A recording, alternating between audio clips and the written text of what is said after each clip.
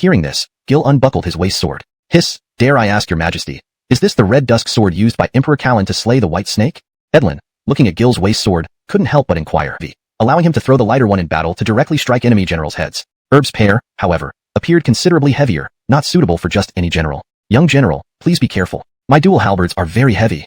Herb clasped his hands and warned. Gil's subordinates, seeing Herb draw such weapons, became intensely interested, especially Jalen, who immediately moved to the front row, staring intently at Herb.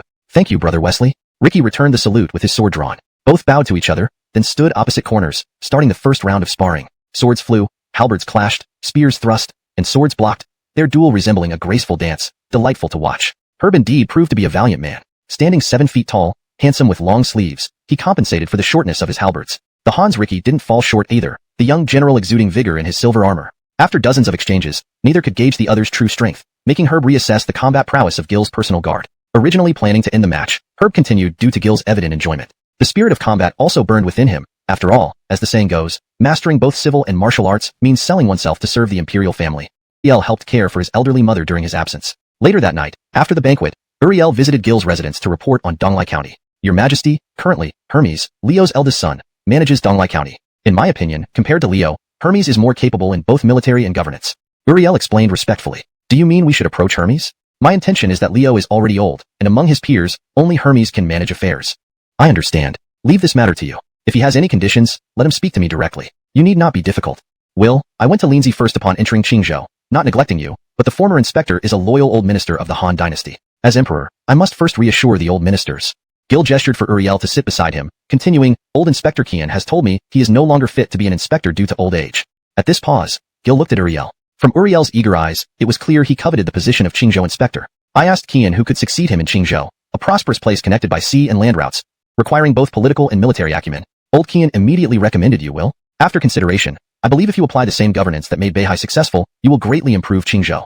Hearing this, Uriel could barely contain his excitement, but still feigned humility. There was a significant difference between inspectors and governors. Governors held supreme authority over local administration and military, whereas inspectors mainly governed politics without military recruitment responsibilities. However, in the chaotic late Han period, this distinction became blurred. Your Majesty, such profound grace, I will dedicate myself to governing Qingzhou. Realizing Gil wasn't responding to his modesty, Uriel immediately accepted. If Gil appointed Uriel despite his initial refusal, Uriel would gain leverage in subsequent matters. However, by accepting Gil's hint of appointment, Uriel committed himself fully to ensuring this promise materialized. Will's capabilities are well known, but this time, I'm going to take something dear to you.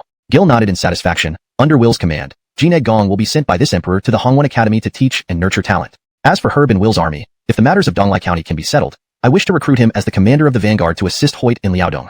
##### Chapter 143. Clay Hai sends talents. Emperor Liu offers official positions. Uriel, upon hearing this, was momentarily taken aback but quickly beamed with joy. Your Majesty. Will, you've worked hard. Your Kong family scholars should contribute to the Hongwen Academy in the capital, shouldn't they? Confucius said education should not discriminate. I believe your family understands the significance of the academy best. Gil, skilled in using the carrot and stick approach, saw Uriel immediately agree. The Hongwen Academy was clearly the future factory for producing mid to low-level officials in Han Dynasty. By sending prominent Kong family elders to teach there, Uriel was essentially aligning his clan closely with Gil's regime.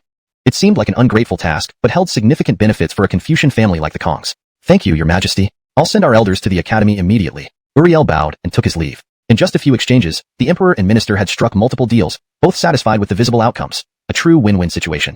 The next afternoon, a fast horse from Dong Commandery brought back Hermes' reply. The message was brief. I have entered Beihai, and wish to pay homage to Your Majesty. Uriel was prepared for Hermes' response, as the matter involved enfeoffment and territory. No one would make such decisions lightly. Real negotiations could only take place face-to-face. Will, welcome Hermes with military honors. Have my Vermilion Bird army greet him outside the city. Hearing this, Uriel instantly understood and set things in motion. For Leo and Hermes, who were entirely different from Uri ironclad cavalry, despite their renown since Emperor Wu's reign, they paled in comparison to Gil's army. Advanced armor revealed Han's wealth and technological superiority, which the Yuzhou cavalry couldn't match due to reliance on Central Plain artisans. After controlling craftsmen post-upheaval, such display served as a psychological blow to Hermes. Commoner Hermes, pays respects to Your Majesty. Acknowledging Han's unconfirmed rule over Liaodong and his father's humble origins, Hermes used the appropriate title. General, please rise. Come inside with me. Gil steadied Hermes by the wrist and guided him toward the mansion. Through Gil's grip, Hermes judged him as a seasoned warrior, confirming rumors about Gil's military prowess. Seated, Gil offered fine wine, giving Hermes honorable treatment. General, your family has long guarded Liaodong and repelled barbarians. You deserve enfeoffment based on merit. Today, I am here to grant this honor, to fulfill your father's wishes. Hermes, looking at the box, realized it contained the long-sought dukedom decree. However, Why occupy Donglai and Qingzhou? This seems inappropriate. Gil's question was tactful, adhering to rules if seeking enfeoffment. Furthermore, he didn't rush to discuss aiding Yuzhou, knowing the weaker party usually makes the first move. Hermes hesitated, recognizing the subtlety of Gil's challenge. Hermes naturally tacitly approved of Uriel's gesture. Otherwise, he would not dare to act thus. General, you may not know, but the former inspector of Qingzhou, Qian, has requested retirement due to old age and frailty. His successor will be Will. But I think that with such a wealthy place like Qingzhou, only Kong Will's administrative skills are insufficient. It must be supplemented by the military prowess of the young general to ensure peace in Qingzhou. Having said this, Hermes immediately rose and bowed. Your Majesty's wisdom is unparalleled. My father also thinks so. Your Majesty, please allow me to say, the fishing and fur trade in Liaodong are not bad. If Donglai can become Liaodong's trading port, it will truly benefit the country and its people. Gil listened to his discussion on commerce and couldn't help but look up at him with respect. Though the peninsula was relatively poor compared to China, it did produce minerals that could strengthen the nation. If the young general is interested in trade matters, you can serve as the chief clerk in Beihai. Such trivial trade matters require only a glance at the accounts, and everything will be clear to you, Uriel suggested. The meaning behind Uriel's words was very clear.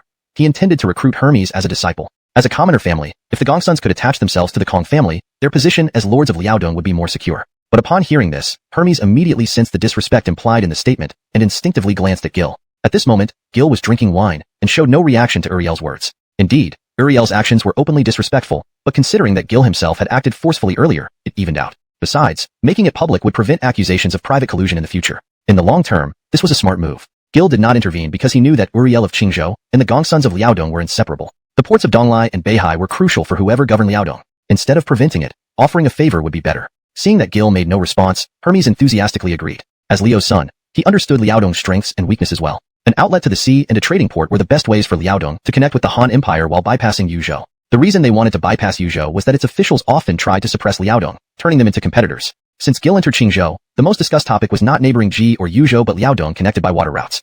Gil, drinking alone, saw that Hermes and Uriel were chatting animatedly. He didn't interrupt until everyone was slightly drunk, then raised his cup to toast them. General, what does your father think of Kit's plot against Yuzhou? Gil aid and benefits the people. My father once said that with Hoyt in Yuzhou, he could shift focus from defending against barbarians to attacking Fuyu and Goguryeo. Does the old general have confidence in capturing Goguryeo? Gil became interested. My father has fought several major battles against Goguryeo. Were it not for the harsh cold, Goguryeo might already belong to Liaodong. The Goguryeo soldiers are little different from barbarians, and their governance mimics our Han dynasty but ends up being more like tribal rule. Their people yearn to submit to the Han. Hermes bowed and recounted the frontline situation in Liaodong. Historically, Liu almost conquered Goguryeo, and Hermes directly captured its capital. Yes, if the old general can capture Goguryeo, it will be included in the territory of Liaodong. Should you need immigrants from the Central Plains to educate the barbarians, you can report directly to me. Gil nodded, satisfied with the Gongsun family's contributions. Thank you, Your Majesty. If I send troops from Donglai this month to rescue Yuzhou through Liaodong, how long will it take? Gil asked. It will take about half a month. If Kit advances, the key time frame for capturing Yuzhou will be within the next 2 months. Missing this window means waiting until spring next year. Good. Decree. Order Herb to lead 5,000 troops, and Tim to lead 5,000. English flow while preserving the coherence of the story and ensuring accurate character names. Chapter 145. Kit supports Ian's ascension to the throne, leaving the later Han vulnerable. The next day, Tim and Herb had everything prepared. They awaited only Emperor Gil's order to march through the port of Donglai County directly toward Liaodong to relieve Yuzhou. Shortly after sending off the troops, Abdullah handed a letter to Gil with a worried expression. After reading the letter, Gil sneered. Without the Jade Seal or the late Emperor's decree, how dare he ascend the throne based merely on Cordelia Dowager Dong's word? Gil slapped the letter onto the table, his calm face betraying no emotion. Your Majesty, I think Kit's support for the King of Bohai to be Emperor is just to stabilize the situation within Ji Province. No, Zhongda, you're mistaken. Previously, Kit was at most a warlord. Now that he has crowned Ian as Emperor and taken the title of Grand General himself, it is nothing short of treason. Gil stood up and waved his hand. He continued, not only did he take the title of Grand General, but he also bestowed titles on Runan's Mickey, Liaodong's Leo, Izhou's Nicholas, Jingzhou's Briar, and even posthumously honored Clem. At this point, Gil chuckled. Your Majesty, Kit, Your Majesty. Just as Gil was pondering, Gongsun Kong walked in. Why are you so anxious, young general? Your Majesty, I heard about Kit's appointments and came to explain myself. Gongsun Kong bowed deeply, kneeling with sincerity. Such an obvious wedge strategy, how could I believe it? Young general, I know the mind of General Leo. No, Your Majesty, I wish to lead troops to Liaodong to resist Kit. Gongsun Kang's voice trembled with emotion as he fell prostrate before the emperor. Very well. Since you have such resolve, I hereby appoint you as the forward army commander to join Generals Tim and Herb. After a brief pause, Gil agreed immediately. I understand your loyalty, regardless of your father's decisions. I believe you can carry on his legacy. How could Gil not see through Gongsun Kang's intention? With equal stakes on both sides, Leo wouldn't fully commit to either side. However, since Gongsun Kong, the young general of Liaodong, placed his bet on Gil, the latter had to give corresponding promises. Thank you, Your Majesty. I shall set out immediately. Gongsun Kong beamed with joy and withdrew. Having dismissed Gongsun Kong, Gil turned to Abdullah. Zhongda, Inform Mario to closely monitor developments in Jingzhou and Izhou. Leave no detail unchecked. I shall be Ascari of Jorge's camp. Initially, I thought he would meet Ascari again in Jagerncheng, but it turns out that the unrest in Jagerncheng, led by Clem, is merely a smokescreen, buying time for the revolts elsewhere. Aloysius slapped his thigh regretfully. Don't panic. There's still time. Asher, quickly draft letters to inform Prince King of Jingzhou, General Evander of Shangjuan, and Kobe of Liangzhou. If we suppress the revolt now, we can prevent major issues. Fiki commanded, and everyone began bustling except for Aloysius. Gordon, anything else worrying you? Fiki noticed Aloysius poring over Kit's appointment decrees repeatedly. Mario, the revolt won't be simple. Take Shangjuan for example. Kit might ally with the southern Xiongnu Fulu and the White Wave Army. In Jingzhou, Hurley has always been at odds with Briar. His influence in southern Jingzhou means Jingzhou might split, but that's not the most pressing issue. On the contrary, in Liangzhou, Kobe's authority should control the Chang tribes. What could they have planned in Liangzhou and Izhou? Aloysius asked nervously. Is it Lincoln? Fiki instinctively suggested. If he instigates, a Chang rebellion is likely. But how would he avoid Shangjuan to return to Liangzhou? Mario, what if Shangjuan faces attacks from the White Wave Army and Fulu simultaneously? Aloysius continued, from my view, the revolts in these areas will happen sequentially, starting with Jingzhou, causing north-south division and allowing Mickey to profit from it. With our main forces unable to aid Jingzhou, Kit can use this pretext to incite more rebellion. Knowing we can't provide timely assistance, Briar might capitulate. Fiki nodded, continuing Aloysius's thoughts. If so, the Emperor's troops would be trapped whether advancing or retreating. If the Emperor aids Jingzhou, Kit could mobilize the White Wave Army and Fulu to attack Shangjuan. Once Shangjuan is endangered, Aaron's forces in Hadong must reinforce, leaving us defenseless. Fiki drew in a sharp breath. Such an extensive plan, even coordinating with the enemy's moves, sacrificing pawns to protect the king, preparing to ignite a turmoil across the land. Such a poisonous scheme was indeed chilling. If Shangjuan is besieged, Lincoln can lead his troops back to Liangzhou to carve out a fief with Kobe. If Izhou also sends troops to support Lincoln at this moment, then all the progress His Majesty has made will be for naught.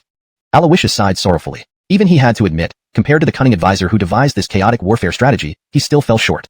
Hashtag chapter 146. Noble families speak out. Old ministers seal the news. Mario, I can perhaps intercept the events in Shang Commandery, but I must go there personally. Here, I entrust the trade routes will be cut off, significantly impacting the court's revenue. If there are any signs of rebellion among the Chang people, you and General Hart must suppress it. I'll ask His Majesty for a clear decree after you depart. Fiki concluded. Upon hearing this, Ajay immediately accepted the mission. Just as he was about to head for Beatty, Ushvin stepped forward. Minister Clifton, I also practice swordsmanship and read military books. Perhaps I can contribute to the affairs of Liangzhou. Good, let Jagaranzi come too. Fiki agreed without hesitation. As someone from Yingchuan, Fiki naturally knew Ushvin well. Asher, your father-in-law is a prominent clan leader in Jing province. Please go there, and try to persuade Hurley to avoid conflict. If not, find ways to delay him. How long should I delay him, Minister Clifton? Hardy asked seriously. How long? Time. Yes, time. Gentlemen, have you noticed that if events proceed as Gordon predicted, the crises in 3 regions will unfold in sequence? Their true objective is not to create chaos behind our lines, but to buy time. A spark flashed in Fiki's mind as he immediately retrieved maps of Ji Province and Yuzhou. He pointed to the region of Yuzhou, saying, before His Majesty set out, we overlooked one crucial point. Yuzhou is bitterly cold, with winter arriving early. It's now September, and Yuzhou might already be snowing. The remaining strategists remained silent for a moment before realizing the truth. Minister, I understand. In fact, Kit had no confidence in annexing Yuzhou before winter, hence this strategy. Asher is correct. That's exactly it. The goal of Kit's troops is to delay until next spring and then launch a decisive attack on Yuzhou. Fiki nodded approvingly at Hardy. If rebellions erupt within the year, His Majesty will have to withdraw troops to quell them, giving Kit a chance to catch his breath. By next spring, Jude may either invade Mileszhou or abandon it to join forces with Jingnan to attack Briar's Jingbei, Ajay added. With these words, a chill ran down his spine. He originally thought the Ministry of War had gathered the smartest minds in the world. Unbelievably, someone managed to remotely devise such a meticulous plan right under their noses. Curtis, we need to head to Liangzhou immediately. Later developments are left to the minister and our colleagues. Hearing this, Ushvin immediately pulled Ajay aside, feeling that in such an urgent situation, they shouldn't delay further. Fiki approved with a nod. Then he looked at Hardy. Asher, if Gordon is right, Jing Province is the first critical stage. If you can delay Hurley from rising in arms this year, it will be a significant achievement. I understand, Minister. I want to bring Yuan along. Is that acceptable? Hardy asked respectfully. Shi Yuan is also a renowned scholar of Xiangyang. Struck the floor loudly. Unthinkable. Kit, the villain. How can one country have 2 emperors? Such treason deserves extermination of the entire clan. Carmine's anger stemmed from the fact that while Kit was initially just a warlord, irrelevant to noble families like theirs, supporting Ian meant there were 2 rulers, which escalated matters into a power struggle. Should Gil lose, those backing him would face obliteration, similar to historical events like the Xuanwu Gate incident, a life-or-death battle between Li Shimin and Li Jincheng, ultimately deciding the balance of power in the William dynasty. Given Gil's previous actions, many noble families staked their future on him. Thus, Kit's move, though brutal, deeply offended those who supported Gil. Consequently, these noble families would mobilize all resources to ensure Gil's victory, preferably a Pyrrhic one. Sir William, please calm down. Now we must seal the news and prevent petty officials from creating chaos. Feng Peng interjected. Mr. Jagaran speaks sensibly. Though I intended to retire, given the gravity of the situation, I cannot retreat politely. I assure you, with me and Administrator Ace, the Ministry of Personnel will remain orderly. I want everyone to understand that anyone whose disciple acts recklessly will not be spared. Baron sternly continued, I fully support Elliot's proposal to investigate the assets and populations of all official #####. Chapter 147. Saul writes a manifesto. Gil prepares to enter G. Esteemed officials, what is this? Saul, seeing the group with an aggressive demeanor, could not help but ask. Elder Grand Tutor, could it be that you do not know your nephew of the Jagarin family has supported the prince's enthronement? Randall, as the representative of the senior ministers, waved his hand and walked alone to Saul, speaking softly. Hearing this, Saul stood dumbfounded. If a younger member of the Jagarin family heard this news, they might be very excited. However, Saul was a seasoned minister who had seen countless power struggles over 3 dynasties. Back then, a single ban nearly endangered the Jagarin family, let alone now when Kit, during the reign of the legitimate emperor, established a new emperor. Does Shao wish to destroy our Jagarin family? After being stunned for a long time, Saul finally squeezed out these words. Indeed, from the moment Kit enthroned Ian, he completely abandoned the Jagarin family members still in the capital. If Gil ordered the execution of the Jagarin family in the capital, Kit could use this opportunity to portray himself as a tragic hero. Is your majesty ordering me to commit suicide? Saul asked, looking at Randall. No, his majesty has not issued any decree and will not harm your family. But can the elder Grand Tutor truly stand by and watch as your own nephew disrupts order? Are the 4 generations of your family's prestige, the foundation of the Jagarin family, to be destroyed by Kit's hands? Randall held Saul's hand, his face full of sincerity, and continued. Now that the prince has ascended in Yicheng, the Jagarin family has transformed from local warlords into rebels. If the elder Grand Tutor does not take action, even if his majesty is merciful, repeated mention of this issue by court ministers would force his majesty to act against the Jagarin family for the stability of the court. Hearing this, Saul nodded in agreement. He sighed deeply and immediately ordered his servants to prepare ink, paper, and a table. Unrolling a piece of silk, he began to write a manifesto denouncing Kit. In the document, Saul spoke earnestly, first recounting the Jagarin family's long-standing loyalty to the imperial family. Then, he abruptly shifted tone, criticizing the treasonous actions of Kit and Mickey within the family. He detailed their defiance in splitting territories and disobeying commands, contrasting these acts with stories from their childhood when they were unruly and unresponsive to family elders' advice. Through this contrast, Saul successfully introduced the core idea of expelling these 2 from the Jagarin family lineage, and warned other family members that association with them would lead to similar exclusion. Upon finishing the manuscript, Saul handed it to Randall, saying, all wishes to enter the Imperial Academy. Randall nodded. Rest assured, once you enter the Imperial Academy, it will surely enroll students from the Jagarin family. As the nominal head of the Imperial Academy, Randall had the authority to make this promise, reserving annual recommendations specifically for such exchanges. 3 days later, Gil, stationed in Yingling of Beihai, received news from the capital. He was satisfied with the handling of several elder officials and approved of Saul entering the Imperial Academy, especially since the Academy's reputation still needed enhancement. The inclusion of the Jagarin and Chen families would facilitate Gil's future plans. Abdullah approached Gil, asking, Your Majesty, should we advance into G State's Bohai Commandery or return to prevent rebellion? Abdullah had read the letter from the capital and shared the concerns of Fiki and Aloysius, thus planning to advise Gil to return to the capital for stability. To retreat now, wouldn't it be regrettable? Gil unfolded a map of Bohai Commandery and placed his finger on it. I genuinely want to see who Mascari or Kit sends to block my troops' entry into Bohai. Gil was aware of the opponent's meticulous strategy, so the fastest route from Qingzhou into G State would certainly be blocked by forces capable of halting his personal army. However, even so, Gil wanted to witness who Kit believed could stop him. If this last line of defense failed, their previous strategy would collapse. A swift advance by Gil could preempt any conflict in Yuzhou and unite forces with Price along the border, initiating large-scale military operations. Kit's troops, split between Yuzhou, lacked strong suppression capabilities against Price, while Gil's mobile force in the rear would tilt the balance towards his favor. Isn't this move too risky, Your Majesty? Abdullah cautioned. Kit doesn't think it's risky to let my brother claim the throne. Why should I consider this risky? At this moment, it's like a game in a gambling house where one is the banker and the other a player. Kit has invested all his assets, how can I afford to back down now? Gil smiled slightly. Issue the edict. Tomorrow, the army shall march straight into my lesson of Bohai. Seeing Gil's resolve, Abdullah did not further dissuade and bowed out. That night, after reviewing today's official documents from the capital, Gil heard voices outside his room, including those of generals and Abdullah. Your Majesty, Jingbei is in crisis. Come in. Those outside immediately bowed and entered. Abdullah handed over the plea for help sent by King. Upon opening it, Gil learned that the 4 southern counties of Jing had resolved to wage war against Briar under Hurley's leadership. Your Majesty, if Mickey joins forces with her, took the initiative to praise Darian's governance of Nanyang. Indeed, Darian's relatively lenient administration allowed the people of Nanyang Commandery to recover and prosper. Under Emperor Gil's policies, the already affluent Nanyang Commandery could not only be self-sufficient, but also provide substantial financial support to the imperial court. Prince, you flatter me. I merely benefited from His Majesty's wise policies. These military and civilian reforms have indeed stimulated the people's efforts. Additionally, the improved farming tools provided by the court were given to Nanyang's oxen, which has enabled the commandery to rejuvenate within just half a year. Darian humbly replied with a bow. Your Highness, how many troops does Nanyang Commandery currently have? Seeing that the pleasantries had gone on long enough, Coyle interjected. There are now 10,000 local troops in the city, and my third brother Brock commands another 10,000 elite soldiers. Why do you ask, General Gregory? Darian asked, puzzled, for even in his memory, Jingnan's rebellion should have been manageable with the forces available. Alas, Your Highness, you must know that Jingzhou comprises 7 commanderies, 4 of which are in Jingnan. Among them, Changsha, Lingling, and Guiyang are largely controlled by Hurley, while Wuling is unstable. In reality, Father can only firmly control Nanjun and Jiangxia. Cooperation from General Coyle and Your Highness. Hardy bowed and continued. Once we enter Changsha, General Gregory will train troops on the border between Nanjun and Changsha. I shall cooperate fully with your plan.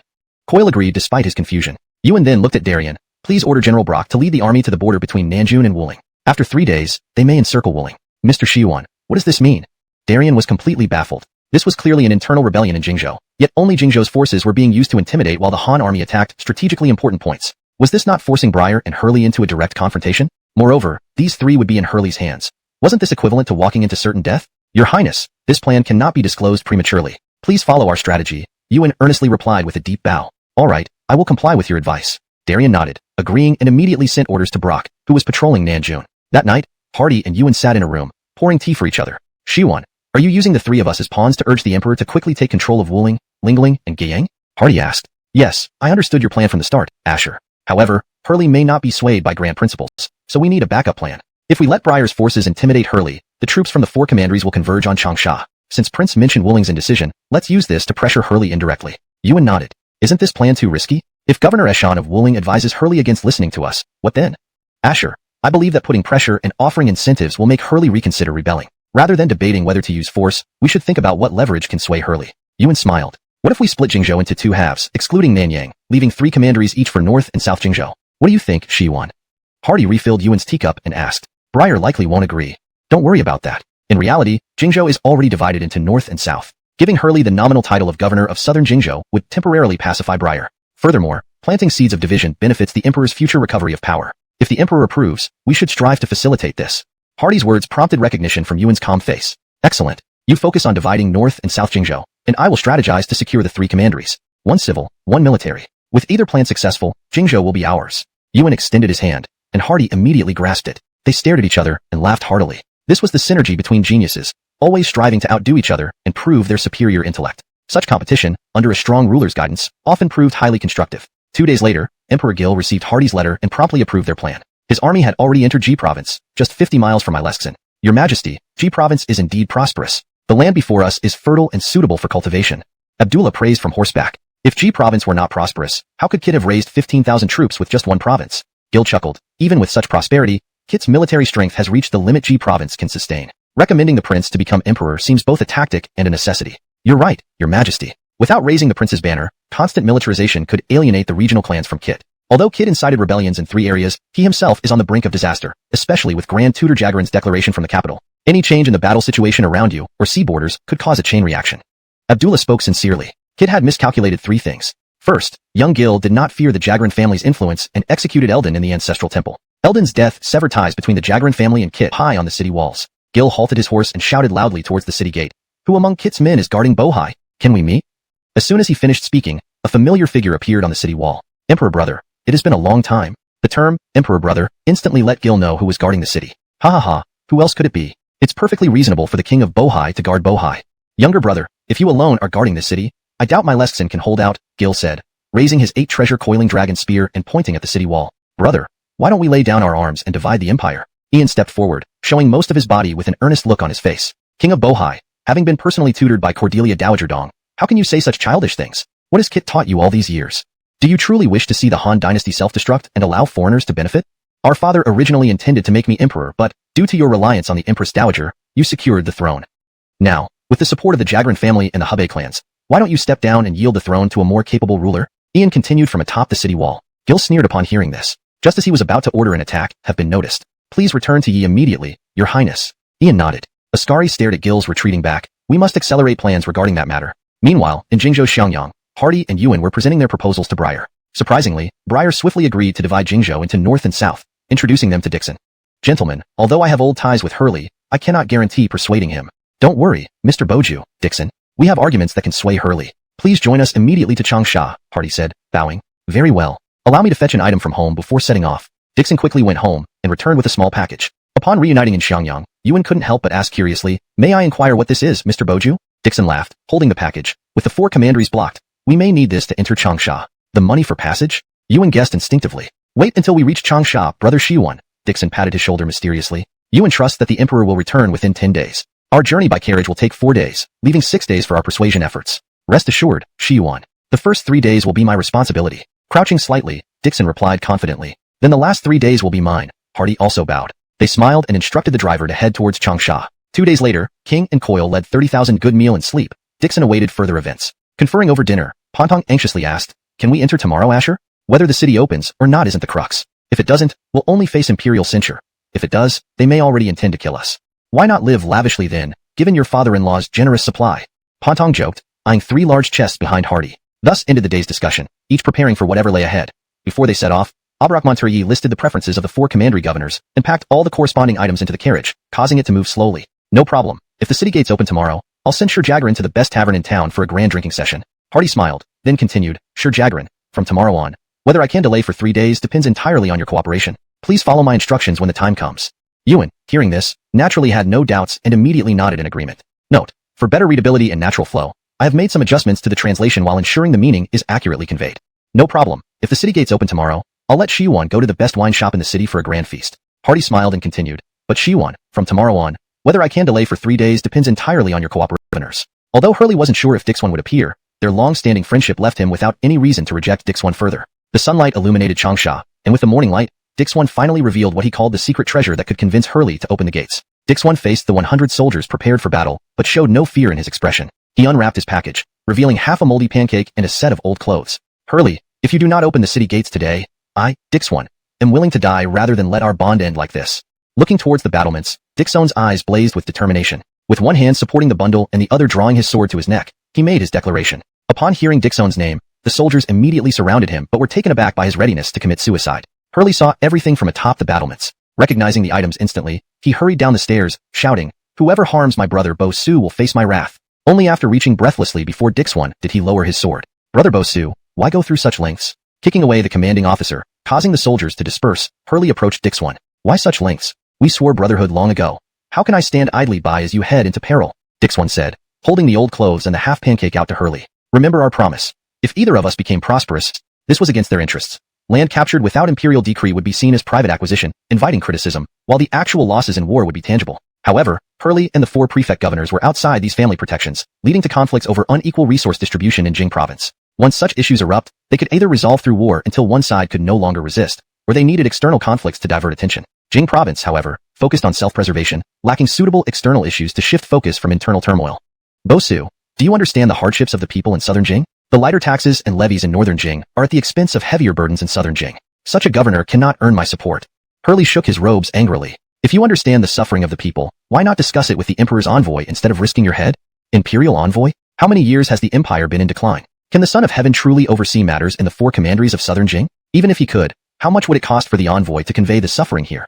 Hurley scoffed, clearly unaware of changes in the Han dynasty. Indeed, even Uriel and Beihai only believed when also nodded approvingly. "Hardy, it's all on you tomorrow. No problem. I've ordered new attire for us. Please change into new clothes and join me." Back in his room, Hardy unpacked 3 large chests given by Abdurrahman, selecting antique jade ornaments for the 2. The next morning, they wore lavish new outfits, rode in a hired carriage with the 3 chests, and entered the city. Instead of heading to the official residence, they entered the most luxurious restaurant. Hardy booked the most expensive private room, ordered the finest dishes, and told the owner that he would cover all expenses today, only requiring the sign, "Banquet for Changsha," outside the restaurant. With that settled, Hardy led them into the private room, enjoying drinks and meals without mentioning the meeting. "What is the meaning of this?" Dixon was confused and asked. "Brother Bo-Su, you have treasures to open the city, and I have treasures to persuade Hurley. Enjoy yourselves for these 2 days." Hardy raised a cup of wine and a toast. Hardy is usually simple. Never thought he'd enjoy luxury. Yuan laughed, happily letting others pay the bill. It's easy to move from frugality to luxury, but hard to return from luxury to frugality. Everyone understands this principle. Today, I will use this very principle to advise Hurley. Andrew raised his wine cup, speaking enigmatically. "Have some insight indeed." Lingling Governor Camillo nodded. In reality, apart from Benjamin and Ashan, the other 2 governors merely wanted to assert the rights of their own regions and weren't necessarily seeking war. These 2 Han envoys came here but went straight to the tavern instead of paying us respects. Clearly, they lack propriety. I advise you all to think carefully. My scout reports that King and Coil have already led 30,000 troops to the outskirts of Changsha, Ashan coldly remarked. "What? 30,000? Camillo was visibly shocked. The heavy taxes in Jingnan essentially amounted to being bled dry by Jingbei. Even if they combined the forces of all 4 commanderies, they could likely only gather 30,000 troops. But why panic? I have Louis, a valiant general under my command, who can lead the troops of the 4 commanderies against the enemy." Benjamin waved his hand to reassure Camillo. "Can General Louis match Coil?" Hurley looked over and asked. "If their forces are equal, certainly. Seeing Benjamin's confident demeanor, everyone felt more assured. Now that the Han envoys have entered the city, it would be unwise for us to maintain our standoff. If a war truly breaks out, the Han army will assist Briar, making it difficult for Kit in the north to provide support. Alex stepped forward, continuing, "How about sending me and Brother Hurley to visit the tavern tonight to gauge their intentions? This would ease everyone's concerns. What do you think?" After Alex spoke, Camillo immediately agreed, while Eshan and Benjamin remained silent. Eventually, Hurley made the decision, leading Alex to the tavern where Hardy and his company were staying. Upon entering the tavern, Hurley first sent word ahead, then tidied his clothing to appear dignified. However, upon entering the room, they found everyone already intoxicated and lying sprawled out. Hurley greets the Han envoy. Hurley's face showed irritation, but seeing his old friend Dixon in the room tempered his reaction. "Oh, it's Lord Hurley. May I ask, this gentleman is?" Hardy, blushing and swaying, stood up, pointing to Alex. "I am Alex, governor of Geyang." Alex paid no mind to their intoxication, politely replying, "Ah, Governor Roman, please sit down. Host, bring more fine wine from Luoyang." Hardy tossed a gold coin onto the floor from his sleeve. In Hurley's eyes, Hardy and his companions now appeared like profligate rich men. He couldn't understand why his old friend Dixon wanted him to meet such people. Reluctantly seated, the innkeeper brought the wine. "Lord Zhang, Governor Roman, this is famous wine from Luoyang. Great popularity across the 4 commanderies. Including you ensures an extra layer of security." Hardy's words were blunt but honest. Everyone was experienced politicians and understood the underlying motives. They had agreed to rebel due to shared interests, and now that the court had intervened, negotiations became more attractive to Camillo and Alex. "You make a good point, envoy. But what does the court intend to do?"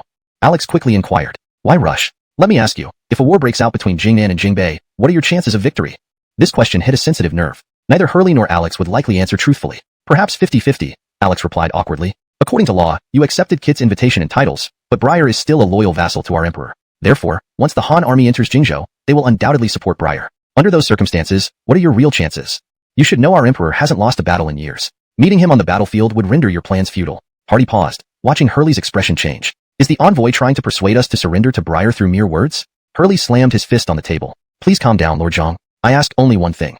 If Briar stops taxing Jingnan heavily, and the people become prosperous, what would you think to make?" Upon hearing this, Alex's face showed signs of Xindong de Baoqing Yi Yan Bao, but Hurley waved his hand. "This matter still requires discussion with the other 3 commandery governors before a decision can be made." Edit. Upon hearing this, Alex's eagerness was evident on his face, but Hurley waved his hand. "This matter still requires discussion with the other 3 commandery governors before a decision can be made." Moreover, Jingzhou, being the heartland of the Han dynasty, has historically connected the north and south. The north is prosperous, while the south is slightly lacking, a long-standing pattern. From the perspective of a single commandery, Briar's policies indeed seem absurd. However, considering Jingzhou as a whole, to maintain its strategic position as a key transportation hub, it is necessary for southern Jingzhou to make concessions and support the more populous northern Jingzhou.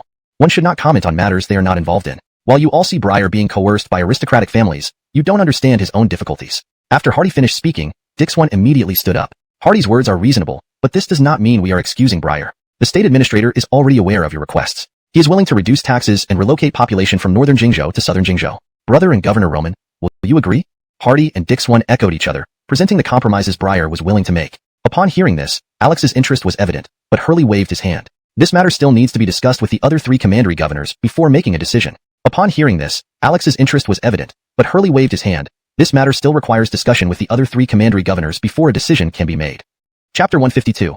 Hardy provokes the 2 prefects. Gil leads troops to Wuling. As the discussion progressed, Hurley had made a preliminary decision. For him, his willingness to join the uprising stemmed solely from the plight of the people. With Hardy now providing a solution, he could return to the county offices and discuss with the remaining prefects. Inside the Changsha County office, the 3 remaining prefects reacted differently upon hearing this. "Lord Zhang, it appears that we can already make Briar agree to conditions he previously refused without even raising arms. From this, it's evident that if we stand our ground against Jingbei, we can gain more advantages," said Prefect Benjamin with a smile. "Prefect Han, once we raise arms, things will change drastically. What if Jingbei insists on a fight to the death? Should we let the already impoverished people of Jing South bear the costs of a prolonged war?" Prefect Camillo countered. "At reserves anyway," Benjamin scoffed. "Why are you so short-sighted, Prefect Han? Didn't you know that water wheels and curved plows have been promoted in our territories? These can irrigate from lowlands to highlands, saving half the human and animal labor. With these new agricultural tools and additional manpower, how many new farmlands can be opened within a year? How much more tax revenue can you expect?" Hardy rebutted immediately. His arguments piqued the interest of Camillo and Alex, both of whom were very interested in water wheels and curved plows. Just as they were about to ask more, Eshan interrupted. "Han envoy, aren't you too confident? Don't the first-year migrants need to be fed? Reducing the tax by 30% actually serves to support these immigrants. In the eyes of the common folk, we might seem to favor the immigrants while forgetting the initial cause of the uprising." Hardy laughed heartily. "Prefect Jean, if this is all you know, you should resign early. Did your revolts in Wuling and Changsha not stem from Kit's benefits? Is it not because you are near Jingbei and feel insecure? How about being honest? Can your 2 counties gather 30,000 troops within 3 days? Hardy stood boldly in front of Camillo and Alex, directly confronting Ashan and Benjamin. Upon hearing this, Ashan endangered our lives. This way, I have bought us another day to complete Shiwan's mission. Dixon realized Hardy had not only split Hurley's internal issues, but also successfully delayed the timing. Asher is indeed a prodigy. My dear Bosu, your praise flatters me. Tomorrow is critical. Please rest tonight. Hardy bowed and was about to retire when Yuan brought a letter. Yuan read the letter aloud. I have ordered Brock to attack Wuling. With insufficient defenses, it will fall within a day. Tomorrow, I will lead my troops from Wuling straight into Changsha to bolster Shiwan's momentum. Gil's strategy was simple. First, Prefect Ashan had taken half his troops to Changsha, leaving the city vulnerable to Brock's 10,000 troops. Second, fearing that these prefects might target their advisors in a moment of rashness, Gil decided to march quickly from Wuling to Changsha. Thus, Changsha was surrounded by Coil in the north and Gil in the west. Once given the order, 55,000 troops would besiege Changsha immediately. The Emperor used such a military strategy? Dixon was stunned. You two are truly like dragons in the sea and tigers roaring in the mountains. Such a sovereign deserves unwavering support. Dixon never imagined that a ruler would actively cooperate with subordinate strategies, ensuring their safety by leading troops in person, a rare level of grace and care. Recalling Briar, he indeed fell short compared to these two leaders. Hardy and Yuan exchanged amused glances. His Majesty has always done this. During the battle with Igor, His Majesty personally led the Imperial Guard, catching Igor off guard. Is this true? Initially, I thought the generals exaggerated His Majesty's contributions. In fact, I have accompanied His Majesty on several campaigns. The current regions of Xiliang, Shangjuan, Nanyang, Yenzhou, and Qingzhou were all conquered under His Majesty's leadership. We have often debated in the capital who the best generals are. His Majesty must rank among the top 3. Hardy spoke proudly. Is His Majesty a reincarnation of Emperor Louisgu? Dixon felt his worldview shaken. Since Emperor Louisgu, previous emperors lacked martial prowess. Yuan smiled silently, while Hardy detailed Gil's accomplishments post-coronation, thoroughly enlightening Dixon. Chapter 153. Rolf takes Wuling, Hurley appointed as governor. The next afternoon, Hardy and his two companions received another invitation from Hurley. This time, to prevent further conflict, Hurley had prepared wine and dishes, inviting Hardy's group to drink a few cups first before discussing matters. Sir Zhang, we will not be drinking today. Hardy stood up and clasped his hands in salute. Why? The Han envoy was drunk when he arrived in Changsha yesterday, with public sentiment favoring reunification. Hold on. Did the Han envoy just say Sir Zhang would lead Jingnan? Wuling's governor Ashan narrowed his eyes. Yes. Isn't Sir Zhang your leader? What's wrong with that? Hardy's words were quickly supported by Camillo and Alex. To Hurley's credit, he was both capable and trustworthy. But if Jingnan were led by Hurley, Ashan, and Benjamin, who proposed the uprising, would receive no benefits. Yet, Benjamin was captivated by the Jade and missed Ashan's covert signals. Hurley has already resigned. How can I shoulder such responsibility? Hurley waved his hand dismissively. Dixon grabbed Hurley's arm. Brother, to refuse heaven's offer will invite harm. Who doesn't know how much you care for the people of Jingnan? Only you can unite the hearts of Jingnan. Yuan, who hadn't spoken yet, chimed in. Sir Zhang, rest assured. The Emperor has established a Jingnan governor under the Jingzhou governor. Formally, you'll report to Briar, but you'll have autonomy over Jingnan. Future policies and taxes will be decided by Governor Zhang, and the court will dispatch officials to distribute tools like water wheels and curved plows to benefit the region. Yuan finished, and Hardy added. If Governor Zhang follows the court's orders for land cultivation, the court will relocate people to Jingnan and exempt taxes and labor duties for 2 years. And they will lease cattle and horses to cultivate new fields for resettlement. Hardy's statement visibly swayed Hurley. Thank you, Your Majesty, on behalf of the people of Jingnan. To Hurley, this statement was appropriate, but to Ashan, it suggested Hurley's intention to take charge of Jingnan. Han envoy, isn't this too much? Ashan moved beside Benjamin, glaring at Hardy. Governor Jean, what do you mean? Hardy feigned ignorance. If anyone should oversee Jingnan, it should be Governor Han of Changsha. He is equally respected and meets the formal requirements. Ashan tightened his grip on Benjamin and loudly proclaimed. Oh, this is an internal matter of Jingnan. If Sir Zhang takes the role, all previous offers stand. But if it's someone else, we need to observe their performance. Hardy pulled Dixon and Yuan aside, watching the 4 governors' reactions. Sir Zhang was elected by us. With his extensive experience across the 4 commanderies, he is well suited. I support Sir Zhang as governor. Camillo and Alex backed Hurley immediately. Essentially, they joined the cause for their people's benefit. Since the court offered amnesty and there was no conflict with Hurley, they naturally aligned with him and the court. Ashan and Benjamin, initially dissatisfied, planned the uprising with Kit's support. Seeing Jingnan's power falling to others fueled their frustration. Non-cavalry, unknown leader. This revelation left Benjamin speechless. We only have 8,000 men. How can we resist 50,000? Letting go of Ashan, Benjamin turned to the jade chest. Thank you, Han envoy, but I feel unworthy. With Governor Han's decision, I have another letter for Governor Jean. Would he like to see it? Hardy asked, retrieving the letter from his sleeve. Please give me the letter. Ashan sighed, accepting his fate. Reading the letter, Ashan stared at Hardy, then at Hurley. Next moment, he bowed deeply to Hurley. Wuling Governor Ashan pays respects to Jingnan Governor. I pledge loyalty and assistance forever. Puzzled, Hurley soon realized the Emperor, Hardy, and Yuan's strategic maneuvers. He first helped Ashan to his feet, then walked over to Hardy. May I have the honor of meeting the Emperor? Chapter 154. Crouching Dragon and Phoenix settle Jingnan. Emperor Gil's personal army returns to Xiangyang. Governor Zhang, if you wish to meet him, you may have to go to Xiangyang personally, Hardy said softly. Why is that? Does Governor Zhang think the 4 commanderies of Jingnan came without cost? After resolving matters here, His Majesty needs to negotiate with Briar. To protect Jingnan from warfare, His Majesty might need to return Nanyang to Briar. Hardy's expression turned grim as he shook his head. This, an internal matter within Jingzhou. Why should it trouble His Majesty so much? Hurley, who had greatly improved his opinion of Gil, was now worried that he might be at a disadvantage. If we don't relinquish Nanyang, there might be nothing to make Briar agree to divide the region between north and south. However, Governor Zhang, taxes from Jingnan will still need to be sent partially to the northern part of Jingzhou since Liu Jeffrey is still the governor of the province. Do you know whether Governor Hurley and Todd of Hanzhong are acquainted? Upon hearing this, Hurley first nodded helplessly, and then became somewhat tense when Todd's name was mentioned. I have indeed met Todd several times. He once came to Jingnan to spread his teachings. I was fortunate enough to meet him, but I do not know what your envoy intends to ask. Hardy smiled slightly at this, while Yuan stepped forward to take over the conversation. Since Governor Zhang oversees Jingnan, how can you not be concerned about events in Ezhou? On this mission, Briar mentioned that Nicholas has already passed the throne to his son Chris, but Todd of Hanzhong refuses to follow orders. Is this true? Yuan's question was blunt, almost directly implying their involvement in the rebellion. Hurley naturally resisted, but after accepting the appointment as governor of Jingnan, he hesitated for a moment and finally spoke. Alas, I will not hide anything from the Han envoy. Indeed, Todd does not heed orders, and even serving governors, they can command troops from various regions. But all I have in hand is the imperial edict. Hurley and Dixon rode back to the city, feeling uneasy about his new position as governor of Jingnan. What do you fear, brother? Camillo and Alex support you. Moreover, before leaving, the Han envoy told me that General Brock, who conquered Wuling, will come to assist you in maintaining peace. Is that true? I've heard that Generals Arvid and Brock under Uncle Liu are formidable commanders. If he is here, we won't fear Louis under Benjamin. Who would have thought that His Majesty, not yet 20, could plan so meticulously? Hurley shook his head in admiration, realizing that the previous uprising seemed like child's play compared to the Emperor's strategic foresight. If the court truly wanted to suppress by force, combined with Coil's forces, the 4 commanderies of Jingnan wouldn't last a few months. But after the war, the population would surely diminish, leaving vast uncultivated lands, which would benefit Kit more than the Han dynasty. Hurley finally understood the motives behind Kit and Chris supporting Ashan and Benjamin's rebellion, to stir up trouble behind the Imperial Inspectorate and draw the Emperor's elite troops away. From the start, Jingnan was merely a pawn used to attract enemy fire. It was ridiculous that Jin and Han intended to expand their power through this opportunity. In fact, planning for Jingnan wasn't solely the Emperor's effort, but led by Asher and Shurjagaran. Dixon patted Hurley on the shoulder. At the time, the Emperor was in Qingzhou. Any suggestions on events in Jingnan? This seems like a performance by Todd and Nicholas. If Jingzhou fights internally, weakening its forces, it would give Ezhou an excuse and less resistance to intervene. Yuan explained. Yes, Shurjagaran's words resonate with me. Thus, trading Nanyang for Jingnan was necessary. Gil nodded. Your Majesty, Nanyang can be traded, but the rank and troops of Uncle Liu can be retained under the pretext of Nanyang.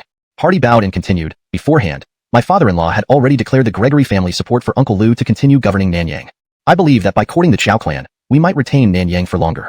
Asher is right. Considering the current defenses in Jingzhou, even if Briar reclaims Nanyang, he will likely request the Emperor to keep troops stationed there. We could openly discuss this with Briar if he and the Gregory family provide support.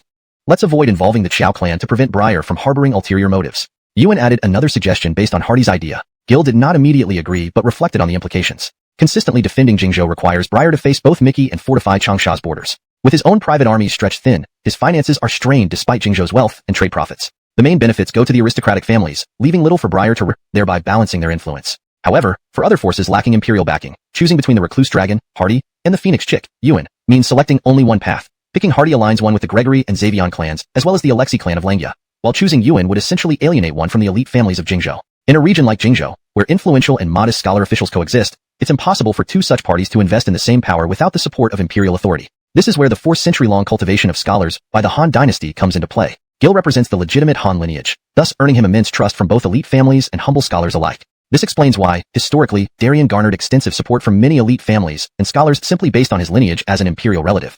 After some reflection, Gil said, let us try Pontong's strategy first. If Briar does not agree, we shall then consider Hardy's plan.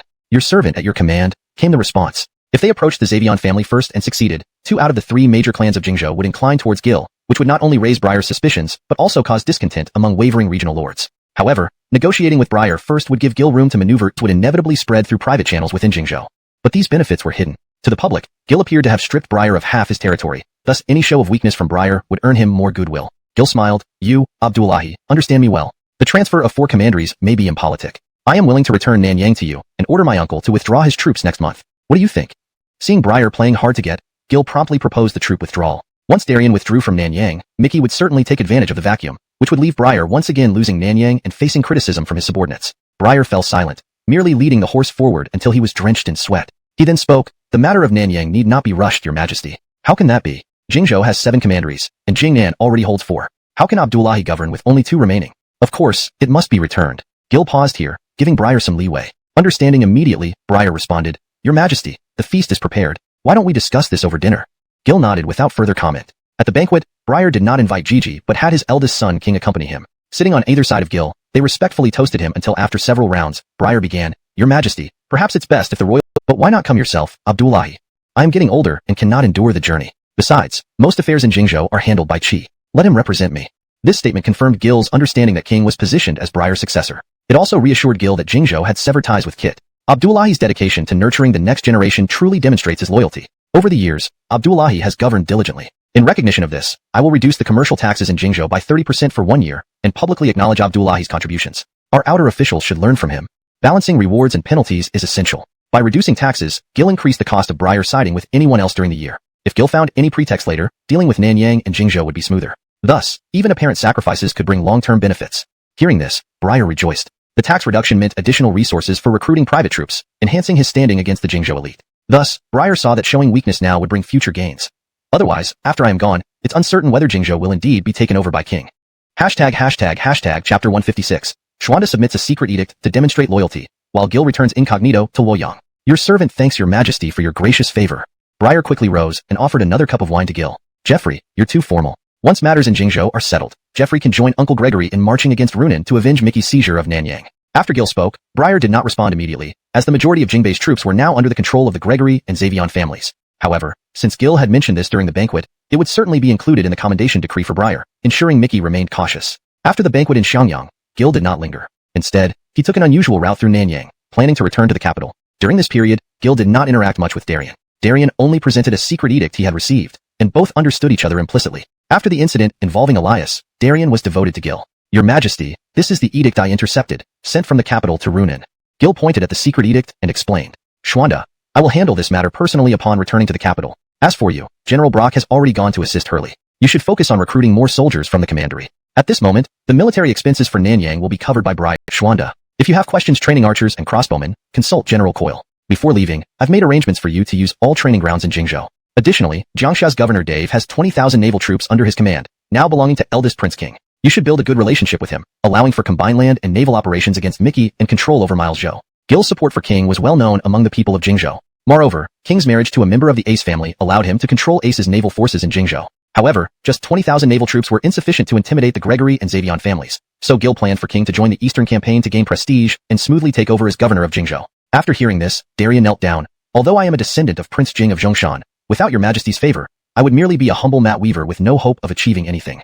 I am deeply grateful for your majesty's kindness and am willing to fight to the death for you. Moved by this, even the welcoming troops began to wipe away tears. Xuanda, you don't need to be so formal. We are one family. Besides, I know your talents. This time, intercepting the secret edict is recorded. Focus on training your troops and await the day when you achieve glory and titles. I will personally recognize your achievements. With that, give style. Besides personnel, does it mention how to act? Your Majesty, Jonathan has hidden 3,000 loyalists outside Luoyang. They plan to, during your Majesty's campaign against Southern Jing, let Jonathan enter the palace with these men, forcing the Empress Dowager to hand over the Jade Seal. And then, to use your Majesty's harem members as hostages to escape north to Ji Province. Yuan swallowed hard before answering. Daydreaming. There are 15,000 Zhuge army and Imperial Guards in the city. How can 3,000 men pose any threat? Your Majesty, they have bribed the gatekeepers and arsenal guards. How? I personally chose the captains of the arsenal and gatekeepers. Perhaps they bribed soldiers instead, suggested Hardy. True, the city guard and arsenal soldiers were drawn from Qingzhou migrants, providing opportunities for Jonathan. Indeed. If they bribed these places, Jonathan's loyalists could infiltrate the city and seize the arsenal, potentially capturing the imperial city. Order the army to march back to Luoyang within 3 days without resting. Gil waved his whip, his face filled with anger. 3 days later, as the first rays of sunlight appeared, Gil ordered his personal troops to enter the city stealthily in batches. He changed into civilian clothes and went directly to the inspectorate office. Inside the inspectorate office, Fiki and Elliot examined the commendation decree for Briar, thus keeping Mickey in check. After the banquet in Xiangyang, Gil did not linger long. Instead, he took an unconventional route through Nanyang back to the capital. During this time, Gil did not interact much with Darien. Darien merely handed him a secret edict he had received, and both understood each other implicitly. After the Elias incident, Darien was utterly loyal to Gil. Your Majesty, this is the edict I intercepted, sent from the capital to Runan, Gil explained. Xuanda, I will handle this matter personally upon my return to the capital. As for you, General Brock has already gone to assist Hurley. You must still recruit more local troops. At this moment, Briar will bear the military expenses for Nanyang, so you need not worry about saving funds. Train 30,000 troops to strike eastward against Mickey, and Xuanda should lead this effort. Hearing this, Darien immediately perked up. At this point, the Han Empire had 2 major campaigns that promised great glory. The first was resisting Kit, but this task had been given to Kermit Manuel and his second brother Arvid. The second campaign was striking eastward against Mickey. The leading candidate for the Eastern Front had yet to be determined, leading figures like Egbert in Yinzhou and Darien in Nanyang to believe the Emperor would lead this campaign personally. Now that Gil had brought up this matter, Darien saw an opportunity to gain military distinction. Mickey was weaker compared to Kit, and was also facing Jude's forces to the south. Xuanda, the crossbows craftsmen in the capital, have been working on. However, a mere 20,000 Navy troops were insufficient to challenge the Gregory and Xavion families. Thus, Gil planned to have King join the Eastern Front to build his reputation and eventually succeed as the governor of Jing province. Upon hearing this, Darien knelt down. Though I am a descendant of King Jing of Zhongshan, without your majesty's favor, I would be nothing more than a mat weaver, with no hope of achieving greatness. I am grateful for your majesty's grace, and am willing to fight to the death for you. Touched by Darien's sincerity, the guards escorting Darien began to shed tears. Xuanda, there is no need for such formality. We are one family. Moreover, I know of your abilities. I have noted your interception of this secret edict. Train your troops diligently, and when you establish merit, I will personally reward you. Gil then lifted Darien, patted his shoulder, and rode off while Darien watched. On the way back to the capital, Gil showed the edict to Hardy and Yuan. The two examined the edict on horseback. Your Majesty, this edict was issued by the Bohai Prince. It invites several high-ranking officials to conspire together. Hardy hesitated. Does it include Lord Xuanda? As a modern person, Gil was aware of the Silk Belt Edict. However, this conspiracy was several years ahead of its historical timeline. Your Majesty's prediction is correct. Lord Xuanda's name is on the list, a cavalry general, forcing the Empress Dowager to hand over the imperial seal. And then? They would take hostages from your harem and escape north to Ji province. Yuan swallowed hard. How foolish. The Zhuge Guard and Imperial Guards number 15,000. What threat do 3,000 mercenaries pose? They've bribed the City Gate Commander and Arsenal Guard. How is that possible? Those commanders were personally chosen by me. Gil looked at them in confusion. Your Majesty, they might not have bribed the commanders but the soldiers. Hardy suggested the final possibility after considering all others. Indeed, the city guards and arsenal troops were mostly immigrants from Qingzhou, while the original residents and native soldiers were stationed in the elite army. Immigrants from Qingzhou indeed presented an opportunity for Jonathan et al. Indeed, my oversight. If they've bought off these positions, they can indeed bring Jonathan's men into the city and seize the arsenal, giving them a real chance to attack the imperial city. Order the army to march non-stop. We must reach Luoyang within 3 days. Gil waved his whip, his face filled with murderous intent. 3 days later, as the first rays of sunlight appeared, Gil ordered his personal guards to enter the city in shifts, while he changed into plain clothes and entered the palace surveillance office secretly. Inside the palace surveillance office, Fiki and Elliot received the edict from Gil and compared it with their intelligence. Shortly after, Elliot reported, Your Majesty, based on handwriting and records, these individuals indeed have eyes, and slowly replied, I merely guessed that Kit would devise such a plan. The ties between Jonathan and Ji province run deep. If they hadn't acted after Ian proclaimed himself emperor, I would have been more worried. Memphis, since we studied together in our youth, I assure you, I will not blame you for this. After saying this, Fiki nodded and then turned to Elliot. Official man, please excuse us for a moment. Elliot, hearing this, immediately left the secret chamber of the Judicial Affairs Office without hesitation. In the dimly lit room, only Fiki and Gil remained. Your Majesty, it is precisely because I've been by your side since childhood that I deeply understand that those divine omens are merely tools for you to consolidate power. When you were young, despite your great talent, you were constrained on all sides. Therefore, you needed to invoke Emperor Louisgua's name to intimidate the unscrupulous and seize control over loyal old ministers of the Han. In recent years, whether in governance or military strategy, your Majesty has shown brilliance at every turn, leading me to believe that there truly are people born with innate wisdom. At this point, Gil's expression changed slightly. Normally, Fiki would have sensed this shift immediately and reacted quickly. But today, Fiki didn't do so. Instead, he fixed his gaze on Gil and continued, Since entering public service, I have diligently researched the key reasons for the decline of that Gil was setting up surveillance on high-ranking officials with clan backgrounds, monitoring everything from hidden assets in their residences to personnel appointments. All this seemed poised for a decisive strike when the time came. Gil laughed, knowing that he couldn't fool this longtime companion even if he tried. As Memphis said, the 3 causes of Han's decline. I have already addressed the first 2, and once stability is achieved, I will address the final one. Certainly, I also know that powerful clans are like grass on the earth. Wildfires cannot consume them, and spring winds will bring new life. But during my reign, I must leave something meaningful for posterity. For many years, I have pondered what to leave behind. A hope that all citizens may read and serve as officials, learn medicine and become craftsmen, and live without want. Gil stood up and continued. I know that the majority of the common people are needed to till the fields and sustain the entire Han Empire. But I hope they can hold on to this hope, that their children may rise through education and not suffer the toil of farming, but instead serve as county magistrates to benefit the people. That their children need not worry about family status, but can achieve nobility through their own efforts. I wish this for scholars and soldiers alike. Emperor Wu showed us that beyond Han's borders, other nations exist. Memphis, tell me, what of the frontline battles, it would inevitably stir unrest among the likes of Jonathan. Then, while still in Luoyang, Gil could catch them off guard and use this pretext to cleanse the court of dissent. Coup d'états and palace revolutions meant the city walls of Luoyang would be washed clean with the blood of traitors. Fiki questioned Gil out of concern for the Han and reluctance to see Gil earn a murderous reputation by purging the powerful clans. But upon hearing Gil's answer, Fiki was willing to share in this burden, effectively severing ties with all powerful clans outside Yingchuan. While this might benefit him in the short term, it would plant dangerous seeds for his political future. If Fiki's clan leader were present, he would surely prevent this decision. This was a gamble, betting on whether Gil would remember their youthful pact even in his twilight years. Memphis, evergreen pines and cypresses stand forever unwavering. I will stay in the secret chamber of the Judicial Affairs Office to oversee Elliot's work. Your servant obeys. Fiki resumed his usual unperturbed expression, bowed, and left. Moments later, Elliot took over, reporting recent developments to Gil. Your Majesty, regarding corruption among court officials, there has been little evidence, except, speak freely. Gil waved his hand and continued.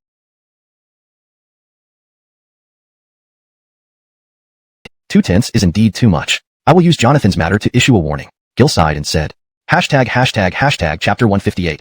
Fiki lies about the urgency of war, and Jonathan instigates rebellion according to the plan. Elliot nodded in agreement. Regarding his mother Cordelia Dowager and Hayward, Gil could not be too harsh. He naturally had to respect Janie, and as for Hayward, one of his hidden duties as a chamberlain was to gather wealth for the imperial household. Since Hayward had already turned over half of his ill-gotten gains to the royal treasury, Gil couldn't punish him severely for that action. Although Gil no longer needed Hayward's services to solidify his power, it wouldn't be right to treat him unfairly now. Chamberlain Zhang is indeed getting old. It's time for him to retire. Let's arrange for him to live out his days in peace at my royal estate.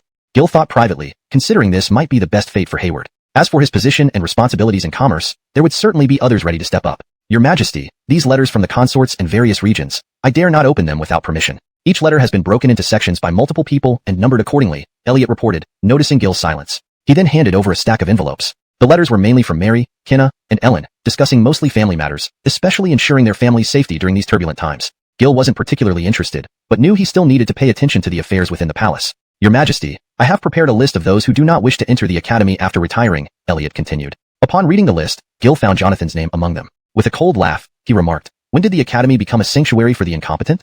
Thereafter, only those with talent and virtue shall be admitted to the academy. I understand, Your Majesty. While Gil was catching up on the capital's affairs, Fiki was convening the senior ministers in court. Report to Cordelia Dowager, His Majesty encountered resistance from rebels in Jingnan and is currently fighting on the front lines. We urgently need supplies and reserve troops from the capital. Fiki bowed respectfully to Janie seated behind the screen beside the dragon throne. Very well, we will discuss this matter today.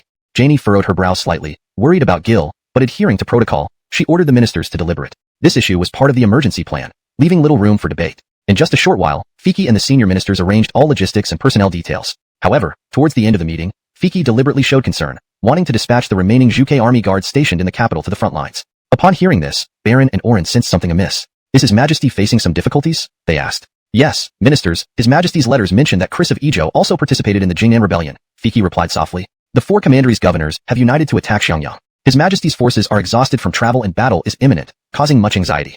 Fiki's whispers were clearly heard by the attentive ears of the court. After the meeting, Cordelia Dowager immediately summoned Fiki and the senior ministers for more details. However, only Fiki seemed calm and composed, further piquing the interest of Baron and Oren. After comforting Cordelia Dowager, Fiki was stopped by Baron before leaving the palace. Clement, has His Majesty returned to the capital? Baron grabbed Fiki's hand and asked. Fiki met his eyes calmly and shook his head without a word. Myself and Minister Ace have some knowledge of the situation in the capital. Can you not speak now? Fiki shook his head again. Thank you. I will remember this kindness. Baron bowed and did not press further, but pulled Oren back to the Ministry of Personnel. What do you mean, Chin Minister? Are you and Clement speaking in riddles? Although Oren suspected something was wrong, his political acumen wasn't as sharp as Baron's. Ace Minister, quickly notify William Minister, Jagran Minister, Harvey Minister, and Miles Minister to guard the palace tonight. If possible, bring your household servants inside the palace, Baron instructed. Oren gaped in shock. Chen Minister, bringing household servants. A message came from the Secret Service. The 3,000 assassins split at Baima Gate, half staying there while the other half headed for the armory. Moments later, Jonathan and his followers, dressed in white hemp, rushed towards the armory, raising their swords. The armory erupted in shouts and cries. Your Majesty, should we act now? Gil hesitated, thinking if it were better to let them retrieve weapons to expose everyone involved before executing them en masse. No, let them die unknowingly. Let them carry out the weapons. Gil felt confident because he had already moved the armor from the armory to a secret location in the secret service chambers. Without armor, even elite assassins couldn't withstand a single blow from regular troops. Within 2 moments, flames flared in the armory. Patrol riders rushed to the scene, but Jonathan's decoy forces distracted them completely. To Baima Gate, Gil commanded calmly, and the 2 generals led 5,000 soldiers in formation towards Baima Gate. Approaching Baima Gate, they heard intense shouting. It is Secretary Chen and Secretary Miles with their household servants resisting the rebel assassins. Some assassins have breached the first defense line and rushed towards the inner palace, Ricky reported upon arriving from the gate. Intriguing. Jeremy, Jalen, suppress the remnants at Baima Gate. Howard, Gerhard, follow me directly to the inner palace for rest from. It's just a rebellion of 1,000 or so people. Kenna gave a cold snort, placing her finger in her mouth and whistling sharply. Immediately, 100 bow-wielding palace maidens charged out from Cordelia Dowager's chambers. These palace maidens were carefully selected and trained by her and Ellen from the families of soldiers serving in the military, and they were absolutely trustworthy. Ellen immediately recognized the configuration of Gil's personal guards and asked right away. This matter will need to wait until after the rebellion is quelled. Please allow me to explain then.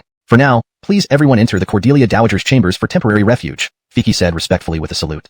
Refuge? What do we need to hide from? It's just a rebellion by 1,000 men or so. Kenna snorted coldly, putting her finger in her mouth to whistle. Immediately, 100 bow-wielding palace maids charged out from the Cordelia Dowager's chambers. These maids were selected and trained by her and Ellen from the families of soldiers, and they were absolutely trustworthy.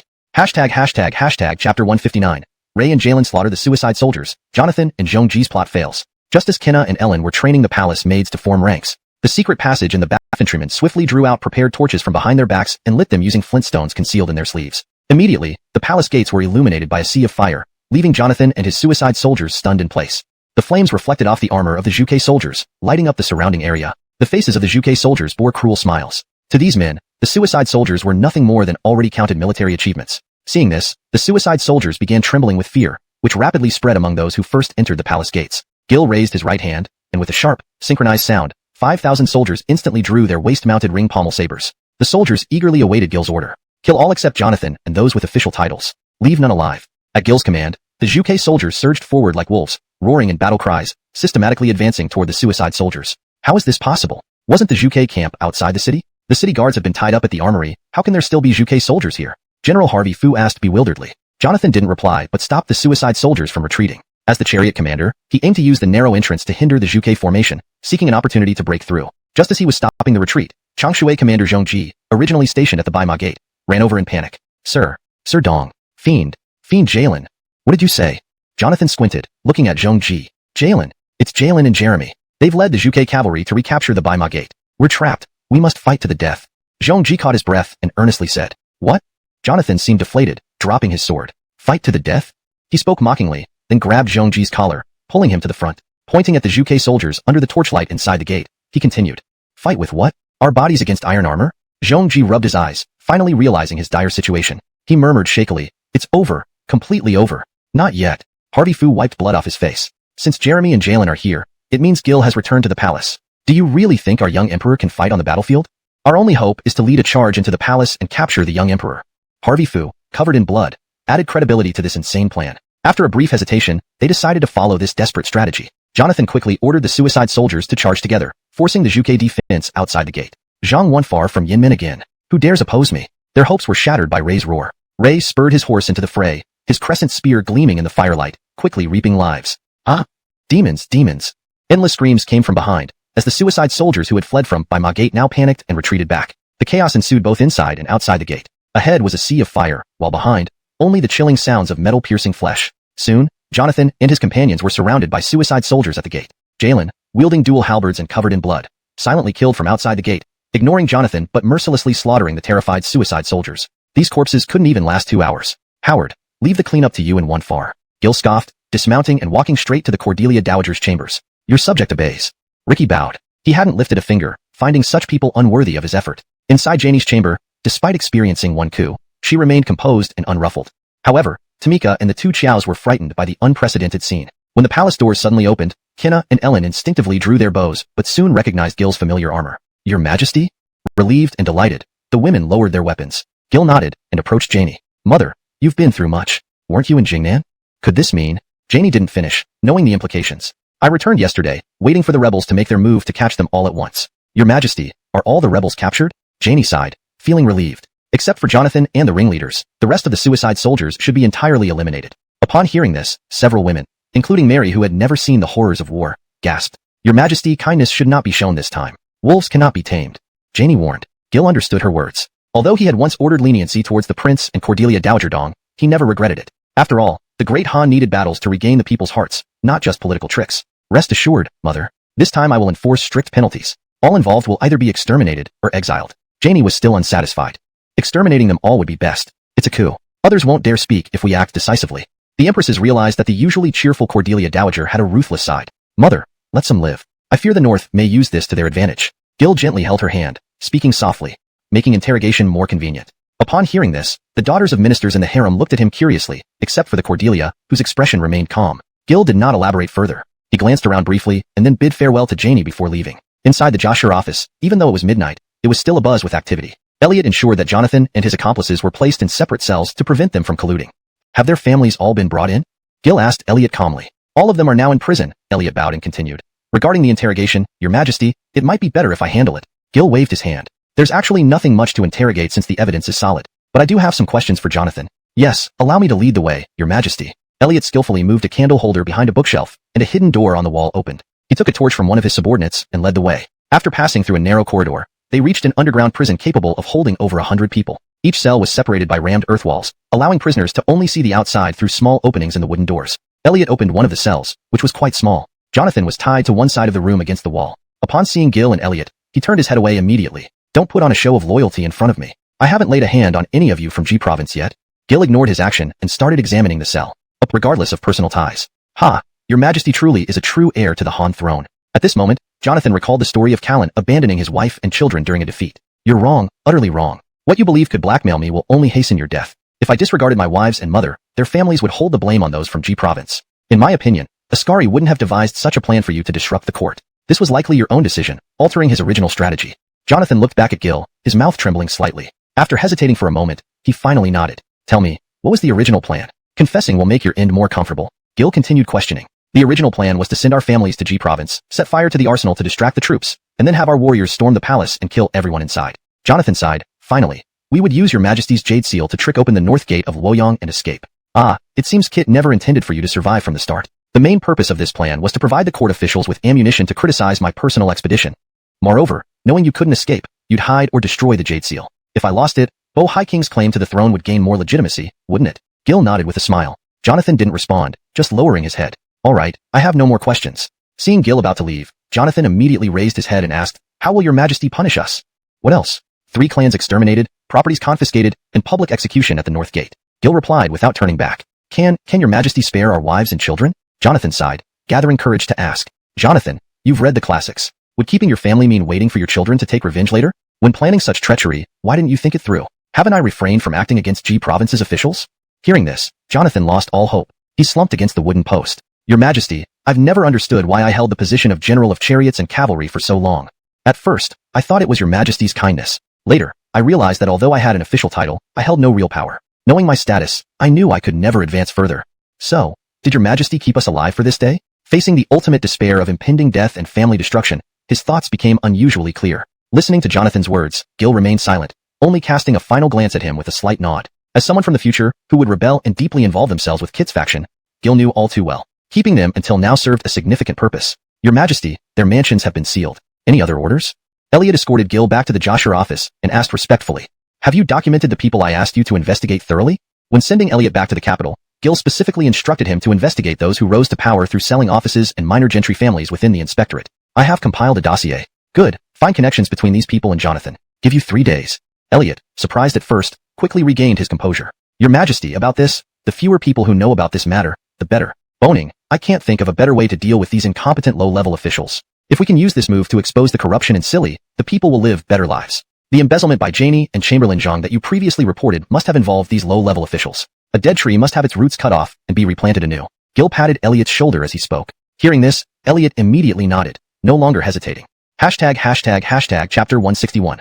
Reconciliation between Sovereign and Minister, National Treasury flourishes again. The next morning, wearing red armor and wielding red cudgels, the Imperial Guard Boning, divide the gentry based on their counties, then review each county magistrate listed on the registry. If the magistrates are already in the Imperial prison in Luoyang, it is clear they were likely complicit. If they aren't in the prison, bring them to the capital for investigation. If found innocent, confiscate some of their assets and keep them in the capital to witness Jonathan's execution, Gil suggested. Elliot immediately perked up, his exhaustion replaced by excitement. I will do so right away.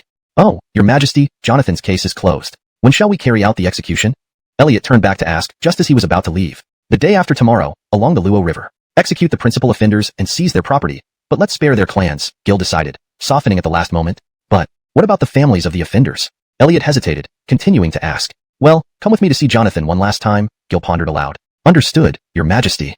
Afterward, Elliot gathered Jonathan and others into one cell. Gil entered and spoke. I decide to give you one last chance. If you confess publicly before the execution, I will spare your clans. Gil finished, and the prisoners exchanged uneasy glances. They knew their deaths were certain, but having their clans wiped out would sever their lineage entirely, and unspeakably eradicate Jonathan's clans. Upon hearing this, Fiki paused, then asked, what about the people in the prisons and dungeons? Elliot repeated Gil's handling plan. Fiki exclaimed, excellent. The corrupt officials deserve their fate, but executing many elders would indeed cause internal turmoil. Confiscating their wealth and having them witness the execution will serve as a warning and deterrence. What changed the Emperor's mind? Perhaps it was because of you, Lord Clifton. His Majesty put down the blade. Elliot smiled slightly. Fiki laughed awkwardly. I've been busy with logistics for Beatty and Sean Commanderies. Let's return to the Inspector General's office together. To speed up processing, let's handle the trials jointly. Immediately, Fiki pulled Elliot into his carriage and returned to the office. Gil had been handling civil and military affairs there recently. Upon entering, Fiki greeted him. They shared an understanding look, needing no words. With Fiki's assistance, the cases involving corrupt officials and elders were processed swiftly. By day's end, dozens were reviewed. Fiki calculated that removing these corrupt officials would increase state revenue by 20%, delighting both him and Elliot. Your Majesty, if we handle Fanyu well, our treasury will suffice for 6 months of war against Kit next year. Good. How is the penalty system going? Gil smiled. For the uninvolved elders, I find that Chapter 162. Executing corrupt ministers by the Luo River, Shui Jing recommends students. Your Majesty actually traced it back to the Cordelia Dowager. This surprises me. Cordelia Williams suddenly changed the subject, speaking a sentence that seemed to come out of nowhere. Cordelia, have you been learning history from Grand Uncle William? Do you think corruption in the royal family isn't considered corruption? Gil smiled slightly and turned his head to look at her. The world is your Majesty's world.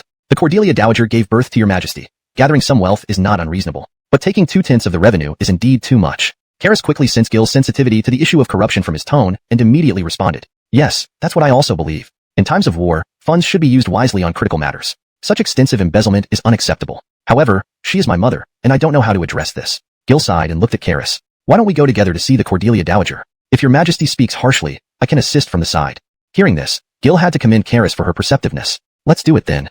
A moment later, Gil summoned Hayward at the Cordelia Dowager's palace. The Cordelia Dowager and Hayward exchanged glances, immediately understanding Gil's intentions. Attendant Zhang, is your salary insufficient for you? Gil looked at Hayward and asked. I admit my guilt. Without hesitation, Hayward knelt down and kowtowed. As a seasoned courtier who had served 2 reigns, he knew that arguing now better than siphoning money from annual revenues every year. Gil finished speaking and pulled out the ledger from his sleeve, burning it in front of Janie. Seeing the ledger turn to ashes and knowing her brother would get a peaceful position, Janie felt relieved. I'll take my leave.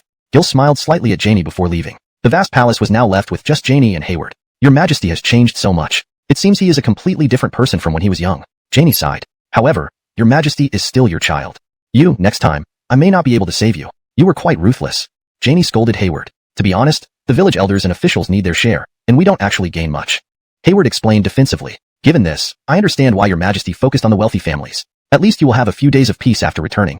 Janie waved her hand, signaling Hayward to leave. In reality, as a woman living deep in the palace, she didn't need so much money, only to maintain relations with various ministers and support her clan. After dealing with this matter, Gil returned to the inspectorate office with Fiki and Elliot to continue addressing corruption issues in the provinces. If these matters weren't resolved before the war, they would create significant problems during the conflict. 2 days later, through relentless efforts, they completed a case involving thousands of corrupt officials. The major offenders were sent to the execution grounds by the Luo River, while the less serious offenders faced property confiscation and were paraded publicly. On the execution platform, the main criminals included Jonathan and others. Behind them were the corrupt officials who had risen through selling official positions. This time, Gil did not summon the public under the pretext of executing rebels, but rather to cleanse corruption, allowing people to gather spontaneously. To the left of the execution site were indignant civilians from the provincial regions. They had enjoyed relative stability recently, only to learn their lives could have been better but were ruined by these pests. Enraged, citizens spontaneously picked up stones and hurled them at the corrupt officials. To the right were 3,000 students led by Elton, future pillars of the Han dynasty. Impressing upon them the grim realities of corruption was more effective than countless recitations of classics.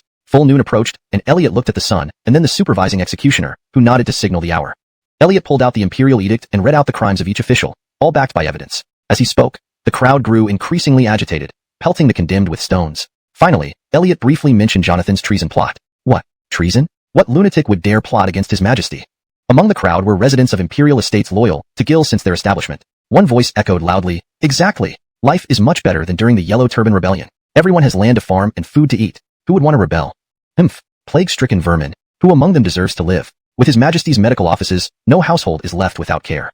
Old Mr. Zhang's medical books are memorized even by farmers. Minor illnesses are handled easily. These people just can't stand seeing commoners thrive. The crowd's fury swelled, reaching the ears of Jonathan and others. At that moment, Jonathan realized how ridiculous his rebellion had been and chuckled bitterly. Haha, his foundation is not the Jade Seal, but the overwhelming support of the people. I, your servant, acknowledge my crimes.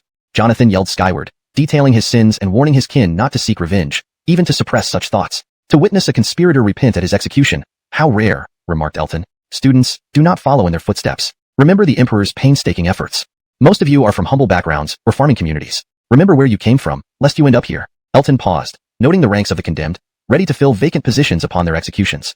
Being non-surrender, Jonathan's failure, and Gil using these opportunities to purge corrupt officials. Donghua, Ascari, out of our 4 plans, 2 have already failed. and even allowed that little brat Gil to stabilize the political situation in Scilly. Kit threw the letter in his hand to the strategist beside him, looking quite angry. Ascari took the letter and tucked it into his sleeve without reading it, smiling faintly. Does your excellency really think that the young emperor is an easy opponent? Since the plan to bring Unkit to the capital failed, one should know that Gil is a formidable ruler. Ascari bowed and continued, My lord, the first two strategies were merely meant to keep Gil's forces busy. I never expected much from the people in Jingnan or Jonathan. Instead, Shang Commandery and Shiliang's Lincoln are the key areas I plotted for your excellency. If either of these succeeds, your excellency can secure control over Yuzhou, buying us half a year. With this half year, you can take Yuzhou in the north and receive Arden's submission. With the support from Liaodong ports, we can coordinate with Mickey to launch a full-scale attack on Scilly. Ascari spoke vaguely, but Kit understood the depth of his strategy. Humph. Mickey is utterly useless. He always boasts of being my kin, yet he's troubled by just Jude. If not for his misfortunes in the south, this world would already belong to the Jagarin family, Kit said angrily, slamming his desk. My lord, those who seek to rule the world must first endure heaven's trials. Clearly, Mickey has already been excluded by destiny. Your current enemy is only Gil. I am willing to travel alone to Yuzhou to find another reliable ally for you, causing unrest behind Gil's lines, allowing you to capitalize on the chaos. Ascari smiled as he revealed his final plan. There are two routes to Yuzhou, one through Shiliang to Longxi, and the other via Nanyang into Jingnan. Both paths are under Gil's influence. Are you truly willing to take such risks? Kit squinted, asking suspiciously, My lord, how can we achieve great things if we're bound by trivial concerns? Currently, Gil controls Scilly, Shiliang, Qingzhou, and Yanzhou, effectively isolating you from Mickey. Other than the newly enthroned Chris in Yuzhou, who else can be our ally? Kit nodded slightly. How confident are you, 70% sure. Nicholas did not die. He abdicated to Chris, though actual control remains with Nicholas. According to intelligence, Nicholas doesn't have much time left. Upon Nicholas's death, will Todd of Hanzhong obey Chris? Ascari approached Kit, bowing again. Seeing internal strife in Yuzhou is imminent. I can appeal emotionally and logically, offer titles to persuade Chris to organize the Donghua refugees into an army and march out of Longed. I know what you mean. Kit prioritizes his own clansmen and scholars, while we are just tools. If I follow you to Yuzhou, can I truly achieve greatness? Ascari gestured 3 fingers, not definite, but at least you'll control a third of the empire. In Yuzhou, you won't be a tool but a regional power both sides must court. These words struck Jorge's heart. Despite serving 3 lords, he still dreamed of high office. Have Carlton, Yarden, Hassan, Quentin, Leonardo, and Jamal lead their troops gradually out of camp, joining the escorts returning Lincoln to Yuzhou. I'll propose to Kit that we join Lincoln and enter Yuzhou via Longxi. He will likely agree. Ascari confidently devised a plan to preserve Jorge's forces. Once Jorge agreed, Ascari went back to Kit, who indeed did not suspect. 2 days later, in the imperial palace in Luoyang, Sim Hui presented a list of appointments to Emperor Gil. Gil reviewed it and readily approved it as all listed were familiar names. That day, Aloysius and Shang Commandery sent a letter stating that the White Wave Army, encouraged by Kit, had assembled 50,000 troops in Zide Commandery, aiming to seize Shang Commandery. Shang Commandery's defense consisted of only 20,000 troops under Evander. Aaron and Hadong had 40,000 men, but inexperienced ones, thus couldn't be moved easily. Moreover, Jagerfu Luo gathered 15,000 Xiongnu cavalry in Shuafang, leaving Shang Commandery in grave danger. If Shang Commandery fell, Kobe and Shiliang would face the combined forces of White Wave Army, Jagerfu Luo, Lincoln, and Rock. Aloysius outlined this situation and expressed confidence in dealing with the White Wave Army but lacked good strategies against Jagerfu Luo, Lincoln, and Rock. After reading the letter, Gil immediately convened a military council. Your Majesty, I believe Jagerfu Luo fears the Imperial Guards. If you reinforce Shang Commandery, Jagerfu Luo's troops will retreat, Dempsey suggested, gaining agreement from others. Your Majesty, Rock originally had 20,000 troops in Shandong. Adding Lincoln, they might not exceed 30,000. Counting the White Wave Army, the total force should be around 90,000, but many are remnants of the Yellow Turbans with low combat effectiveness. The main threat lies in the 15,000 Xiongnu cavalry and 30,000 combined troops of Lincoln and Rock. Thus, leading 20,000 troops, combining with Evander's 20,000 and Aaron's 40,000, shouldn't be too risky. Translation provided accurately follows the original tone and maintains paragraph structure.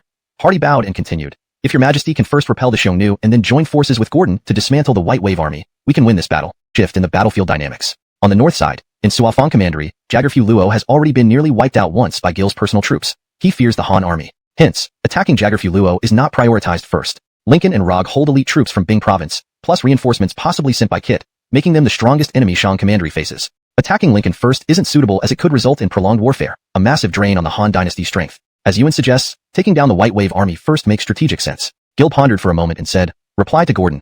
Instruct him to first break apart the White Wave. I obey, Fiki bowed, bringing an end to this tactical discussion temporarily. Meanwhile, Joab under Kit's command, was leading 30,000 elite troops to start assaulting Yozhou's Zhuo Commandery. North New City in Zhuo Commandery was the first line of defense against Joab, while Deishang Commandery northwest held Wuhuan Chieftain Tatten. Inside the city, Hoyt had met Herb and Tim, who came to assist Yuzhou. Lu Darun, are these all the available troops from Yuzhou gathered here in North New City? For a more natural and fluent English rendition that keeps the meaning. Lord Lu, are these all the troops you can muster from Yuzhou here in North New City?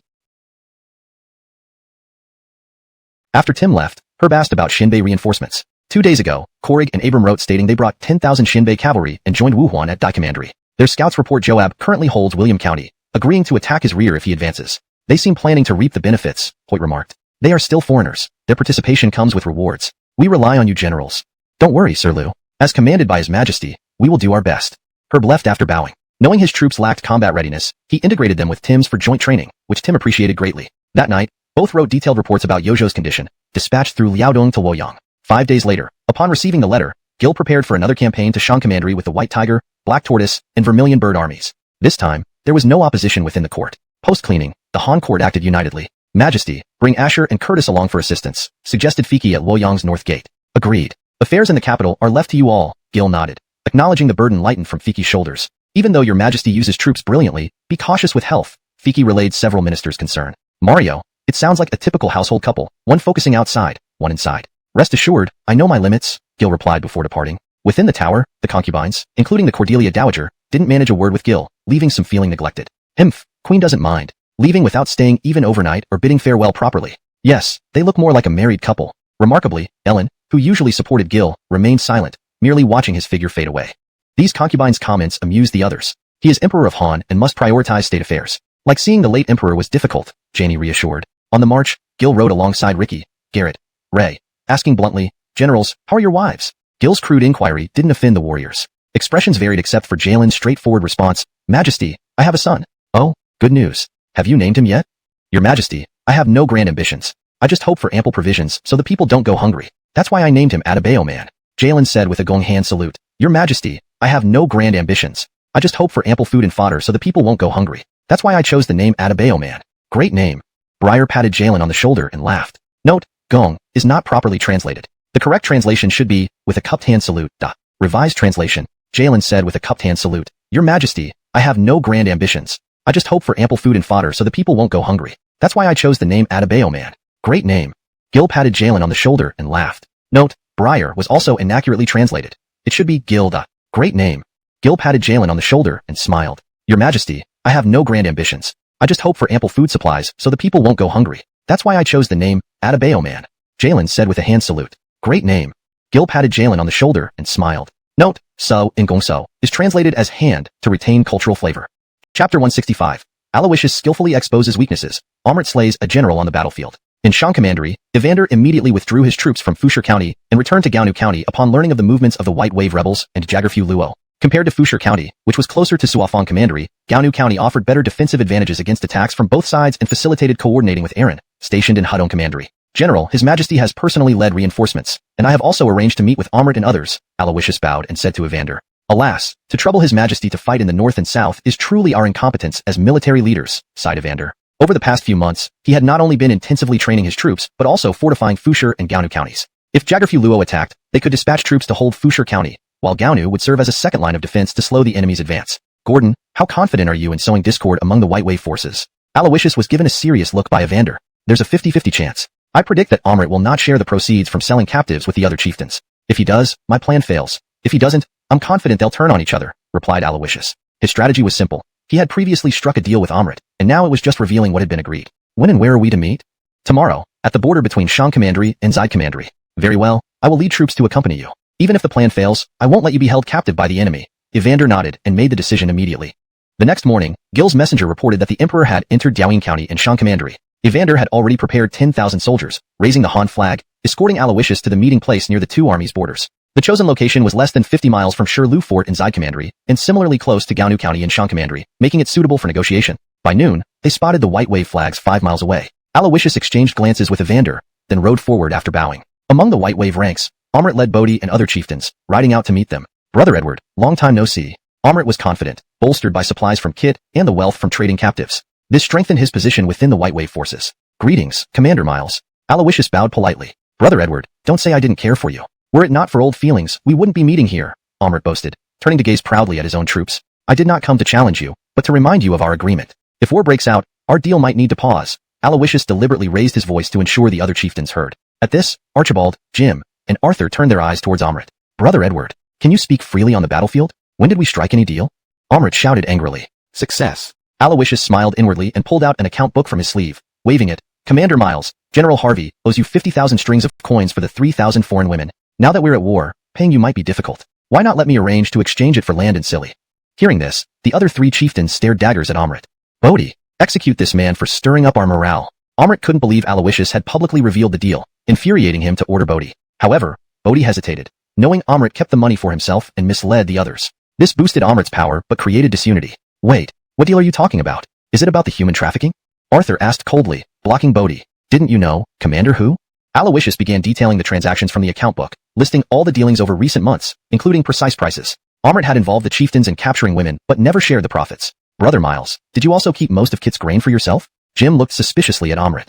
My force is 20,000, naturally requiring more resources, but the rest has been shared, Amrit retorted, eyeing Aloysius coldly. Why not show us the list from Kit to settle doubts? Archibald, noticing Amrit's behavior, became even more suspicious about grain distribution. Though Amrit commanded more troops, conditions for Archibald, Jim, and Arthur were much harsher, especially since they learned of the hidden deals. Don't ruin brotherhood over some outsider's words. Amrit knew he couldn't reveal the true grain allocations without exposing his greed. The disparity in treatment between you and the commanders is clear. If you come to our camp, Evander will promote you as deputies, feasting on meat and wine every day instead of freezing and starving.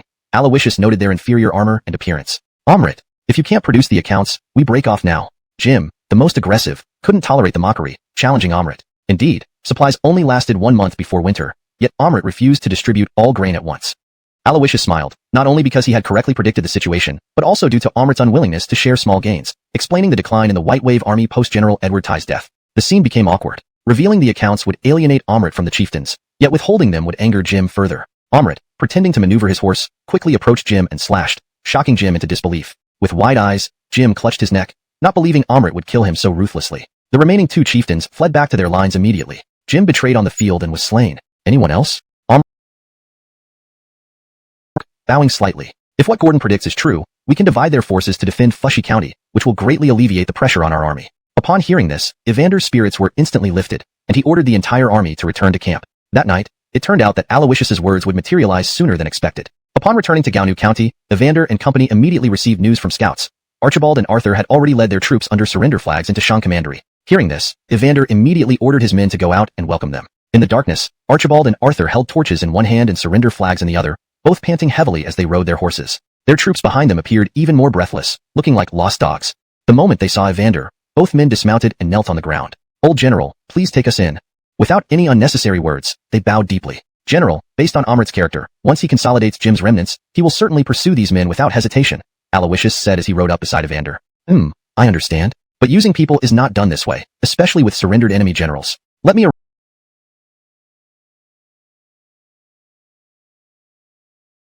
In addition to shared interests and common goals, holding hostages among the surrendered troops was necessary to ensure their loyalty and readiness to fight in future battles. The 2 did not feel angry. They knew their surrender was half successful, and bringing their families would secure their place in the Han military. They weren't stupid. They knew their worth. Although barbarian tribes often offered conditions to absorb them, joining the foreigners would likely lead to harsher treatment if they encountered official forces later. Now was the critical time for the Han to establish itself in Shan Commandery. Seizing this opportunity allowed them to integrate their 20,000-strong troops at a high value.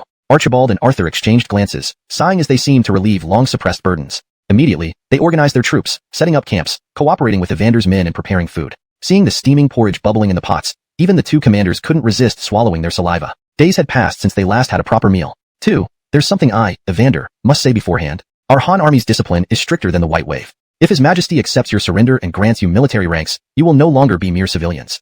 Evander ladled a bowl of porridge, presenting it to them with a serious expression. The 2 exchanged looks before focusing on the porridge. Earning a living as an officer isn't easy. Evander smiled, seeing their hesitation and placing the bowl on the ground. Of course, our provisions, as you've seen, agreed without objection. Once Evander arranged for their family members to settle, it was nearly noon when Gil arrived at Gaonu with his main force. Archibald and Arthur followed Evander to meet Gil's personal guard. Despite being divided into 4 regiments, the overall uniform color was red, with variations reflecting the elemental attributes of each unit. For instance, Zhuke, Southern Redbird, regiments wore all red armor, while Xuanwu, Northern Black Tortoise, regiments wore black and red armor, and Baihu, Western White Tiger, regiments wore white and red armor. Watching the ironclad cavalry approach in disciplined formation, Archibald and Arthur immediately recognized the formidable strength of this force. Old Hu, how long do you think our troops could hold against these cavalry? Archibald asked quietly. I'd say we wouldn't last 30 minutes before retreating, Arthur whispered back, speaking boldly enough only because Evander wasn't within earshot. Evander smiled slightly at this and patted the 2 men on the shoulder. Follow me to welcome His Majesty. Chapter 167. Emperor Gil personally arrives at Gaonu County. Archibald and Arthur present ingenious strategies. Your subject Evander respectfully welcomes your majesty. You are excused from the formalities, old general. Who are the 2 people behind you? Gil dismounted and took Evander's hand, asking him. Upon hearing this, Evander cupped his hands and explained the whole story. Gil was immediately keeps his supplies. Aloysius waved his hand. Let's not use such grandiose terms. I've only visited Shirlu Fortress before, which, although strong, isn't very large. To support an army for a year, there must be another location. Aloysius pulled out a map from his robe. Please point out Amrit's supply depot on this map. Archibald took the map and unhesitatingly pointed to Zhongyang County, not far from Shirlu. Seeing this, Aloysius's initial joy waned, and he showed some concern. Thinking Aloysius didn't trust their information, they quickly knelt to offer an oath. I'm not doubting your words. If we attack Zhongyang directly from Gaonu, it would put us at risk of being blocked by the soldiers stationed in Shirlu. Moreover, Zhongyang is close to Amrit's main camp at Lishur, making any assault on it risky. Aloysius explained the tactical risks, showing the logic of why Amrit might choose Zhongyang for storing supplies. Amrit now commands 20,000 troops, with 10,000 each stationed at Shirlu and Lishur. Zhongyang, positioned between these two camps, can provide mutual support. It seems Amrit is not inexperienced in military affairs. But don't overestimate him, Mr. Edward. The supply depot at Zhongyang was chosen by Bodhi, while Amrit often stays in his main camp at Lishur. Bodhi guards Shirlu and oversees the supply depot at Zhongyang. With Jim's, Gaonu might be left vulnerable to enemy detection. Gil extended 3 fingers, detailing the plan. The Imperial Decree. Aaron's troops shall attack Shirlu within 2 days. Gil smiled, ready to unleash a long-hidden force against Amrit. The Imperial Decree. Ricky, Garrett, and Ray shall lead the Black Warrior and White Tiger armies to occupy the border between Shangjuan and Xihexian, advancing on Lishur along the Imperial Road. I will personally lead the Redbird army to take Zhongyang within 2 days. Archibald and Arthur will join me. The plan caught everyone off guard. Your Majesty, is this too risky? Even if Jagger-Fuluo, Amrit, and Lincoln unite, our army holds a strategic advantage. Evander bowed respectfully. General, we've seen a chance to defeat the White Wave. Shouldn't we seize it? Moreover, Asher's newly developed crossbow is already equipped in the White Tiger army. Let's see its effectiveness. Gil referred to the compact crossbows developed by Hardy and Gregory Jaggering, suitable for cavalry. These crossbows use short arrows with long, piercing tips, effective at short distances, about 100 paces. Each mechanism held 3 preloaded bolts and allowed rapid firing but required reloading when depleted. Don't worry, General. If conditions change, we'll retreat immediately. Behind Gil, Ajay and Hardy studied the map silently to save considerable effort and time. Archibald and Arthur, upon hearing Gil's decision, were extremely excited. They firmly believed that Amrit would not accept Bodhi's recommendation for personnel deployment. Currently, Bodhi's status in Amrit's army had become so prominent that it bordered on threatening the supreme leader. Therefore, they saw this as an effortless way to gain credit, which was one reason they were eager to immediately join the Han dynasty. After deciding on the plan, Gil did not intend to rest in the city. After noon-meal, the troops split into 3 groups and began their advance. Aloysius, with 20 cavalry guards, headed straight for Hudong, expecting to arrive in a day. Ricky, Ray, and Garrett accompanied Gil first to the border between Shangjuan and Zihido before splitting up again. That night, after bidding farewell to Gil, Ricky and his men moved along the official road of Shihan County, launching surprise attacks on White Wave army outposts under cover of darkness. Since Ricky's route was far and involved a large force, starting at night avoided exhausting the soldiers too quickly. Meanwhile, Gil led Jalen and Jeremy towards Zhongyang slowly, riding leisurely over wastelands and crossing 2 tributaries. Although Archibald and Arthur were anxiously impatient, they dared not urge the Emperor. Hardy even toyed with his knee, arranging the encampment. The next afternoon, after receiving news that Aaron surrounded Shirlu, Gil ordered the troops to march again. This place is less than 50 miles from Zhongyang. Move full speed and we can reach there tonight. Upon arriving, immediately sound the retreat call. With a flick of his whip, Gil charged ahead, with Jalen and Jeremy following closely. That night in Shirlu Fort, Bodhi stood on the rammed earth wall, feeling dizzy at the sight of the dense, besieging Han army below. General, if Commander Miles doesn't send reinforcements soon, we won't be able to hold on, said a colonel. Have the request letters been sent? Yes, midday today. Let's wait a bit more. Commander Miles will certainly come to our aid, Bodhi nodded. In the main camp at Lishur, Amrit had just sobered up when he heard the clamor outside. What's happening? A scout reports that the garrisons along the route to Shangjuan have all been destroyed overnight. The Han cavalry is within 20 miles, a colonel rushed in. What? Quickly, notify Bodhi. Commander, this is Bodhi's latest request letter. The colonel fearfully pulled out a letter and handed it over. How many Han cavalry? 2,000 iron-armored cavalry. Amrit frowned. 60,000, 60,000. It'll take Lincoln another 2 days to arrive. Where's Jagger-Fuluo's troops? They've gathered at the borders of Shuafang County, but fearing the arrival of the Emperor with his elite troops, they dare not move until a joint assault, replied the colonel. Crap, he wants me to lead. The White Wave army fears what most? Fear not eating, they answered simultaneously. After realizing Gil's intent, both hurried to their respective missions. Prime Minister, your strategy seems different today, Hardy observed. Kyler could be a valuable asset. If he comes over during battle, it will greatly help pacifying Bingzhou. However, we don't know when Lincoln will arrive. Even if he reaches Lishur, he will prioritize rescuing Lishur over Zhongyang. This design targets flank Commander Bodhi, even if not taking Lishur by burning supplies. Gaining Bodhi alone makes this campaign worth it. Liang, Amrit should disband Jim's forces and integrate them into his own. This gives us a chance, as newly integrated units lack morale and dare not attack. Thus, the scene was set for a strategic gambit aimed at weakening Amrit's army from within and drawing key allies like Bodhi to Gil's side. Seeing the massive fires to the north and south, if there are no great generals stationed in Zhongyang, the morale of the troops will collapse within 2 days. Gil looked at Zhongyang County town and smiled slightly. Chapter 169. Amrit falls for the trap, Bodhi defects to Han. That afternoon, both the commanders at Lishur Camp and Shalu Fort witnessed thick black smoke rising from Zhongyang. Amrit, upon seeing this, was immediately stricken dumb as if he had been struck by frost. He remained speechless for a long time. Bodhi, on seeing the black smoke, initially felt his heart leap wildly. But after a short while, he noticed two columns of smoke, one thick, one thin, rising from Zhongyang, which filled him with suspicion. At that moment, Arthur had already reached beneath Shalu Fort, shouting loudly that Lishur Camp had been overrun and the granaries of Zhongyang had been set ablaze by Han forces. Despair began spreading through Bodhi's army like a virus. General Aaron, isn't it time to attack now? Aloysius cupped his hands in salute and immediately said, "Very well. Order the attack." Aaron gave the order, and catapults brought from the capital hurled flaming oil bombs into Shalu Fort. Bodhi had no time to ponder the mystery of the two columns of smoke from Zhongyang. He immediately descended from the city walls and organized his men to fetch water and extinguish the fires.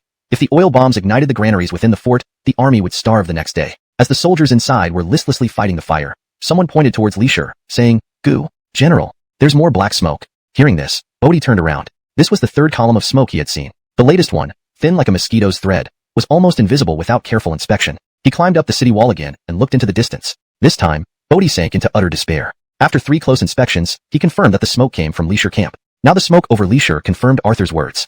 Suddenly, visions of Amrit's defeat, abandoning the city, and Zhongyang being raided and its supplies burned by the Han forces flashed through his mind. The more he thought about it, the more he recalled how Amrit often bullied the soldiers and ignored collective welfare. Countless grievances and past humiliations transformed into a single question in his heart. Why, as a Han person, should I fight against the great Han? To the soldiers, their General Su seemed only to stand there sighing deeply, for even a common soldier could foresee the outcome. But they still remembered Bodhi's kindness and care for them. Despite morale hitting rock bottom, no one spoke of surrender. Outside the city, Arthur kept repeating the news about the battles at Lishur and Zhongyang. As the shouts multiplied, Bodhi couldn't help but think of the inadequate grain supply within Shalu Fort, another failure on Amrit's part. To control the grain distribution, Amrit restricted Bodhi's troops to collecting only half a month's worth at a time. A ludicrous move. Brother Bodhi, surrender. Don't drag the soldiers into this fiery death with you. Can you trust Amrit to stay? And otherwise, we haven't lost much. Gil's gaze pierced the direction of Shalu Fort. Inside Shalu Fort, Aaron had ordered the catapults to stop to give Bodhi a chance. General Su, Aaron is here. If you wish to surrender, I'll vouch for your soldiers' safety with my life. Think of your future and your subordinates. Aaron shouted towards the city. Hearing this, Bodhi, who admired Aaron, found himself cornered in this isolated fort. If he didn't surrender, several rounds from the catapults would breach the earthen walls. A full-scale invasion by the Han army might result in the total annihilation of the White Wave forces. General, what shame is there in Han people returning to the Han? Surrender. We're just hungry. General, Bodhi looked at his troops and finally made up his mind. I'm willing to surrender. Aloysius outside heard this and nearly fell off his horse. General Arthur, quickly report to His Majesty. At your command. Arthur swiftly rode away. Shalu Fort's gates slowly opened. Bodhi knelt before Aaron, holding the banner of the surrendered White Wave army. Kyler, switching allegiances truly befits a hero. Aaron accepted the banner and led the troops into the fort, incorporating the White Wave soldiers into his ranks. Afterward, Aaron rapidly withdrew back to Hudong Commandery with the newly acquired troops. This, flabbergasted, Ors. Thus, Bodhi joined the Han loyalists wholeheartedly, determined not to repeat the mistakes of the past. In truth, Bodhi had long harbored the intention to part ways with Amrit, but held back because of the debt of gratitude he owed Amrit, which made it hard for him to voice his true feelings. Now, provoked by the Han army, Bodhi finally felt unburdened and spoke up. Is your Majesty planning to have me trick open the gates of Zhongyang? Upon hearing this, Aloysius smiled and nodded. He then immediately turned his horse's head and headed towards Emperor Gil's camp at the foot of Zhongyang City. Note: I've maintained the original paragraph structure and ensured the translation aligns with the previous content while keeping the tone and style consistent. Chapter 170. Bodhi deceives Zhongyang. Aloysius transports grain to Hudong. In Emperor Gil's camp, Arthur had already reported Bodhi's surrender. At this moment, all the generals were waiting on the supply route to welcome Bodhi. Bodhi was both surprised and honored by this reception. Your Majesty, surrendered General Bodhi pays my respects, he said, bowing deeply. Gil hurriedly dismounted and helped Bodhi up. General Su, your timely defection is most opportune. Gil patted Bodhi on the shoulder and continued. Would you like to temporarily join my personal guard? I am but a mere traitor with no accomplishments. How dare I receive such imperial grace? Your main duty was to manage supplies, only reinforcing when necessary. Given its remote location between Shalu and Lishur, Amrit did not anticipate it being a frontline stronghold. Seeing Bodhi kill the gate commander in the name of the Han, the defenders panicked. Bodhi's reputation for strict discipline and respect among the soldiers meant that his defection signified Amrit's defeat. As chaos ensued, Han troops poured in, swiftly forcing the 5,000 White Wave soldiers back to the city walls. Witnessing the heavily armored Han soldiers, they trembled in fear. Surrender, and you will not be harmed. Bodhi threw the head before them and called out loudly. Observing the situation, Gil left the surrender terms to Bodhi and turned to discuss logistics with Aloysius and Hardy. Your Majesty, I suggest we transport Zhongyang's grain to Hudong and entrust it to General Aaron, Hardy proposed, which Aloysius endorsed. Your Majesty, with Shalu now empty, if Jim's forces come, they will likely aid Amrit at Lishur first. Transporting the grain to Shangjuan would be too risky due to the longer distance and potential interception by Jim and Amrit. Transporting it to Hudong would keep it under the radar. Since General Su does not wish to stay in your majesty's personal guard and admires General Aaron, he could join Aaron's command. To help Su gain influence over his old subordinates and serve the Han more effectively, Aloysius bowed and added, this plan should be carried out by me alongside General Su. Indeed, Aloysius's strategy is sound. Let him lead the effort, Gil agreed promptly. 3 hours later, Bodhi swiftly organized the surrendered troops and began transporting the grain according to Aloysius's plan. Earlier, Aloysius had dispatched messengers to inform Aaron's retreating troops to await reinforcements at Shilu. By nightfall, everything was ready. Your Majesty, I shall proceed with Mr. Aloysius to transport the grain. Gil helped Bodhi up. General, do not consider yourself a traitor. I've heard you admire General Aaron greatly. You shall serve under him henceforth. Your Majesty, truly? Of course. In your previous role with Amrit, you must know of Jagger Furo and Jim. This conflict is crucial. Serving under General Harvey will prepare you for missions against Jim and Amrit. Bodhi understood. Understood. As a loyal servant of Han, I will prioritize the state over personal ties. Gil nodded, watching Aloysius and Bodhi depart with the surrendered troops. Your Majesty, do you feel regretful?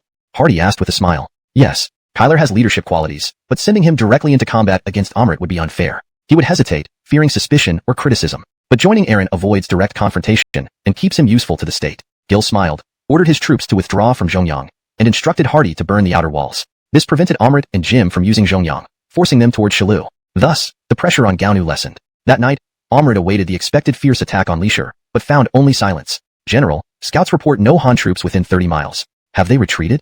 Amrit pondered. What about Zhongyang's scouts? Zhongyang? What happened? Zhongyang's grain stores are empty, and the city is burned. Amrit nearly stumbled. Burned? Empty? No signs of burning grain, just wool tracks leading to Shilu. Amrit slapped his thigh in frustration. It seems Bodhi truly defected. Disloyal scoundrel. General, Jim's forces are less than 30 miles from Lishur. How do we explain this? There's nothing to explain. Blame Bodhi and Jagger Furo for cowardice, Amrit sighed, returning to his tent. The next morning, Jim and Rog entered Lishur with Pedro's generals Carlton, Yarden, Hassan, Quentin, Leonardo, and Jamal. Seeing the defensive barriers still intact, they knew an assault had occurred. Listening to Amrit's excuses, Jim provided some funds and supplies, then laughed heartily upon returning to camp. Such incompetence, indeed, Hull out to greet. Upon seeing Gil, he immediately exclaimed joyfully. The credit for this battle goes to Generals Archibald and Arthur. General, you may send them to garrison Fushi County. I can vouch for them. Gil waved his hand and promptly promoted Archibald and Arthur. This gesture was clear. It showed that he trusted both generals in terms of loyalty and capability, and it also hinted that the crucial post of Fushi County was being offered to them. He hoped they would defend it well. Upon hearing this, both were naturally overjoyed. Though they held lower-ranking positions under Evander, once assigned elsewhere, Fushi County would be under their command, which did not diminish their status as commanders. This move both honored them and reduced Evander's concerns about guarding Gaonu. After all, Fushi was the first line of defense. Even if they failed to hold it, Evander still had room to maneuver. Keeping them close could lead to potential mutiny among newly surrendered White Wave soldiers if the military situation worsened. Evander bowed respectfully and slowly replied, if it's your majesty's wish, this general shall comply and redistribute troops to the two commanders. The old general wholeheartedly approved of Gil's strategic appointment. At this point, most families of high-ranking officers from the surrendered White Wave army were housed within Gaonu. He could thus assign most of these troops to Archibald and Arthur. Events, but his expression remained serious. Military advisor, is everything correct? Lincoln put down his wine cup and asked Ascari earnestly. At the same time, Jorge stopped laughing and looked at Ascari. Can there really be someone who knows all things by instinct? Ascari paused and continued, I cannot drink much more. I'll return to my tent. Lincoln, puzzled by Ascari's reaction, respectfully agreed to his request. Jorge quickly followed out, pulling Ascari aside. What's wrong with Wenha? Fengxian, do you trust me? Ascari asked sternly. Wenha, what kind of question is that? When you told me to kill Unkit and join Kit, did I hesitate? When you told me to abandon my family to escort Lincoln and flee to Ijo, did I waver? Jorge retorted, slightly annoyed. Yes, Fengxian, this can only be known between you and me. I predict Kit will surely be defeated by Gil. Why? Jorge widened his eyes, confused. What did you observe from the ambush on the Zhongyang supplies? Ascari countered.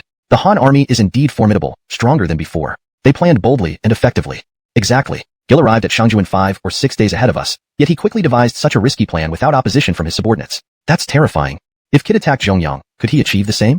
Ascari took a few steps back until reaching the tent's rear. In Shi, Jorge composed himself and complimented Ascari. Having served 3 lords, Jorge always found favor and wouldn't act imprudently. Ascari smiled faintly, acknowledging Jorge's praise but maintaining his reserve. He examined the map on his desk, considering Jorge's next ally. In truth, Ascari questioned whether joining the Han would be possible, given Kit's alliance with scholars and aristocrats backing Emperor Xian. This cut off any realistic hope of the Jagaran faction joining the Han. Once regional disputes turned into political struggles, having 2 suns in the sky became impossible. This was another reason Ascari decided to abandon Kit. Jiangdong can be defended strategically, allowing for ennoblement at most. Ijo offers geographical advantages and agricultural prosperity for regional dominance. If united with Jiangdong, perhaps we can counter 6 states with 3. This revised version improves fluency and consistency while accurately conveying the original meaning. Ascari closed the map, curious about Gil. Could there truly be an emperor instructed by Emperor Louis Guo? Is there someone destined to be king?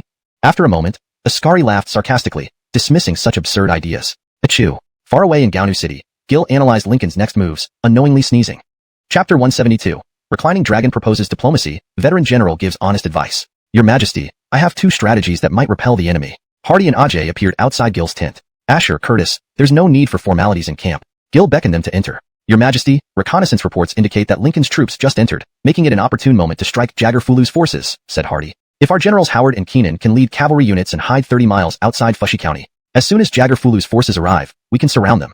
Hardy proposed with a bow. Indeed a good plan, but I not only want to defeat Jagar-Fulu, I aim to seize Shuafang. Shuafang has abundant water and grasslands, perfect for our Han pasture. Using it as a base, we'll establish a forward outpost for future campaigns against rebellious tribes. Gil nodded, unconcerned about Jagar-Fulu's forces. Past battles had already shattered their morale. I have a second strategy. I propose embarking on a diplomatic mission to Ia Tabanner to persuade Blaze to assist us. First, since the agreement with Your Majesty, Blaze hasn't invaded Han territory.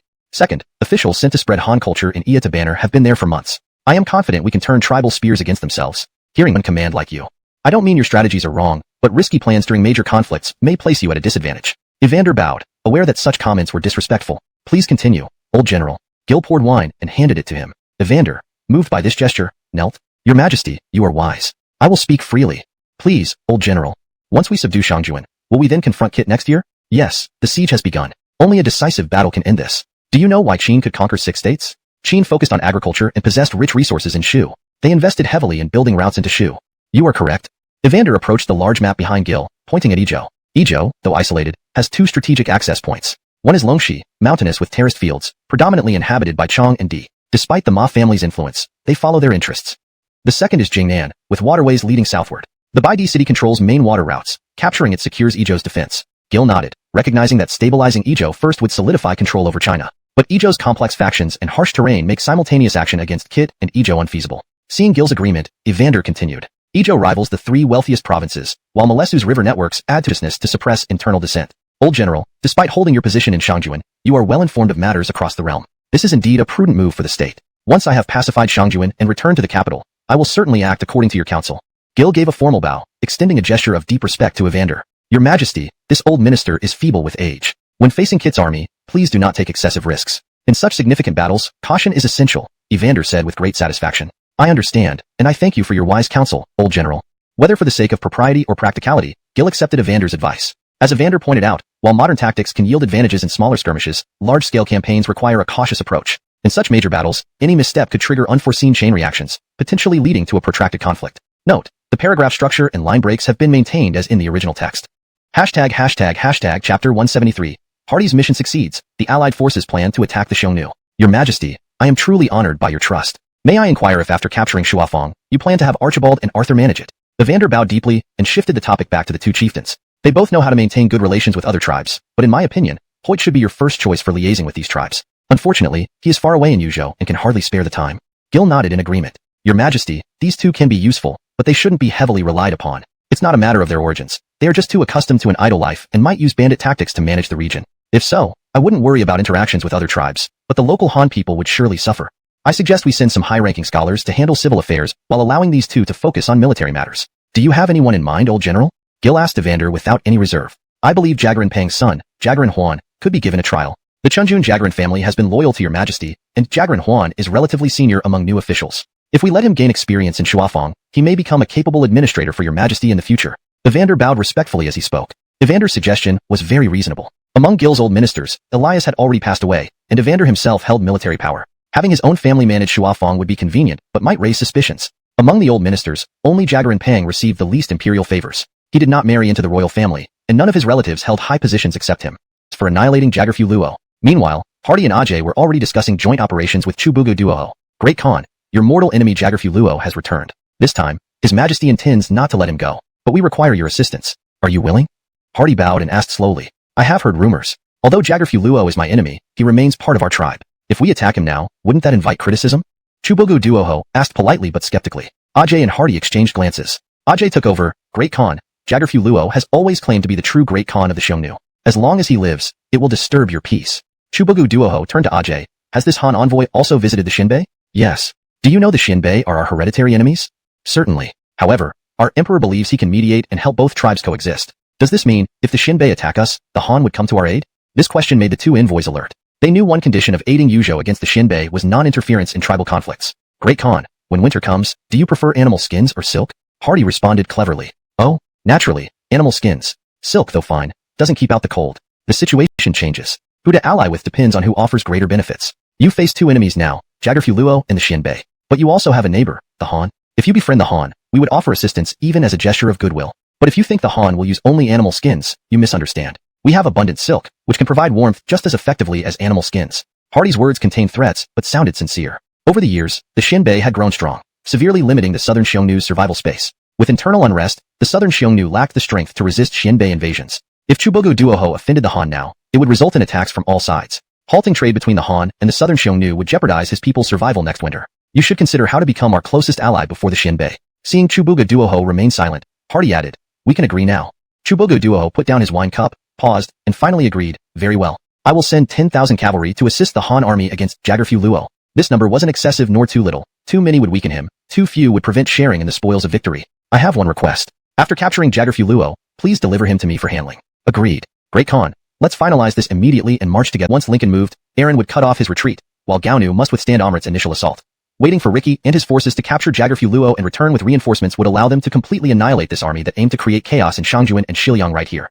Chapter 174. Lincoln and Amrit attack Gaonu. 10,000 riders raid Jaggerfu Luo's camp. 2 days later, Ricky and Ray had already positioned their ambush troops 30 miles outside Fusher County by the river valley. Jean launched his attack from Edo Banner, bypassing Shuafeng from behind to prepare for an assault on Jaggerfu Luo's rearguard. Outside Gaonu County, Amrit regrouped his remaining forces and now led 20,000 White Wave soldiers within 50 miles of the city walls. He was equipped with siege machinery brought by Lincoln, making him a formidable opponent, not to be underestimated. Old General, have you detected any movements of Lincoln and Rog's troops? Gil asked. Your Majesty, scouts sent to Shalu reported no unusual activity. We are unaware of why. Evander bowed and immediately replied. Gil pondered for a moment and then summoned the messenger officer. By imperial decree, Eren's unit will use the beacon fire from Gaonu County as a signal to seize the rear of Rog and Lincoln's forces at an opportune time. Yes, Your Majesty. The messenger officer accepted Gil's military order and promptly exited the camp. Old General, could this be a feint? Your Majesty makes a valid point. I shall strengthen the defenses of the northern and eastern cities. Evander bowed and quickly left the tent. At this moment, the main forces of Lincoln and Rog were assembled in the Shalu encampment. Lincoln recently recruited 10,000 mixed troops, while Rog commanded 10,000 Bingzhou cavalry originally under the late inspector of Bingzhou, Ding Jaggerin. These 10,000 cavalrymen, hardened veterans of countless battles, rivaled Pedro's own Bingzhou Wolf cavalry. Generals, how do we proceed? With a major battle imminent, it is essential to coordinate efforts. Lincoln, helmeted and armored, approached the camps of Jamal and others, asking them. Carlton, Yarden, Hassan, Quinton, Leonardo, and Jamal were also prepared for battle. Seeing Lincoln's readiness, they replied, General Han, our troops are all cavalry and not adept at siege warfare. It falls upon your infantry and Amrits to breach the gates first. Afterward, we will charge out to secure victory. Yarden bowed slightly, speaking calmly. Do you know how many troops Fei Qian has brought this time?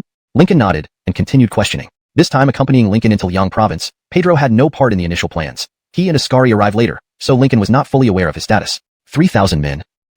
Each of the generals commands 3,000 men. Combined, our army numbers 40,000, giving us substantial strength. Faction leader Kid instructed that reporting. Hearing this, Gil nodded, but his worry deepened. Have we heard anything from Fusher? Jaggerfu Luo is less than 20 miles from Fusher but hasn't engaged yet. Just then, a sharp-eyed soldier on the wall pointed towards a distant banner and shouted, enemy reinforcements. Following the direction, Gil observed the approaching enemy mostly comprised of cavalry, raising a cloud of dust for miles. He smiled faintly. Finally, light the beacon fires. Immediately, thick black smoke rose from the four corners of Gaonu City. An hour later, Eren's scout rushed back, reporting the beacon fire situation. General, the hoof prints indicate a large cavalry force. Good, you may leave. I understand. Eren nodded and turned to Aloysius beside him. Gordon, what do you think? In line with the Emperor's predictions, Rog's forces are mainly the Bingzhou cavalry left by Ding Jaggerin. With Kit's plan to send him into Liang, reinforcements are likely cavalry-heavy. Our infantry lacks experience against seasoned veterans. Engaging them in open battle risks heavy losses. Aloysius stood before the map, continuing, we can divide our forces. General leads one contingent, General Bodhi another. Capture Shalu and Lishur strongholds, fortify the cities, cut off their retreat, and wait for the right moment. Flushing with excitement, Bodhi volunteered, General, I'll defend Shalu. Considering the situation, liable, turning traitor to Han within days. Jaggerfu Luo retreated angrily. General, what do we do now? Simple. Money and gifts can smooth things over. Even if we don't capture Fusher, some token shots will suffice. Lead the attack for a day and see. Jaggerfu Luo grumbled at his officers. Burn the beacon fire. Archibald and Arthur lit the beacon on seeing Jaggerfu Luo's forces beginning the attack. 30 miles away, Ricky and Ray received swift reports from scouts. When Jaggerin, I'll send a messenger to Jean. Agreed. Beacon fire signals. Our target is Fusher. In 1 hour, advanced cautiously 10 miles into the woods near Fusher. Proudly raising his crescent moon halberd, Ray roared, eliciting a unified response from his troops. That evening, in the forest outside Fusher, the sound of neighing horses echoed constantly. Jaggerfu Luo, drinking wine in his tent, was interrupted by a loud tremor beneath his feet. Holding his goblet, he froze, hearing thunderous hoofbeats reverberating. What's happening? An announcement. H-Han army's 10,000 riders raiding the camp. 10,000? Jaggerfu Luo dropped his goblet. We'll hold the city and train our troops diligently to live up to the Emperor's grace. Archibald and Arthur returned the salute. After exchanging a few pleasantries, Ricky and Ray withdrew their forces and set off back towards Gaonu. Upon returning to the city, Archibald and Arthur lit 2 beacon fires as planned, a signal that everything was proceeding according to plan. Soon, the relay stations lit 2 beacon fires as instructed, thus conveying the results of the battle in Fusher County to Gaonu City within an hour. Your Majesty, with Ira defeated, it is time to face Amrit. Evander bowed and said, yes, just wait until Generals Howard and Gerhard arrive, and get some rest before engaging the enemy. Just as Gil spoke, a messenger arrived. Your Majesty, the 3 cities of Lishur, Zhongyang, and Shilu have all lit beacon fires, indicating they are now in our control. Gil waved his hand. Old General, it seems General Aaron hasn't rushed to attack the rear of Lincoln's forces, but merely cut off their retreat. Your Majesty, judging by this, Lincoln likely has many cavalrymen, which forced Aaron to choose fortifying captured cities rather than risk open battle. If that's the case, this battle will require you to remain on the city walls while I lead the troops. Evander stated resolutely. Gil stood up and supported Evander. I know the gravity of the situation and won't contest for glory. Rest assured, in open warfare, they would still be stronger than the city's defenders. Ascari surveyed the defensive arrangements around Gaonu and frowned. Master strategist, what troubles you?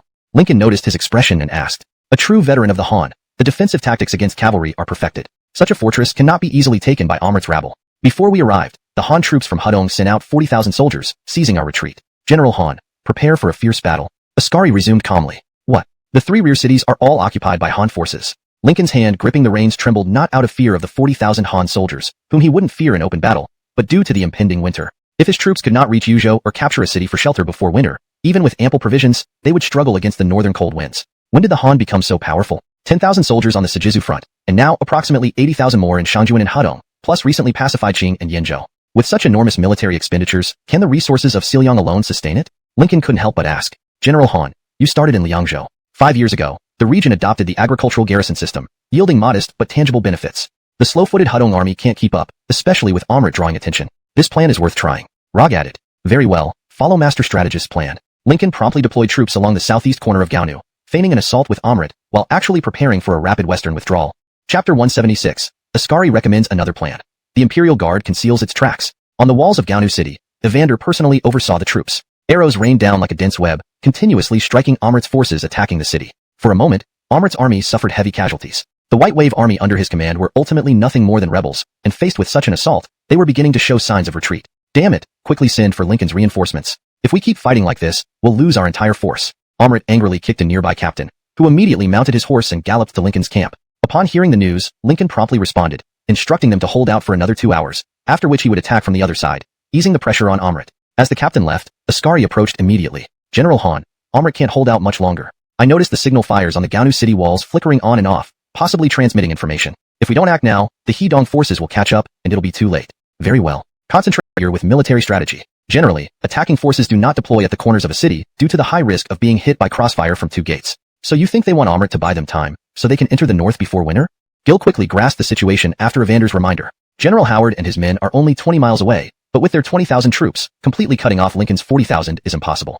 The best we can do is have Hart prepare defenses in Beatty Commandery to delay their entry into the city before winter. Gil's face hardened. Don't worry, Your Majesty. I've already set up watchposts along the road to Liangzhou. News of the frontline battle will reach Kobe within 10 days. Evander understood Gil's intentions and nodded. This veteran general was indeed experienced and prepared. Even if the enemy employed a surprise strategy, he could respond appropriately. Gil gratefully looked at Evander and approved his plan. In reality, if Gil pushed his elite Imperial Guards to fight a bitter battle against Lincoln, they might win, but the cost to the Han dynasty would be immense. These veterans, trained meticulously over 5 years, would be irreplaceable. Dwayne, issue the orders. If you encounter Lincoln's forces, don't engage in a full-scale battle. Conduct phased ambushes to delay their retreat. Minister, your orders will be followed. Jeremy rushed to the wall, dispersed among the troops, each leading 100 men. With this arrangement, the 2 armies demonstrated astonishing coordination and command. 20,000 soldiers silently hid in the woods, muffling their horses' hooves and muzzling their mouths. Ricky Xuanwu army hid on one side, while Ray and Garrett's Beidiger army waited at the front, ready to charge upon discovery. Garrett led his 3,000-strong Fancheng Corps, prepared for immediate attack. Report, 3 enemy contingents spotted. The first carries the Han flag, mixed infantry and cavalry. The second has scattered banners, with 3,000 orderly cavalry. The third carries the Lu flag, forming the rear guard. Pedro? Garrett, surprised, relayed this information to Ricky and Ray, who also grew serious upon learning it. Their past encounters had shown Pedro's formidable strength. No wonder His Majesty ordered us not to engage head-on. Thank heavens we retreated in time. Had we encountered the vanguard first, we might have misjudged their weakness and been caught by Lincoln's forces.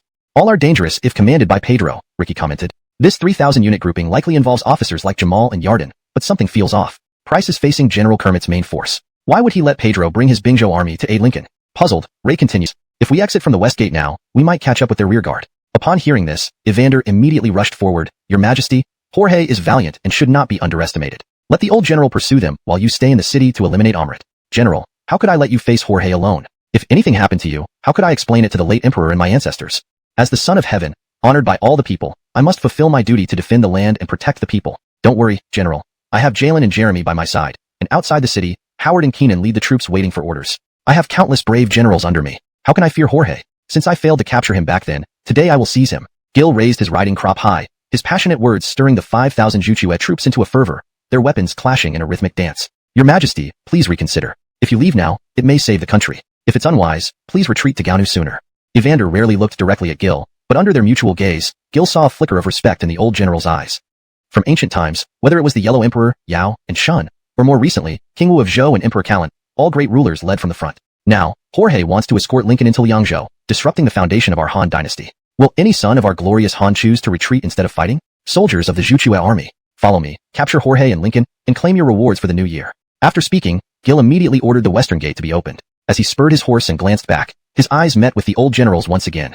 Evander performed a deep bow 3 times and sent Gil out, then unsheathed his sword without hesitation. Soldiers, His Majesty will capture Jorge, and we will slay Amrit. Follow me out of the city and give them battle. Evander mounted his horse. The northern gate, which had been under siege by Amrit's forces, suddenly opened. Amrit's generals were taken aback. Through the smoke, countless Han soldiers in red leather armor rushed out like wolves towards Amrit's positions. Gregory, Evander. Amrit recognized this old adversary. During Evander's tenure in Bingzhou, he had thoroughly defeated the White Wave army, forcing them to retreat into the wilderness. This old warrior remained fierce, charging ahead single-handedly. With him at the forefront, all the Han soldiers behind seemed energized, continuously advancing. Seeing such a display, Amrit's White Wave troops were terrified. Just as they prepared to flee, they saw the Han flags of Hadong forces rising behind them. You, report His Majesty's whereabouts to the Hadong forces. They don't need to intervene here. Just have them reinforce the Emperor. Understood. As a former general of the Han dynasty, Evander had the authority to command other troops during wartime, so his orders weren't out of line. Moreover, he and Aaron were old friends, ensuring Amrit's fate. Within 2 hours, the White Wave army was surrounded tightly by Evander. Meanwhile, the Hadong forces arrived at Gaonu City's east gate. Aloysius received the messenger's order and passed it to Aaron promptly. General Harvey, go support His Majesty. Jorge is formidable. We cannot afford any casualties among His Majesty's personal guards. Aloysius held back his horse and bowed. I'll go. I volunteer to take the cavalry straight down the western road to the city. Bodhi immediately stepped forward. The Hadong infantry corps, numbering about 50,000, couldn't deploy effectively on the narrow road. Cavalry facing undeployed infantry would result in a slaughter.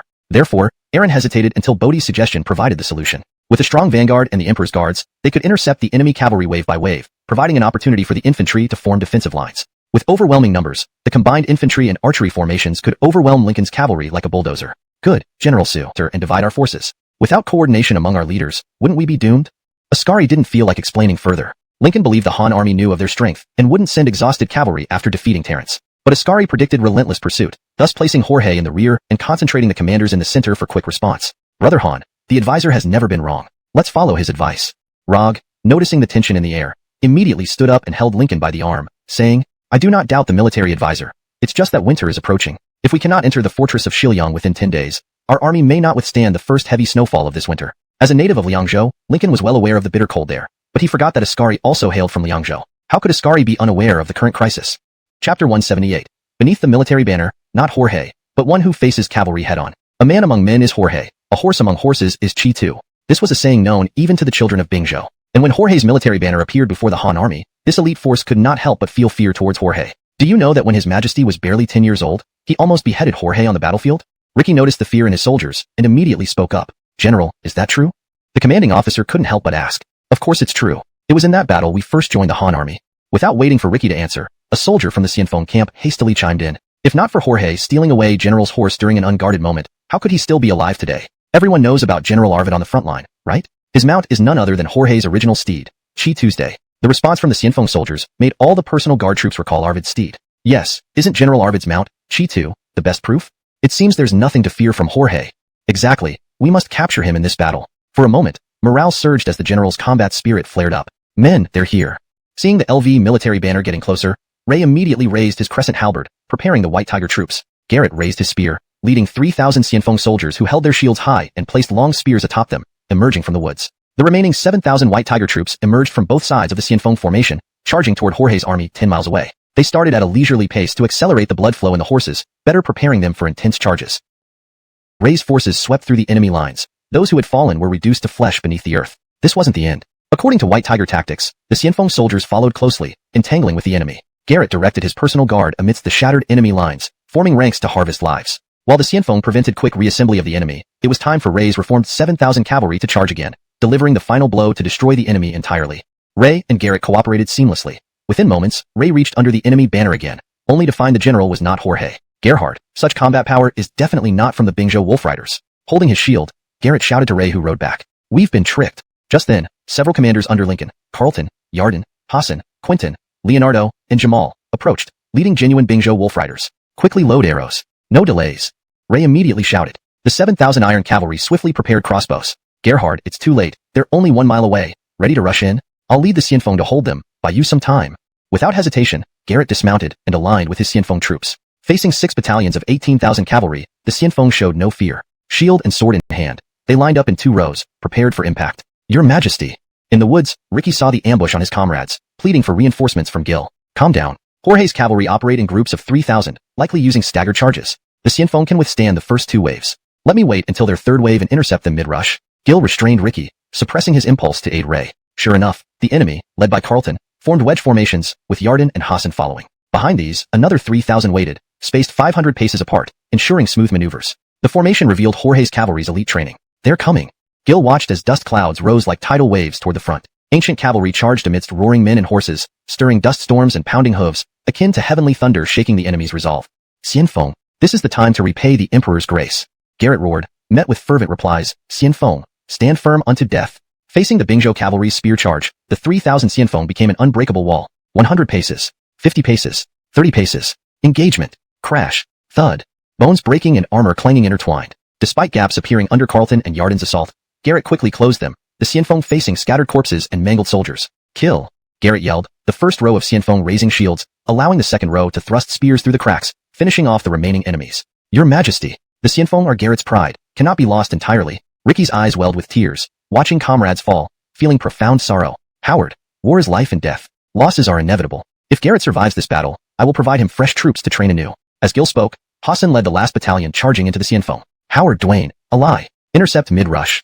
Gil ordered, sending 15,000 iron cavalry into the fray. Now it was Jorge's commanders experiencing the terror of enemy cavalry charges. I hope this translation captures the essence and style of the original text while maintaining readability and coherence. Ricky led 3,000 white horse personal guards, charging swiftly towards Hassan's flank. The remaining Ari troops charged together with the Zhuchua troops towards the rear guard commanded by Quentin, Leonardo, and Jamal. At this moment, the battlefield was completely divided. Ray's 7,000 cavalry had already reloaded their crossbows, bypassed the Xian, Feng camp, and began charging towards the vanguard led by Carlton and Yarden. Ricky was engaging the 3,000 men under Hassan. General Zhang, the Bingzhou cavalry brought by Bu is limited to those currently engaged, said Lincoln, unperturbed by the casualties among Pedro's men. However, Pedro couldn't help but feel the pressure. Hearing this, Ascari sighed. General Zhang, if not now, then when? Rog glanced at Lincoln, then at Pedro, and spoke solemnly. All right, Brother Han, I cannot return to Shandong, so it seems I can only follow you in Liangzhou from now on. Brother Zhang, rest assured, as long as I have food, so will you. I shall never forget your past assistance, Lincoln laughed heartily. At this moment, despite having the weakest force, he emerged as the greatest beneficiary, suffering no losses while observing the clash of elite cavalry. Rog, hearing this, no longer hesitated and spurred his horse downhill, leading the 10,000 Shandong defenders toward the intense battlefield. The two armies were fiercely engaged, completely unaware of each other's reinforcements. Ricky led 3,000 white horses in a charge against Hassan. With no time to react, Hassan suffered heavily. In mere moments, over half of his 3,000 soldiers were decimated. Ricky's spear flashed, felling another rider. Come meet your doom. Ricky roared, urging his horse forward. Both wielding spears, Ricky's youth sparked a sense of overconfidence in Hassan, who turned to face him. After 10 rounds of combat, Hassan realized his mistake. He saw only white horses surrounding him and yelled, You, Han General, dare to fight me one-on-one? Hassan knew there was no escape and could only rely on his skill to surpass Ricky. Ricky sneered. A thief general dare not fight alone. Attack Hassan en masse. Ricky understood this wasn't the time for showboating. While confident in defeating Hassan within 30 rounds, any delay could be fatal. Immediately slaying Hassan would alleviate the pressure on Ray and the others. Following Ricky's command, several riders charged from both sides, piercing through Hassan with multiple spears. Ricky quickly drew his sword and severed Hassan's head, shouting loudly, "The thief, General Hassan, is dead?" The news quickly spread, demoralizing the enemy. Ray ordered the White Tiger cavalry to flank and shoot simultaneously. Arrows whizzed through the air, hitting the flanks of Carlton and Yarden's formations, causing chaos and bloodshed. Turning back, Ricky saw that Ray's forces had secured an advantage and immediately decided to support Gil. While the rear battle raged, Gil's side remained calm. Quentin, Leonardo, and Jamal, facing the formidable Han forces, did not order a charge but kept their formation intact. Upon learning of Hassan's death, they remained stationary. "Your Majesty, give the order," urged Jeremy impatiently. "Not yet. We need to divide the battlefield. Their reinforcements haven't emerged yet," Gil replied calmly. On the high ground, Askari watched the Han forces halt and the white horses disperse a column of Bingzhou cavalry, shaking his head. "Indeed, worthy of being the son of heaven. Call General Zhang back. The Hudong forces are catching up." "Carlton and others?" asked Pedro, wide-eyed. "Report to Lord Jagarin. Our effort will be recognized. As for the front generals, they are likely beyond saving." Askari pointed to the dust rising from Hongnu City. "The Hudong army has 40,000 troops. Can Fengxian hold off?" Pedro remained silent. "Sound the retreat." Half of the wolf cavalry lost here caused him immense pain. On the battlefield, seeing the withdrawal signal, Gil immediately ordered a counterattack to support Ray and annihilate Carlton and Yarden's remaining forces. By mid-morning, 6,000 Bingzhou Iron Riders were dead, while Gil's forces lost 100 soldiers, most critically, nearly dispersing the Xianyan camp. "Your Majesty!" Garrett, wounded in 3 places, appeared pale and tearful. "General Gao, thank you for your efforts." Gil dismounted, helping Garrett up. His chest wound, piercing through iron armor, revealed white bone beneath. "Your Majesty!"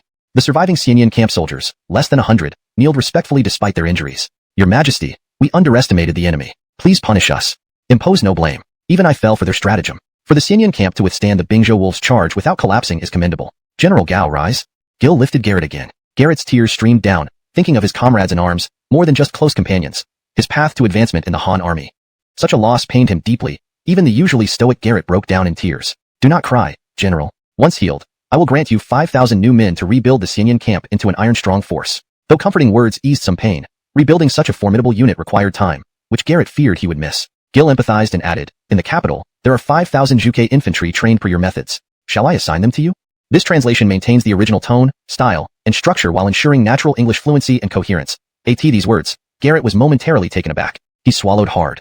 Though his sorrow remained, he instantly regained his composure. "Your Majesty, I am willing to lay down my life for you." Garrett saluted, causing fresh blood to seep from his wounds. "Very well," with a bow. "Alas, it's regrettable that General Harvey's forces are all infantry, which would be inadequate for pursuing the cavalry-heavy forces of Lincoln." Gil sighed. Ultimately, the task of pursuit would fall upon his own elite troops. Such heavy losses truly pained Gil deeply. He tried to console himself by reminding himself of the adage that soldiers should be trained daily for one moment of use. But the sight of countless limbs and arms scattered across the ground only deepened his resolve. He even considered that since Evander had already dispatched messengers along the way to inform Kobe and Shiliang, Kobe would likely muster a force in time to cooperate with Hart and Beatty to intercept Lincoln. "Is your Majesty hesitating about whether to continue the pursuit?" Aloysius approached and asked. "Indeed, Gordon, it's difficult to decide." Gil shook his head, realizing that being too close to the situation clouded his judgment. "Please issue the order to pursue. I will command General Harvey to set up defenses along the route. Even if the enemy counterattacks, our reinforcements can flow continuously." Aloysius immediately bowed and said, "It will be winter in half a month. If we pursue them all this way without concrete results, it could demoralize the troops." Gil hesitated. "Your Majesty, you've always been decisive. Why hesitate now? If your Majesty doesn't pursue Lincoln, even if he faces resistance from Kobe, he can still act opportunistically, either invading Scilly or Ijo, both of which would be detrimental to our rear. If Kobe fails to resist him effectively, by the time winter snows arrive, we may need twice the military effort next year to exterminate Lincoln, missing the critical opportunity to decisively engage Kit." Gil was chilled to the bone, as if doused with cold water, by Aloysius's words. Aloysius was right. Once a tiger returns to the mountain, if Kobe can hold Lincoln, the worst outcome would be turning him into a wandering bandit force that could be easily eliminated when their supplies run out. But if Kobe cannot hold him, given Lincoln's influence among the Chong and D tribes, it could undo the previous political gains made with these tribes and even allow Lincoln to raise another army. Pursue. Immediately issue orders to Generals Evander and Aaron to set up defenses along the route, with infantry advancing slowly to transport provisions. Evander has winter supplies prepared in Gaonu City, prioritizing those for the vanguard. The saying goes, listen to advice, and your stomach will be full. And Gil made up his mind at once. "Your Majesty, I will prepare the troops." Ricky promptly bowed and left to do so. Within 2 hours, the 20,000 iron cavalry were once again ready. Ray's White Tiger army loaded the last batch of arrows they brought. "Howard, you lead the vanguard. Remember not to press the enemy too hard. We only need to keep Lincoln preoccupied and slow him down so Kobe can prepare." "Your Majesty, rest assured, I will maintain the pursuit distance carefully and ensure troops," Rog complained, having taken charge of the rearguard duties since losing under Pedro. "Oh, General Zhang, let me ask you, if the Han troops don't fall for your ambushes, and if today you don't set any, what would happen if they attacked us instead?" Askari sighed, looking at Rog. Puzzled, Rog remained silent, then chuckled awkwardly. "All right, I'll set the ambush again. Please carry on." After Rog left, Lincoln's face darkened. "Advisor, winter is coming soon. This place is still far from Beatty, with defending troops ahead and the Han army chasing us. What should we do? Does General Han truly want to hear my advice? Ascari narrowed his eyes and asked. Of course. Advisor, please speak freely. Lincoln bowed and asked. Fine. How respected is General Han among the Chong and D tribes? Less than Kobe, but not much different. Why do you ask? Do you know the Chong and D people in Longxi well? Ascari continued, leaving Lincoln uncertain. Certainly. I govern Jinqing, not far from the Chong and D tribes in Longxi. Can you speak plainly? I shall be direct. Lord Jagarin has shown signs of defeat, and you have seen the might of the Han army. It's too late for Beatty County is from Longxi, and at this moment, all of Xiliang is under Han army control. How can we bypass so many cities to enter Izhou from Longxi? Upon hearing these words from Lincoln, Ascari immediately felt relieved. The paragraph structure and line breaks have been maintained as per your instructions. The translation preserves the original tone and style while ensuring naturalness and fluency in English. Hashtag Chapter 181. Lincoln hastens to Liang Province. Rog leads the army slowly. General Han, therefore, we need someone to act as a rear guard, Ascari said with a grave expression, his voice low but clearly audible to everyone in the tent. Advisor, do you really think Rog and Amrit are of the same ilk?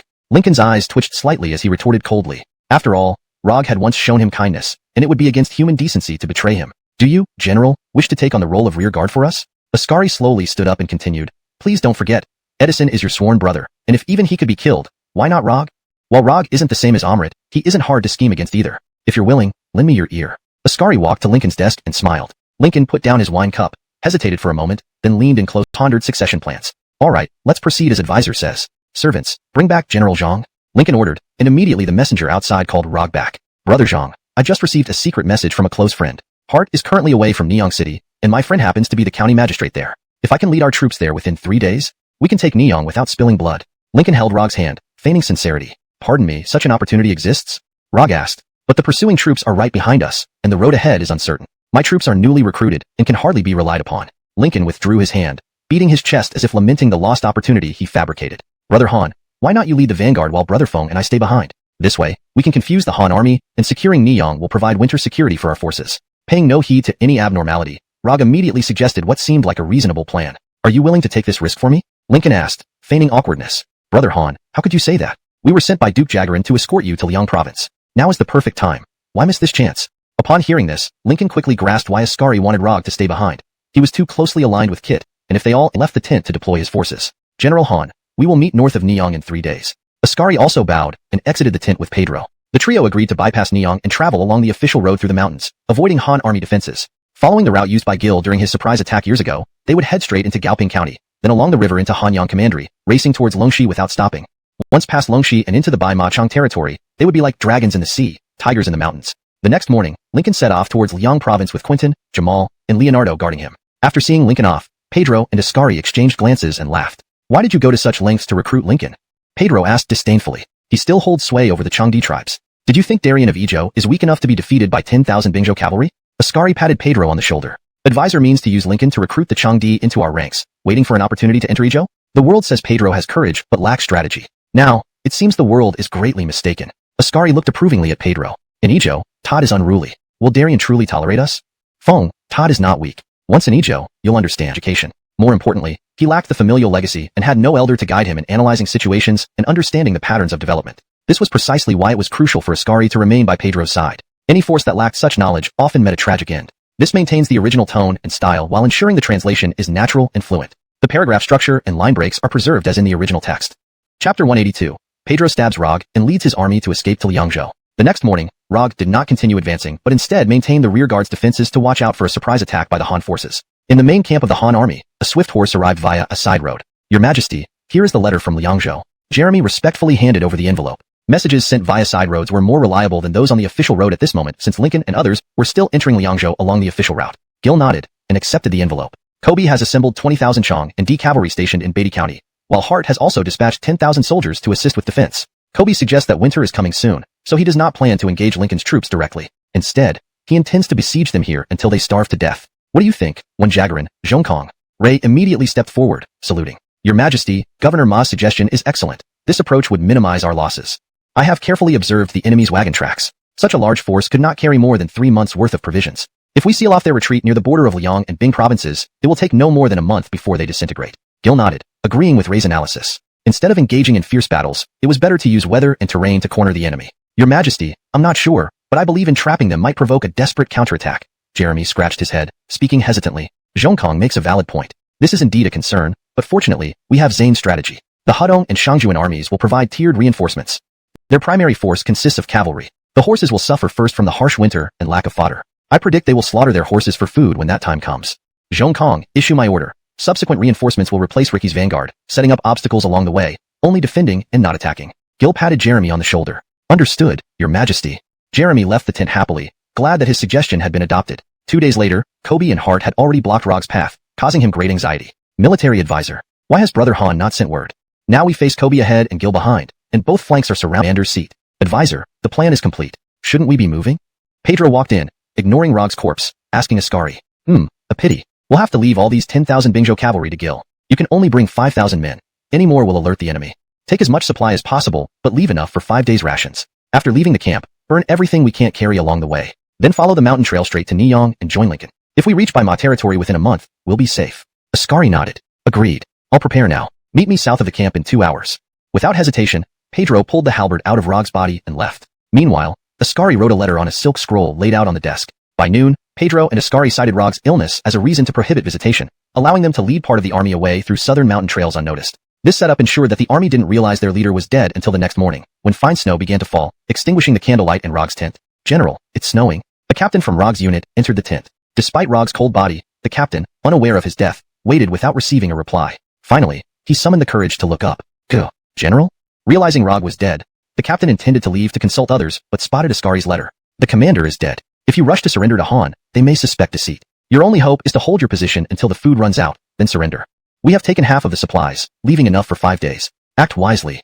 After reading the letter, the captain verified the remaining food and found it matched the description. He gathered comrades and decided to follow the instructions. With the commander dead and supplies running low, they dared not gamble. Thus, Rog's troops delayed the Han forces for 5 days. During this period, Ricky noticed changes in the enemy camp's cooking fires but suspected a trap and took no action. On the 5th day, white flags appeared in Rog's camp. The captain held Ascari's letter in his mouth and bound his hands, walking into Ricky's camp. Your Majesty, we wish to surrender. Please forgive us. After reading Ascari's letter, Gil laughed. Truly impressive, Germano. Sighing, Gil continued.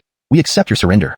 Zhong Kong, inform Kobe to return. Your Majesty, shouldn't Ma Taisho search for the fleeing enemy? No need. They are beyond our reach. Read this letter, and you will understand. With that, Gil dismissed the matter. Gil waved his hand and laughed. Chapter 183. Gil receives another surrendering army. Senior General regains control of Bingzhou. Ricky respectfully picked up the letter, drawing curious glances from the other generals. They all wondered why Gil did not instruct the defense forces of Liang to scout for the enemy's whereabouts. Noticing his colleague's curiosity, Ricky looked up at Gil, who nodded nonchalantly. Only then did Ricky open the silk scroll and read it aloud. Ascari, thrice bowing to the Emperor of Han. Having met your Majesty in Shangjuan, I now realize there truly are those born with knowledge and wisdom. The Emperor's prowess is unmatched. Even our formidable General Jorge cannot surpass the might of your Majesty's personal guard. As a commander, I understand we cannot win. Thus, we aim to avoid defeat. Ascari offers 10,000 troops to compensate for my indiscretions. But Rog's camp has no grain left. Please, extend your benevolence and spare the common soldiers. In today's world, while many heroes rise, true leaders are few. Among them, only Kit and your Majesty can be called heroes. However, Kit, though outwardly magnanimous, is inwardly suspicious. While Hebei is filled with capable people, Kit must consider his own family and retainers, leading to divisions among officials that hamper progress. This is a flaw among civil servants. Despite numerous renowned generals in Hebei, none have leadership skills, thus lacking the trust of the civil servants and unable to challenge price. This is a weakness among military leaders. With these two issues, I predict that your Majesty can conquer Hebei and stabilize central China in one battle. With this foresight, I plan to seek refuge in Izhou, ally with Jude in the southeast, divide the empire into thirds, and perhaps meet your Majesty again on the battlefield. Ascari bows again to the Emperor. Whenever the Han Empire faces adversity, talented individuals always appear. Could it be that the Han truly monopolizes the mandate of heaven? I wish to spend my remaining years exploring this mystery. After finishing, Ricky saw that the other generals were puzzled, having understood only that Ascari intended to escape to Izhou with Lincoln and Jorge, but not why Gil did not pursue them. Your Majesty, are you worried about logistics? Asked the perceptive Ricky. Exactly. With an additional 20,000 mouths to feed, it would deplete our reserves, Gil nodded, continuing, moreover, they have no intention of causing chaos in Liang, merely using Lengxi as passage to Izhou. Chasing them would waste time and effort. Keeping trade routes open and increasing revenue makes more sense. This is the first time someone used righteousness against me. Germano is in Archibald and Arthur to attack Shuafang immediately, occupying Jagger Faluo's territory before the southern Xiongnu do. General Evander will provide support with provisions and winter supplies. The generals acknowledged the orders. Your Majesty, what about Xingyang and Shandong? Jeremy asked softly. Not yet. Winter approaches. Let's prioritize Shuafang. Xingyang and Shandong can wait, Gil explained smiling. Your Majesty, shall we return to the capital? First to Ganu City. I have matters to discuss with General Evander. Your servant complies. As Ricky left, Gil followed, seeing heavy snow outside. Despite the losses, gaining 10,000 surrendering troops and by bow troops balanced the cost. Including Shuafang, Xingyang, and Shandong soon to be ours, the overall gains outweighed the losses. Your Majesty, the wind is strong. Return to the tent. You gave your cloak to Aloysius, urged Jeremy. Gil teased. Are you thinking of Lady Qiao? Your Majesty, no. It's just the holiday is coming in 2 months. Who wouldn't want to celebrate at home? Jeremy protested. Yes, preparations for the new year await. Arrange for the army's return. 5 days later in Gaonu City, heavy snow delayed travel. Evander prepared hot herbal medicines for the soldiers. Gil handed him Ascari's letter. Evander read it, bowed, and said, Congratulations, Your Majesty. 3 counties gained in 1 battle. There's cause for both celebration and concern. If Ascari and Jorge control Ijo, unification may be delayed. Do not worry. Post-holiday, send Darien and Brock to Ijo. If they join Todd, let Darien aid Chris. Otherwise, let Darien secretly assist Todd to counterbalance Ascari, Evander suggested. You're wise. I've decided to make you governor of Bingzhou. What do you think? I accept. They exchanged words without verbosity, akin to lifelong friends. Feng Jagarin will report to you post-holiday. Whom else do you need? For Xingyang, assign Bodhi. For Shandong, consider moving Bingzhou's seat here for strategic support near Ji Province and signal our intent to attack Ijo. But Archibald and Arthur are recent defectors. Consider assigning Shangjuan to Aiden. Do you agree? Gil was intrigued. Aiden, along with Evander and Elias, was one of the 3 great generals. Despite potential utility, he lacked loyalty. Upon learning Kit fled Ji Province and Unkit moved towards the capital, Aiden instinctively thought Han was in peril and fled to Jing Province with his family. And over these past few years, Gil had never once considered bringing him back. Therefore, when Evander mentioned this person, he was exceptionally cautious. Very well, in times of need, we shouldn't fuss over trivial matters. However, I've heard Kit has also tried to recruit Aiden. Chapter 184. Evander sends his son to the Imperial Academy, and Emperor Gil's escort returns to the capital. Thank you, Your Majesty. I will inform Aiden in my letter. Evander was an old general and naturally knew not to overreach his ambitions. Not only that, but he was also profoundly grateful to Gil at this moment, because almost all of the personnel arrangements in Bing Province were done by him. Jagarin Huan would be able to arrive in Shuafang after the new year, and once Aiden arrived, he could act more freely, both guarding against foreign tribes and opening up the border with Ji Province. As for Bodhi and Shihan, he served as a stabilizer for Archibald and Arthur. If these two showed any signs of unrest, Bodhi could intervene immediately, under the supervision of Aiden. A wise general or governor should demonstrate their skills through the appointments they make under their command. Skillful leaders usually have a loyal core team. These trusted aides usually do not form factions, while the rest would be from 2 different factions that can either be rivals or check each other. Although such personnel arrangements might lead to some internal friction during wartime, they often work harder than trusted aides to avoid exposing weaknesses of their own faction. Evander's arrangement was like this. Although Bodhi was part of the White Wave Army along with Archibald and Arthur, his behavior differed significantly from typical bandits. If Bodhi wanted to change the perception of bandit generals who had surrendered to Han, he must distance himself from Archibald and Arthur. This kind of behavior, seen by embodied. Everyone makes mistakes, how can one be without selfishness? Gil muttered to himself and gazed into the distant snowy landscape from atop the city wall. On the surface, Gil gave Evander the opportunity for his son to enter public service, but secretly, he kept Lee's relatives in the capital as collateral. The 2 options Gil offered were, 1, entering the academy to align with Elton and the younger capable ministers, the other, following Evander's path and gaining rank through military achievements. The hesitation in Evander's response came because he had little influence among the new generation of capable ministers, but Gil would never allow the Lee family to produce 2 top-ranking generals. Thus, Evander ultimately chose to send his son to the Imperial Academy. Anyone could see that Gil aimed to rely on students from the Imperial Academy to shape the future court of the Han dynasty. Investing in this way would definitely benefit the Lee family. Your Majesty, the surrendering troops have been disbanded and integrated into various units. The cavalry from Bing Province has been prioritized for the Imperial Guard, and most of the newly recruited soldiers from Lincoln's forces have been assigned to Shan Commandery. Aloysius stepped forward from the side of the city tower and reported on the reorganization of the surrendered troops. Do you think there's anything I should worry about in what you've handled? Gil glanced at him and asked, Gordon, don't you know what I want to hear? Your Majesty's arrangements are excellent. I have no better suggestions, Aloysius replied with a bow and a smile. Given my imminent return to immediately led Aloysius down from the city tower. The next morning, Evander sent off Gil with a large army outside the city. Gil, leading the Imperial Guard, finally set off on his return journey. To examine the conditions of military settlements and civilian settlements, he intentionally walked slowly, even ordering a detour through Hadong to Shanglua. Compared to 5 years ago, whether in Hadong or Shanglua, there was hardly any wasteland left. Formerly desolate villages were now filled with new immigrants. Many merchants were bustling on the main roads. Even though it was near winter, merchants from Jingzhou still traveled frequently. Gil ordered Ricky to change into civilian clothes to inquire about trade conditions from these merchants. Your Majesty, we have spoken to over 10 merchants, Ricky reported. And? What did you learn? There are mainly 2 issues. First, although many inns and shops have been rebuilt in the capital, they are still insufficient. Second, the route from Jingzhou to Luoyang involves both waterways and land routes. Once they leave the waterway, travel costs increase significantly for merchants. Moreover, the main roads, long neglected, often damage vehicles and horses. Ricky reported faithfully. How about merchants from Liangzhou? Do they face similar problems? According to the merchants, Liangzhou's traders mostly stop at Hongnong County to complete their trades. The governor of Hongnong has repaired the roads used by Western region merchants in recent years. Is His Majesty really as terrifying as you say? He is only a few years older than me, Kelvin protested. Silence. Have your studies made you foolish? You dare to speak so frivolously of the Son of Heaven? Cassius turned and glared at Kelvin, scaring him into lowering his head immediately. His Majesty, at the age of 10, executed Eldon. Then he led a large army to personally campaign against Unkit, achieving great victory and causing shock throughout the world. One battle secured 5 years of peace in Scilly, and the current school palace was established by His Majesty after this great victory, Cassius explained. If not for that, how many noble families would oppose the establishment of the school palace? Let alone the recent plot by Jonathan et al., which His Majesty dealt with swiftly, capturing all culprits within a night, and even using this incident to deal with the corrupt officials from the previous court who sold offices. How can such an emperor be described merely by his age? Cassius looked at Kelvin with a mix of frustration and disappointment. While Kelvin had an exceptional intellect and an extraordinary memory, in the eyes of the seasoned politician Cassius, he still appeared naive like a child. I understand, father, Kelvin replied, startled. The emperor is here.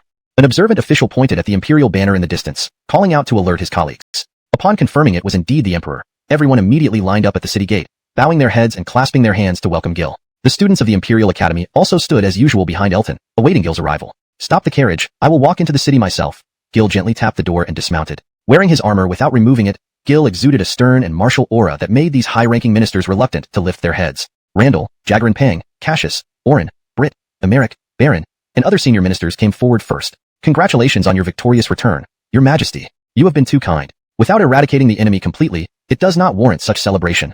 Gil waved his hand dismissively. Next were the young officials like Fiki, Elliot, Hardy, Ajay, Ushvin, and Ewan.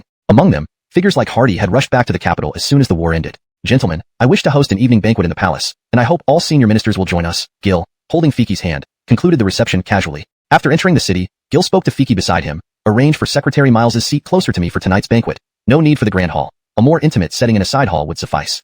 Elliot noted. Gil laughed heartily. Today's banquet, boning, sit next to me. As you wish, Your Majesty, Elliot bowed, understanding Gil's intention, and followed Fiki ahead. Lord Jagarin.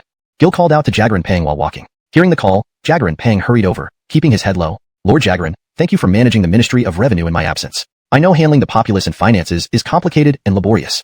Your Majesty, I will do everything for Han and for you, Jagarin Pang responded respectfully. General Evander recommended your son Jagarin Huan. Now that Shangfang has fallen under our control, where nomads lurk, mere generals won't suffice. General Li suggests Jagarin Huan go there for experience, familiarizing himself with both administration and military affairs. What do you think, Lord Jagarin? Your Majesty, this old minister. We are not very close to General Li, why would he recommend my son? Seeing Jagarin Pang's genuine bewilderment confirmed by intelligence, Gil added, no need to worry, Lord Jagarin. My intent is clear. Our loyal ministers are getting older. Who can manage Han if you leave me? Jagarin Huan should establish his achievements now, and eventually carry on your legacy to serve me. Grateful, Jagarin Pang bowed. Thank you, Your Majesty. I'll ensure Jagarin Huan, being the type of woman who appreciated such filial behavior, found both amusement and affection in Gil's earnestness. Your Majesty, several ladies are waiting for you to remove your armor here. Why not change clothes first in the side hall, and then chat with me? Mother, perhaps it's better if I stay and talk with you first. Gil waved a hand, smiling. Go ahead, there's no one else in my palace. Seeing her insistence, Gil did not press further and headed towards the side hall. Gil knew very well that his consorts were waiting in the side hall, but following protocol was crucial for maintaining harmony in the palace. Only when Janie lived well, could his consorts avoid excessive restrictions by clan rules. In the side hall, the ladies immediately knelt to welcome the emperor. Rise. Cordelia, have preparations been made for tonight's banquet for the ministers? Gil asked softly as he helped Karis rise.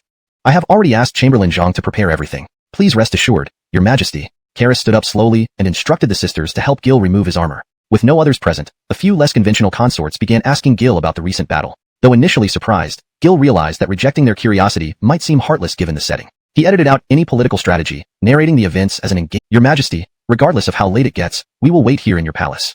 Marlene, holding Gianna, Kenna, and Ellen's hands, smiled warmly. Gil, slightly embarrassed, nodded silently. Exiting the side hall, Gil sat beside Janie. Mother, has anything significant happened among the families of court officials lately? Holding her hand, he asked. These old ladies always worry about their children's futures and their husbands' ranks, probing me for insights into the emperor's intentions. But recently, several madams asked for more spots at the Imperial Academy. I referred them to Daryl, who said only you could decide. Gil perked up. Which families inquired? Most families except the Clifton and the Imperial relatives have asked. Didn't we already allocate slots? Why the extra trouble? He meant the current batch is the limit. More scholars can enter only if enough retire, or if elders from these clans teach at the academy. Gil laughed. This Daryl sure knows how to shirk responsibilities. I invited Mr. Edlin to teach as well. Mother, don't worry, I'll handle it. Tomorrow, I'll visit the academy. Janie, though pleased, held his hand firmly. Titles aside, what truly matters is benefiting the state. If the law forbids it, that's final. I won't ask for favors. Moved by her sincerity, hands of their senior officials. Your subject complies with the imperial decree. Hardy bowed, accepting the order calmly and respectfully, his expression unchanged. Chapter 187. Hardy recommends virtuous ministers. Gil banquets all officials. Your Majesty, Isn't it too costly and labor-intensive to expand before the new year? Cassius asked tentatively. Minister Miles, rest assured, there's still 1.5 months until the festival, and with the skills of the artisans at the 100 Workshops office, the expansion of the side hall can be completed on time. Minister Miles, please bring your son to tonight's banquet, Gil said with a smile as he patted Cassius on the shoulder. Yes, I thank your majesty on behalf of my son for your gracious kindness, replied Cassius, his brows knitted tightly and his head bowed. To all military officials, if you have any objections or suggestions regarding the restructuring of the Ministry of War, please report them to Asher, who will relay them on your behalf. Gil glanced towards the younger ministers, making his intention of favoring them clear. Your majesty, I have 2 recommendations from county officials for you to review, said Hardy. The expressions in the hall varied upon hearing this. Although Hardy could be considered a man of a prominent family, the influence of the Alexi clan was far weaker compared to major clans like those of Ingchuan, Hongnong, and Taiyuan. His readiness indicated that the ministry was prepared. Very well, Minister Harvey, let's go together. Gil nodded and set off with Americ immediately. Outside the war ministry, Ushvin pulled Hardy aside. Asher, is it not too bold to present such direct advice? Hardy waved dismissively. Jagaranzi, you don't fully understand the Emperor yet. He dislikes secrecy and coercion more than anything. Presenting these openly was necessary to fulfill Daryl's wish. Asher, the prominent families like those of Ingchuan are enjoying power, and the Miles family of Hongnong holds great influence. It may take us several decades to rise above, sighed Yuan. Serving in the war ministry, he had felt the pressure from established families suppressing his strategic advice. Shiyuan Master said we must follow the Emperor's intentions, starting from minor offices within the government and supporting the establishment of new policies from below. Hardy reassured him, patting his shoulder. You speak easily, Asher. Even your wife has a position at the 100 Workshops office. Yuan laughed bitterly.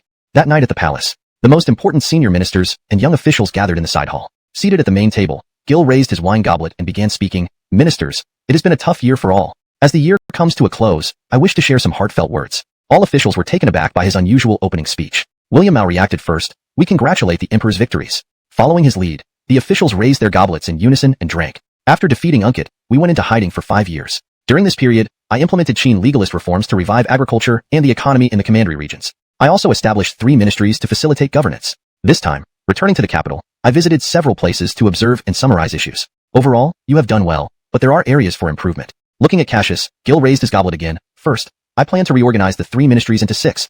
Personnel, revenue, rights, war, punishment, and works. Above these, there will be 3 councils, Chancellery, Council of State, and Secretariat. These responsibilities and jurisdictions are detailed in the policy book, which I request you review, Gil added. Hayward promptly had eunuchs distribute the documents to the officials. Most functions were straightforward, leading everyone to immediately understand Gil's intentions. Such reform would reduce high-ranking positions, but increase mid to low-level ones, necessitating more talents to fill the void. Only scholars from lesser families could fill this gap beyond the major clans. Secondly, this setup would concentrate imperial power by having the 3 His Majesty.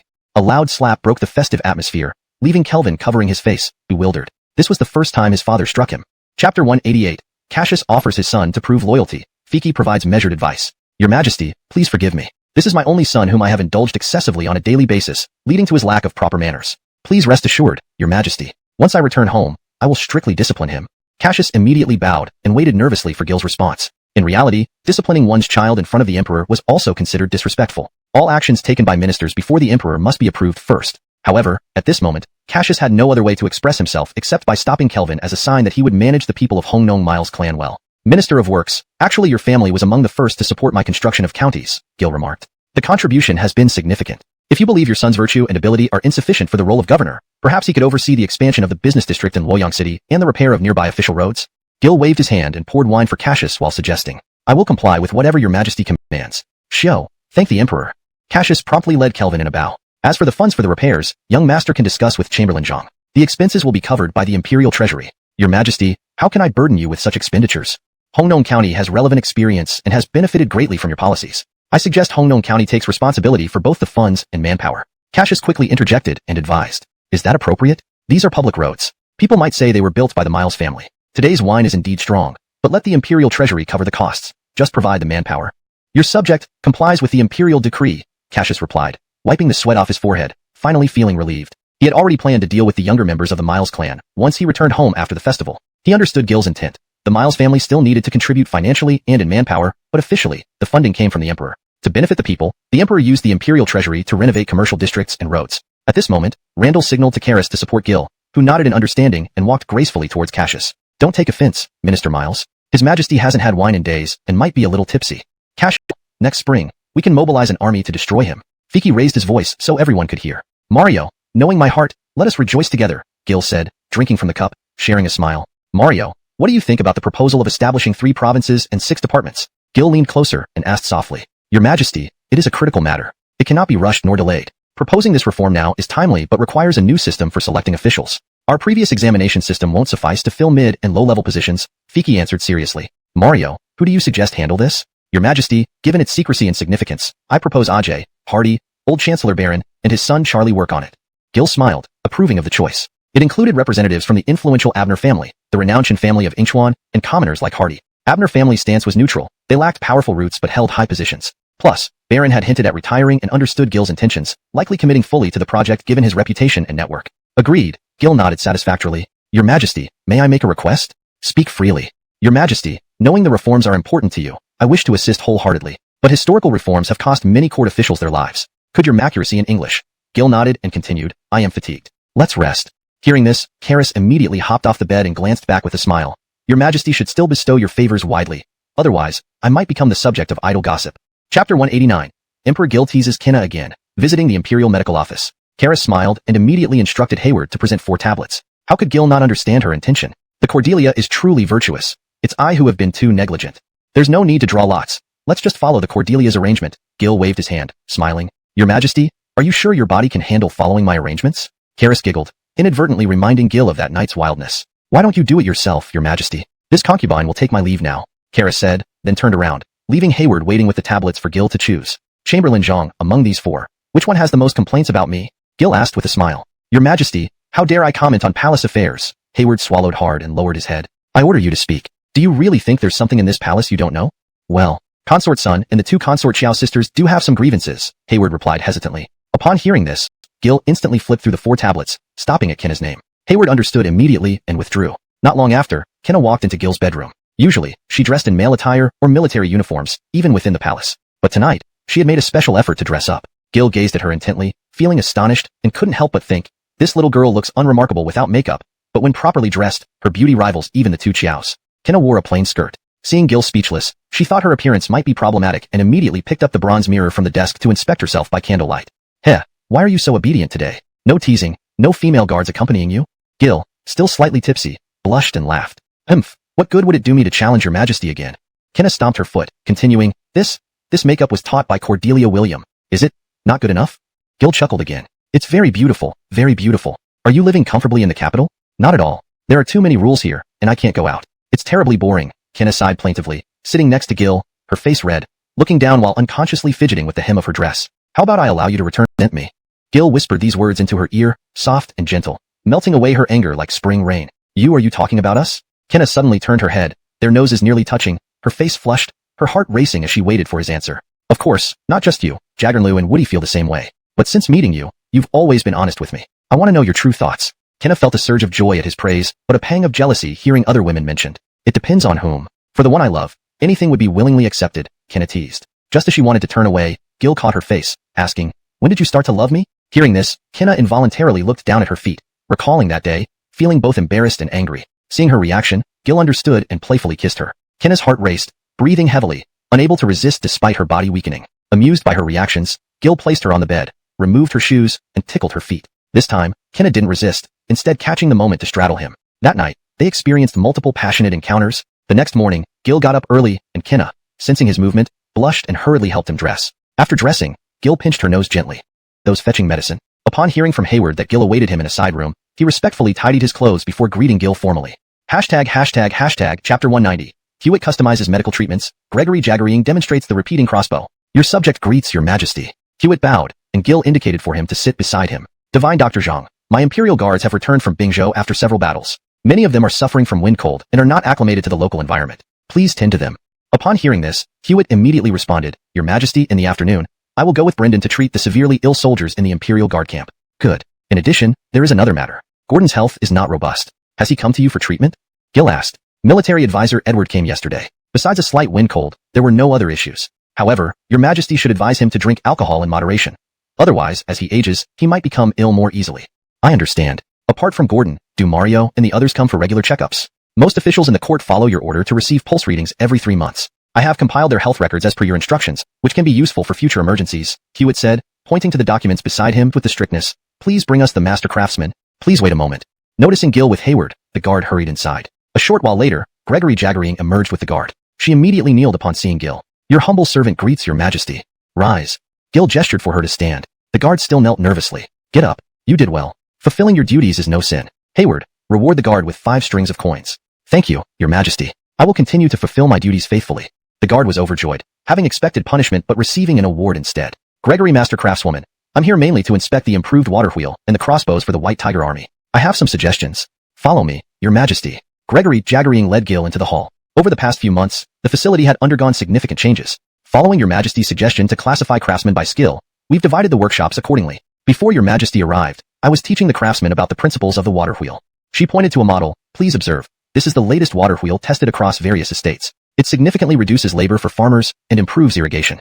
The trial at distant estates has been successful and ready for promotion. Excellent. Prioritize supplying military farms and civilian communities. Good inventions will naturally spread. Gil was pleased with Gregory Jaggerying's work. Your Majesty, I wish to recommend someone. Intriguing. It's thriving. Perhaps it's time to transfer Shiji. Gregory Jaggerying nodded. According to Asher, Your Majesty established the Ministry of War. Shiji's talents would better serve there. You're right. We've spoken for long. Where is Shiji?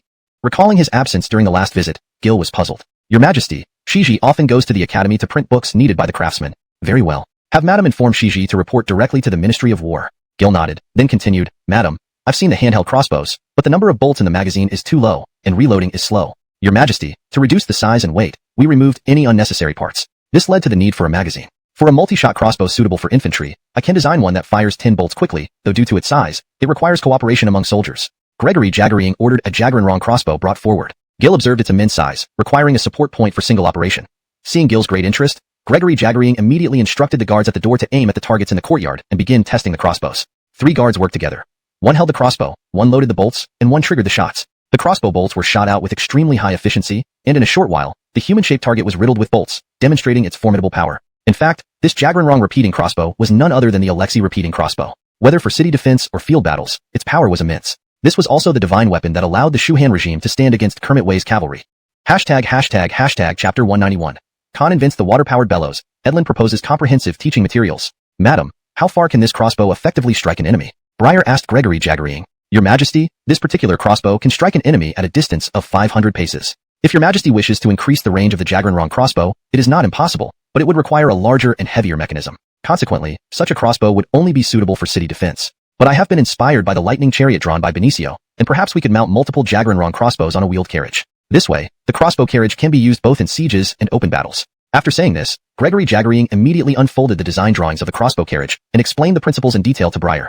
Such an iron-consuming fear that with royal and central support, they would rapidly develop. Rapid advancements in culture and technology would inevitably lead to changes in the social structure, which often meant the skills and means that old aristocrats and clans relied on for survival would become obsolete. Certainly, every era had its limitations, and not all rulers recognized this. However, for Gil, as a time traveler, this was a significant advantage. Note, Breyer was changed to Gil, based on the original text provided, which refers to the character as Gil, not Breyer. Very well. Khan has made a great contribution to our state. I hereby appoint him as Master Craftsman to assist Madam in managing the affairs of the 100 Crafts Institute. However, the water-powered bellows should not be publicly promoted for now. You must treat this as a top secret.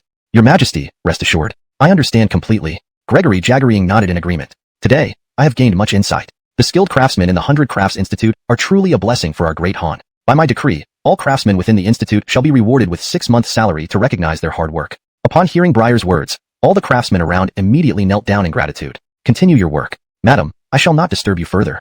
Breyer waved his hand and left the institute. Hayward closely followed, serving him. Director Zhang, we can increase the investment in both the 100 Crafts Institute and the medical office. Medicine concerns the welfare of the people, while craft Your Majesty's academic palace. It truly makes me blush to think of it. Edlin blushed slightly, waving his hand, then continued. But there is something I do not understand, and I seek Your Majesty's guidance.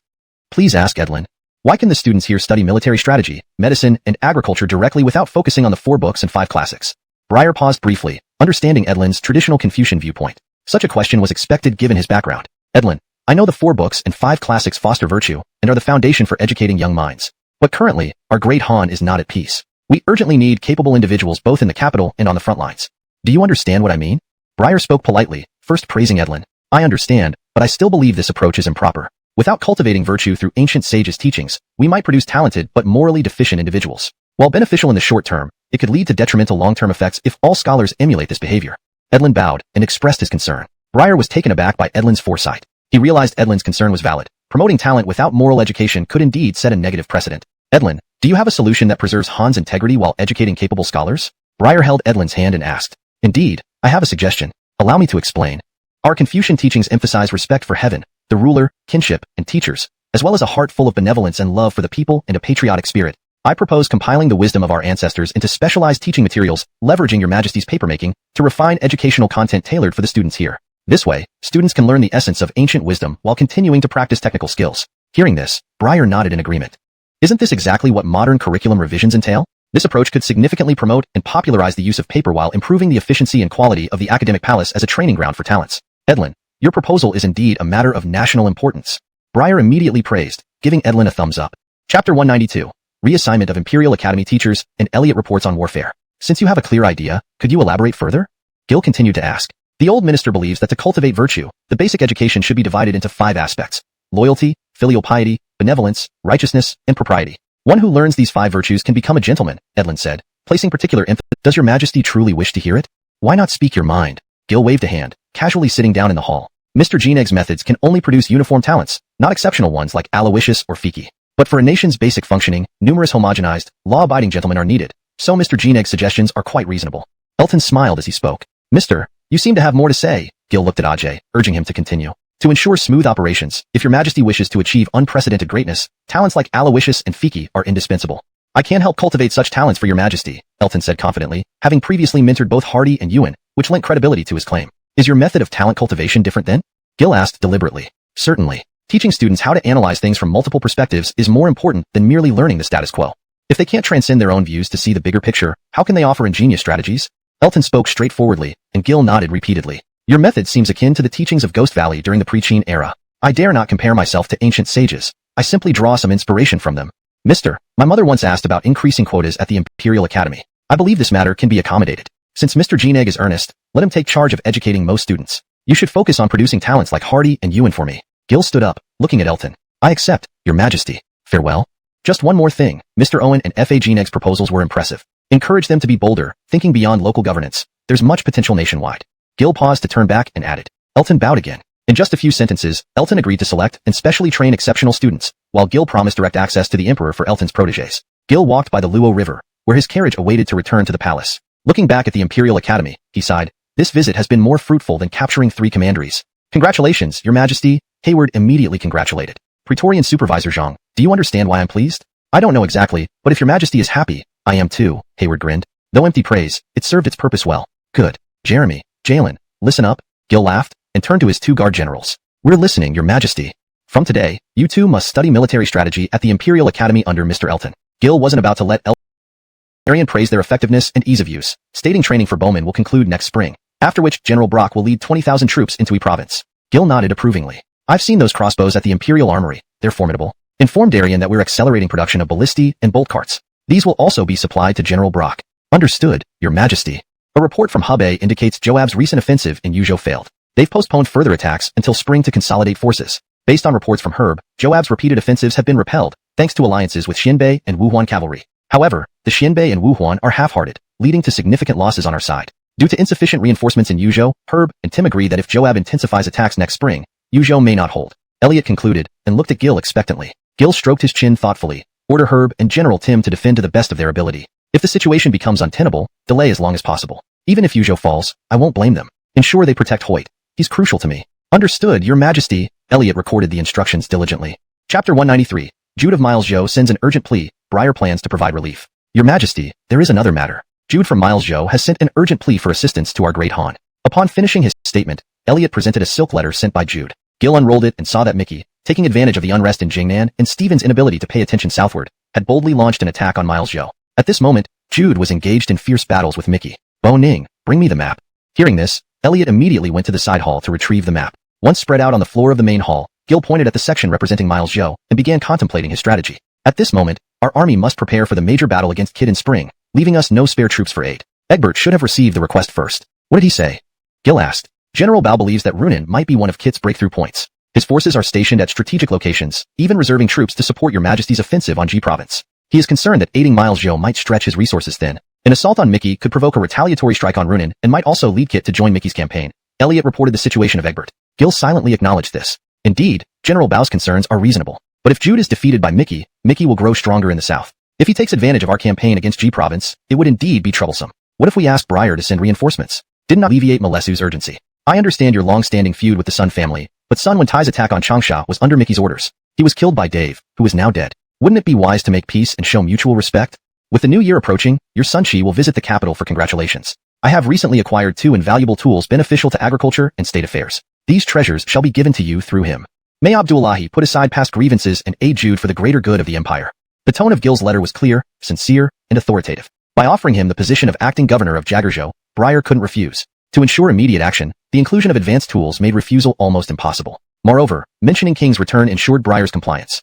Your Majesty, this letter is superbly written, Elliot praised. Though Briar's forces are not many, only the 3,000 under Coil are usable. Such numbers can only serve to distract Mickey. Sighing, Gil switched focus to writing to Jude, explaining the current situation and lack of available troops. He entrusted Briar to intervene and urged Jude to forget past grievances, placing the blame for Richard's death squarely on Dave and Mickey. Your Majesty, distraction alone is sufficient. Jude, valiant as he is, conquered much of Milesjo within 6 months. If fully committed to the Han, that would be ideal. If he harbors other intentions, he may prove to be an even greater adversary than Mickey. Elliot collected both letters, continuing. Currently, Jude aligns closely with the Han. However, if he faces no strong rivals, he may develop ambitions for expansion. Do not forget the administrative reforms needed once the empire stabilizes. A warrior like him will not easily comply. Elliot's warnings were not without merit. Gil had previously planned to reclaim power from governors and prefects once unity was restored. Given Jude's character, his reaction to these policies remained uncertain. Boning's point is well taken. We cannot let him perish, yet nor can we allow him to flourish too much. Nodding, Gil acknowledged. Your Majesty, I've completed my report. Elliot then gathered all documents, which took both hands to carry. Boning, you've worked hard. After completing this task, rest early. Your concern, Your Majesty. Thank you. As Elliot left, evening approached. Pleased, Hayward served the dinner. Noticing today's difference, Gil teased. Attendant Zhang, am I supposed to eat menu cards? Your pardon, Your Majesty. Concubines Gregory and Xiao sisters, fluency and accuracy in English. Chapter 194, Yuan's faint, Memphiso calculates supplies. Your Majesty, this concubine truly misses the days on the battlefield.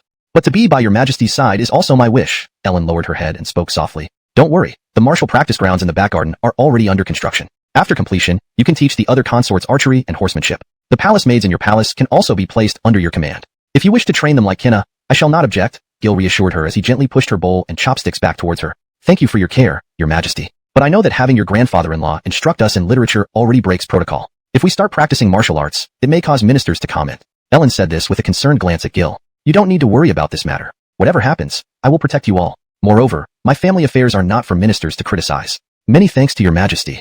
Eat quickly before it gets cold, Gil smiled. After finishing their meal, they walked hand in hand out of the bedchamber. Snow had covered the courtyard. Ellen, like a little girl, picked up snow to play. Your Majesty, Jingzhou never has such solid snow. Be careful not to catch a chill. After playing for half an hour, Ellen finally tired. With Gil's support, she slowed over her. Outside, it was bitterly cold, but inside, warmth prevailed. Early the next morning, Gil put on his official robes and went to the Ministry of War without waiting for Ellen to wake up. Since Gil arrived too early, the officials had not yet gathered. He set up the sand table models of Jingzhou and Jagarjo and waited. About half an hour later, Fiki, Aloysius, Ajay, Hardy, and others arrived. Seeing the map on the sand table, they immediately understood today's agenda. Gentlemen, I received intelligence that Mickey plans to move south before the new year. I have already sent word to Briar to send troops to secretly attack Jagarjo. What are your thoughts on our chances of success? Gil asked the officials around the sand table. Your Majesty, I believe that with Coil's forces alone, it would be insufficient to shake Mickey's foundation, said Yuan, clasping his hands together. If Mickey withdraws his troops from Milesjo, Jude, who hasn't fully recovered, will be forced into another bitter battle, along with Briar. Gil nodded, acknowledging Yuan's insights often being sharper than Hardy's on military matters. Sure Jagarin, speak freely. Yuan bowed. I will speak boldly. Mickey's base is Jagarjo, which also occupies part of northwestern Milesjo, areas untouched by the Yellow Turban Rebellion, rich in resources. Very well, let's proceed with Sir Jagarin and Zane's suggestion. Gentlemen, next, discuss the cooperation of our troops in other states while stabilizing the G front line. The attendants replaced the sand tables of Jingzhou and Jagarjo with prepared models of Sili, Ji, Bing, and Yanzhou provinces. Fiki stepped forward. Your Majesty, although grain stores in the capital are sufficient for one campaign, multiple fronts may deplete them. Only Fiki dared to declare this openly. Gil nodded. Memphis, point out the most efficient supply routes so we can plan accordingly. I accept the order. Gentlemen, observe. Transporting supplies via water from Luoyang to Yanzhou would sustain 50,000 troops for 6 months. To transport to Bing province, land transportation must be used, costing more and only supplying 50,000 troops for 3 months. Direct transport to the G front line can use combined water and land methods, supplemented by Kermit's military farms, sustaining 50,000 troops for a year. Fiki outlined these logistical costs clearly. This left the strategists in a dilemma. Multiple fronts would expedite victory over Kit, bypassing defenses to strike hard at his rear. However, increased troop deployment means exponential consumption of grain. Failure to conquer swiftly risks prolonged warfare. Gil knew why they were conflicted. Chapter 195. Military Analysis at the Ministry of War, Understanding Enemy and Allied Situations. After a moment of silence, the strategist remained deep in thought, but finally Aloysius stood up. Your Majesty, military tactics suggest striking when the enemy is unprepared. However, our forces have been in standoff with Kit for over a year now. Any slight movement on either side is easily detected by the enemy. In my opinion, instead of deploying surprise attacks that deplete our supplies, we should focus on a single decisive battle. From what I see, Kit has an army of 150,000 men, while our Han troops are also around 150,000 strong. In such a large-scale confrontation, no single victory will determine the outcome of the war. Gil nodded in agreement. Do you think this campaign will drag on indefinitely? Frankly speaking, Gil did not wish to spend years fighting in G Province, as it would require mobilizing more civilians for farming to support the massive logistical needs. This also meant that during the conflict with Kit, the Empire would be vulnerable to potential attacks from other ethnic groups or external forces, risking a chain reaction of frontline collapses. How long do you estimate this war will last? Gil asked, his expression growing serious. I believe, given the wisdom of the Hebei scholars and the might of Kit's elite troops, it could take 2 years to annihilate him, Aloysius replied. Upon hearing this, the strategists grew somber. They all wished for a swift end to the war to unify the Han Empire sooner, but even the best strategists couldn't offer better advice. In such a large-scale campaign, too many factors could influence the final outcome. It seemed only fate could determine the result. Fortunately, the Han Empire was flourishing under Gil's rule. Compared to Kit, the Han showed a stronger posture, and the only real threat came from the beleaguered forces of Mickey and Miles Zhou. Your Majesty, there's no need to worry. Such a prolonged campaign would be difficult for both armies to sustain. In my view, the grain reserves in G Province may not last long enough to support Kit's 150,000 men. So he chose to advance into U Province, Yuan added, respectfully advising. That makes sense. Gentlemen, please look at these new weapons designed by the 100 Crafts Bureau, the Thunderbolt Catapult and the Jagranrong Crossbow. Gil nodded and presented the blueprints of the Thunderbolt Catapult and the Jagranrong Crossbow, and the guards brought in models of the weapons. The strategists examined the blueprints and models and immediately recognized the power of these new weapons. Gentlemen, if we equip Price's army with these weapons, could it accelerate the conquest of G Province? These crossbows aren't too complex to operate. Sending a batch of ready-made crossbows to the frontline soldiers after the new year would help us form a combat-ready force quick-fied positions within 3 months. However, during the siege phase, progress slowed down, showing signs of lagging behind. Gil interrupted, Gentlemen, let's break for lunch. There's no rush.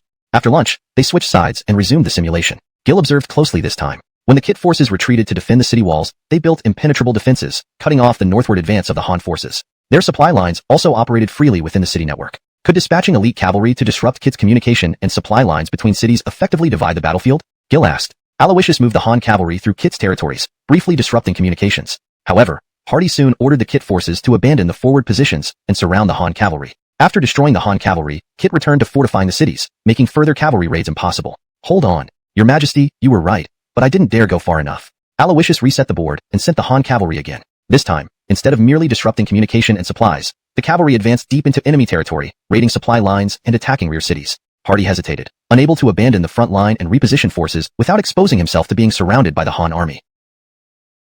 Continued efforts. Gil waved his hand, and everyone immediately took their leave. Mario, stay behind. Fiki slowly walked back to Gil's side. Your Majesty, what is it? Mario, a few days ago, when I checked the state granaries, the reserves shouldn't be this tight, right? Gil asked, turning to Fiki. Just the other day, Kermit Manuel reported that Governor Ismail of Louisbing did well with his agricultural reforms and achieved a bountiful harvest. He even requested that I grant Ismail the rank of staff officer. Why were you so cautious in front of the ministers then? Fiki replied with a smile, Your Majesty, I was not being overly cautious. I merely want to ensure we tighten our belts first before loosening them. Your Majesty, the weather has been favorable this year, leading to a plentiful harvest. However, if next year the weather is poor, our grain supplies in the capital will be strained.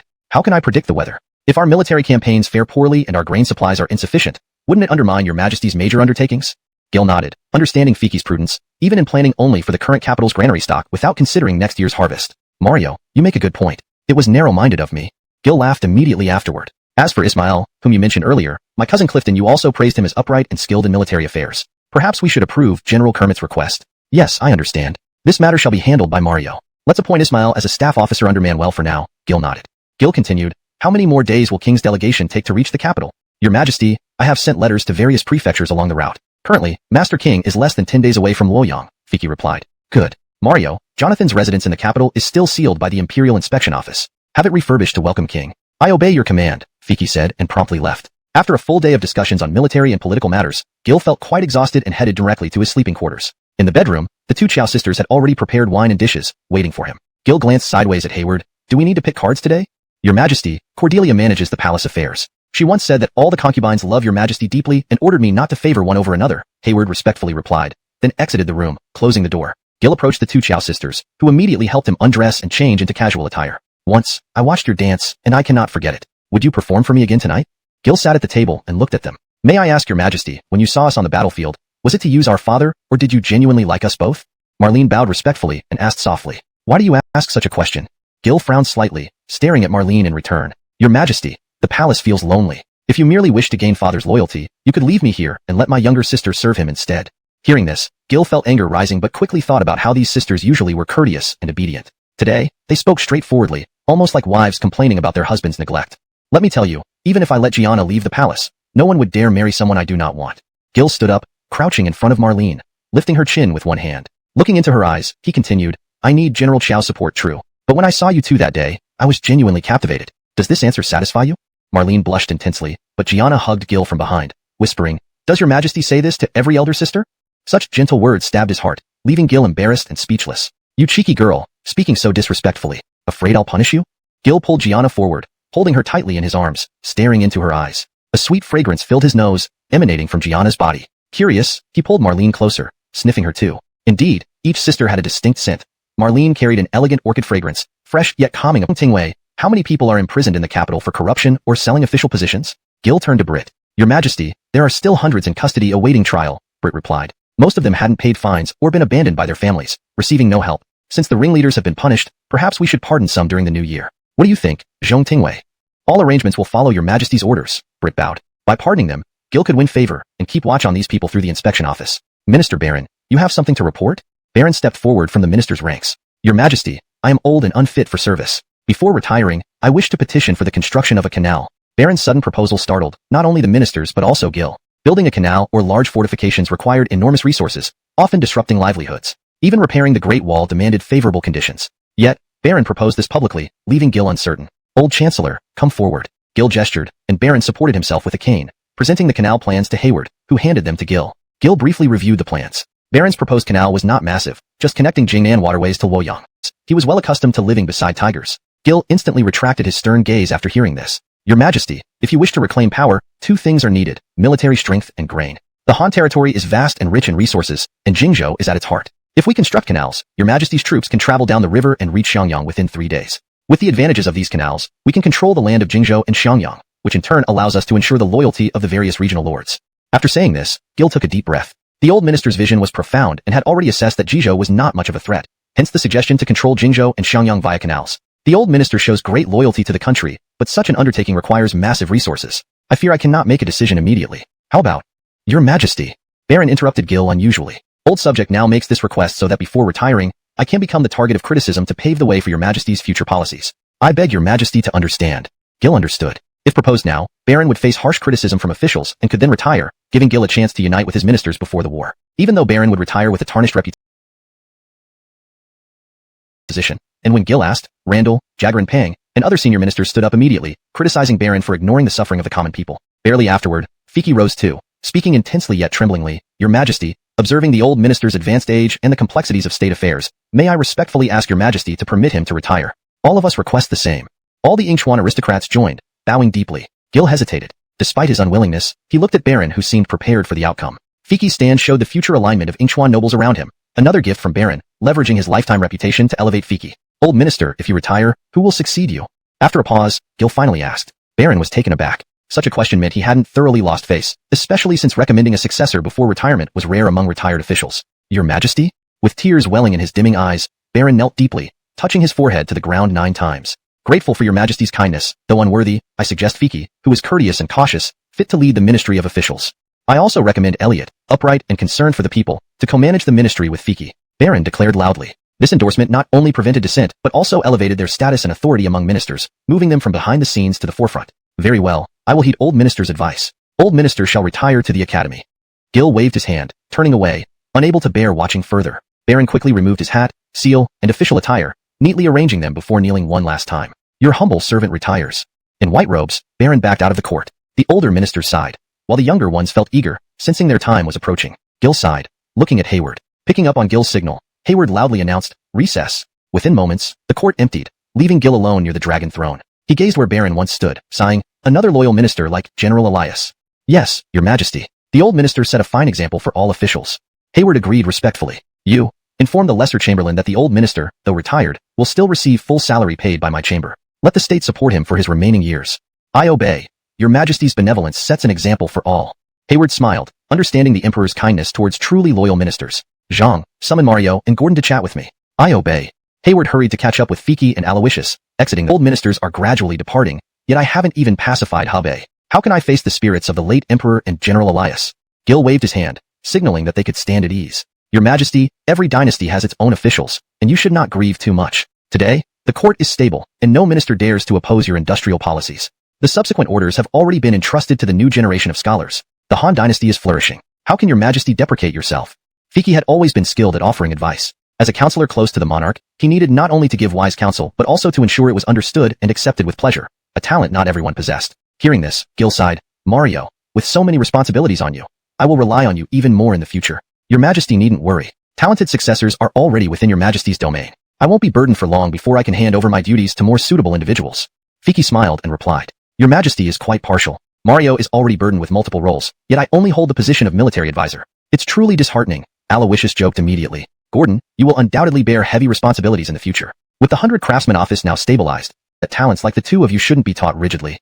So, I instructed him to select outstanding students from the Imperial College and educate them according to his methods, Gil explained. Aloysius immediately nodded. I quickly scanned through it. Mr. Geneg indeed simplified many classic works, focusing only on loyalty, filial piety, benevolence, righteousness, and propriety. I believe we should pilot this curriculum at the Imperial College.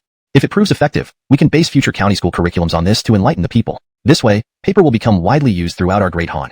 Fiki respectfully closed the document and looked at Gil. Mario, your thoughts are thorough. Proceed as you see fit. Although this matter should be handled by the Ministry of Household Affairs, the current administration is complicated. Only you can manage it efficiently. I trust you with this task.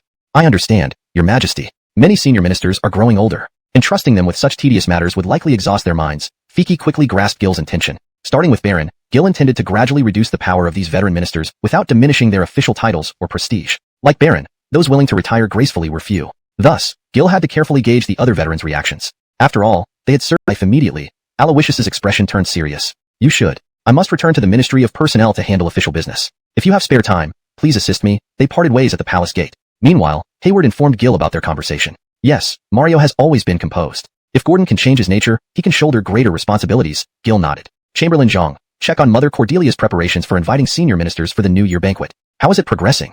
Your Majesty, there's no need to ask. I personally arranged it. All dishes were selected by Cordelia Dowager for health benefits. It just needs Your Majesty's command. Nodding, Gil instructed. List the senior ministers related by marriage and invite them in 2 batches. Invite those unrelated in the afternoon. Understood. How is the construction of the martial training ground in the rear garden coming along? Your Majesty, it has been entrusted to the 100 Craftsman office. The engineers believe it can be completed before the new year if expedited. Take special care of this project. Some of the imperial consorts practiced martial arts from childhood. A place for them to train would be better than confining them in the palace. Additionally, recruit young girls from soldiers' orphans and send them to consort Ma, Sun, and Gregory's palaces for training. Gil turned and walked towards Cordelia He's residence. Hayward followed, remarking, Your Majesty's affection for the 3 consorts makes even me envious. Oh, Chamberlain Zhang, do you know these 3 represent powerful regional lords leading tens of thousands of troops? I'm warning you to avoid provoking them in the harem. Even the Cordelia may struggle to restrain them. Gil turned back, giving Hayward a mock warning. Chapter 199. The Cordelia Dowager instructs Gil. The Grand Tutor retreats gracefully. Seeing Hayward was too frightened to speak, Gil stopped teasing him and briskly walked towards the Cordelia Dowager's chambers. As he arrived at the palace gate, laughter from women could be heard incessantly from inside. Is it the Cordelia and the others in the Cordelia Dowager's palace? The Emperor is informed that every afternoon, the Cordelia leads the concubines to chat with the Cordelia Dowager, Hayward explained. Hearing this, Gil nodded approvingly and said, The Cordelia is considerate. Go ahead and announce my arrival. Hayward immediately entered the palace and announced Gil's presence. The laughter instantly ceased. Gil lifted his robe and walked into the hall, loudly greeting, Greetings, Mother Cordelia Dowager. The Emperor need not bow, Janie quickly greeted, holding Gil. Her smile revealed her satisfaction with the Cordelia arrangements. The Emperor arrives just in time. I was just wondering when you will bless me with a prince, Janie chuckled. Mother, I'm still young. There's no need to rush, Gil replied awkwardly. You see, this matter requires some thought and effort, Janie smiled, looking at the empresses and concubines. The Cordelia Dowager speaks wisely. I'll lead the sisters to focus on it. Karis covered her face and laughed, then dismissed the concubines from the Cordelia Dowager's chamber. She knew Gil wouldn't come here unless it was necessary. Once they were gone, Gil sat beside Janie and asked softly, Mother, you are familiar with the families of these old ministers. Are any of them overly ambitious for power? Janie immediately had the eunuchs and maids step out, then held Gil's hand. Most of the old ministers' families are more concerned about their heirs. However, the Li family seems somewhat uncertain. Since the Emperor summoned Li Jianshou, the Vander's family has not visited the palace again. Have Aiden's family arrived in the capital? Yes, I've already written to Aiden's wife. Aiden had been exiled to Jingzhou and refused to serve Briar, living idly at home. Now, summoned by the court again, he has entered the capital along with King Janie replied. Hearing this, Gil understood. Mother, I appreciate your efforts on these matters. I understand. Such details aren't suitable for the Emperor to directly inquire about, but small things often reveal people's true intentions. Janie gently held her son's hand. The reduction of old minister's power should not be done by either you or me. Choose a respected elder as an example. Baron was the first to retire, but it must have its reasons. Don't be too harsh, she advised carefully. Gil listened attentively, realizing how serious the Cordelia Dowager was. What mother says makes sense. We need a loyal elder to set an example. Do you have anyone in mind? I think Grand Tutor William May has always been close to the Emperor and doesn't care much about rank. Perhaps you can invite him over, and we'll persuade him with reason and emotion, Janie suggested cautiously, knowing how deeply attached Gil was to Karis. William May has a son named William Seong. Perhaps he can start as a rotating prefect in the inspectorate to test his abilities, Gil added. Since you have a plan, I won't say more, Janie called for Hayward. Zhang, invite Grand Tutor William to the palace. Your subject obeys, Hayward left promptly. A short while later, William May entered with a cane. This old minister greets His Majesty and the Cordelia Dowager. Grand Tutor, please rise. Gil supported him up. Grand Tutor, I hear you have a son. I wish to offer him a position as a rotating prefect in the inspectorate. What do you think? Gil asked. William May bowed deeply. Thank you, Your Majesty, but with the nation facing war, I cannot set such a precedent. If you wish to summon my son, he should first be nominated through the filial piety exam or evaluated by the Ministry of Personnel. Gil was taken aback by William May's seriousness. There's no need to worry, Baron's retirement was discussed with us. I believe I follow suit honorably. How dare I demand positions for my descendants? Do you really agree? These past years, Your Majesty removed our political enemies through Jonathan and others. With your benevolence, we feel safe. We are old. It's time for younger ones to take over. Now, talented officials are abundant. Let me set an example. William May expressed sincerely. Gil, moved by William May's integrity, blushed and invited him to sit beside him. Historical power transitions usually involved bloodshed, so Gil expected more resistance from the old ministers. Unexpectedly, these ministers were open-minded, which made Gil reconsider. In a healthy government, new talent would eventually replace the old, avoiding bloody purges. It's better to retire gracefully, preserving reputation and opportunities for descendants. You truly embody nobility. I understand your intention. I will entrust William Seong to Elliot and ensure his fair evaluation. Even after retiring, you can enter the palace freely and teach my concubines. You may also hold a nominal post at the academy, with your salary unchanged. I will not let you fade forward. Those ministers who had entered into an alliance through marriage were already highly honored, and should serve as examples for others. He would naturally take good care of their descendants and ensure their smooth transition. A sudden withdrawal from all of them would cause unrest within the court. Gil wanted them to understand his intentions and retire gracefully, ensuring both their families' future careers and the dignity of the royal family. Thinking this far, Randall couldn't help but bow toward the palace wall once more, sighing inwardly. His Majesty has truly grown up. Handling major affairs is like cooking a small dish. I cannot match him. The next day at the Cordelia Dowager's residence, Gil did not allow the concubines to meet their relatives. Only 4 senior ministers, along with Gil and the Cordelia Dowager, were present. You are all pillars of support for my throne. These dishes have been specially prepared by the imperial kitchen for you. Please feel free to partake. With a gesture, Gil signaled the senior ministers to disregard formalities and start eating. They obediently began tasting the food. Taking advantage of the lull, Gil continued. I recall when I first ascended the throne, without your support, how could we have reached today's Han dynasty? Therefore, I believe it should become a tradition to invite senior ministers for a feast before every new year to share my thoughts. But it's unfortunate that General Elias passed away, and Chancellor Baron retired, which makes this gathering somewhat somber. Gil looked a bit disheartened at this point. Hearing this, Randall immediately stepped forward, bowing deeply. Your Majesty, this humble minister understands your intent. But even a long-lived tortoise has its limits. When you were young, we were already old. Now, you are youthful, but we are nearing our end. Randall chuckled. Even compared to old Baron, this humble minister often feels inadequate and unfit for heavy responsibilities. With a major battle against the traitor Jaggerin approaching, we cannot prioritize personal matters over public duty. Once you return victorious, I shall retire to the Imperial Academy. Gil nodded. Take care of your health, Grandfather William. Everyone must also visit the medical office regularly. While I am still young and lack knowledge, I need the assistance of esteemed ministers like you. But, I also understand that age brings the desire for retirement. I do not wish to deprive you of enjoying time with your families. Grandfather William, your request to retire is granted. Gil raised his wine cup and drank it all in one go. The others smiled knowingly. Randall had already briefed them about today's Gil directly saw through Karis's true feelings. Compared to other consorts, except for herself, seeing their families was quite troublesome. Karis pouted. Why does your Majesty understand women's hearts so well? No wonder you keep these sisters captivated. Gil lifted her face gently, looking into her eyes. Did you not tell me to treat everyone fairly? Why are you being jealous now?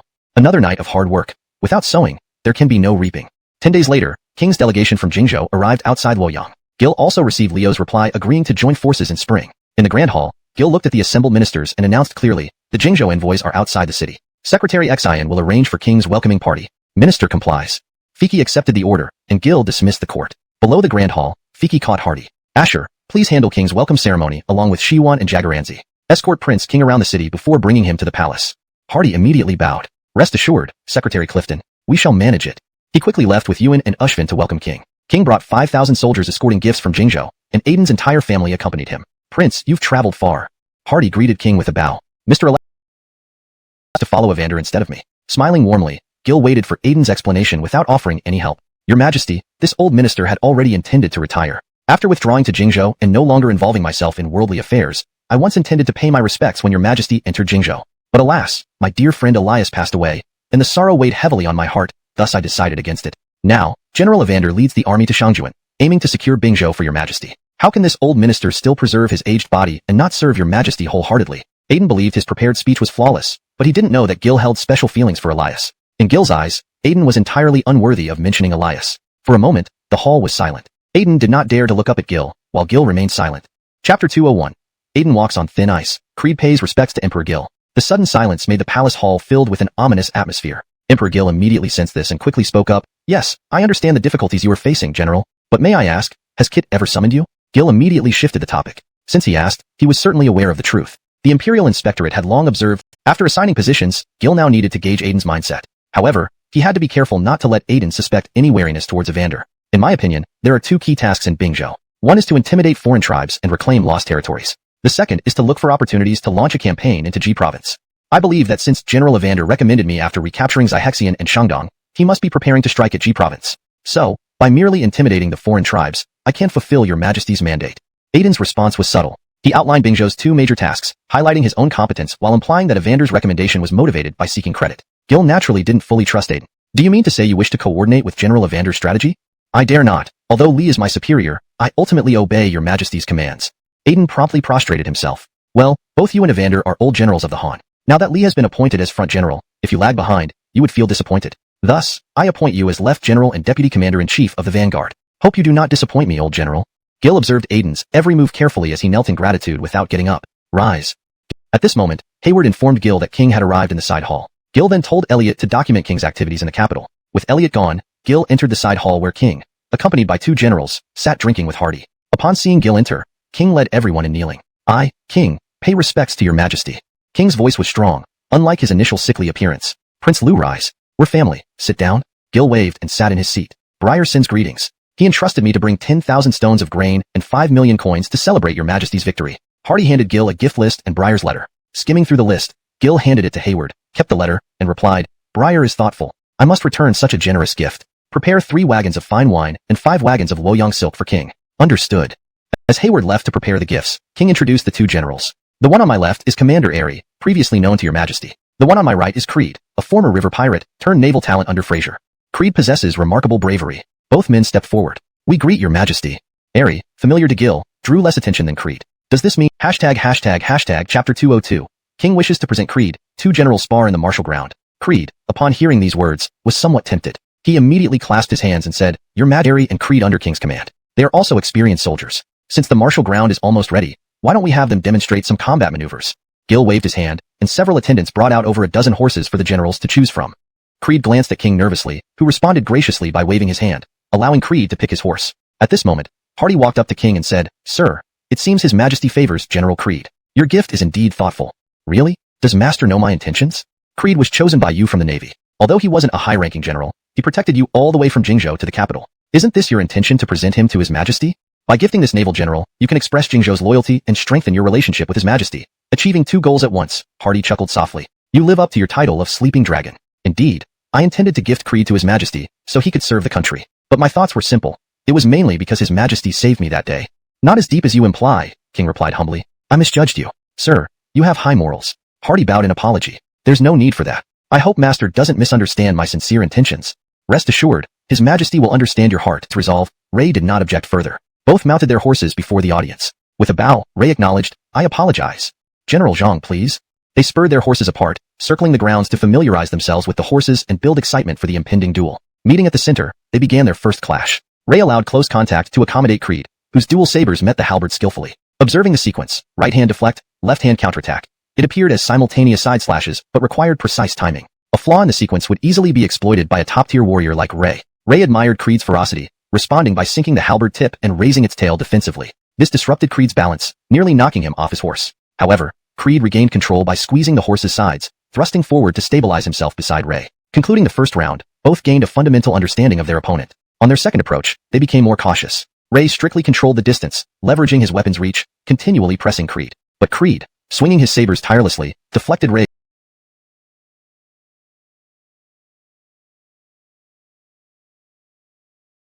which is why he mastered the art of throwing weapons, explained someone nearby. Creed dismounted from his horse, placed 2 large swords on the ground, and bowed respectfully. Your Majesty, this victory is not achieved through just means. I humbly request that you order another battle for my punishment, said Creed with firm resolve. This firmness made Gil's generals behind him feel somewhat embarrassed. Ricky and Ray already knew that Creed wanted to showcase his abilities for Gil's use. However, Jeremy and Jalen were genuinely angered. Your Majesty, I wish to challenge him. Jalen blackened face as he bowed. Very well, let Ezra proceed. Gil waved his hand, and Jalen entered the battlefield. As the leader of Gil's Imperial Guards, Jalen always carried dual spears. He instinctively pulled out his weapon from his waist, its shiny blade flashing before his eyes. Looking at Creed's unopened large knives, he inwardly sighed. All right, using my own weapons won't make me proud in front of His Majesty if I win. Jalen motioned to an attendant, and immediately obtained 2 short spears from them. Come. Jalen swung his arms, glaring fiercely at Creed. Will you not mount your horse? Creed asked, looking askance. I am best at fighting on foot. You ride as you please. Jalen waved his hand, holding 2 short spears, all over. Meanwhile, Jalen circled around Creed slowly like a hunting tiger, revealing a towering height and large palms with enough grip to break bones. Roaring angrily, Creed switched from single-handed to double-handed grip on his large sword and leapt toward Jalen with a powerful strike. This move, heavy and forceful, was hard for ordinary men to resist, but it also exposed him greatly mid-air. Despite Jalen's burly appearance, his combat mind was keen. Spotting the gap, he thrust his spear toward Creed's path. Upon seeing this, Creed quickly adjusted his stance and avoided the spear point by shifting his weight. Now within 2 steps of each other, the large sword held the upper hand. Creed wielded his large sword nimbly against Jalen, forcing him to retreat step by step. Hey! Annoyed, Jalen blocked the large sword with his left arm, enduring a slash from Creed before striking him down with his right hand, causing Creed to kneel. Just as Jalen was about to stamp on Creed, Gil ordered him to stop. Ezra, no deadly moves. Jalen immediately complied, kneeling on the ground. Creed caught his breath a few times before getting up and kneeling down. The 2 of you are truly formidable warriors. I'm pleased. Grant General Jalen 300 taels of gold and 3 bolts of silk. Grant General Creed 500 taels of gold and 5 bolts of silk. They both received the Imperial Edict gratefully. Returning to Gil, Jalen whispered, Dwayne, why did this fellow get more rewards than me? Doesn't that mean he won? Brother Adebayo, think about it, he fought twice and was originally a guest. He couldn't have won. Jeremy comforted him next to Jalen. Is that so? Jalen scratched his head, confused yet too hesitant to directly question Gil. Your Majesty, General Creed has exceptional martial skills and naval leadership. I brought him here hoping he could serve loyally under you. What do you think? King bowed respectfully. Well, Prince, you've considered this. But there's no navy in the capital. How can we manage without resources? Gil waved his hand to decline. Your Majesty, the 5,000 troops I brought are elite naval soldiers chosen from Jiangxia. They can all stay under your command. King bowed again. How can we accept this? These naval forces are treasures of Jingzhou. Besides, who gives their army when meeting the Emperor? Gil refused again. Your Majesty, please consider the loyalty of these 5,000 soldiers and General Creed. Make an exception. King knelt down, signaling he wouldn't get up until agreed. Even the field's Creed also knelt, shouting, I will serve your Majesty faithfully. Having declined twice, refusing further would seem impolite. Prince, I understand your good intentions, but I cannot simply straightforwardness and decided to be equally open. As soon as he finished speaking, Creed felt somewhat at a loss. After all, in Jiangxia, he was merely a minor general. Now, to enter the Han Imperial Guards and directly become a deputy general, wasn't this like a pie falling from the sky? ##### Chapter 204. Clues in the letter, Elliot's ingenious plan. Seeing that Creed did not react, Gil immediately asked, What's wrong? General Gon, are you dissatisfied? No. The Emperor's grace is boundless. I, Creed, am willing. Creed immediately knelt down and shouted loudly. Well then, elder brother Adebayo, you've beaten our colleague, Jeremy remarked with a grin. Hey, true men can't avoid drinking and fighting. No big deal. I'll treat Ezra to drinks.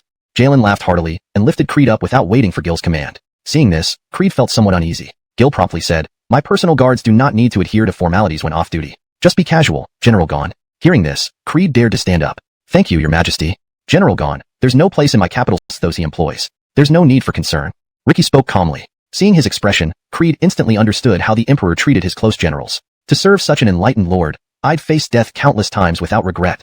A look of fervor flashed across Creed's eyes as he shouted loudly. Back in the palace, Gil unfolded the letter from Briar. The letter mentioned sending Creed and 5,000 Navy troops to Gil and explained that Coil would soon launch attacks to harass the rear of Jagger Province. However, Briar admitted that Price might not be easily defeated and did not promise to alleviate Jude's difficulties. Reading the letter, Gil fell into thought. Sending naval troops and commanders was a sign of loyalty. Once the capital had a navy, Briar's Jingzhou would be vulnerable to combined land and sea assaults by the Han army. Yet, oddly, Briar did not mention the promised water wheels and bellows in the letter. After some contemplation, Gil instructed, Hayward, prepare the water wheels and bellows at the 100 Crafts Bureau. I'll visit tomorrow with my son. Yes, Your Majesty, Hayward replied and promptly left. Alone, Gil mused aloud. Could Briar know the value of the items I'm sending? Summon Man Shang. Elliot arrived respectfully shortly after being summoned. Bo Ning, does the Joshua Bureau have records of letters sent from the capital to Jingzhou? Your Majesty, apart from Gregory family trade caravans, only Lady Gregory recently sent a letter home. Oh, fetch the letters immediately. 2 hours later, a guard presented a bundle of letters to Gil. Most were business letters discussing prices and trading advice. Only 3 letters from Gregory Jaggerying stood out, mentioning 2 talents she discovered at the 100 Crafts Bureau, along with the progress of Jaggeranrong crossbows, water wheels, and bellows. No wonder. Gil sighed, flipping through Abdurrahman's reply advising her not to mention the research further. Handing the letters to Elliot, Gil asked, Bo Ning, could Jingzhou have spies? I doubt it. The Gregory and Xavion families would be informed immediately if Lu Jingyu monitored their correspondence. This could cause unrest within the Gregory family. You mean the spies are in the capital? Indeed, historically, merchants have been used as spies. Lady Gregory's letters usually travel with the Gregory family's caravan between Luoyang and Jingxiang. Breyer likely inserted his own spies among them. Elliot agreed. Your Majesty plans to remove the spy? Not yet. Such actions could raise suspicions. But we must identify the spy. Bo Ning, have the Joshua Bureau compile a list of suspicious individuals in the Gregory family's caravan. Understood. In fact, delivering this list to the Gregory family could win their favor. Gil nodded, impressed. Deliver it directly to General Coyle. That I shall do. Elliot bowed and left. Later that day, after visiting Janie, King returned to his residence without meeting anyone or receiving guests, including Creed. The next morning, after early court, Gil changed into civilian clothes, accompanied by Jeremy and Jalen, and personally visited King, leading him to the 100 Crafts Bureau. On the carriage, King gazed at the Luo River. Your Majesty, I heard both Dr. Zhang and Dr. Hua are in the medical bureau. Dr. Zhang saved me, and I have not repaid his kindness. I brought 2 boxes of ginseng from Liaodong to thank him. Puzzled, Hayward interjected, Prince, the medical bureau serves officials and commoners alike. Even now, it's usually crowded. This was a polite way of rejecting the suggestion and highlighting the strength of Han's healthcare system. No problem. Prince, you are kind. Please invite Dr. Zhang to the side hall for a brief moment. Thank you, Your Majesty. Excited, King bowed and took out 2 exquisite wooden boxes from his robe. The carriage stopped at the side entrance of the medical bureau, where indeed a long queue had formed, and medicinal scents filled the air. Pao Chong entered first, instructing Hewitt to wait in the side hall. Seeing Gil, Hewitt immediately knelt. Dr. Zhang, I'm incognito today with many civilians around. There's no need for formalities. Gil pulled him up and stepped aside to let King present his gifts. The translation maintains the paragraph structure, style, and tone of the original Chinese text, ensuring fluency and coherence with previous content. ##### Chapter 205. King presents ginseng, Gil presents ingenious devices. Master Zhang, this is Liaodong ginseng that I have collected. I offer it to you in gratitude for saving my life. King respectfully handed over the wooden box. Hewitt hurriedly waved his hands, his gaze falling on Gil. Seeing this, Gil nodded slightly, signaling that Hewitt could accept the gift. My lord, it was merely my duty as a physician. No thanks are necessary, Hewitt continued to decline. If you truly wish to express your gratitude, you should thank His Majesty. Master Zhang speaks the truth, but I have already thanked His Majesty. It was your prescription that restored my health. Please accept this gift, King said, immediately thrusting the wooden box into Hewitt's hands and refusing to take it back. Very well, I will accept the ginseng. If there are any emergencies requiring its use, I will ensure the patients remember your kindness. Hewitt bowed and handed the wooden box to one of his disciples. Master Zhang, since this ginseng is a gift from Lord Liu, you should keep it for yourself. If the medical department requires ginseng, we can arrange for the imperial eunuchs to provide it. We cannot burden you with personal resources. Gil waved his hand and spoke kindly. Your subject, I thank your majesty. Hearing this, Hewitt realized his words were somewhat inappropriate and quickly apologized before leaving. Lord Liu, follow me to the Bureau of Crafts. The items I saw today need to be taken back to Jingzhou. Gil led everyone past the Imperial Academy and headed towards the Bureau of Crafts. Inside the Bureau of Crafts, Gregory Jaggerying had already prepared models of the water wheel and bellows driven by water power to demonstrate to King. Your Majesty, shall we begin the demonstration?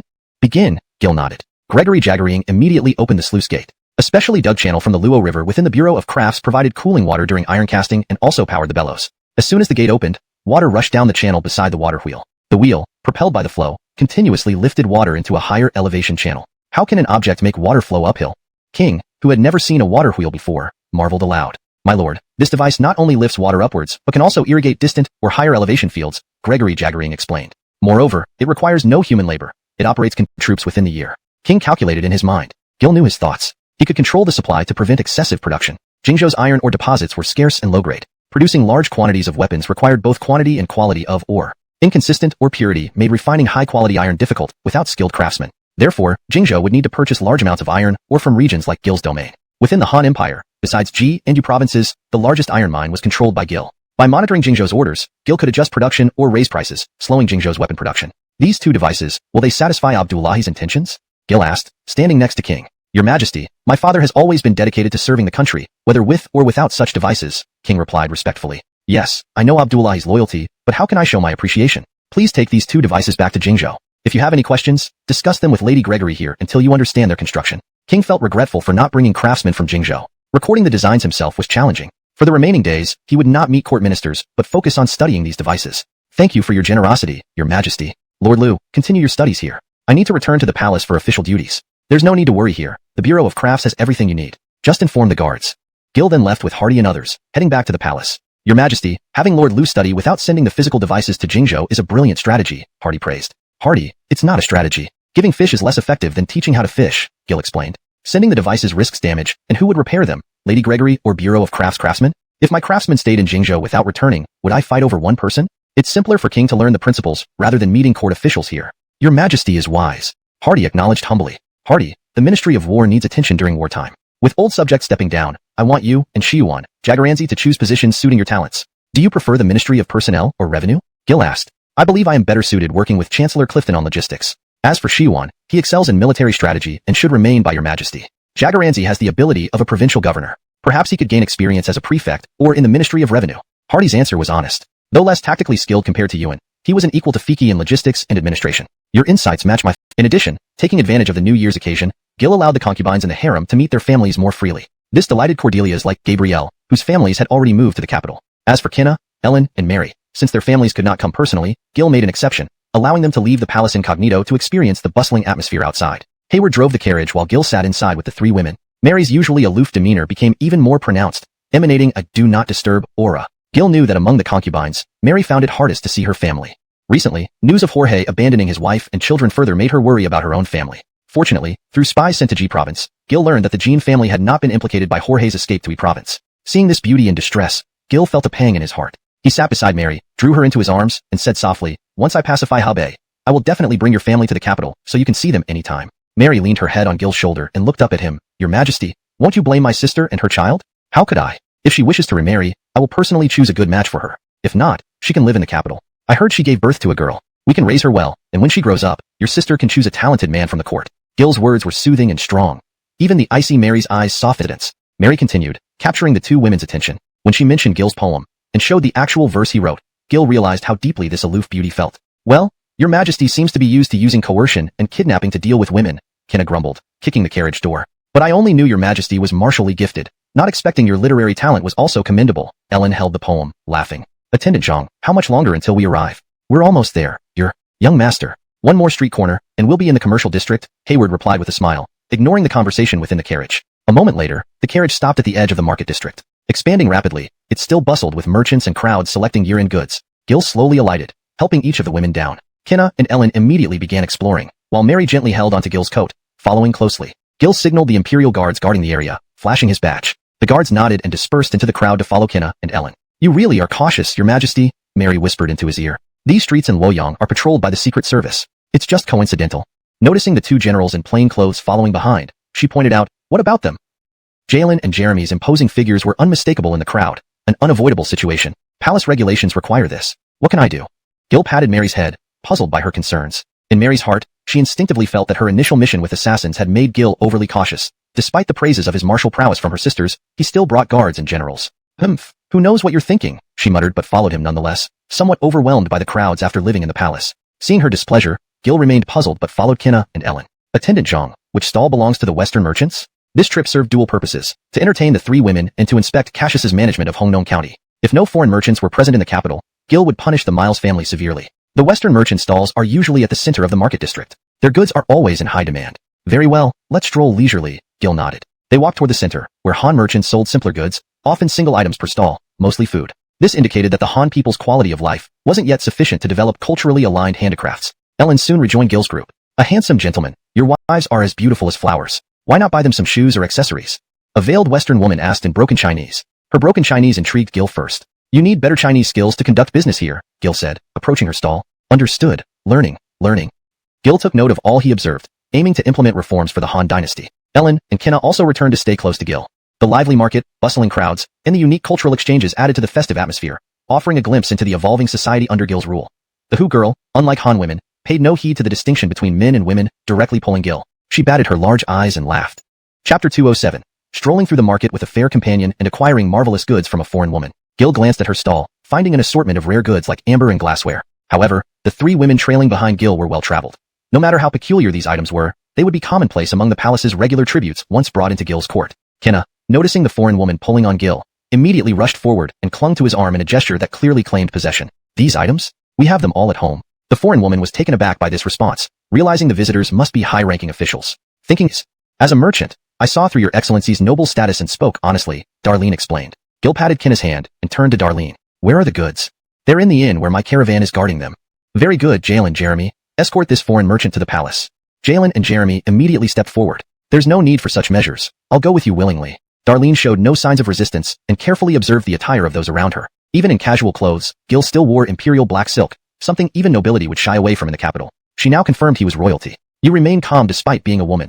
You must realize the value of this white stack to our empire, Gil remarked, waving off his generals. I know its value, but who will benefit from it remains uncertain. Had I stayed in Hongnong, I wouldn't have shown it. Your reputation for commerce in Great Jagarin stands true today. Gil nodded and signaled Hayward to prepare the carriage. As he planned to send the guards with Darlene, Mary intervened. Sire, there are too many people here. We might draw attention. This item seems vital. Why not avoid attracting notice if she's willing to cooperate? Perhaps let her pack up and return with us. Gil admired her keen insight. Agreed. Let's do that.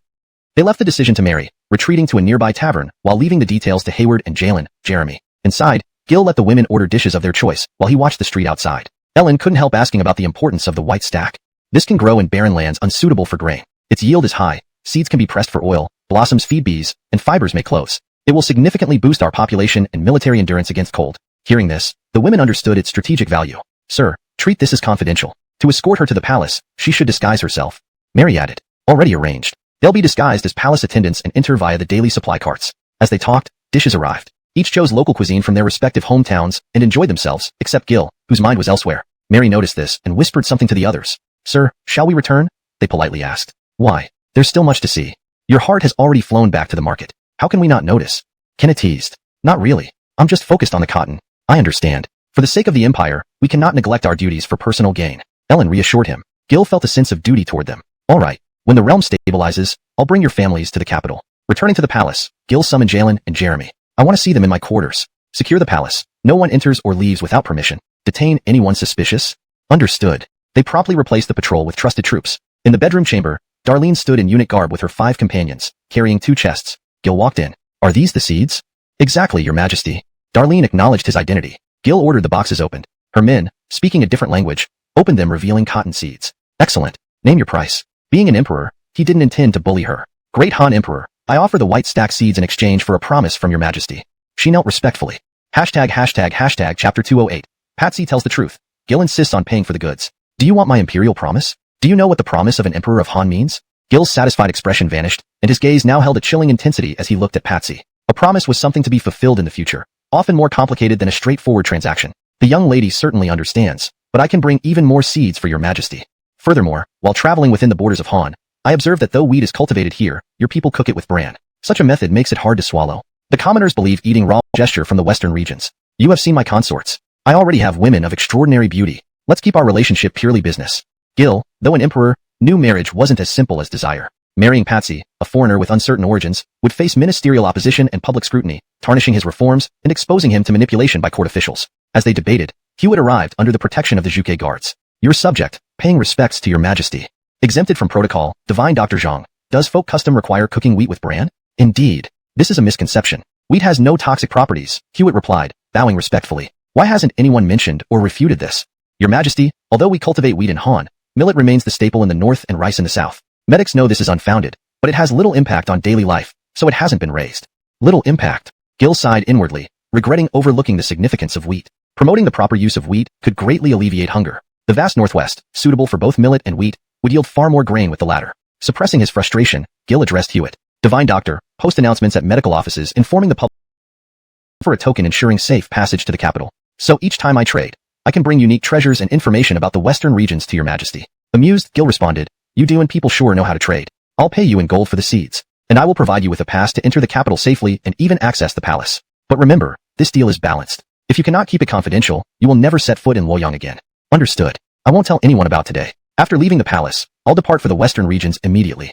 Patsy showed a rare flicker of fear. Years of trading had exposed her to many kings, but none had instilled such genuine awe. This intrigued her further. Go, my eunuch will give you the gold and token. With a wave, Hayward guided them out. My question, is it my lack of beauty or my foreign origins that fails to move you? This stunned Hayward. Despite knowing Han's stricter customs, Patsy's curiosity overrode caution. After revealing my royal status, wouldn't I be considered worthy of becoming a concubine? Gil chuckled. Your beauty is noted, but this deal stands firm. Keep it secret. She bowed, finally understanding his resolve. Gil waved his hand, completely unperturbed as he said, You are beautiful, possessing a kind of beauty that Han women cannot have, but I am not a foolish emperor. As for whether you are a princess or from which country, it won't affect your transactions with the great Han. But if I were to take you, it would compromise this deal. The Son of Heaven does not give others leverage over him. Remember, this is your first offense against me, and I hope it will be the last. Gil waved his hand again, speaking more sternly, Next time, bring more seeds. Chapter 209. Gil shocks the Hu merchants. Ministers discuss white cotton. Kinley listened to Gil's words and felt the temperature around her drop several degrees. How dare he say it doesn't matter whether I'm a princess or not? Kinley clenched her fists and continued to think silently. Can he really see through my intentions? I do need the help of the Han aristocracy to restore my country, but that's only for my own use. I never expected the Emperor of Han to be such a terrifying person. Seeing Kinley's silence, Gil spoke up. What? Is 100 gold pieces insufficient to pay for these 2 boxes of seeds? No, your majesty, it is more than enough. Next time I come, I will bring 100 boxes of seeds. Gil's chilling tone pulled Kinley out of her reverie. Very well, you may leave now. Satisfied, Gil nodded and immediately gestured for Hayward to lead them out. Only after leaving the palace did Kinley dare to take deep breaths. Her companions quickly approached, asking in Western region dialect, Princess, did the Emperor of Han refuse our request? No, it's even worse. It feels like we've entered into a deal with the devil. One that we have no choice but to complete, Kinley replied with a bitter laugh. As long as we return to the Western regions, can the Son of Heaven still reach us? The Son of Heaven already knows about the internal turmoil in Dejagaran. Once he pacifies the chaos and frees up his resources, how could he let go of such a prosperous land?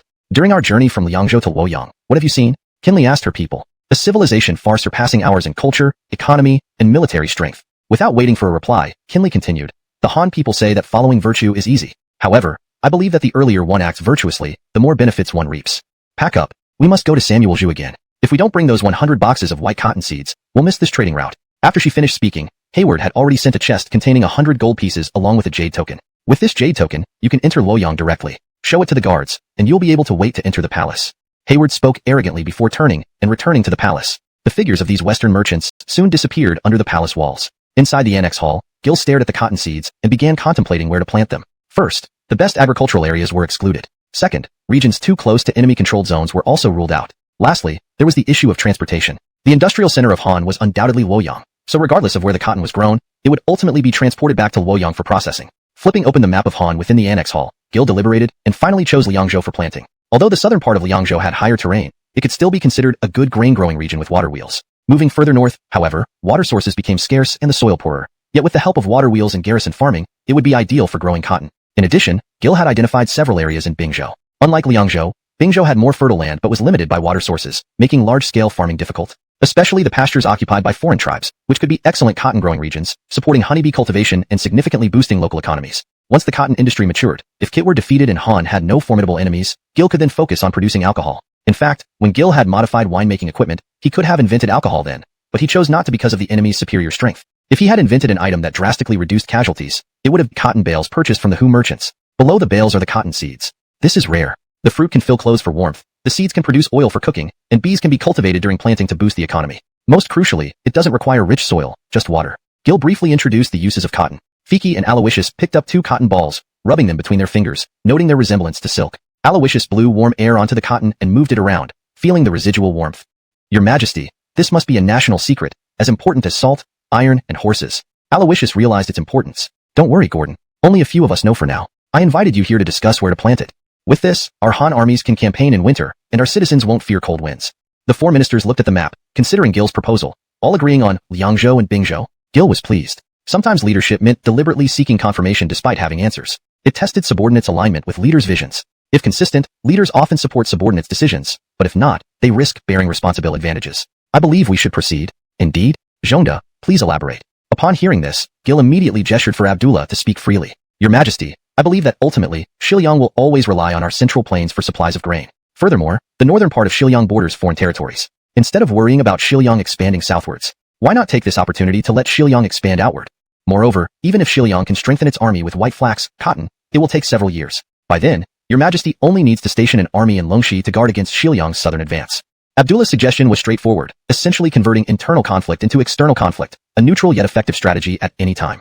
Fiki, hearing this, quickly added, Your Majesty, in my view, there's no need to worry. Since foreign merchants can offer this item to Your Majesty, it will eventually be planted in Xiliang, regardless of whether it happens sooner or later. I observe throughout history that all calamities from the northwest arise from instability within the central plains. Therefore, instead of worrying about the enemy, we should focus on enhancing ourselves. Fiki's words exuded wisdom. His message was simple. Everyone knows this thing is good. If we don't plant it, someone else will eventually do so. Future generations, recognizing its non-arable nature, will also turn their attention to Liang and Bing provinces. This is the course of history. Relying solely on suppression and avoidance cannot prevent it. Instead of falling behind, we should take the initiative to utilize this item to strengthen ourselves. Coupled with strict oversight, we can delay Xiliang's military expansion as much as possible. Gil nodded upon hearing this. Zhengda has a point, and Mario speaks well too. If we treat this item as a strategic resource like salt, iron, and horses, and establish a dedicated official to supervise it, the benefits clearly outweigh the drawbacks. But besides that, I have another idea that I want your input on. Gil paused and continued. In our Great Han territory, we won't cultivate it extensively, but instead reap the benefits before promoting it to foreign tribes. Let them grow cotton for us, and we will buy it with money and grain. This way, we can contain Xiliang's military expansion and get the foreigners to transform their grasslands into cotton fields. I think that after 10 years, once the foreigners become accustomed to this simple trade, they will give up nomadism and become dependent on our Great Han. Gil described a colonizing idea that would yield significant future benefits in just a few simple sentences. Aloysius couldn't help but gasp. Your Majesty, powerful tribes might not agree to such a scheme. Gordon, you are perceptive. This plan is indeed quite ruthless. However, I believe the Southern Xiongnu would be an excellent pilot case. Gil smiled and nodded. The other three listened to the conversation between ruler and minister, puzzled. White flax is a good thing, so why call promoting it among foreign tribes a ruthless scheme? Seeing his colleague's confusion, Aloysius immediately explained, what is honey to us is poison to them. Our Great Han can cultivate this because of our vast land and established grain-producing regions. We can use lands unsuitable for grain to plant white flax. But the Xiongnu are different. Their grazing lands are limited. Once they taste the benefits of white flax, they will fixate on planting it in one area. Once they settle on fixed lands, they lose their food source and must rely on trade with our Great Han for everything. Aloysius paused for breath and continued, initially, our Great Han can sell matured white flax at high prices. But as time passes, we can adjust the purchase price based on the Xiongnu's cooperation, obedience, and population. Don't forget, apart from our Great Han, no other nation around the Xiongnu can buy large amounts of white flax. Eventually, won't the Xiongnu be domesticated into farmers who only grow white flax for us? Aloysius laughed heartily. What if they realize and abandon the main forces during the Wu disturbances later on? It's better to be cautious beforehand. We accept your Majesty's orders. The four immediately bowed and accepted the order, taking a box of white flax seeds and leaving Gil's palace. Outside the palace, the four exchanged glances. Aloysius spoke first. Doesn't your Majesty's talent seem beyond his years? Shujun, be careful. Fiki gave Aloysius a stern look. No harm. Since his Majesty confides in us, he views us as close confidants. The ruler knows the minister, and the minister should know the ruler.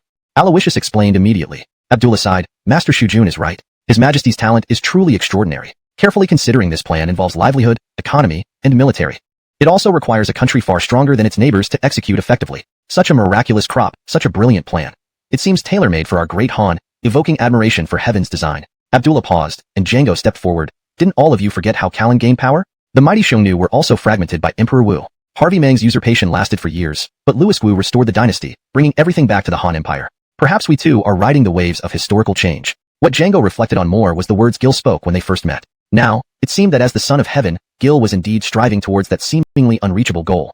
Chapter 211. Emperor Gil summoned Kobe, and Western Liang cultivated white cotton. Where is Kobe? Emperor Gil asked Hayward in the palace chamber. Your Majesty, he is waiting at the inn outside the palace. The grand feast for the new year will be held the day after tomorrow. Before then, he cannot enter the palace. Hayward explained his arrangements for Kobe in detail. Go and invite Jagernlu here. Have the imperial kitchen prepare some dishes from Liangzhou, and invite Kobe into the palace for dinner tonight. Your subject obeys your Majesty's command. Hearing this, Hayward immediately went to convey the order. A moment later, Lady Gabrielle, dressed in concubine attire, entered the room. Your humble servant pays respects to your Majesty. Since their misunderstanding was resolved, Gabrielle had been learning the court etiquette and genuinely regarded the Luoyang Imperial Palace as home. You may rise, Jagernlu. I have invited General Ma for dinner tonight, so that you can catch up with your brother. Gabrielle's face lit up with pleasant surprise upon hearing this. Really? Your Majesty? I haven't seen my brother for a long time? Certainly. I've also instructed the Imperial Kitchen to prepare dishes from Western Liang to comfort General Ma for his previous hard work. Thank you, Your Majesty.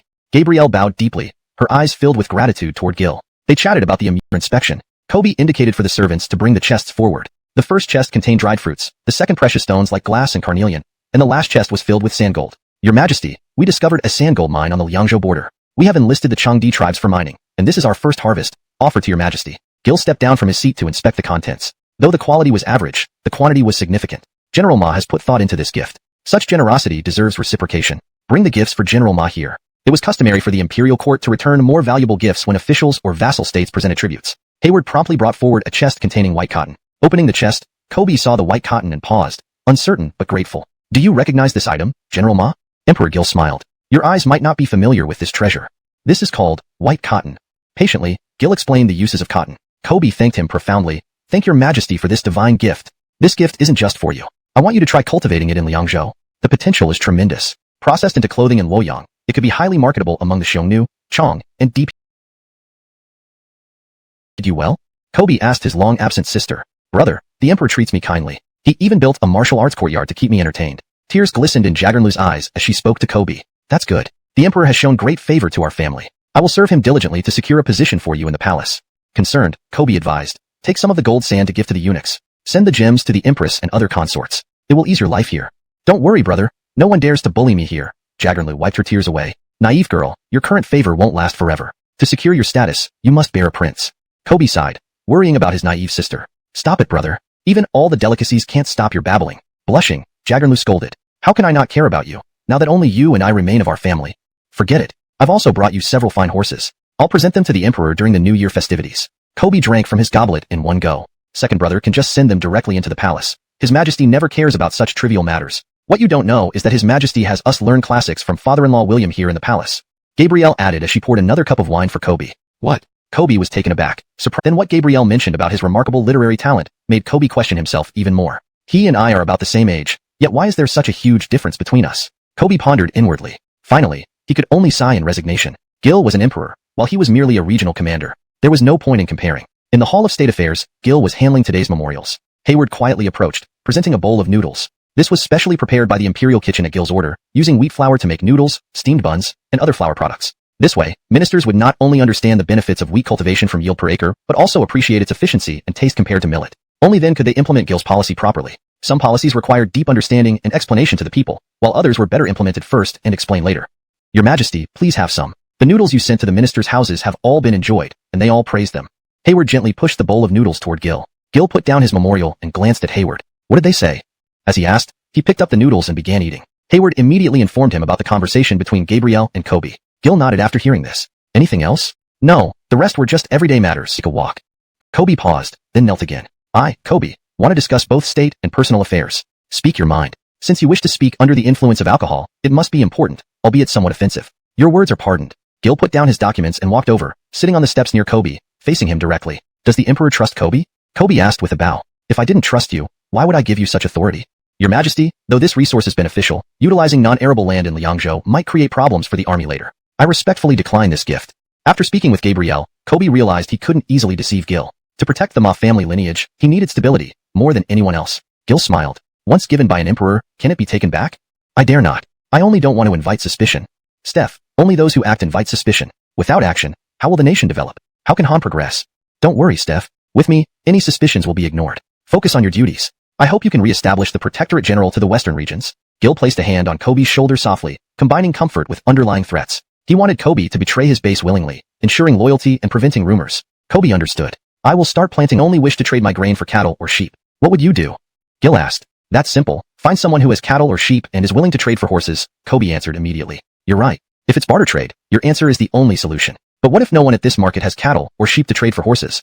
Should Steph come back next time, or try to force an exchange? Gil questioned again. Now Kobe was stumped. But if we have Han currency, Kobe can go to the official offices in the market to exchange his horses for equivalent currency, then use that currency to buy grain. Do you understand now, Steph? Gil explained. Kobe pondered over Gil's words and realized that such a system would not only be embraced by both sides, but also make them willingly pay trade taxes. It would strengthen their relationship with the Han dynasty, ensuring they would turn to Han as a powerful mediator whenever problems arose. I understand, Your Majesty. Thank you for your guidance. Kobe bowed deeply. Not just that, as our nation's power grows, many new goods will flow into these markets. Liangzhou must have a favorable trade environment. If you do well, Liangzhou will become the bridgehead where our dynasty welcomes foreign envoys and a crucial stronghold of the Han. Gil looked at Kobe and said, but, as a warrior, how can I manage all this? Kobe was somewhat satisfied with his future plan but felt overwhelmed by the trade and diplomacy aspects. Don't worry, Steph. I will send capable officials to assist you. But don't forget, as a general, you are also an essential part of our frontier defense. We can't let some farm while others raid. You need to hold a sharp blade in your hand. Gil reassured him. If you say so, Your Majesty, I, on behalf of the Ma family, pledge eternal loyalty to defend Xiliang for the Han dynasty. After discussing future tasks, Kobe tactfully brought up his request for rewards. To forever defend Xiliang for the Han was essentially asking for hereditary succession, which Gil could not grant. In Gil's plans for Liangzhou, expansion and division were necessary for better governance. Inspired by the William dynasty's inclusiveness, Gil believed integrating pro-Han tribal officials would be effective when advantageous. Allowing Kobe hereditary succession might hinder Gil's goals, especially considering the weakening of imperial authority further from the capital. Gil nodded, pausing as if seriously considering Kobe's suggestion. Steph, we have no precedent for hereditary succession. If you truly wish to defend Xiliang forever, you must achieve extraordinary feats first. Your Majesty is wise. I shall dedicate myself fully. Kobe understood the constraints of Han regulations and agreed promptly. After a long conversation of introducing wheat products, Your Majesty, promoting this in the countryside requires significant livestock resources. Many farmers are poor and may not even have enough oxen for farming, let alone milling.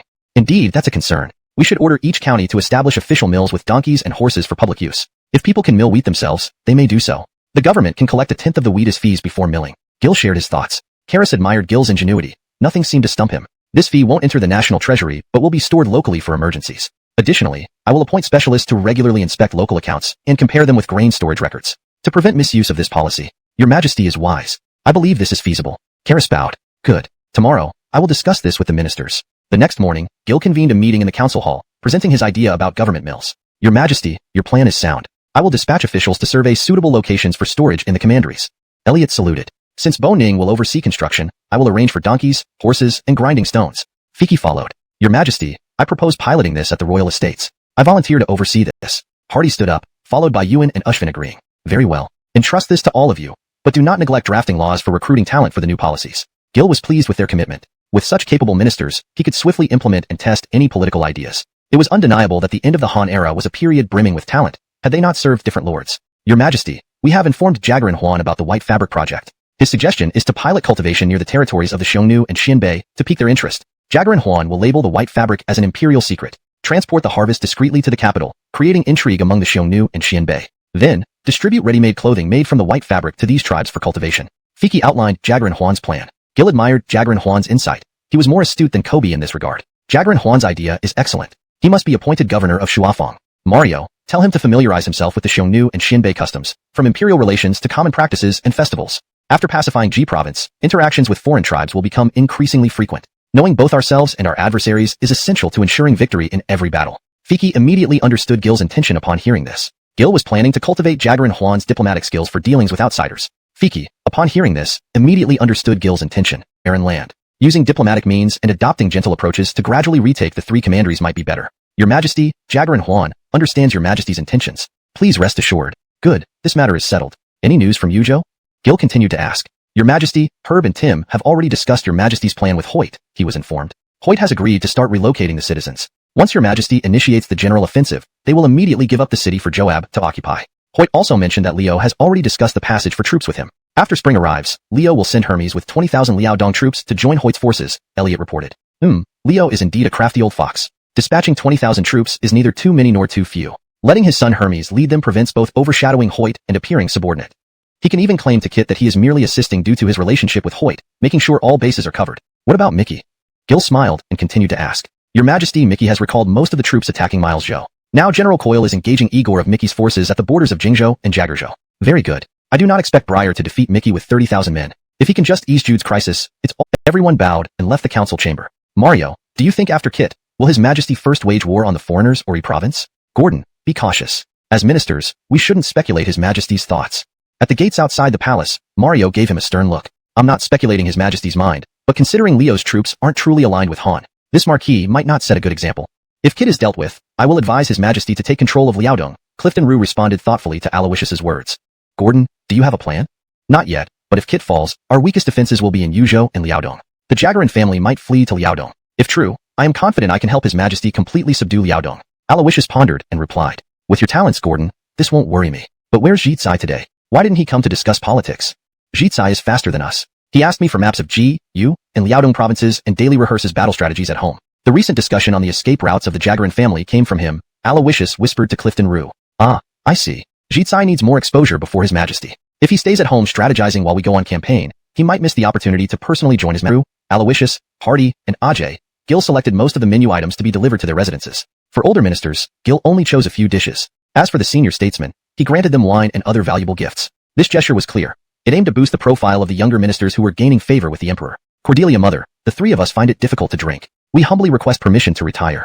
Adebayo May led Gregory Wudai and Kenneth Janie, pleading softly. Well, too much drinking is harmful. Today must have been tiring for you. Go ahead, she agreed without hesitation. The trio formally bid farewell to Gil, who nodded his consent and left the banquet. Seeing this, the Cordelia nudged Gil.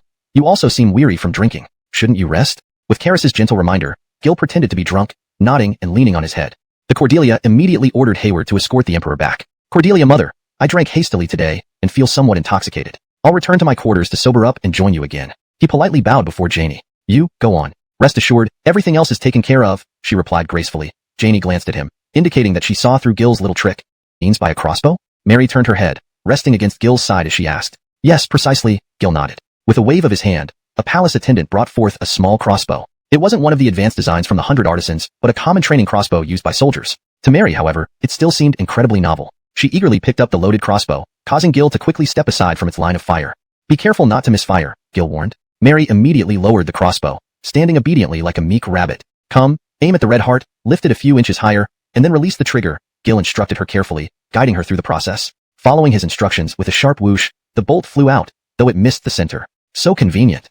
Mary marveled, looking at the crossbow and casting a disdainful glance at the regular bow beside her. Gil couldn't help but smile at her rare display of childishness. Your Majesty is so biased. Sister Jean has her own crossbow. While we still have to pull our bows ourselves, Kenna interjected teasingly, approaching Gil's side. There's no superiority between bows and crossbows. Their uses in battle differ, and weapons are merely tools. You should choose what suits you best, rather than forcing yourself. You two have practiced since childhood, so bows suit you better. But Mary is physically weaker, so a crossbow is more suitable for her, Gil explained patiently. This explanation piqued the interest of the three ladies. Though both Kenna and Ellen came from military families, they had never witnessed large-scale crossbow units. The difference lies in the complexity of the mechanism. Both are wooden weapons, but the technology and industrial standards required for crossbows far exceed those for bows. Only during Emperor Wu's peak era did the Han Dynasty extensively deploy crossbow units. Your Majesty, tell us more about how crossbow units would be deployed in battle, Kenna asked curiously, shifting from her teasing demeanor. Haven't your father-in-law William Go ever told you about the military formations of Emperor Wu's era? Gil wondered aloud. As expected, Randall wouldn't have covered such topics. Alright, let's go to the sandbox in the corridor, Gil smiled, leading them there. He placed figurines representing infantry, cavalry, archers, and crossbowmen on the sand table. If we only had archers and infantry, how would you typically arrange them in a normal scenario? Ellen expertly rearranged the pieces, explaining, it depends on whether the enemy has cavalry. If they do, the infantry should form deeper lines to trap the charging cavalry and disrupt their momentum. The archers would position themselves on higher ground to increase their hit rate and lethality. While Kenna understood, Mary found it incomprehensible, much like a foreign language. Gil patiently explained each detail to Mary, helping her grasp the horizontally. This time, most pebbles hit the chest and legs of the attendant. If that were a cavalry charge and I had crossbow bolts, the lead rider would be dismounted, causing a chain reaction that would bring down many others. A single volley of 300 bolts could cripple a 1,000-strong cavalry unit. Using practical demonstrations, Gil helped Mary understand the tactical advantage of crossbows. I never imagined your Majesty had such a talent for teaching, Mary remarked with amusement. Kenna added, even shield-bearing knights can't withstand crossbow bolts aimed at their horses. With crossbows neutralizing enemy cavalry, our cavalry can then charge around to flank and attack the enemy archers, Gil concluded, nodding in approval. It's truly fascinating. On this sandbox, the interplay between different units dictates the outcome of battles. It all depends on the strategies and formations of the commanders, Mary mused, grasping the essence of battlefield tactics. Chapter 216. Gil discusses military strategy, Garrett retrains the Xianying camp. Gil suddenly thought of Elias when he heard this. In terms of the art of war, China far surpassed the barbarians by hundreds or even thousands of years. In Elias, Gil saw a remarkable steadiness and resourcefulness in his approach to warfare, and his final words revealed a comprehensive understanding that reflected the prudence of an experienced general. Kenna sighed, thinking about her two brothers. Compared to Gil, Jude and Garner always seemed incomplete, like a puzzle missing pieces. Your Majesty, can the enemy's weakness only be exploited by waiting for them to make mistakes? Ellen quickly asked. Skilled warriors cause the enemy to move according to their plans, rather than being led by them. What this means is making the enemy busy, much like playing chess. The more moves you make, the easier it is to make critical mistakes. Gil turned to Ellen and continued, and such critical mistakes can lead to complete failure. So, when your enemy becomes active, you can find opportunities to engage them.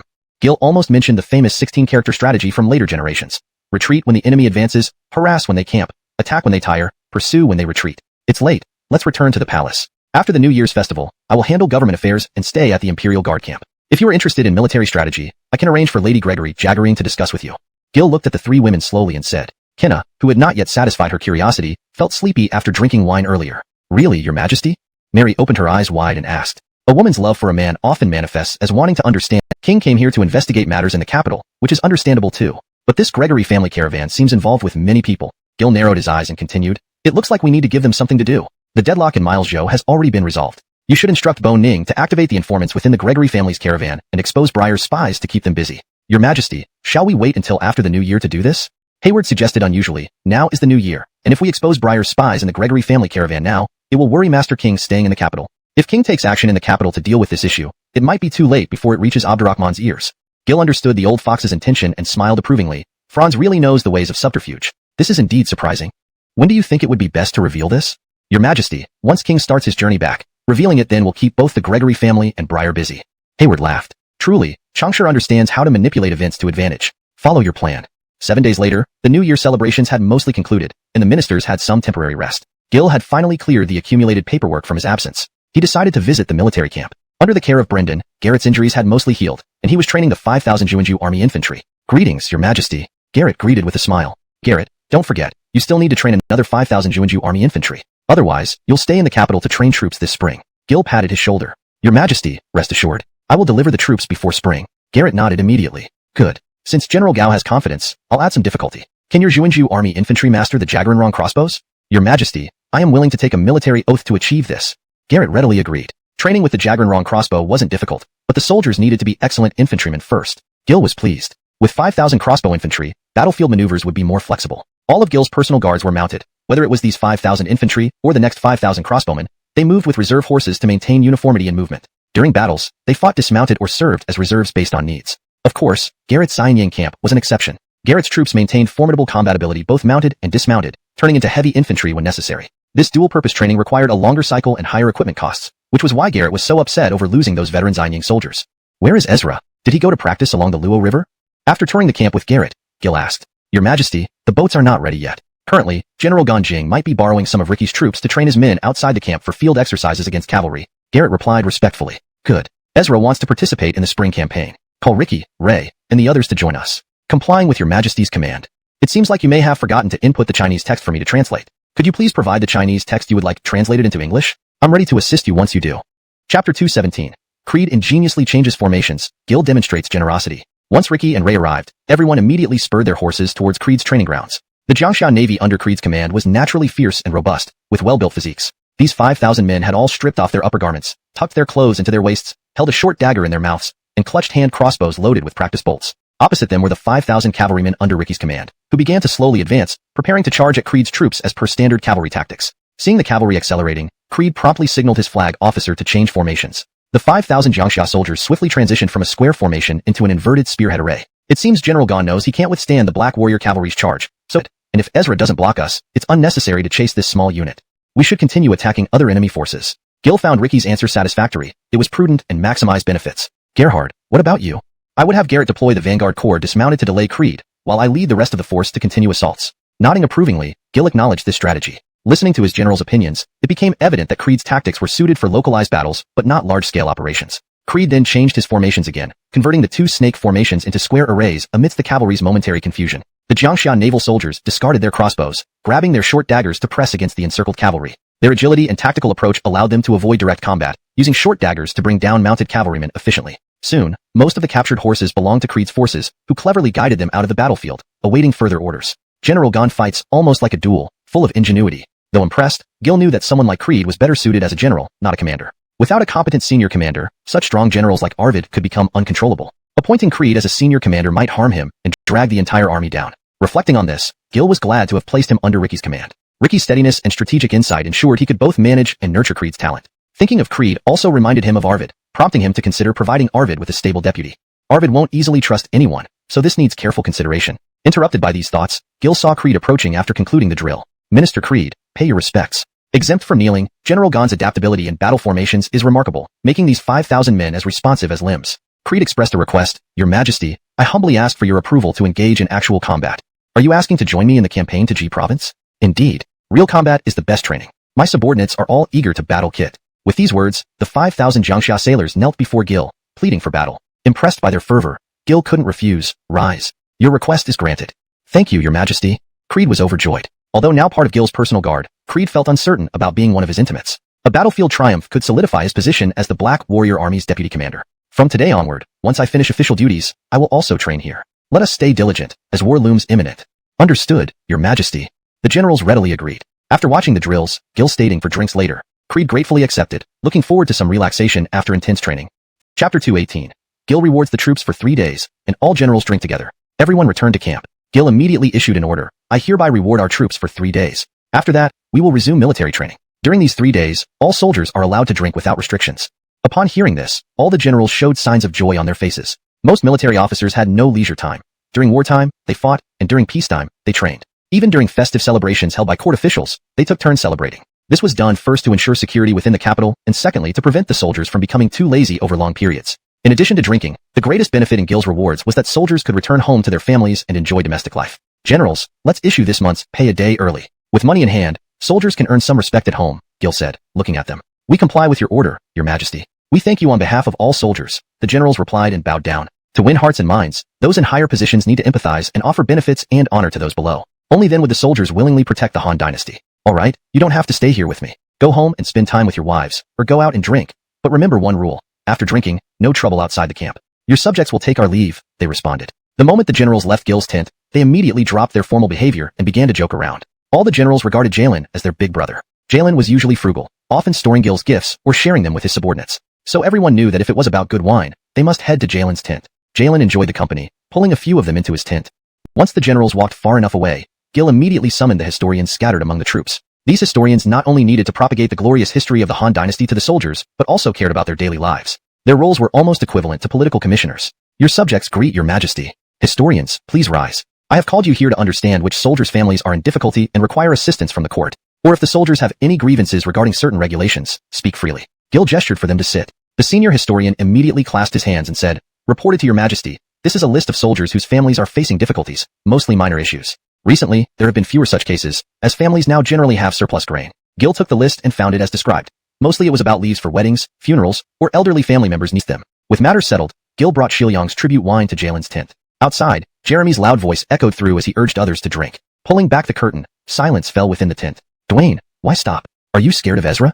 Gil teased, entering. Jeremy lit up, forgetting decorum. He challenged everyone to a drinking match. Well, I've come to bring you more wine. It's sweet grape wine from Shiliang, try it. The moment the seal was broken, a fruity aroma filled the air. Each general poured a cup and tasted. This wine lacks strength compared to ours, Jeremy commented. His action startled Creed, who elbowed him repeatedly. Annoyed, Jeremy pulled Creed forward. Come, Ezra, let's drink bowls instead of cups. Amused, Gil watched them without reprimand. Men bond best through shared hardships and drinks. Warren, who disliked drinking, sat beside Gil.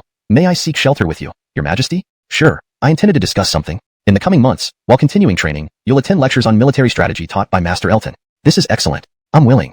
Good. With you leading, I'm reassured. Gil sipped his wine. Meanwhile, Jeremy targeted Garrett. Dwayne, I'll drink for Garrett. Ray stepped in. Jeremy accepted the challenge, drinking fiercely with Ray. Unmoved by several glasses of strong liquor, Jalen raised a jar. He promptly took off his shirt. Brothers, let me cool down a bit before continuing. The others were drawn by Creed's actions and followed him, curious to see what he would do outside. Watching him scoop up snow from the ground and smear it over his body, the heat emanating from his body quickly melted the snow into water droplets, and the chill of the melting snow gave him a shock that indeed reduced the alcohol flush on his already red face. Ezra, you're truly impressive, Jeremy couldn't help but praise. Gil observed all the generals drinking because, for men, observing how they drink reveals their true character. Taking Jalen as an example, he was the most straightforward. Ray was willing to take drinks on behalf of his brothers, showing great loyalty. Jeremy, though slick, served as a lubricant within the team. Creed clearly used his wits. As for the two who did not drink, Gil needn't worry about them secretly drinking during battles. After a night of heavy drinking, Gil arranged for those who got drunk to be sent back to their residences. The 3 days of joyous troop rewards passed swiftly. 3 days later, following Gil's orders, all generals began reorganizing the army. Training intensity increased across various units, and even Gil, after finishing daily government affairs, would join the training in camp. In the spring of March that year, as snow melted and nature came alive, news came from Yuzhou that although the north had late snowmelt, Joab's movements were noted by Tim and Herb. During the morning court session, Gil sat firmly on his dragon throne while ministers and generals bowed deeply and hailed him. Your Majesty, last year's auspicious snowfall foretold a good harvest this year. In such prosperous times, Your Majesty should stabilize the north to assure the people.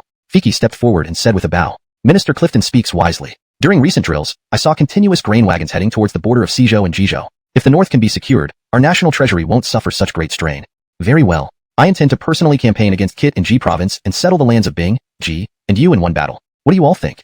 Gil slapped the armrest of his throne, speaking diplomatically. One decisive battle. Everyone knew this was an impossible notion. Large-scale warfare requires initial attrition of both sides' forces, mid-phase probing for weaknesses like supply lines, and finally pursuit and annihilation. Your Majesty is wise. With your presence, Kit will surely fail.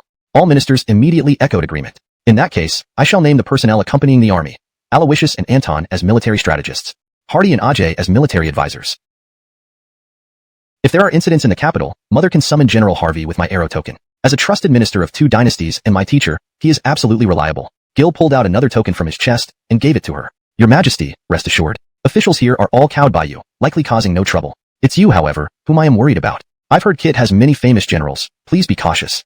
Janie held Gil's hand, eyes filled with reluctance. Gil smiled and comforted her. then bid farewell to the consorts. From now on, he would live in camp, eating and living with the generals. Though many courtiers believed the emperor could manage from the central command without leading the campaign in person, at this critical juncture, placing the Kermit and Han families on either side of the scales, who could better tip the balance? Why historically did Price criticize Kit as bold yet cowardly, hesitant in big endeavors? Because he wouldn't stake himself on such a high-risk gamble. This is why Price could triumph over Kit at Lewistou despite being weaker, settling the north. Of course, the current Gil had superior strength compared to historical Price and far outmatched Kit. But the underlying principle remained applicable. Similar examples abound throughout history. Like Price or closer to us, Zhu Di, Emperor Jiangwen of Ming, backed by the state machine, could have focused on wiping out Zhu Di first before addressing regional threats. Instead, he underestimated Zhu Di and overestimated himself by gradually escalating stakes. Facing strong e.g., Fiki, Aloysius. The translation maintains the original tone and style while ensuring naturalness and fluency in English.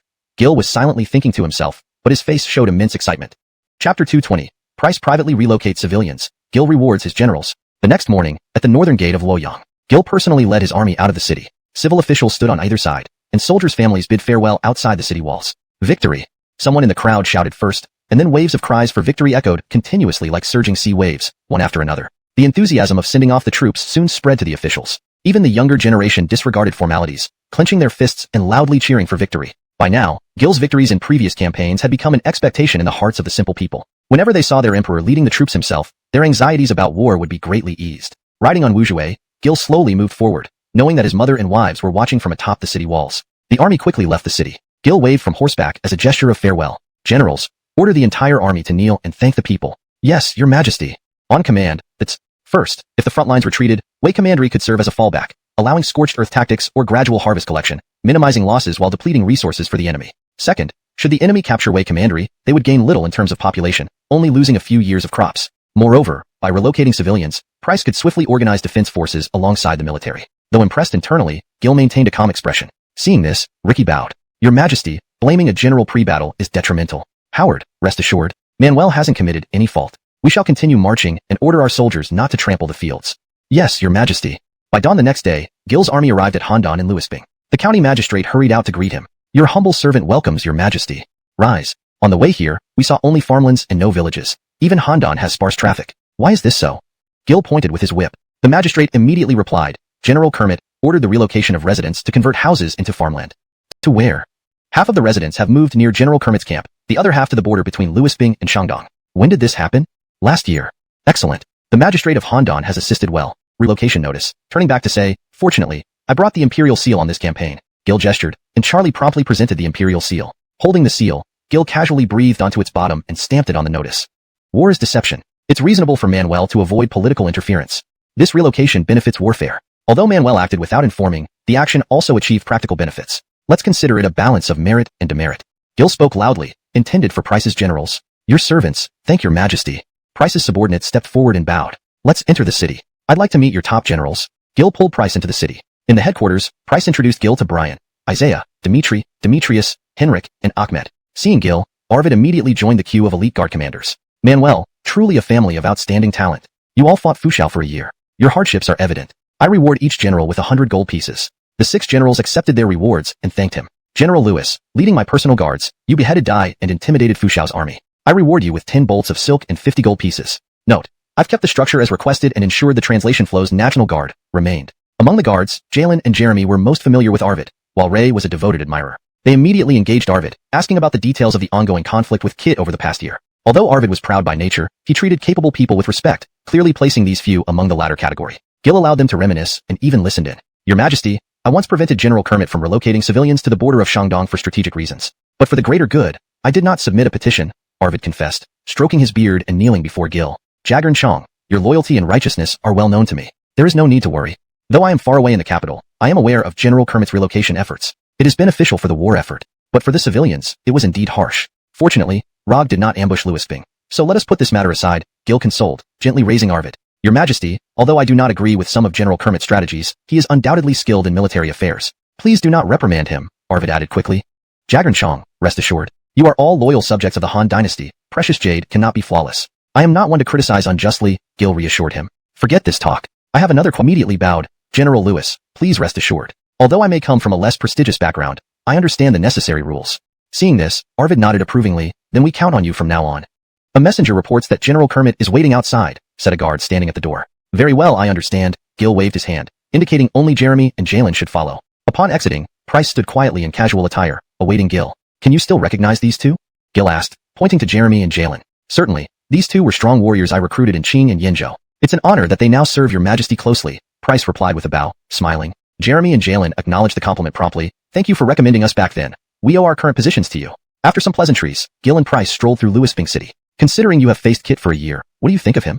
Gil inquired. I believe allowing Kit to leave for Hubei was a mistake. If anyone else were in charge, it might not have caused such trouble, Price spoke frankly. You're correct, Manuel, but Kit could not have been killed then. Without Kit, I doubt Israel or Rog could contain the Xiongnu in the Xinbei, Gil explained. Our empire is ultimately ours. How can we...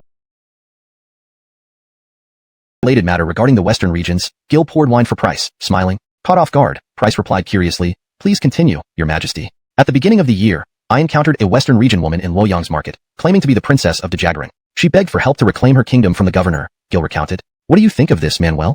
Without internal unrest in the Han Empire, regardless of her royal status, we can launch a campaign to control Dejagaran. Its proximity to Wusun gives us control over key trade routes. Securing these areas would allow us to re-establish the protectorate of the western regions, Price responded confidently. Hearing this, Gil knew whom to assign responsibility for the western region affairs. Very well. It seems you will have plenty to do in the future. Let's eat and drink for now, Gil concluded with a smile.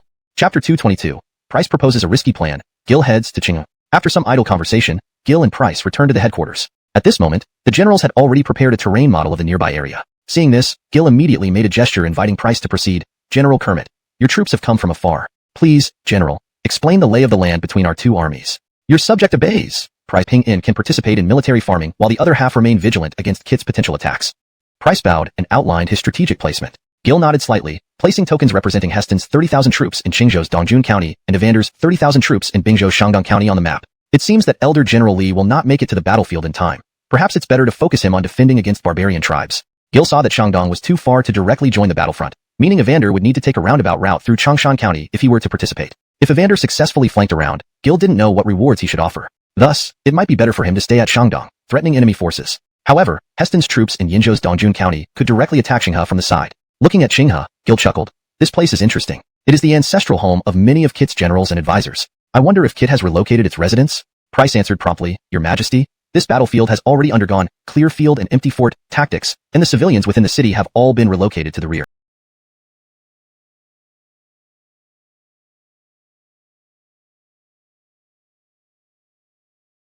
Gil commented with applause. Forgive me, Your Majesty. I believe only you can disrupt Kit's supply lines effectively. Others would not cause the same hesitation in Kit. If he feels threatened enough, Kit will reconsider his strategies and possibly call back his troops. Arvid interjected. Why take such a risk? We can win the battle right here. The thundering chariots and advanced crossbows sent from the capital are powerful weapons. I see no reason why we can't capture Louisxong. General Lewis, we have been in stalemate with Kit for a year. Have we seen any chance of winning during this period? Price responded seriously. Our siege on Louisxong using catapults has consumed immense resources. The defenders repair the damage every night, leading to endless waste. Furthermore, Qinghe is fortified heavily for miles, with barriers and trenches. How many times have your troops filled these defenses only to see them repaired overnight? Even if we manage to breach the defenses, Kit's army will not retreat easily. Such attrition warfare will deplete our strength, and the foundation built by your majesty over these years will be severely weakened.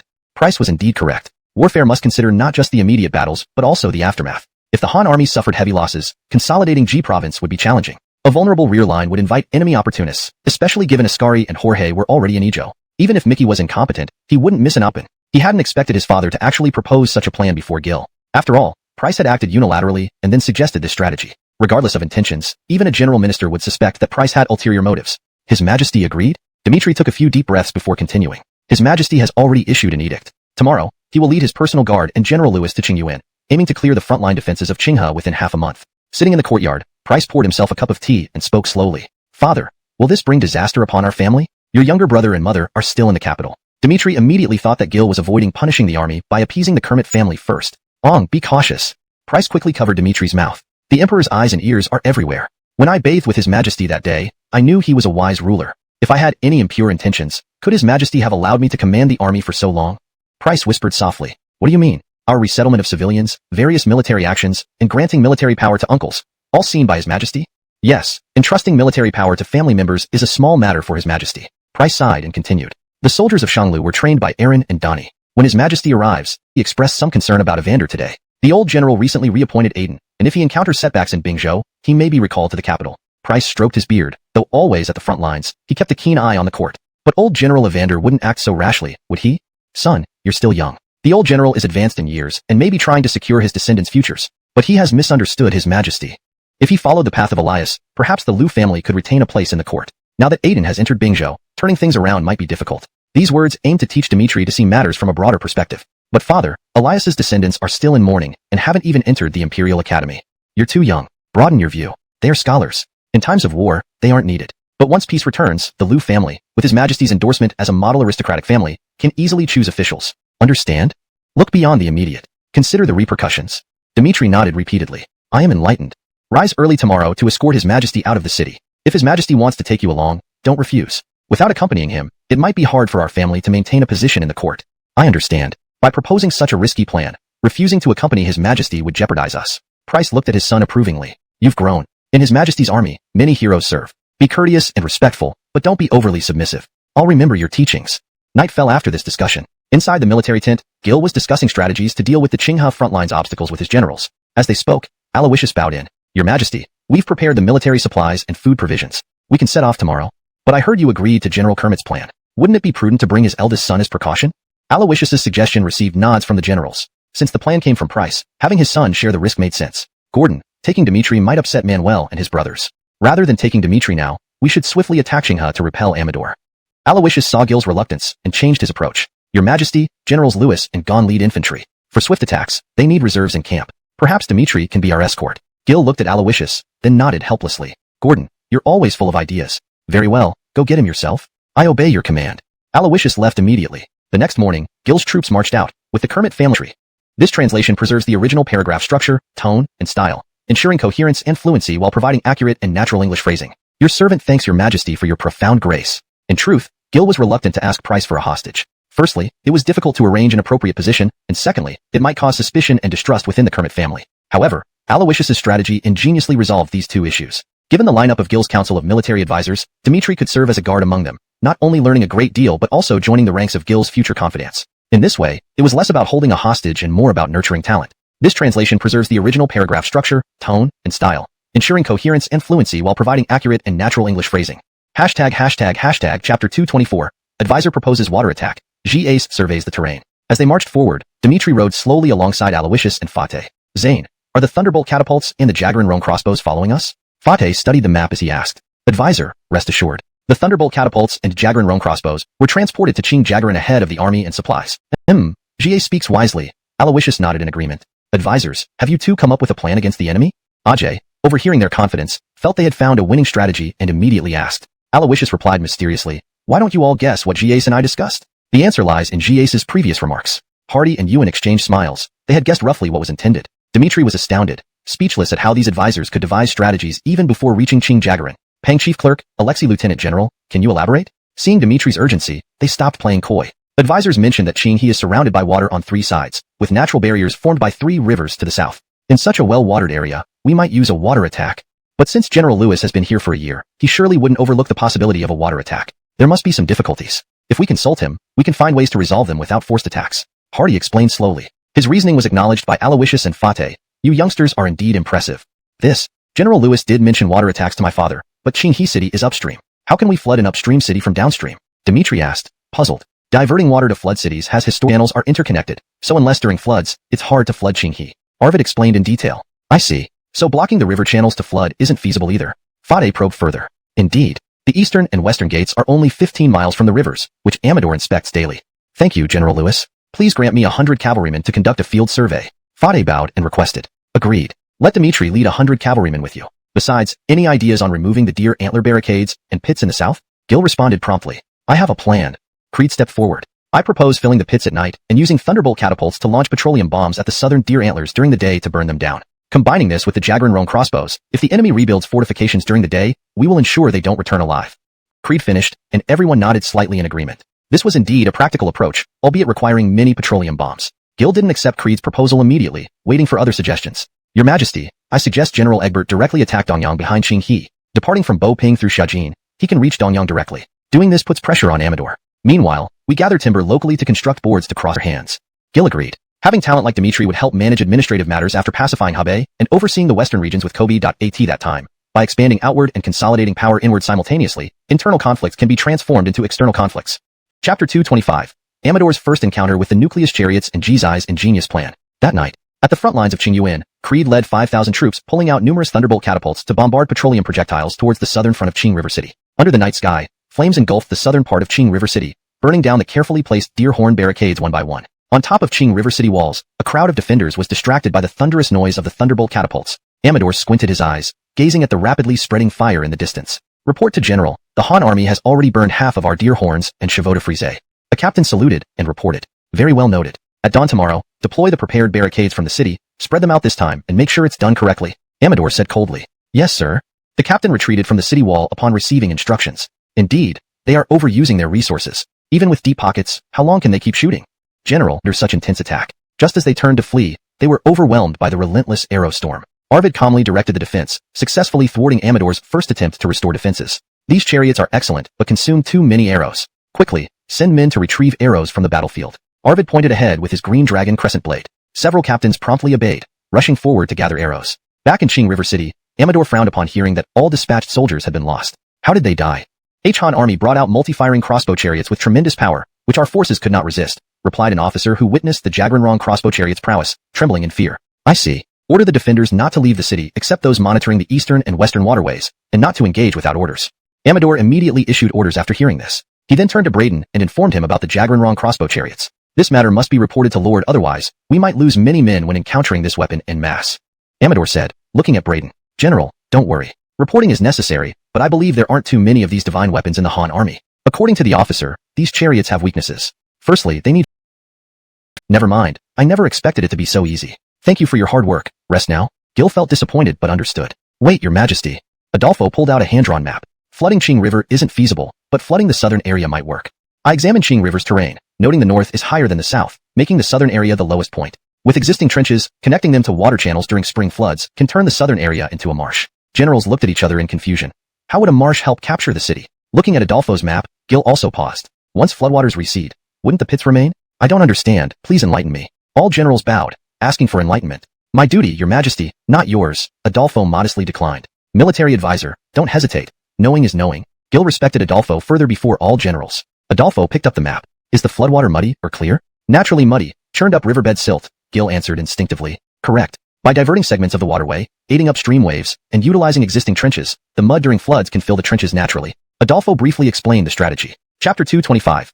Amador's first encounter with the nucleus chariots and Jizai's ingenious plan. That night, at the front lines of Qingyuan, Creed led 5,000 troops pulling out numerous thunderbolt catapults to bombard petroleum projectiles towards the southern front of Qing River City. Under the night sky, flames engulfed the southern part of Qing River City, burning down the carefully placed deer horn barricades one by one. On top of Qing River City walls, a crowd of defenders was distracted by the thunderous noise of the thunderbolt catapults. Amador squinted his eyes, gazing at the rapidly spreading fire in the distance. Report to General, the Han army has already burned half of our deer horns and chevaux de frise. A captain saluted and reported. Very well noted. At dawn tomorrow, deploy the prepared barricades from the city, spread them out this time and make sure it's done correctly. Amador said coldly. Yes, sir. The captain retreated from the city wall upon receiving instructions. Indeed, they are overusing their resources. Even with deep pockets, how long can they keep shooting? General, please don't underestimate them. The range of the Han army's catapults is much farther than ours. They may have more tricks up their sleeves. Braden stepped forward among the generals, the flickering firelight casting a solemn expression on his face that Amador could see clearly. Master, we will deal with whatever challenges come our way as long as Qing River doesn't fall, promptly obeyed, rushing forward to gather arrows. Back in Qing River City, Amador frowned upon hearing that all dispatched soldiers had been lost. How did they die? Han army brought out multi-firing crossbow chariots with tremendous power, which our forces could not resist, replied an officer who witnessed the Jagranrong crossbow chariot's prowess, trembling in fear. I see. Order the defenders not to leave the city except those monitoring the eastern and western waterways, and not to engage without orders. Amador immediately issued orders after hearing this. He then turned to Braden and informed him about the Jagranrong crossbow chariots. This matter must be reported to Lord, otherwise, we might lose many men when encountering this weapon en masse. Amador said, looking at Braden. General, don't worry. Reporting is necessary, but I believe there aren't too many of these divine weapons in the Han army. According to the officer, these chariots have weaknesses. Firstly, they need fixed positions. Secondly, troops cannot stay in front of the chariot. Thirdly, their range is limited to 300 paces, making them manageable. Amador calmed down after hearing Braden's analysis. General, as long as we hold Qing River, it will remain an impregnable fortress. You're right, Mr. Chun, Amador agreed. However, if the southern defenses aren't repaired, the Han army might fill the pits within half a month, but flooding the southern area might work. I examined Qing River's terrain, noting the north is higher than the south, making the southern area the lowest point. With existing trenches, connecting them to water channels during spring floods can turn the southern area into a marsh. Generals looked at each other in confusion. How would a marsh help capture the city? Looking at Adolfo's map, Gil also paused. Once floodwaters recede, wouldn't the pits remain?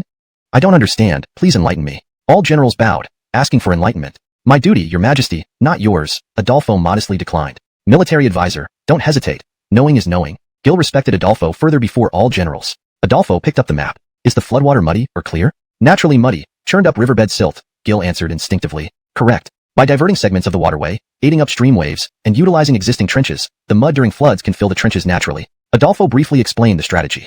Chapter 226. Qing Yuan's entire army deployed. Each commander takes action. The commanders, including Gil, were still bewildered. After all, even if the floodwaters recede, the thoroughly soaked muddy ground would remain impassable without 10 days of sun and wind, not suitable for army movement. However, noticing Gil didn't question, the other commanders kept silent. Arsene saw through Gil's concerns and immediately spoke up. Does your majesty know there is an invention that can allow soldiers to move freely in the marshes? Gil was momentarily taken aback by this question. Arsene then produced a diagram. This device is called a mud cart. With it, soldiers can control its direction using wooden handles and traverse swampy areas as if they were on solid ground. Upon closer inspection, Gil noted Arsene's design resembled a scooter from his previous life but lacked wheels and instead featured wide treadboards. Using his knowledge from the modern era, Gil understood that this could indeed assist troops in crossing swamps and could be modified to transport siege engines like catapults and crossbow carts over marshy terrain. However, such a method would require an enormous amount of timber, difficult to estimate. Advisor, your plan is ingenious, but with such vast amounts of wood required, where will we source them? Gil asked. I have investigated this matter. General Kermit did not destroy the villages during relocation but collected materials, storing them in Pinjen City, Arsene responded, which was quickly confirmed by Dmitri. Price originally intended to leave these materials for reconstruction after the war, thereby saving substantial local fiscal resources. Gil nodded, still uncertain. Report. Your Majesty, General Egbert has marched to Bo-Ping and reached Shejin. The announcement from the messenger interrupted Gil's thoughts. Your troops to dig along the lower course of the Qing River. When the southern part of Qinghe City floods, you can divert water towards Lewisdao. Puzzled, Ray and Ricky looked at each other. Advisor, those are fertile fields. Redirecting water southward would devastate the crops in Lewisdao and Lewis County this year. Ricky protested. General Roman, no need to worry. General Kermit has relocated most villagers, and the remaining peasants can be moved to other farmlands. A small loss here can ensure capturing Qinghe City, Arsene sternly replied. Understood, advisor.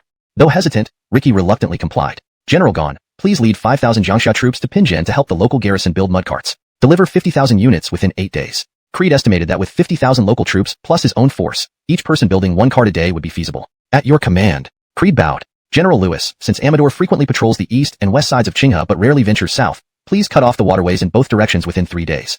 After 3 days, you can expand the southern moat to connect the two waterways at night. Understanding his task was crucial. Arvid felt relieved upon learning Gil would send Jalen and Jeremy with 5,000 UK troops to assist him. Thank you, your majesty. With the additional men, splitting the work between cutting off the waterways and expanding the moat should be manageable. Good. All generals, proceed according to orders. Report progress daily to address any issues promptly. Arsene bowed and led the commanders out. Except Ricky and Ray, who stayed behind, others dispersed to their respective tasks. Arsene paused. I understand your concerns. Here's a detailed waterway map I prepared. If you can divert the drainage channel into the mainstream past Qing Yuan City, the impact on farmland can be minimized. Realizing why so many troops were assigned, Ricky and Ray bowed in agreement. Advisor, your wisdom is commendable. Ricky thanked him before leaving. Your Majesty, I need to guide the diversion efforts. Excuse me. Do not overwork yourself. Gordon and Asher can assist. Your Majesty, I've allocated nearly everyone, but left a few officers for discussion.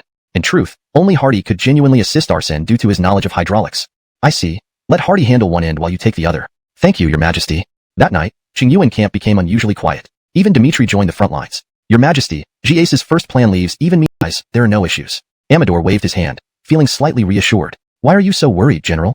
Braden approached and asked. The Han army has been unusually quiet these past few days. My scouts have also not reported anything significant. I suspect they may be preparing something in secret, Amador said, furrowing his brows. Yes, your concerns are valid. However, we only need to send more scouts to investigate. The trench and pit defenses south of the city took us half a year to prepare. Unless the Han army can fly, it would be difficult for them to advance to the city walls. Braden clasped his hands and replied. How is the situation at Xiayin? The civil official continued asking. The defending commander at Xiayin has already retreated to Dongyang, with the overwhelming Han forces heading towards Dongyang. General, don't worry. If the main Han army can't capture Qinghe, even if Egbert's forces take Dongyang, our forces combined with those from Xindu can still encircle and attack them.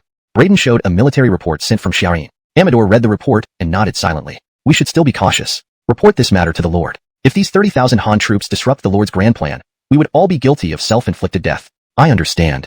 Braden acknowledged and immediately left with the report. Amador continued to expand the scout teams, sending them towards the Han encampment near Qing Yuan to gather intelligence. However, and felt its power. What was originally like a mere dragon, now had grown significantly.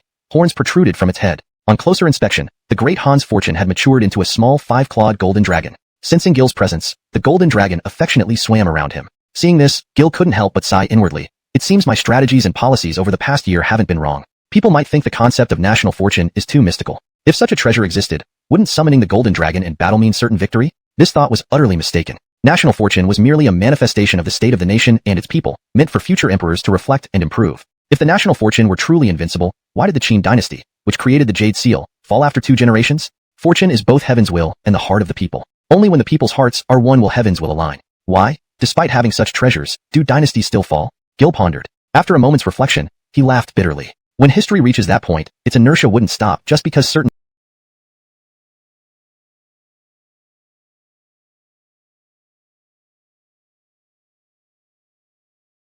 Amador finally got a piece of good news. Our lord replied saying that Emperor Ian is stationed at Shindu, so you can rest assured. Amador felt relieved hearing this. Meanwhile, in the Han camp, Ricky and Ray returned from completing the drainage works. Gil promptly ordered them to relieve Arvid's Azure Dragon troops on the front lines, as they would be the main force during the siege. That night, Creed brought the first batch of the mud carts described by Anton and tested them in the muddy areas by the riverbank, proving them effective on muddy terrain. This news greatly boosted the morale of the weary Han soldiers. The 8-day project was now down to 3 remaining days and was nearly complete. The next morning, Hardy and Anton returned to camp. With the sluice gates at the front line secure, Gil immediately pulled them aside and asked, "All preparations are in place except for the floodwaters. Are you confident, Gies?" "Your Majesty, I previously inquired from the locals. The flood season here typically occurs in spring and summer, and I've noticed the water becoming increasingly murky. I am confident that the floods will arrive in 2 days," Anton said seriously. Chapter 228. Heavenly rain aids the flood. Amador calmly saves the city. The 2 days passed in a flash. Arvid's Blue Dragon army was waiting for Anton's signal to open the sluice and release the water. But now the sun shone brightly, and the spring breeze blew without any hint of an impending flood. The soldiers grew increasingly anxious. This restless mood spread like a plague among every Han soldier. Even Anton began to doubt his own reconnaissance results. "Don't panic. On that day, I also relied on the power of heaven's thunder to repel the Xiongnu. Today, it's just repeating the same strategy," said Emperor Gil. His subordinates could be restless and fearful, but as the son of heaven, if Gil lost his composure, it would lead to the collapse of the entire army. Such a massive project, if it turned out to be futile, would not only demoralize the entire army but also make the simple-hearted soldiers believe that heavenly mandate was not on their side. "Your Majesty, General Kermit has sent a letter asking if the flood is coming," reported the order officer as he handed over the letter. Without even looking, Gil pressed it under the table, quietly planning the troop deployment for the attack. Seeing Gil remain as calm as a mountain, the rest of the generals gradually calmed down. Not only were the Han troops restless, Amador atop the walls of Qinghe City was also uneasy. 8 days had passed with no sign of the Han troops. Although scouts often reported that the Han camp at Qingyuan remained normal, Amador felt something was amiss. He even suspected that the Han force Braden casually broke some branches and threw them into the river. As soon as the branches touched the water, they spun around and rushed swiftly downstream. How did the water get so high? As Braden spoke, the previously clear sky suddenly darkened with thick clouds. The locals who came to see the water immediately started gesturing excitedly. Braden hurriedly asked, "Elder, what is it that makes you so happy?" "Please look, sir, the flood has come along with heavy rain. This year will definitely be a bountiful one." Thunder roared, and the rain poured down incessantly. With the heavy rain combined with the flood, did the heavens truly intend to annihilate the Han troops? Braden didn't dare delay, and rode back to inform Amador. Hearing this, Amador immediately ordered the scouts to investigate despite the rain. Raindrops pattered against the helmets of the Han troops, who were still waiting for the flood and hadn't yet reacted to the sudden change in weather. Anton shouted, "Generals Roman and Zhang, if the heavy rain is accompanied by the flood, our troops will be like fish in the river. Open the drainage gates quickly." The 2 generals promptly led their men into action. Outside Qingyuan City, the blocked drainage channels were immediately opened by the soldiers' efforts. The southern rivers didn't need Anton's orders. The floodwater couldn't be stopped by mere sluices and sandbags, quickly sweeping away everything when it finally ceased. Even inside Qinghe City, the water was knee-deep. Initially designed for a city on high ground with limited drainage channels, the moat was submerged, forcing soldiers to bail water out bucket by bucket. Fortunately, Amador's timely order saved most of the grain and weapons. Had he panicked, the granaries might have been soaked. "Send people to scout outside and investigate the condition of Qingyuan City," ordered Amador to his officers. "Yes, sir," responded the officer, heading north to bypass the flooded areas disguised as peasants. In Qingyuan City, the Han troops were also bailing water. Thanks to Anton's drainage system, much of the floodwater was diverted, and since Qingyuan was lower, its drainage facilities were superior. Thus, the city was mostly drained within a night. Back at Gil's camp, the generals changed into dry clothes. Seeing Anton's successful plan, none doubted its feasibility anymore. Military strategist's brilliance. "We admire it." They all bowed to Anton. "I dare not take credit. This was decided by your Majesty." Gil interrupted him. "Strategist, don't be modest. If you weren't familiar with hydraulics and weather patterns, how could we have achieved this?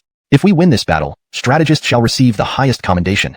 "Thank you, your Majesty." With the rain now stopped, the flood in the south should recede within 2 days. Then we can advance on Qinghe City using the mud carts. Holding the military insignia, Anton prepared to assign tasks for the assault. Chapter 229. Water recedes south of the city. Han army launches attack. General Lewis, General Gone, the mud wagons in the camp are ready. In 2 days, please have General Lewis lead his troops to attack the city. General gone. Use your forces to lay surplus wooden planks as a foundation for the catapults and siege crossbows. After Anton spoke, he turned and bowed to Emperor Gil, saying, please inform General Kermit that the general attack will commence at dawn in 2 days. Also, please have General Egbert urgently attack Dongyang to tie down enemy reinforcements. Good. I agree with the strategist's plan. Gil nodded upon hearing this. Please ensure everyone performs their duties without any mistakes. Anton turned to look at all the generals, bowed and said. All the generals responded respectfully and dispersed to prepare for the battle. Gil turned to Aloysius and asked, have we received news from Liaodong and Yuzhou? Aloysius bowed and replied, Yuzhou is bitterly cold, and the snow melts later. It will probably take about a month before they can mobilize. Gil nodded on hearing this. The 1-month delay would be enough time for the Han army to capture Qinghe and march toward Xindu. A day later, the water level south of Qinghe city slightly receded, leaving Amador puzzled. He couldn't understand whether the Han army exerted all its efforts just to flood the grain warehouses and arsenals within the city. Has anyone checked the south side of the city? Amador asked one of his lieutenants. Report to the general, the water has retreated to ankle level. The southern part of the city is now like a swamp, making it difficult for people and horses to move around. Amador smiled faintly upon hearing this. As long as the Han army couldn't cross the flooded 10-mile area south of the city, Qinghe could remain secure. After the heavy rain, the warm spring sun started to shine brightly again. At the same time, the Han army kept a close eye on the flooding issues south of the city. Anton even personally inspected the drainage channels at the front lines. Due to the unexpected heavy rain, the water level south of the city was much higher than Anton had calculated. He had no choice but to dispatch more soldiers to dig ditches and divert excess water into rivers. Another day passed. Price mobilized as promised, gathering 100,000 troops from Luisbing and Ping'an, advancing towards Luiszong, forming battle formations. On Gil's side, thanks to Anton's efforts, the floodwaters south of Qinghe city were almost completely drained. Arvid and Creed led their respective troops, using mud wagons to rapidly approach the southern gate of Qinghe city. Now the southern part of the city resembled a vast swamp, with previously dug pits filled with silt from and shouted, catapults fire! 300 paces behind the shield-bearing Qinglong troops, 100 catapults launched simultaneously. Flame-covered petroleum bombs fell like meteors from the sky. Some hit the city walls, jolting the defenders awake, while others landed inside the city, causing black oil to splatter everywhere. This ignited instantly, filling the air with thick, black smoke. Enemy attack. Quickly sound the bang. A loud explosion cut off the first responder, who was killed instantly by a stone projectile. Satisfied with the destruction caused by the catapults, Arvid looked back at the troops and shouted, raise the siege crossbows. Fire whenever you see enemies on the walls. Arvid felt elated, having fought many battles, from suppressing the yellow turbans to slaying Xerxes and assassinating Dai. Never before had he experienced such an advantageous battle. Seeing the interweaving rain of stones and arrows, he was determined to capture Qinghe that day. During the second wave of projectiles, all defenders inside the city realized the Han army's offensive. Amador, enraged, listened to reports from his lieutenants. So, how did the Han army cross the swamp and silently approach our city? Listening to the lieutenant's excuses, Amador's temples throbbed with anger. General, truly, I do not know. The lieutenant quickly begged for mercy. How many men are there now outside the city? About 10,000, with 2 flags, one for Lewis and one for Gaunt. Have they used siege rams yet? They haven't.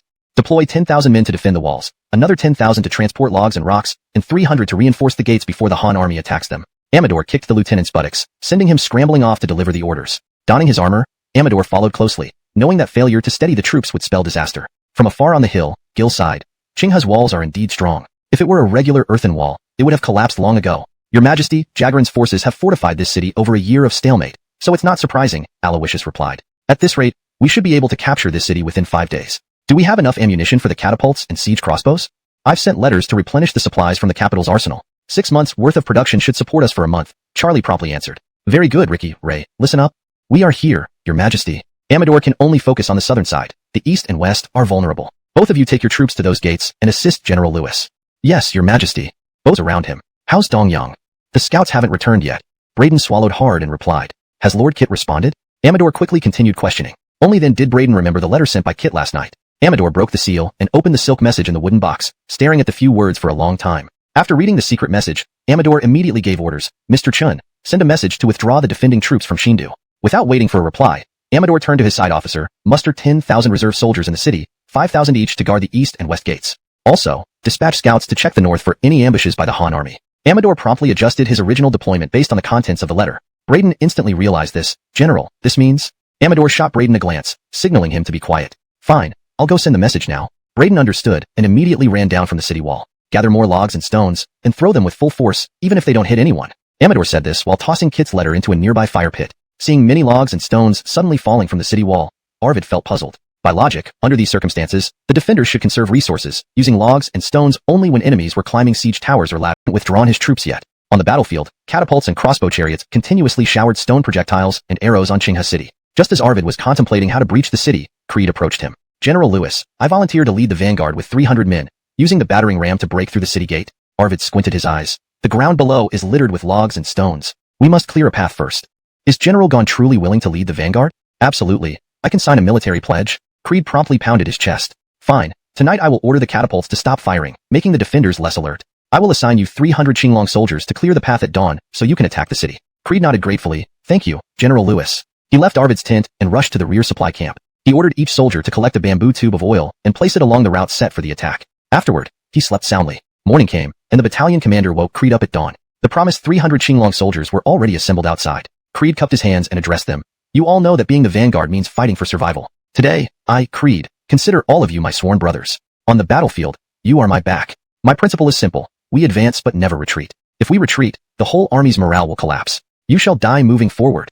Creed deeply bowed to the 300 men. They didn't respond verbally. These 100 bamboo tubes reduced arrow intensity on the shields and shouted, almost there, charge. Pushing from the back, Creed led the way with the battering ram. 300 steps, 200. Reaching the city wall, Amador ordered the soldiers to hold the southern gate firmly. Watching Creed, Arvid anxiously awaited the signal to charge. The wheels of the battering ram rolled over a field of logs and stones, instantly slowing down. The uneven road, combined with the tremendous weight of the battering ram, caused the wheels to struggle and even retreat. Please note that I have maintained the original tone, style, paragraph structure, and line breaks as requested. The translation is fluent and coherent with the previous content. Chapter 231. Ezra fearless of death, ingenious in breaking the city gate. As the vanguard of this battle, stepping back even half a step would mean defying military orders. Creed well understood that it was easy to maintain momentum, but if the ramming vehicle did not breach the gate, it would undoubtedly plunge everyone into despair. Creed watched as arrows rained down like a deluge, and despite the soldiers of the Azure Dragon army holding their shields firmly, some arrows still found gaps and struck the soldiers. Damn it! The blades have eyes, targeting only the cowardly. Brothers, discard the shields, push the cart. Creed led by example, throwing away his shield. Within words, the entire army instantly burst forth with unprecedented strength. Before long, the ramming vehicle ceased retreating and, under the efforts of these 100 soldiers, advanced towards Qinghe's southern gate once more. Well done. Ezra's valor brings fortune to the Han army. Arvid praised him unusually, continuing, all soldiers, watch closely. General Gon risks life and limb to breach the gate for us. Why does he do it? To open this gate so our army can rush in and conquer Qinghe. The greatest honor is before you all. Prepare yourselves. With a wave of his hand, Arvid's adjutant brought over red hair. Arvid mounted swiftly, staring intently at the movements before the city gate. By now, Creed and his men had moved the ramming vehicle to below the gate, where enemy fire could not reach them, providing a brief respite. Brothers, fear not. The archers on the tower cannot hit us here. Focus on breaching the gate. On Creed's command, the remaining less than 100 vanguard began attacking the gate. Under the soldiers' operation, the massive wooden ram began to swing back and forth. Bang! A loud crash echoed as the wooden ram struck the gate, showering it with debris. Not right. Creed instinctively clenched his fists and pounded on the gate. Pressing his ear against the gate, he listened to the echo, confirming that the defenders had heavily reinforced and soldiers yanked the ropes controlling the ram. Instantly, the wooden ram smashed into the gate. A deafening boom followed, and black smoke billowed from the ram's tip, indicating it had penetrated part of the gate. Adjust the position and continue. Seeing this, Creed cheered and ordered the adjustment. They shifted the ram slightly left and repeated the process 3 times, damaging 4 areas of the gate. Creed, deeming the time right, abandoned the ram with his men. They swarmed the damaged areas, using hands and feet to expand and connect the breaches. Raise the flag. Red-eyed, Creed disregarded the black smoke, taking the lead in tearing the gate. Just then, an arrow pierced his shoulder. Though wearing armor, close-range crossbow shots couldn't be fully defended against. Yet, Creed acted as if nothing happened, continuing to dismantle the gate. General? A nearby soldier, seeing the arrow embedded in Creed's shoulder, hesitated. Slap! Creed smacked the soldier's helmet. How can you hesitate in battle? Raise the flag quickly.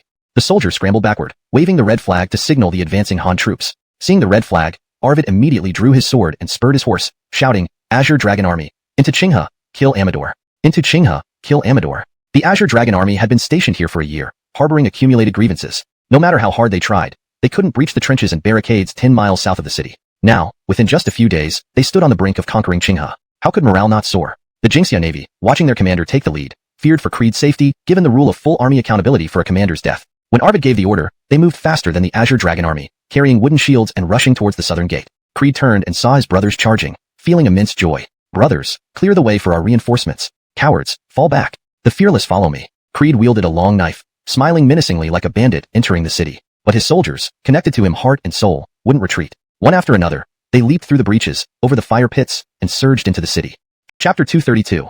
Arvid frightens Amador into retreat. Creed requests battle again. The Emperor's personal guard has an astonishing combat capability indeed. Amador squinted his eyes and remarked while gazing at the southern city gate now wide open. General 1, if we lose the city gate, Qinghe will be hard to defend. What should we do now?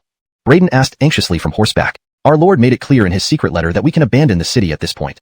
Amador sat confidently on his horse and continued. Move the reserve troops and the forces guarding the east and south gates, totaling 20,000, to the north gate and evacuate through there. The remaining 10,000 will hold the southern city steadfastly, buying time for the main army. Hearing this, Amador's subordinate officer immediately responded and went off to relay the orders. Of course, he wouldn't tell the soldiers holding the southern gate that they were being sacrificed. Instead, he would say reinforcements were on their way and they would earn multiple times their usual reward by holding the gate. Sir Chun, you go first. I'll fight them for a while. Challenging a couple of Han generals will relieve some pressure for our lord, Amador said, then brought down his long saber. His 500 bodyguards promptly formed up, ready to face the incoming Han army. By staying, Amador aimed not only to stabilize the morale of the southern defense, but also to engage Arvid to understand how his brother Dai was killed by this red-faced man. Seeing this, Braden didn't hesitate. He galloped towards the north gate immediately. In such circumstances, it wasn't the time to talk about righteousness. If the city fell, more lives would be lost with the elite troops trapped inside. Hastily filling moats with river mud, crossing marshes using dirt wagons, and laying wooden foundations for attacks. Just what kind of geniuses are these Han soldiers?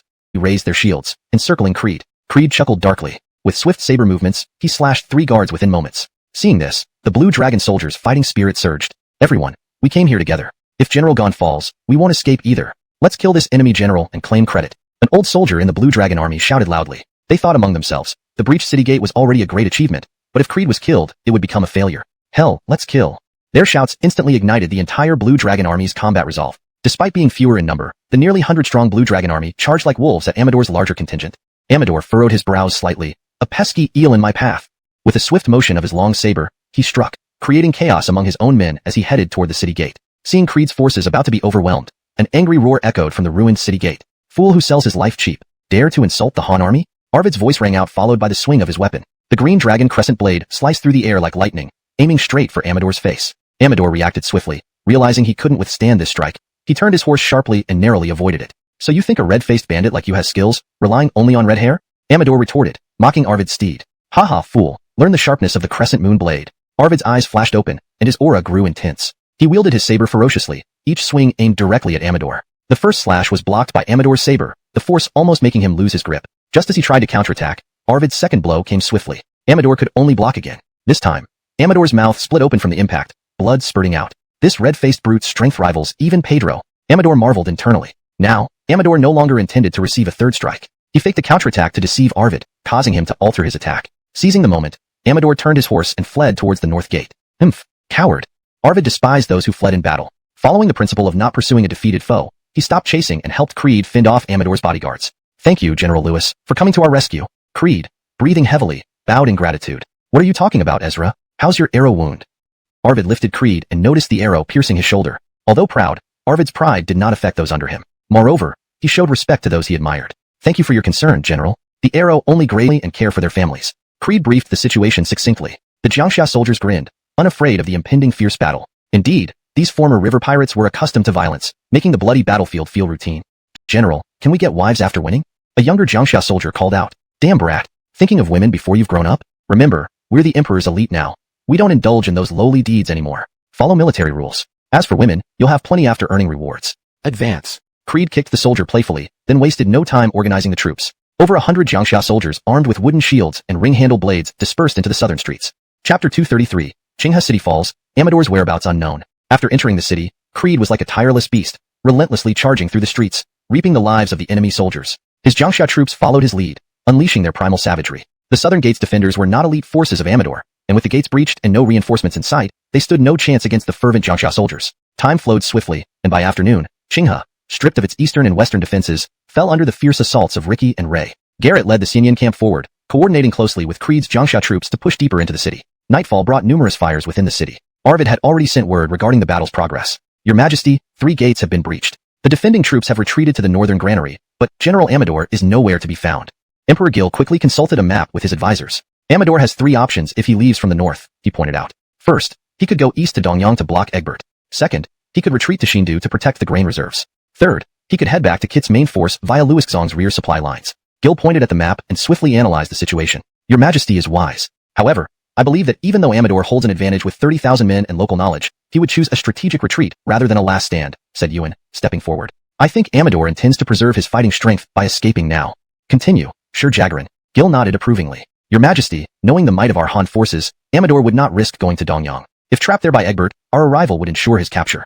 Also, he wouldn't likely go to Xindu. It's too far, and we would need rest before advancing. Coordinating with General Kermit would take over half a month. Thus, it seems Amador aims to support Kit from behind. Yuan's reasoning full strategy. Jagran Chong, you acted wisely. There's no need for self-reproach. Your Majesty, General Gon led the charge, breaking the gates and clearing the city, contributing significantly to our victory. Please acknowledge his efforts.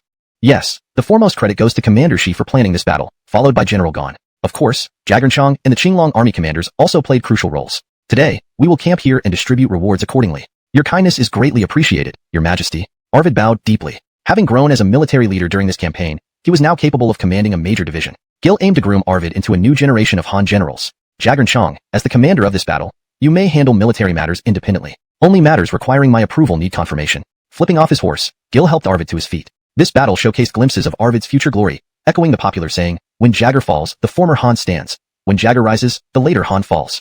Thank you, Your Majesty. I am eternally grateful and will repay your kindness with loyalty and service. Arvid was initially taken aback, understanding that the authority granted to him was a supreme honor. Between us, there is no need for such formality. Your past victories are commendable. Chapter 234. Han army marches to Shindu. Kit keeps a backup plan. Dispatch a unit of scouts immediately to ascertain the whereabouts of Amador's army.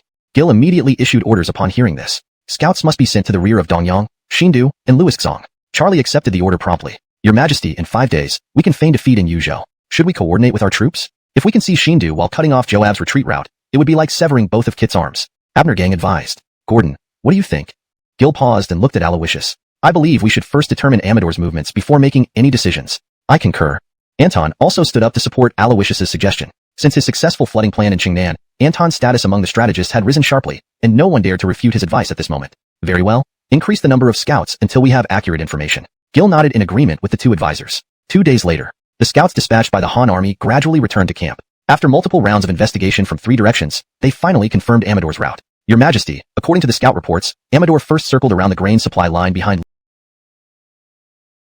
I will lead the main force out in 2 days. We understand Your Majesty's orders. The advisors bowed and exited. Meanwhile, Price's camp had already received news of Gil conquering Qinghe. His Majesty has conquered Qinghe. Amador's destination is unknown and may come to reinforce Kit. His Majesty ordered us to be cautious. Price said to his generals in the command tent. How could His Majesty capture the city so quickly? Brian asked in surprise. His Majesty used Anton's plan to flood the south side of the city, filling the moats with mud. The army then used mud carts to approach the southern gate of Qinghe under the cover of night. What a brilliant strategy. It really makes us ashamed. We've been stationed here for a year, and didn't think of this tactic. Price sighed with a smile. Brother, now that Qinghe is captured, His Majesty will certainly head for Shindu. Should our army attack Luixzong to keep Kit busy? Henrik asked Price. Do not rush the attack. Stick to our planned strategy. We cannot let Kit notice our intentions. If Kit abandons Luixzong and directly attacks His Majesty, we will become notorious as traitors. Price pondered for a moment and replied. Brother, leave me 5,000 troops to guard the road from Luixzong to Shindu. I can immediately report any unusual movement by Kit's forces. Ahmed offered eagerly. Yes, Miao Tsai has always been known for his swift actions. However, if you encounter Kit's troops, only report back without engaging. I understand.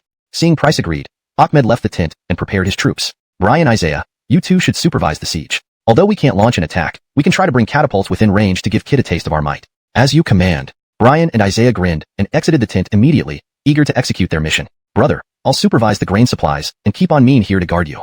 Henrik volunteered when he saw all brothers had tasks. Good. Logistics will be handled by Jagran Rang. Price nodded. As the generals departed, he turned to the map of G province hanging behind him. I wonder who is guarding Shindu. In my view, I would definitely assign Ian to delay the advance of His Majesty's army.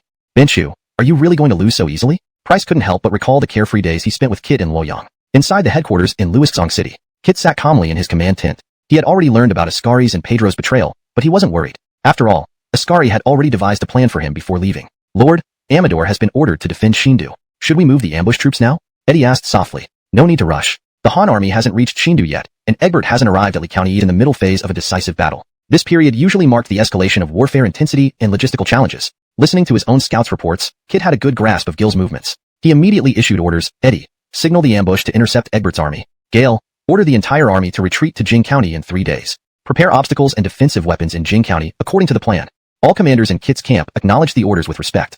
Chapter 235, Deception at Yuzhou, Taisha retreats. April heralded the warmth of spring, and the northern regions began to thaw from their winter ice. Yuzhou, Zhuo County's Gaoyang city. Hoyt stood atop the city walls, watching the melting snow and ice. He turned to Herb and Tim, who stood beside him, and said, Generals, it's time to carry out our plan. Lord Liu, we still need to lure Joab into attacking. Please wait for us. We shall return soon.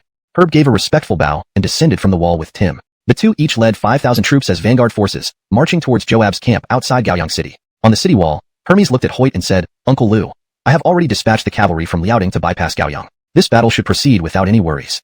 Good, that's reassuring. Now, it all depends on Generals Herb and Tim. After speaking, they immediately led the soldiers in the city out of Gaoyang, intending to leave an empty city for Joab. By noon, Herb and Tim arrived at Joab's camp and called for a challenge. They shouted for a long time, but saw no one come out from the camp. Generally, something seems off. Herb squinted his eyes, gazing at the military flags fluttering within Joab's camp. Yes, let's send a unit to investigate first. Tim also sensed something amiss. Even if the enemy did not respond to the challenge, they would normally have men guarding the camp gates. Yet there was no activity within Joab's encampment. General Inigo, please lead 500 men to investigate. Tim looked at Inigo and ordered. Inigo nodded silently and led his troops toward Joab's camp. Within half an hour, Inigo returned, reporting, Generals, there are only 500 elderly, sick, and wounded soldiers inside the camp. There's no significant force here. Tim and Herb were both startled by this revelation. We've fallen for Joab's deception. Herb immediately turned to remount his horse, ready to return to support Gaoyang. He believed that Joab had set up a decoy camp to lure the city's forces out and then attack Gaoyang when it was vulnerable. General Taisher, hold on. It's likely Joab retreated to Ji province before winter. Tim quickly interjected, stopping Herb. How do you figure? Joab has no way of knowing about our plan. Why would he set up a decoy camp to lure us out? According to the current situation, our side wouldn't actively engage in combat. Indeed, given the military positions, the forces of Yuzhou would not initiate an attack. Thus, leaving a decoy camp served no purpose for Joab. The only plausible explanation was what Tim had suggested. So Kit never intended to capture Yuzhou? Sending troops here was merely to divide our forces? From the present circumstances, this was the most reasonable conclusion. In that case, isn't Joab potentially a hidden force that could strike our rear lines anytime on the Ji province battlefield? Herb shivered inwardly, realizing this was a scenario they had not anticipated. Nor had the strategists in Emperor Gil's camp. We should immediately inform His Majesty and return to provide support.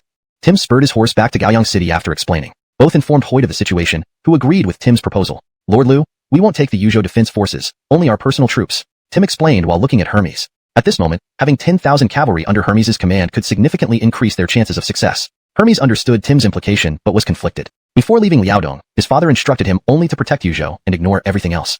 Generals, I need to report this to my father first. I apologize.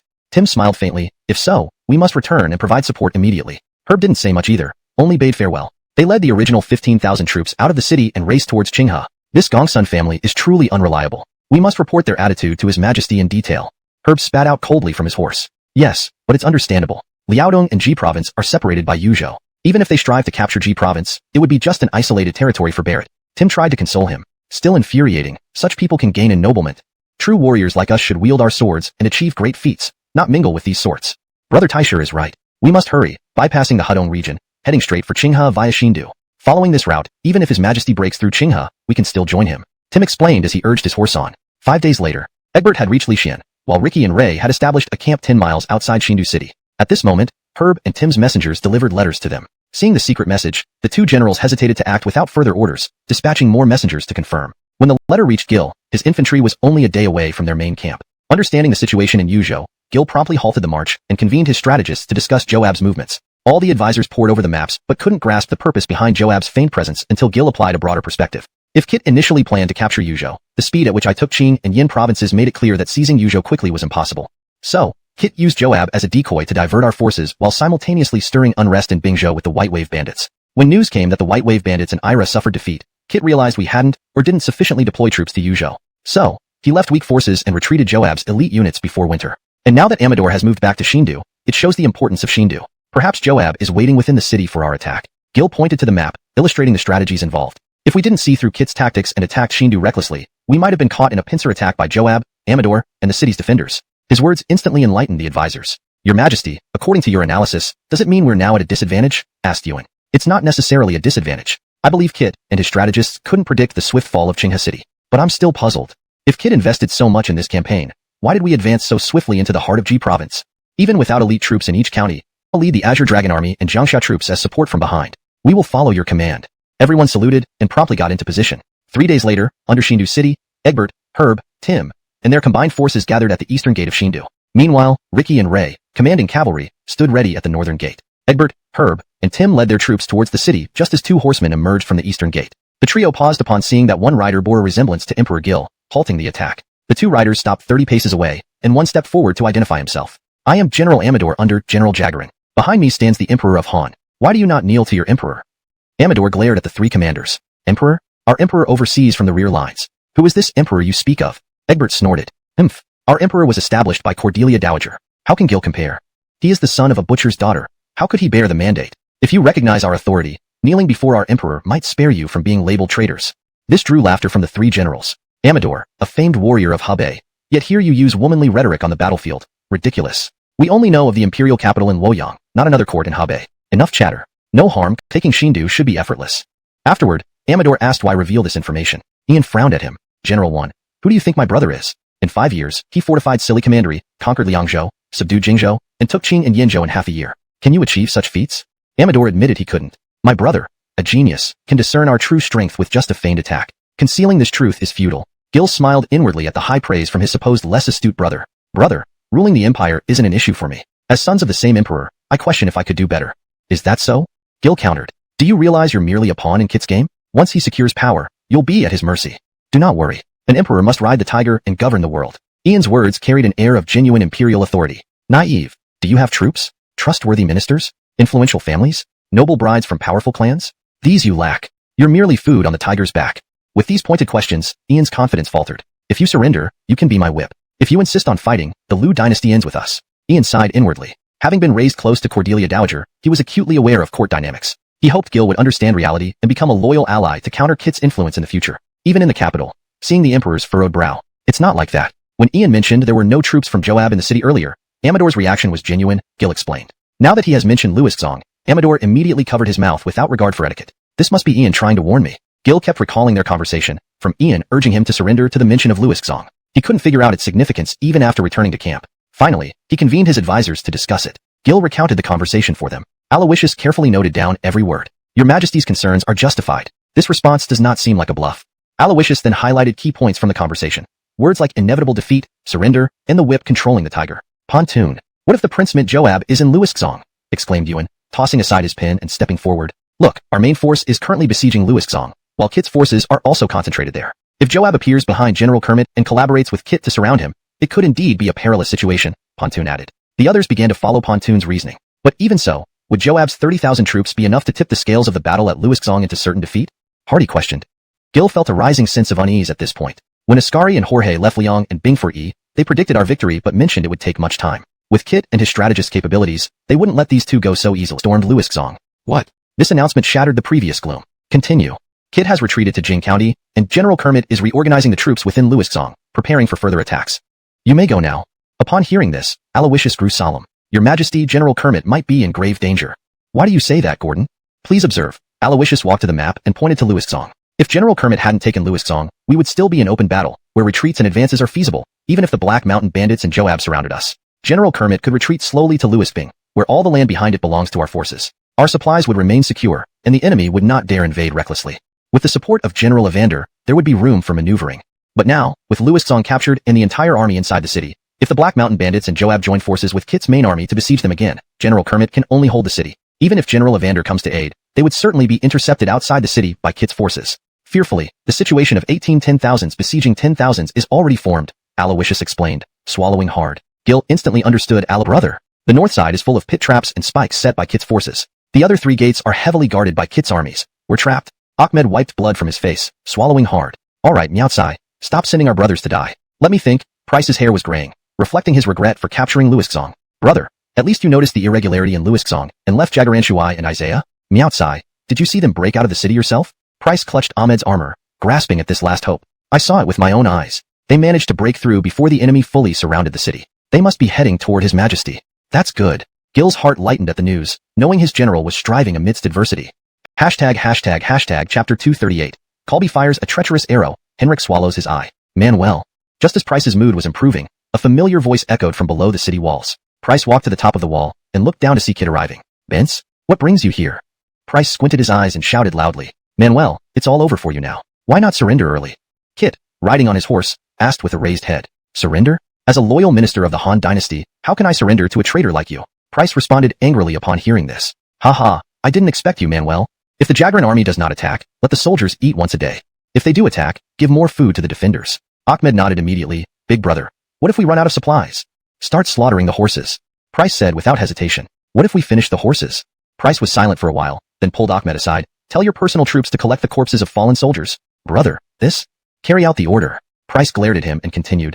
Keep this strictly confidential. Tell them it's from slaughtering horses. I understand. Ahmed didn't dare ask further and immediately withdrew. Most of the veteran soldiers in the city already knew the general situation, but thanks to the presence of historians within the camp, everyone's emotions were kept stable, preventing chaos. Meanwhile, outside the city, Henrik and Isaiah were not having an easy time either. Kit had sent Abdul to harry their retreat. They hadn't escaped 10 miles when thousands of their soldiers were already dead or wounded. Isaiah, you lead the others forward. I'll hold back the Jagaran cavalry here. Jagaran rang. Let me stay instead.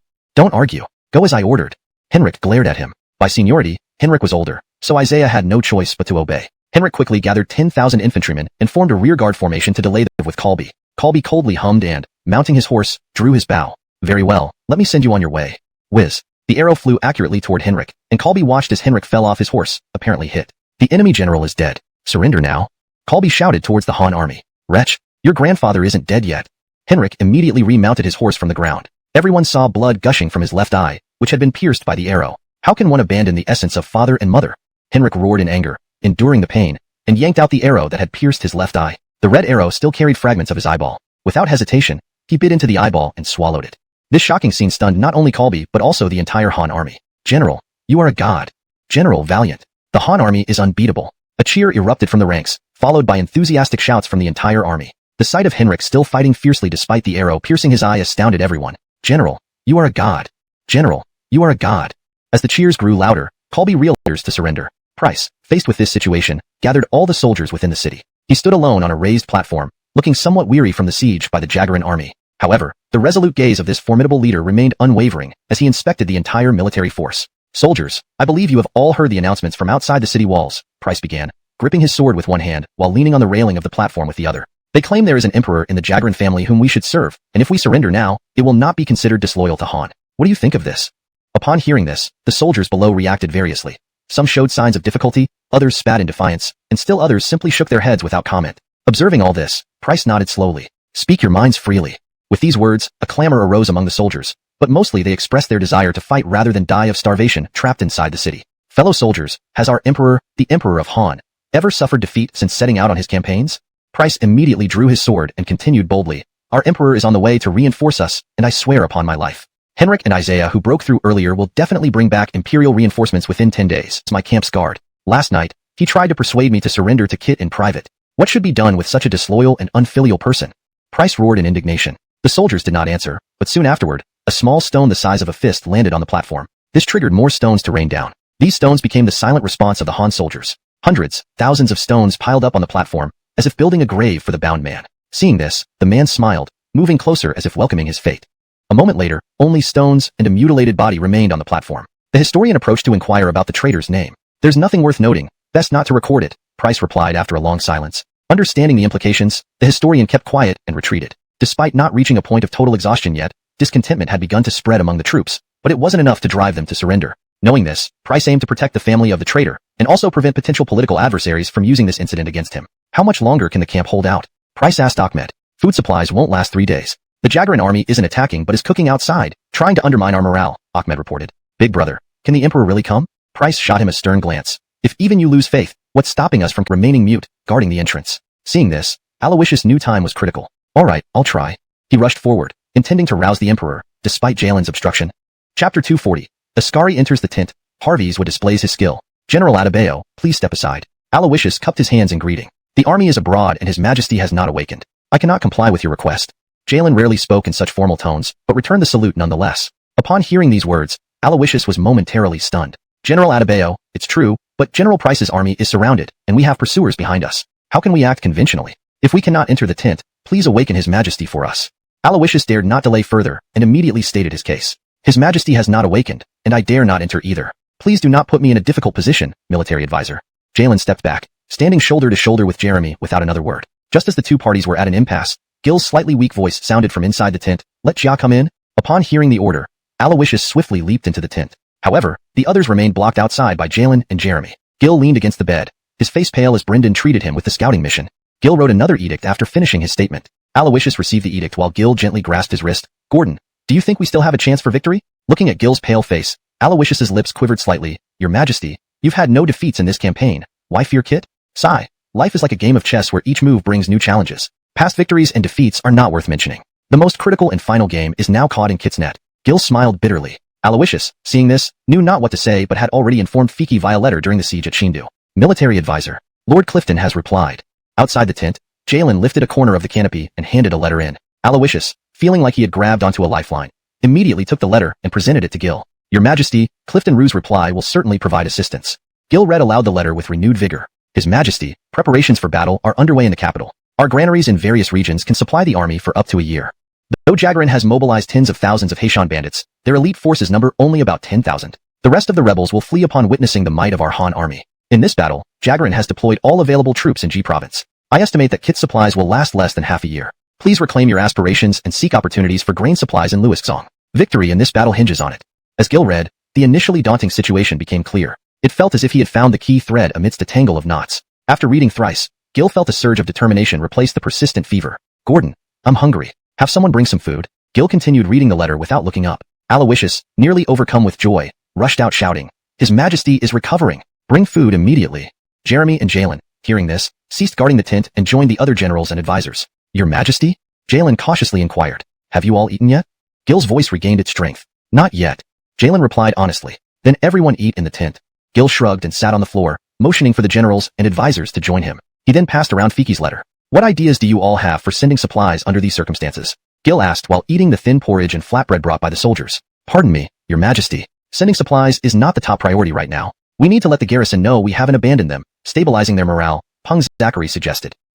Indeed. After encirclement, Jaggerin's army will block water sources. Soldiers inside need food, water, and morale the most.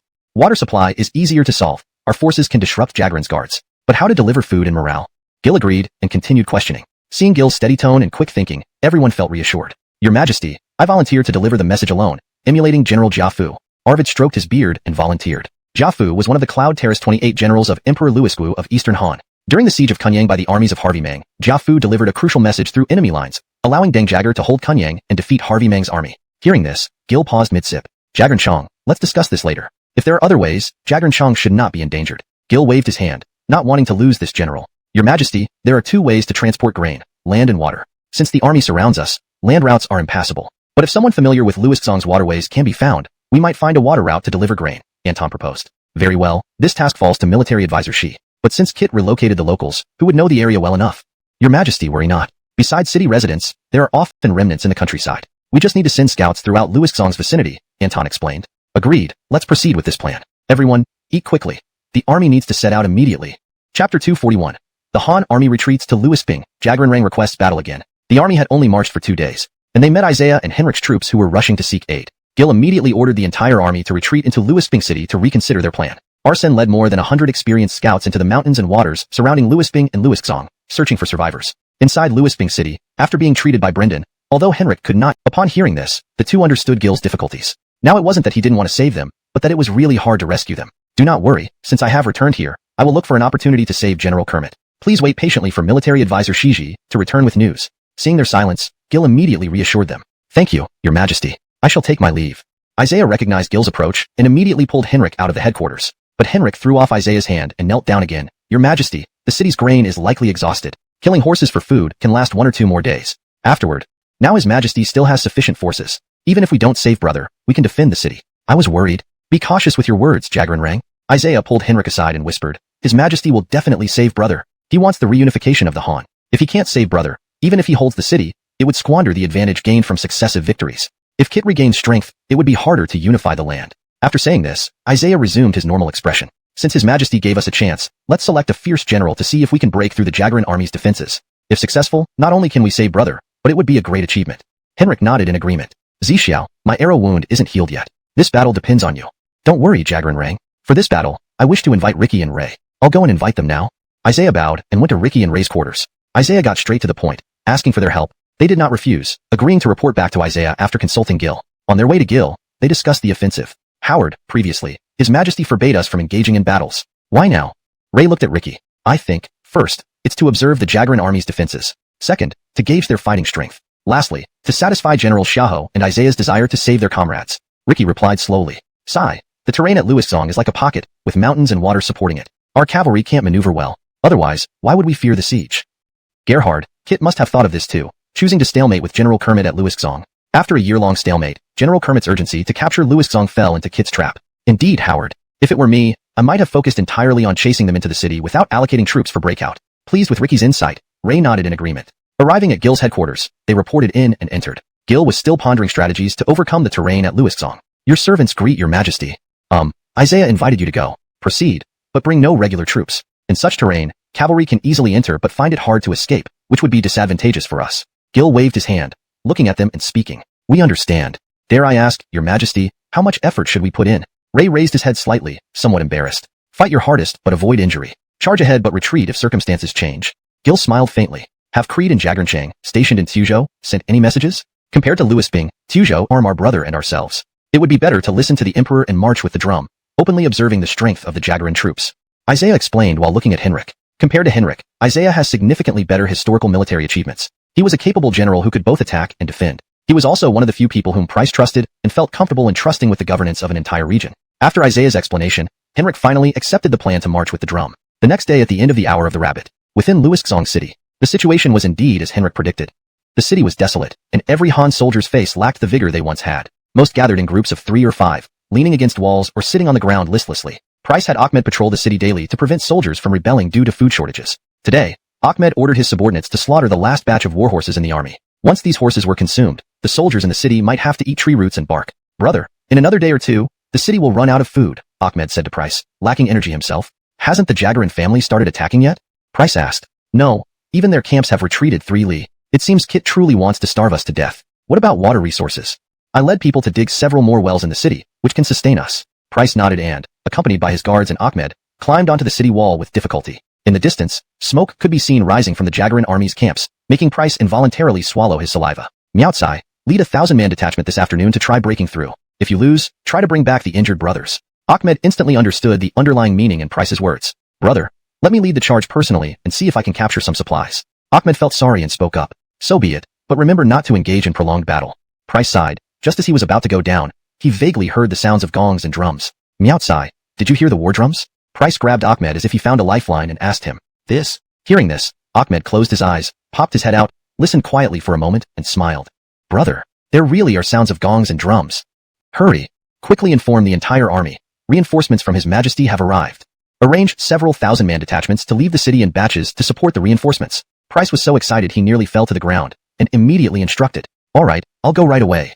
Ahmed hadn't eaten enough for days, but now he felt full of energy, quickly rushed down the city wall, informing the entire army according to Price's instructions. The Han army in the city cheered upon hearing that reinforcements had come. In this atmosphere, 5,000-man breakout teams were formed immediately, led by Ahmed to seize the opportunity to exit the city. Now, the time of dawn had arrived. The sound of gongs and drums resounded over the sky outside Isaiah's camp. He, along with Ricky and Ray, led 20,000 foot soldiers, marching forward towards Kit in the north of Luixong City. Tuzhou was less than 20 li from Luixong. There was no defense by the Jagaran army along the water route, while Phi flags lined the mountain trails alongside. 10 li outside Luixong City, Isaiah noticed that the terrain ahead was becoming narrower, with steep mountains on the right, forming an ideal ambush site, causing him to immediately order the halt of the march. I have fought here with the Jagaran army before, but then the Jagaran army kept retreating. I thought they were too weak, never imagining it was Kit's strategy. Now, examining this terrain closely, if Kit has hidden troops ahead and deployed archers on the mountain paths, even if we can win, it will be after a bitter struggle. Isaiah sighed, banging on his thighs in frustration. Don't worry, General Kermit. I can lead 1,000 men to scout. Ray smiled. Although the terrain was conducive to ambushes, the most important task was to know the strength and defenses of the Jagaran army. Seeing this, Isaiah did not refuse, immediately agreeing to Ray's request and assigning him 2,000 shield bearers. Ray dismounted and slowly approached the front gorge within the formation of these 2,000 men. Who was that coming? Can you dare to give your name? A long shout from the mountain path interrupted the advance of the Han army. Ray pushed aside the shields in front of him and loudly declared, I am Ray of the Han army. Do you dare to show yourself for battle?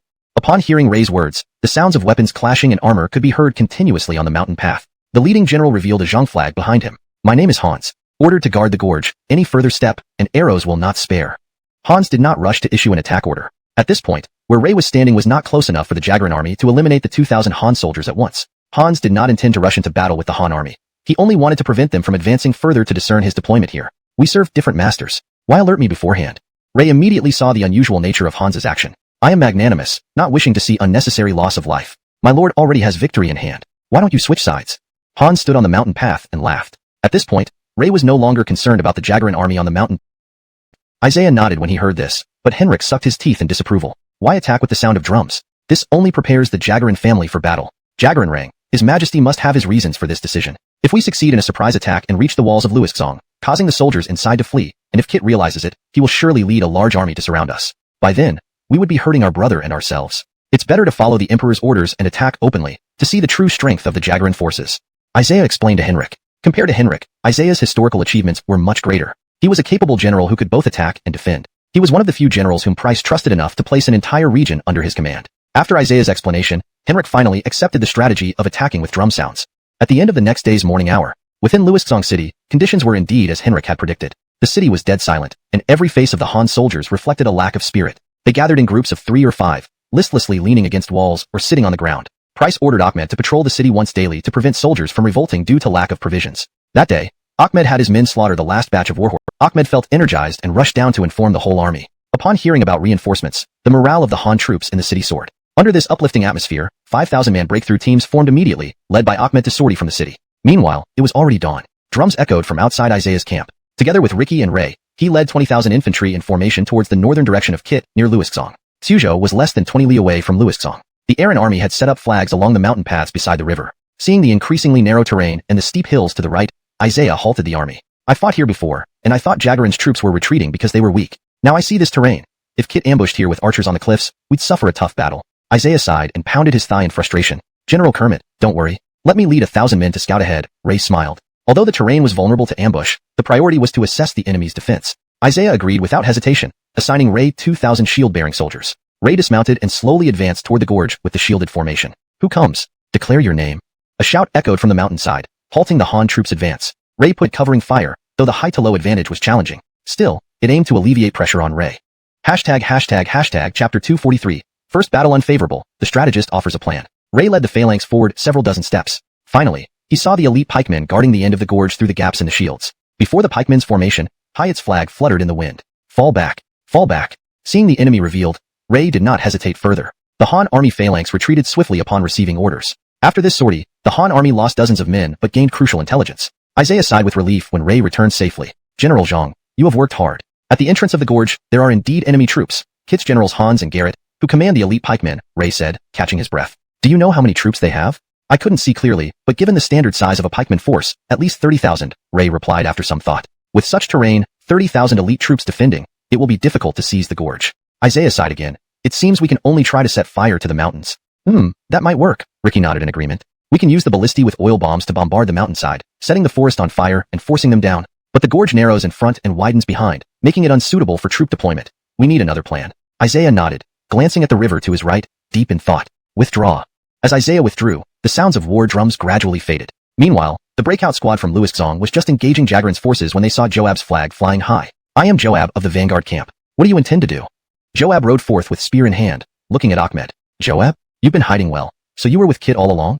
Ahmed tightened his grip on his longbow upon seeing Joab's flag. Is General Xiahou here to surrender? Joab pointed his spear, and immediately 5,000 vanguard soldiers rushed out of the camp, forming an array before Ahmed's forces. Ahmed felt uneasy as he looked at the heavily armored vanguard troops. He glanced back at his own ranks. The Han army in Luisxong had been starving for days, lacking their usual vigor. Even the front row soldiers struggled to hold their shields. Don't wait. The Han army in Luisping has already retreated. If those inside the city don't surrender, they'll only starve to death. Joab gave the order to advance. The vanguard did not attack but marched in perfect formation, driving the breakout Han troops back towards the city. Standing on the city wall, Price watched this all unfold and ordered the retreat with a heavy heart. Ahmed, filled with resentment, shot an arrow impulsively as he turned his horse, but due to weakened strength from starvation, the arrow fell short, eliciting a silent mockery from Joab. A tiger in the plains. Ahmed lamented as he withdrew back into the city. Not only were the hopes of the Han army in Luisxong extinguished, but even Isaiah, who had just returned to Xu, sighed repeatedly. Why did Zishao withdraw so quickly? Henrik asked immediately upon seeing Isaiah return to camp. Jagaran rang. Both terrain and manpower favor Kit's forces.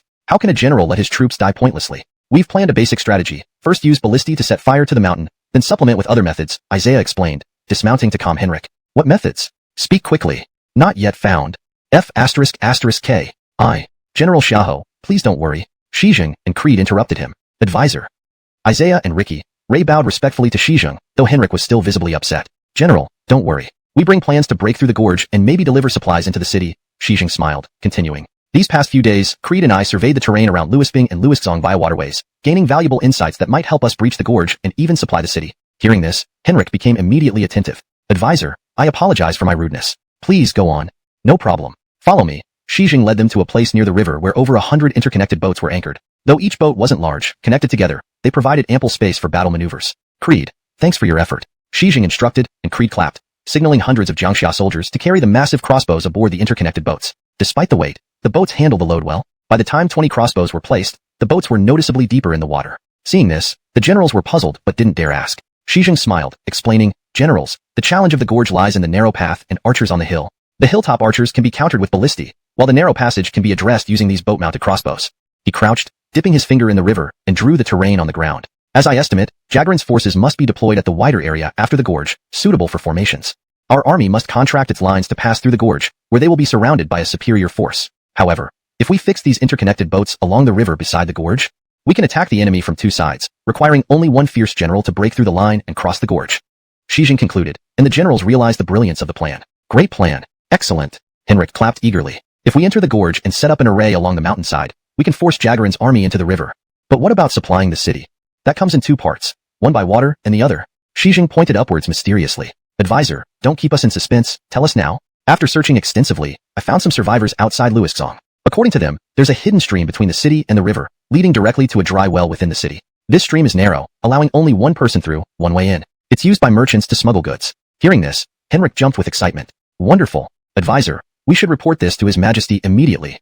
"Calm down. The city has 70,000 people. Supplying through this stream would barely suffice and could alert Jagran's forces. Besides, the city residents don't know about this well. How can they retrieve the food?" This translation adheres to the original structure, tone, and style of the Chinese text, ensuring a natural and fluent English narrative.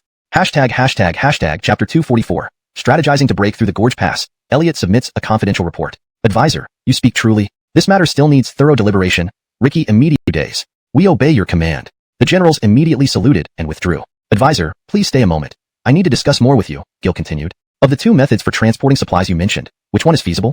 "Your Majesty, the hidden streams leading through dry wells do exist, but my suggestion to use catapults was merely to ease military anxiety." "Yes, but these narrow streams have limited capacity. Even if we manage to send supplies through, someone must also infiltrate the enemy camp to relay the news, which is extremely challenging. However, using the river to launch boat attacks against Mickey's forces seems promising. If Mickey does not divide his troops, focusing on the Haitian army might give us an opportunity. Creed needs to investigate this further from the water." Anton nodded in agreement, clearly thinking along the same lines. "I will instruct General Creed. If we know which gate the Haitian army is guarding, we can surprise them via the river. Securing even a temporary foothold would allow us to use the catapults for supplies." "Indeed, that's my intention," Gil nodded. "Fortunately, Your Majesty has recovered. Otherwise, without a leader, the army would have been defeated. While I'm essential, so is the advisor. These past few days have been tough for you. There's no need for so many people to guard the city. You may choose useful individuals, but leave. Victory here will tear open Mickey's defenses." Gil didn't finish the sentence, but Anton understood. Defeat would likely mean the end of the campaign, with little chance to save the Han forces in Luoxong. "As you command, victory is assured. Then we will meet in Xu soon." After Anton left, Gil read Elliot's confidential report. Elliot had already placed surveillance on Price's residence, copying all outgoing letters. Rumors about the siege were spreading, despite strict containment. Elliot was arresting those spreading news. Additionally, Evander had sent multiple petitions to join the battle, but they were suppressed by Fiki. Relieved, Gil thought. Having established the Office of Internal Affairs prevented unrest. If his illness reached the rear, it could spark rebellion. Translation ends. Chapter 245. All matters decided. Advance into the gorge. As soon as the generals returned to Tuzhou, Henrik immediately approached them. How did His Majesty decide? Seeing this, Isaiah had no choice but to inform him of the news about marching out in 2 days. Furthermore, His Majesty has ordered the Jianyan camp to be the main force for the assault. Upon hearing this, Ahmed immediately nodded in agreement. After the two, military advisor. Creed immediately saluted upon seeing Anton. "General, there's no need for such formality. I've come here to discuss the control of boats with you. With many small boats connected, though it feels like walking on flat ground, it increases the difficulty of maneuvering. But fortunately, the river west of Luoxong City isn't too swift, yet we must stop the boats in specified areas to support our allies." Hearing this, Creed smiled slightly. "Military advisor, you worry too much. The 5,000 troops under my command from Jiangxia are all adept at handling boats. And during the construction of these boats, I have prepared accompanying iron anchors. Upon your command, dropping anchors around the boats will fix them in place." Anton nodded in approval. "Moreover, we need to find an underwater current in the river. This current, according to local survivors, supposedly leads directly to dry wells inside Luoxong City. General needs to allocate some men familiar with water to investigate the river. Finally, after investigating the current, continue forward to find a beach close to Luoxong City to dock the boats, then send scouts to investigate the northwest city gates. In my opinion, given the direction Black Mountain troops are attacking, they are most likely guarding these 2 gates." After Anton spoke, Creed felt somewhat troubled. To investigate the waterway would be easy for him and his Jiangxia troops, but when it came to scouting enemy information, it posed a challenge. First, although the boats were connected, most of the area was fierce, but His Majesty once personally praised General Ricky for being both courageous and strategic. True, it's said that General Roman has never lost a battle, advancing and retreating with order. Serving under such a general gives a real sense of security. Listening to the patrol soldiers' evaluations, Anton felt certain of his decision. The mass's eyes are indeed sharp. The next morning, Ricky returned from his routine patrol to find Anton waiting in his tent. Greetings, military advisor. Ricky politely saluted. Without delay, Anton explained his predicament. Military advisor wants me to lead 50 cavalry down the river to scout the northwest gates? If anyone else heard this, they would think it a jest by Anton. But Ricky thought seriously about how to carry out this task. That's correct. Space on the boats is limited, and 50 cavalry are the maximum. I accept the order. Ricky's resolute response surprised Anton. Such a perilous mission didn't waver Ricky in the slightest. General Ricky is indeed as courageous as His Majesty described. Is there anything else you need? Ricky shook his head. I have no other requests. I just need speed for this mission. My own camp consists of heavy cavalry, so I only need 50 sets of light armor from you, military advisor. This should be simple. The light armor will arrive within 3 moments. Anton was pleased. All the trivial matters were finally sorted. Now, they just needed to follow the plan and march out, allowing the defenders of Luosong City to know that reinforcements were coming to alleviate their mental pressure. On the second day, early morning, in the Han camp at Suzhou, the troops split into 2 routes. Ricky led 50 cavalry, and Creed led 100 Jiangxia soldiers aboard the boats first. Henrik led 5,000 vanguard forces galloping out of camp, followed by 5,000 Jinyan camp soldiers marching slowly under Garrett's command.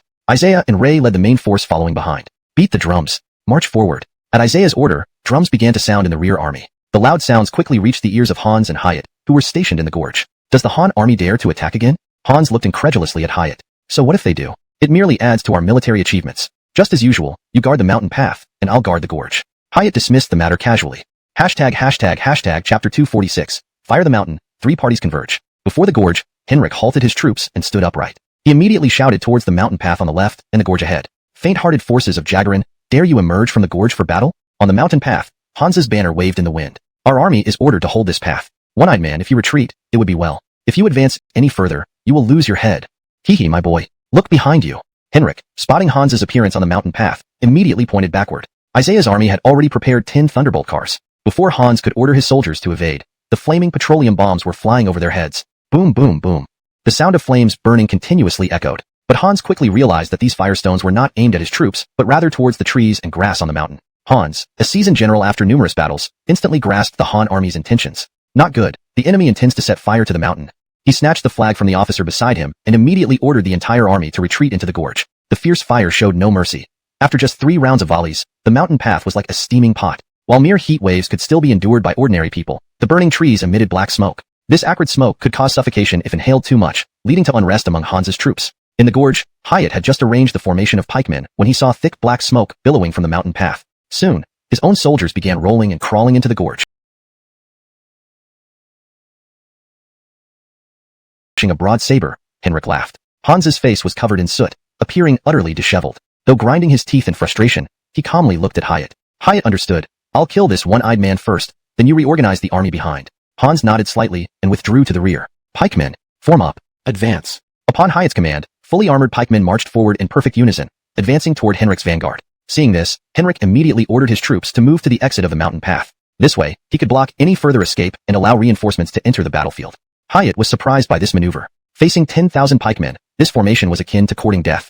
However, leaving the gorge entrance open tempted him to divide his forces to prevent further enemy entry. After some hesitation, Hyatt decided to crush the enemy vanguard and demoralize them. Seeing the pikemen advancing toward him, Henrik ordered his shield bearers to form a square formation. Once completed, he quickly rode to the signal officer and commanded the gong to be struck. Dong dong dong. Dong dong dong. The gong sounds echoed through the gorge, reaching Garrett's main force. Sinking camp. Any who do not pass the gorge entrance within an hour will be exiled. The pikemen suffered greatly from the crossbow arrow's penetrative power. After 3 volleys, the sinking camp was ready, advancing on the pikemen. Henrik also ordered his attack. In an instant, the tides of the battle turned. Under continuous crossbow fire and 2-pronged attacks, even Hyatt, known as one of the 4 pillars of Jibei, felt overwhelmed. Hyatt, retreat quickly. Hans's voice came from behind. From a vantage point 100 paces away, he saw the imminent danger if they didn't retreat soon. Retreat. Withdraw the troops. Hearing this, Hyatt lost his resolve and immediately turned the rear guard into the vanguard, escaping the gorge as fast as possible.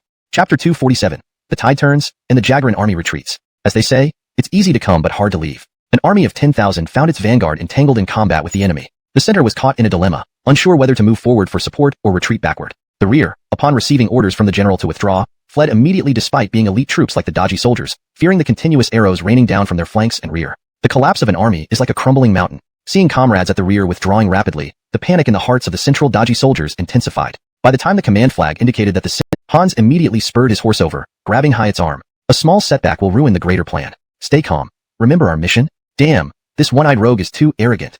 Seeing that Hyatt hadn't calmed down, Hans struck his horse's rear fiercely, causing the horse to gallop away, which relieved him. Realizing that provocation was ineffective, Henrik didn't dare pursue too far and immediately ordered a redirection to block the fleeing dodgy soldiers. On the boats, Creed and Ricky, seeing the battle situation settled, ceased the fire of the Jagranrong crossbows. General gone, it's time, Ricky nodded towards Creed. Yes, let's follow the strategist's plan.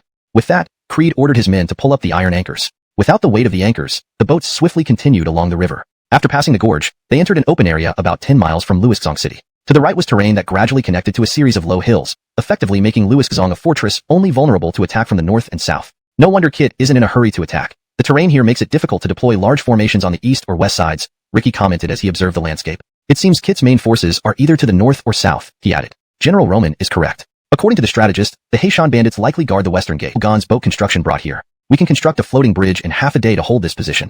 Once the bridge is built, His Majesty can march directly from Luiszczong, bypassing Suzhou, to support you, Anton replied, appreciatively looking at Isaiah. A good commander must think both of how to win and what might lead to defeat. I appreciate your efforts, strategist. Solving this worry will give Isaiah peace of mind. At that moment, Henrik rode up. Zixiao. Great victory. A great victory indeed.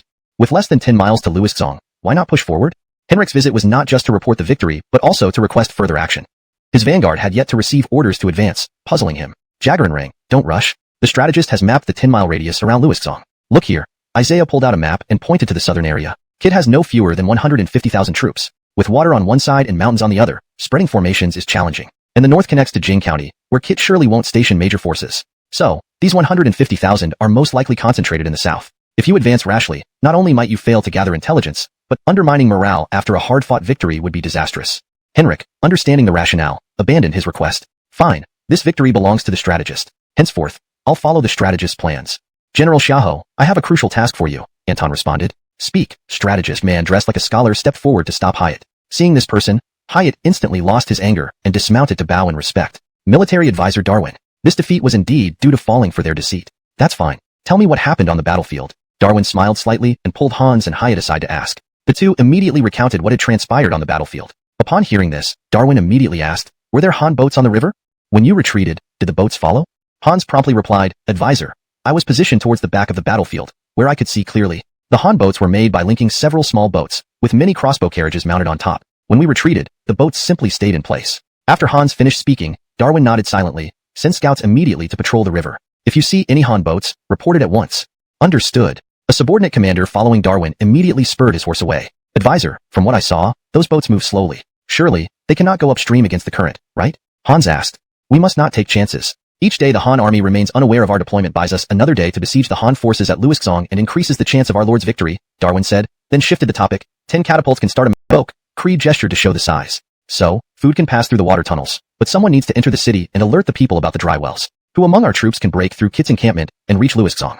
Ricky felt both relieved and concerned upon hearing this. Let's leave this decision to the military advisor. We still need to determine who is guarding the western part of the city. General Roman, please wait.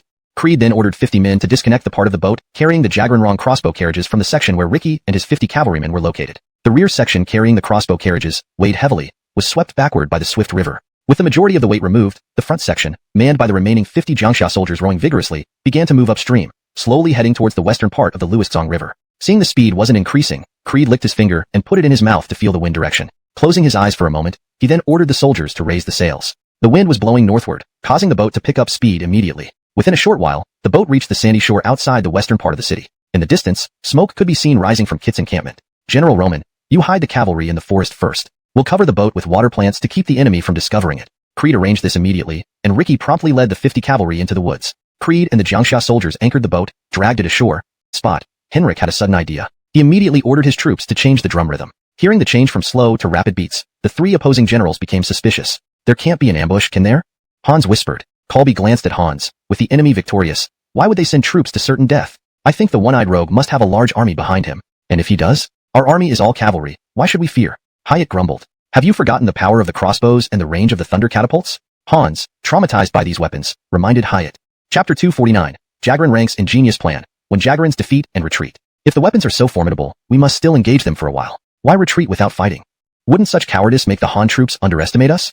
Hyatt remarked as he glanced at the two. Gao General makes a good point. The White Horse volunteers are highly mobile. Even if they arrange their weapons, we can withdraw in time, Colby said and immediately ordered the 5,000 White Horse volunteers behind him to raise their javelins, preparing to charge. Seeing his threats ineffective, Henrik felt a chill run down his spine. Nevertheless, he remained calm, issuing orders. His vanguard, Colby ignored Henrik's taunts, commanding his cavalry to throw spears and fall back, aiming to exhaust the opposing infantry. Heh, spineless child. You vomited like a baby in the battlefield then, silent like an old woman now. No wonder Silas fell and burned himself to death with you around. While urging his horse, Henrik kept taunting Colby. Mentions of vomiting brought Colby's face to a burning blush, feeling watched by his soldiers. Even a clay Buddha has its limits. Colby couldn't endure it and charged directly at Henrik with his spear. Henrik laughed. Today you won't return alive. Though hot-tempered, Henrik wasn't stupid. Knowing Isaiah lacked cavalry, he quickly discerned Ray's reinforcements were minimal. His bold charge was a ruse to feign continuous reinforcements. Since Colby fell for the provocation, Henrik just needed to lure him away. With Ray left to command, Hans and Hyatt had already retreated with the rearguard.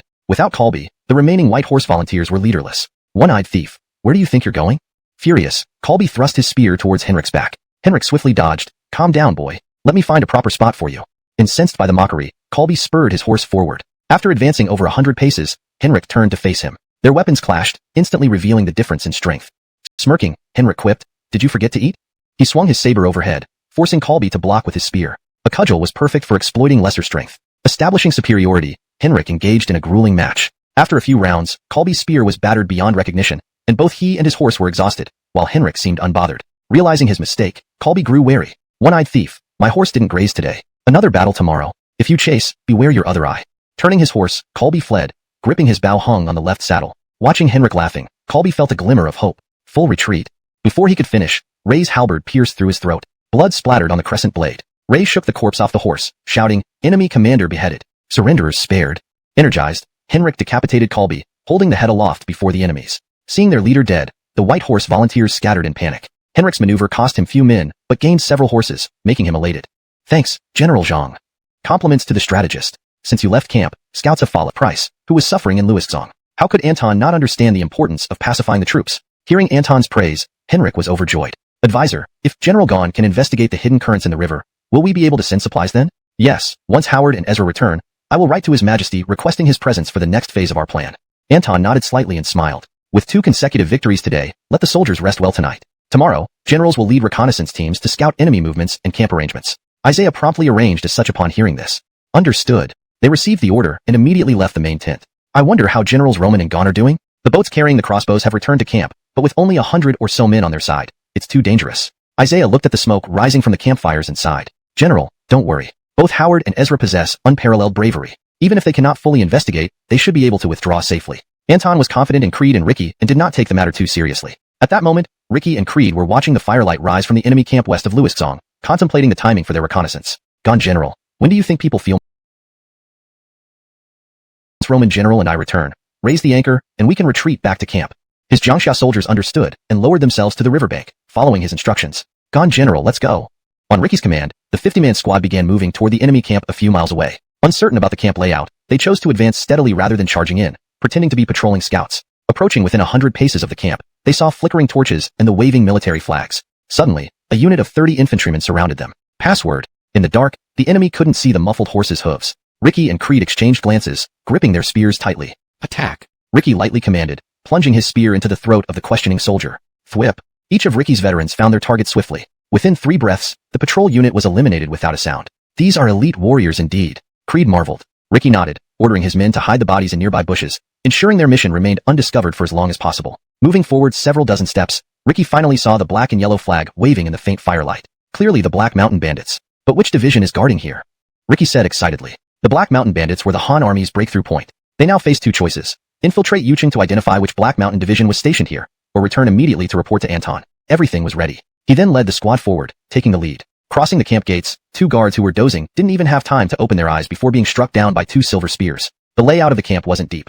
From the gate to the commander's banner was only 100 steps, crossing 3 rows of tents. For Ricky's elite troops, this was trivial. Yet, it was evident that the Black Mountain Army's camps west of Luiszong City were primarily laid out horizontally rather than deeply to accommodate tens of thousands of troops. Ricky galloped on. Despite the hooves muffled with cloth, the sound still wasn't light. Inside the main tent, the Black Mountain General Harmon heard the noise. He was originally Rog's subordinate, but fled to G Province after Rog's defeat. Unexpectedly, he was seen by Black Mountain leaders Desmond and Rock and joined them. Hearing the steady horse hooves, Harmon suspected something. There's no cavalry in the camp, and routine patrols wouldn't approach the main area.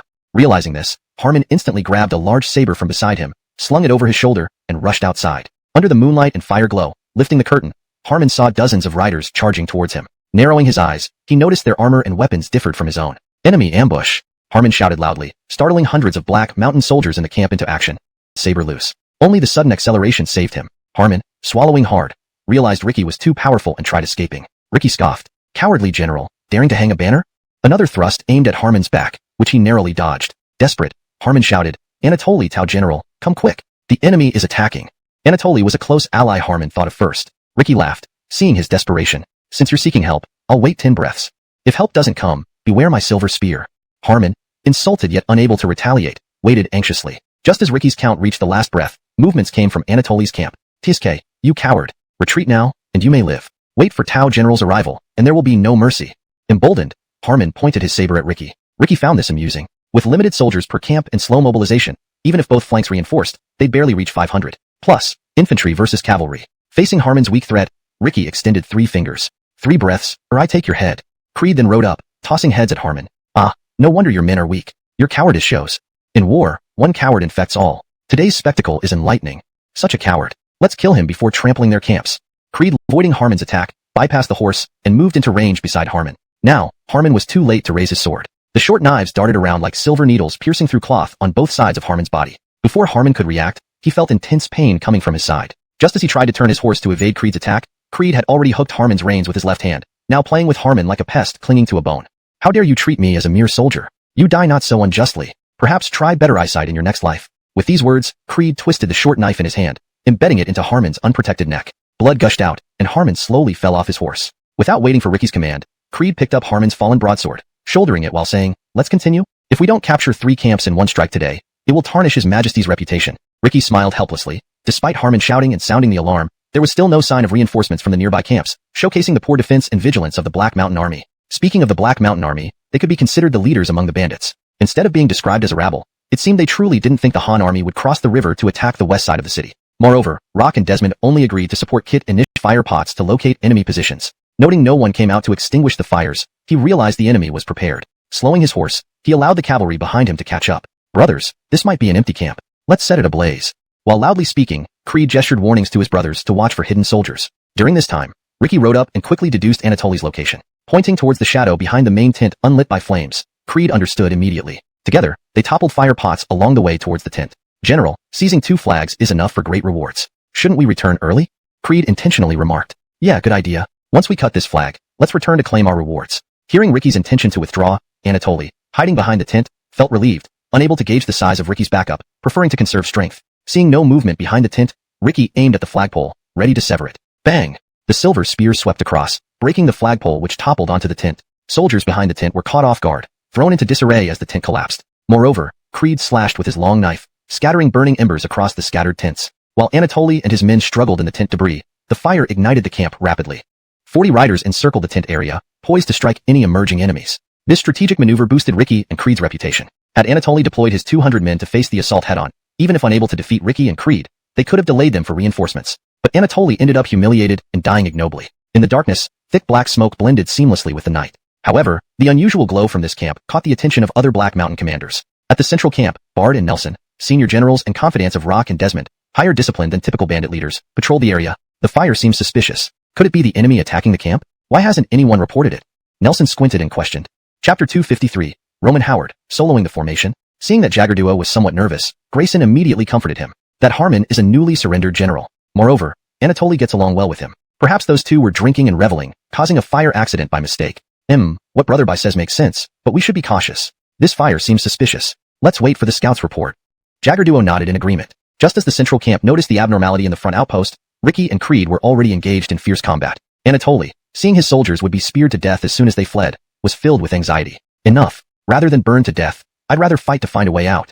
With this thought, Anatoly pushed away the pole and tent covering him and rushed out with over 10 men. A cornered person can unleash surprising strength. Anatoly snatched a spear from a soldier and broke through Ricky's encirclement. Upon noticing this, Ricky spurred his horse forward. The flickering flames made it difficult to see. Ricky's silver spear flashed past, leaving a terrifying wound on Anatoly's left shoulder. Though in pain, Anatoly knew better than to underestimate his troops compared to Harmon. His mind was set on breaking through and seeking aid from the main force. Here showed the experience of an old soldier on the battlefield. Anatoly didn't reveal his intentions immediately. Instead, he widened his eyes and stood behind his soldiers protectively. Brothers, hold your shields tightly, form up the defense line or we all die here.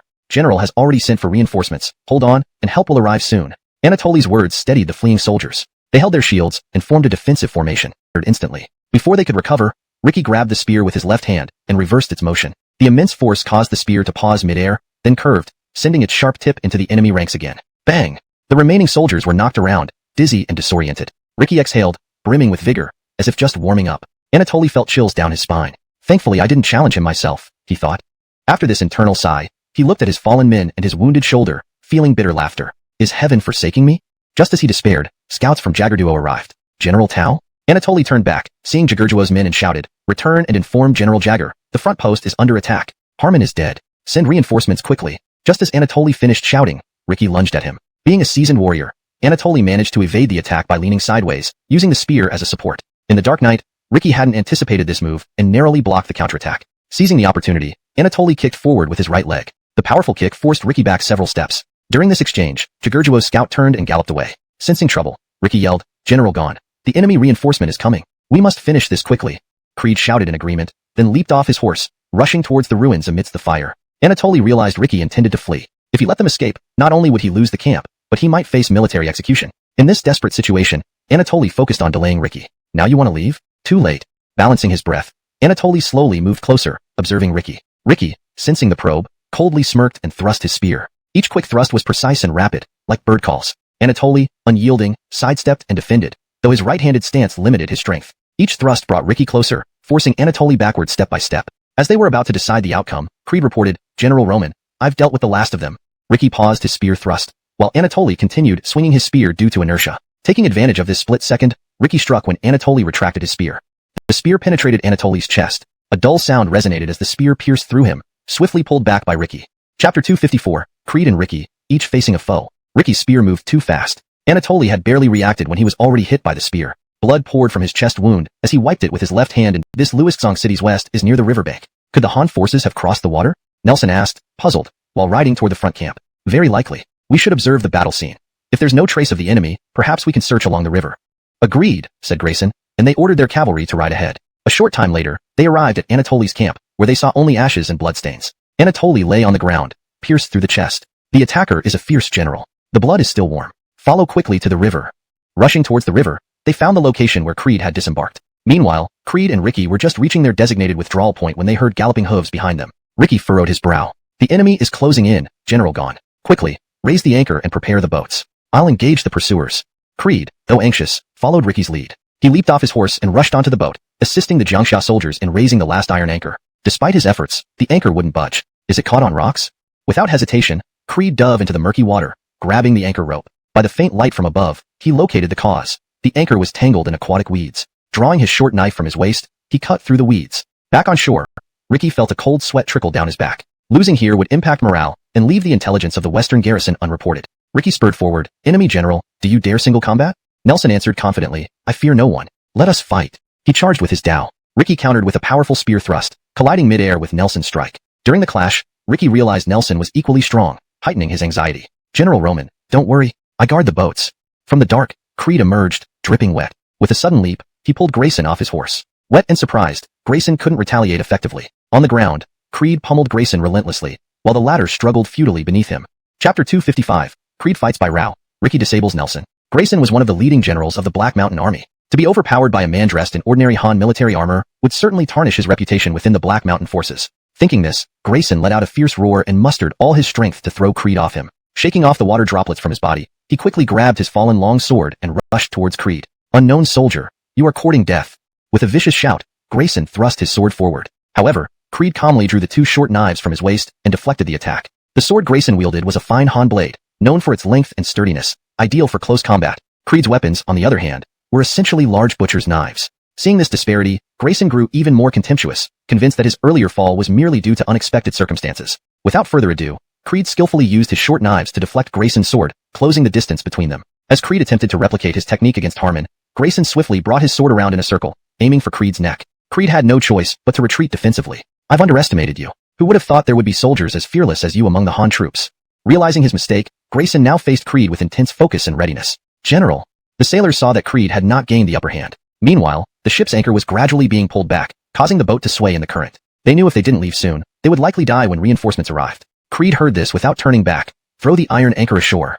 The heavy anchor was thrown onto the shore by several Jinxia soldiers with great effort. So you're not just an unnamed soldier, but a general as well. Grayson smiled, all previous doubts dispelled. In his mind, capturing Ricky and Creed would bring his armpit from Ricky's spear. Although minor, the injury deeply humiliated Nelson. Fine. If you won't listen, we'll settle this in battle. Wiping blood from his arm, Nelson turned back to Ricky, glaring fiercely. Without further banter, Ricky charged again. Both men fought mounted, rapidly exchanging blows while riding. Nelson utilized his superior strength to strike downward, which Ricky managed to dodge but found increasingly taxing. Having already fought numerous battles, Ricky was both physically and mentally exhausted. He knew every moment prolonged the danger.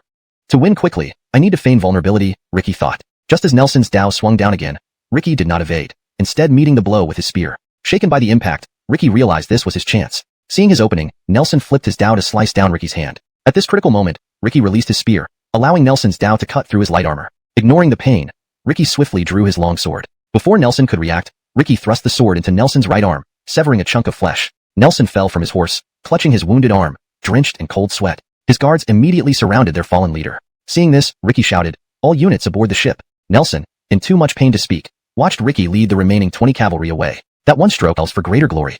Turning back now to rescue Nelson would earn us a good reputation within the army. What's the harm in that? Seeing that Grayson did not respond or attack, Creed turned and leaped onto the boat with a few swift strides. Once aboard, he immediately drew his sword to cut the rope connecting the iron anchor. Raise the sails. Let's go.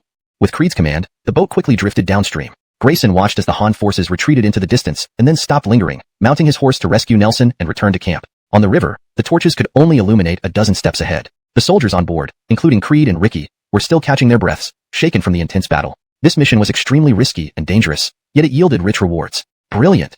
After this battle, my name and Roman Long's name will surely strike fear into the hearts of the Black Mountain Army. Creed shouted from the bow of the boat.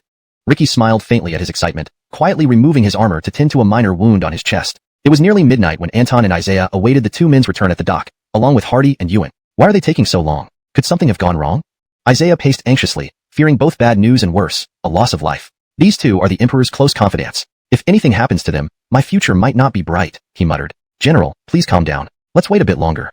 Though Anton's brows were furrowed, he tried to soothe Isaiah. Traveling upstream had taken time, but the return downstream was swift. Within half an hour, Creed and Ricky could see the glow of their own campfires. They dropped the anchor and disembarked, finding all the generals waiting for them at the dock. They hurried towards the group. Seeing the bloodstains on the returning men, Isaiah deduced that they had faced fierce combat. A sense of foreboding gnawed at him. It's good that you're back.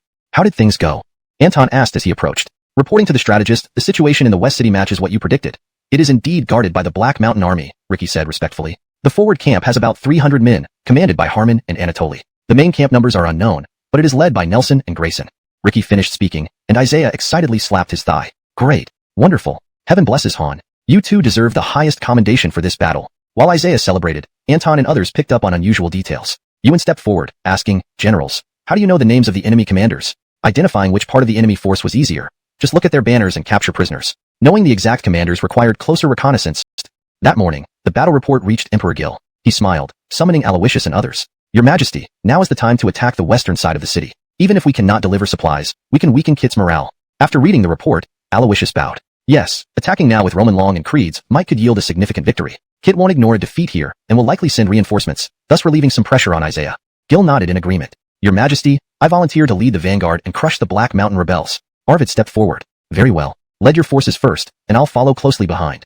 Thank you, Your Majesty. Arvid bowed and left the tent to prepare his troops. Impressed by Ricky and Creed's feats, he wanted to prove himself equally capable. Just as Gil and Aloysius were finalizing details, a messenger burst in with a letter from Anton. After reading it, Aloysius turned to Gil. Your Majesty, Anton advises a two-pronged attack. One route along the river from Suzhou, another straight to Luoxong City's west. Their camp has boats ready, awaiting your order to set sail.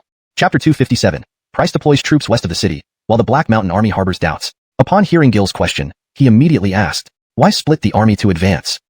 Aloysius handed over Arsen's letter and explained, they have already built a pontoon bridge at the Gorge Pass. I think Shiji's meaning might be that after splitting the troops to Kubazu, it would facilitate Isaiah's feint attack, to draw Kit's main forces into defense, making it impossible for him to simultaneously cover the western part of the city occupied by the Black Mountain rebels. Gil nodded after reading the letter. Gordon makes sense. Let General Lewis take the route through Kubazu then.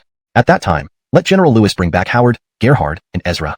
Aloysius laughed upon hearing this. Shiji knows they are all Your Majesty's favored generals and has made preparations accordingly. Your Majesty only needs to lead the army to the opposite bank of the river west of the city, and Shiji will have General Gon deploy boats as a pontoon bridge for the army to cross. We shall dispatch troops along two routes tomorrow morning. The sooner we capture the western part of the city, the sooner we can relieve the dire situation in Luoxong. Gil nodded, agreeing with Aloysius's plan. The next morning, the armies of Luoxing began to move. Meanwhile, atop the walls of Luoxong, which had been under siege for 3 days without any food, Price was still gazing at the distant Jagaran camps. Brother, it's windy on the wall. Come down quickly. Ahmed stood but worry. I'll go now. Ahmed bowed respectfully and hurried off the city wall. At this moment inside Luoxong, provisions were exhausted, and horses had all been eaten. Except for Price and Ahmed's elite soldiers, most of the other troops hadn't eaten for 3 to 5 days. In such dire straits, these soldiers lost the strength even to revolt, sprawled out randomly throughout the city. Price had thought it all through. Rather than sit helplessly in an isolated city, it was better to gamble on Gil attacking the west side to gain a glimmer of hope. In the camp of the Black Mountain Army, Rock and Desmond had learned of last night's battle. Both sat silently in their command tent, looking at the injured Jagardu as well as the corpses of Taosheng and Meigu. General Jagger, rest back in the camp. If not for you, the Han army would have continued to assault our central encampment. Rock helped Jagardu up and said gently, I will take my leave then. Jagardu didn't say much and left the tent alone. General Bai, how many Han troops attacked last night to cause such damage? Rock turned to look at Bai Rao beside him. Reporting to the two commanders, there were 2 Han generals leading fewer than 50 cavalry. Bai Rao saluted respectfully and honestly replied, 2 generals with 50 cavalry? Are the soldiers of the 2 Zhang generals made of clay? A middle-aged man resembling a scholar shook his head, laughing. Military advisor Gale, please don't mock us. Although we're not as elite as Kit soldiers, we're not paper tigers either. Rock immediately walked up to Gale and slowly pulled a gold ingot the size of a fist from his sleeve, handing it to Gale. What does the general mean? Gale rubbed the gold ingot, squinting his eyes. I just want you, military advisor, to thoroughly investigate. Rock bowed again and pulled out another similarly sized gold ingot from his other sleeve. Gale accepted the gold ingot and smiled without a word. Seeing this, Rock immediately turned to Bai Rao. Tell the military advisor carefully how many Han troops attacked last night. This? Bai Rao hesitated briefly. Seeing Rock quietly signaling a 3 gesture, he got the hint. Last night, 2 Han generals led 3,000 iron cavalry to raid our camp. I saw it clearly during the rescue. Bai Rao immediately corrected his statement, swallowing hard. 3,000 elite Han cavalry broke through the front fortifications, injuring a senior general before repelling the Han troops. It's not considered a mistake. All right, I will report this truthfully to the Lord. Gale bowed and exited Rock and Desmond's camp, then rode away swiftly. Humph, how impolite this person is. He even demands bribes. Grayson replied with a bow. Also, General Bai, General Jagger is severely injured and may not be able to participate in battle soon. As you've always been close to him, command of his troops falls on you. Starting today, General Bai shall command the central camp. Rock finished speaking and patted Grayson on the shoulder with a smile. Hearing this, Grayson's furrowed brows immediately relaxed. Thank you, Commander. I'll do my utmost to serve you loyally. Go now, stabilize the army, rebuild the forward camp. My subordinate Amrit can assist you. Go with him. With these words, Rock made it clear that Grayson would henceforth be one of his trusted confidants, just like Amrit. Grayson was overjoyed. Compared to the reckless Louise who knew only drinking and plundering, Rock's leadership brought a sense of stability to the camp. That afternoon, Arvid had already joined forces with Isaiah as planned. According to Anton's strategy, Isaiah and Arvid were to march towards Kit's camp while Gil reached the western bank of the river near Luoxong City. Then Arvid would join forces with Gil. Upon arriving at the camp, Arvid didn't visit Isaiah but went straight to Ricky and Creed's encampment to visit his brothers. You two did an extraordinary job last night, truly congratulations. General Lewis, since you're here, it seems His Majesty is about to attack the west according to the strategist's plan. Yes, I have volunteered as the vanguard. I need your help too, Arvid said, immediately giving a respectful bow. General Lewis, how could we refuse such a request? Ricky replied politely. Generals, the strategist has summoned all of you to the main camp to discuss troop movements. Before they could exchange more words, a messenger arrived with orders. They exchanged glances and immediately headed for Isaiah's camp. The battle arrangements had already been made, so no further discussion was needed. Upon reaching the main camp, Isaiah welcomed them. Let's launch a feigned attack on the Kit camp, General Lewis. Let's follow the strategist's plan, General Kermit. Very well. Advance the entire camp.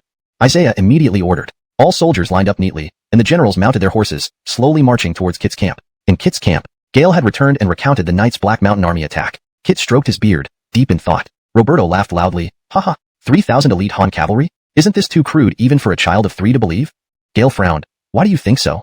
The main Han army retreated to Luoxing days ago, and Isaiah's force only captured the gorge yesterday. Moreover, Ricky, Ray, and other top guild generals are all with Isaiah. So, did those Han generals bring 3,000 cavalry and fly over our positions to attack the west? Truth. The Black Mountain Bandits lost 2 generals, and another was wounded in the raid. He handed over the report sent by the Black Mountain Bandits to Kit. After reading it, Kit nodded silently. Indeed, it seems the Han deployed significant forces. Even if the Black Mountain Bandits are unruly, they wouldn't be this weak. Rest, Master Su. Gale bowed and left. Darwin, what do you think?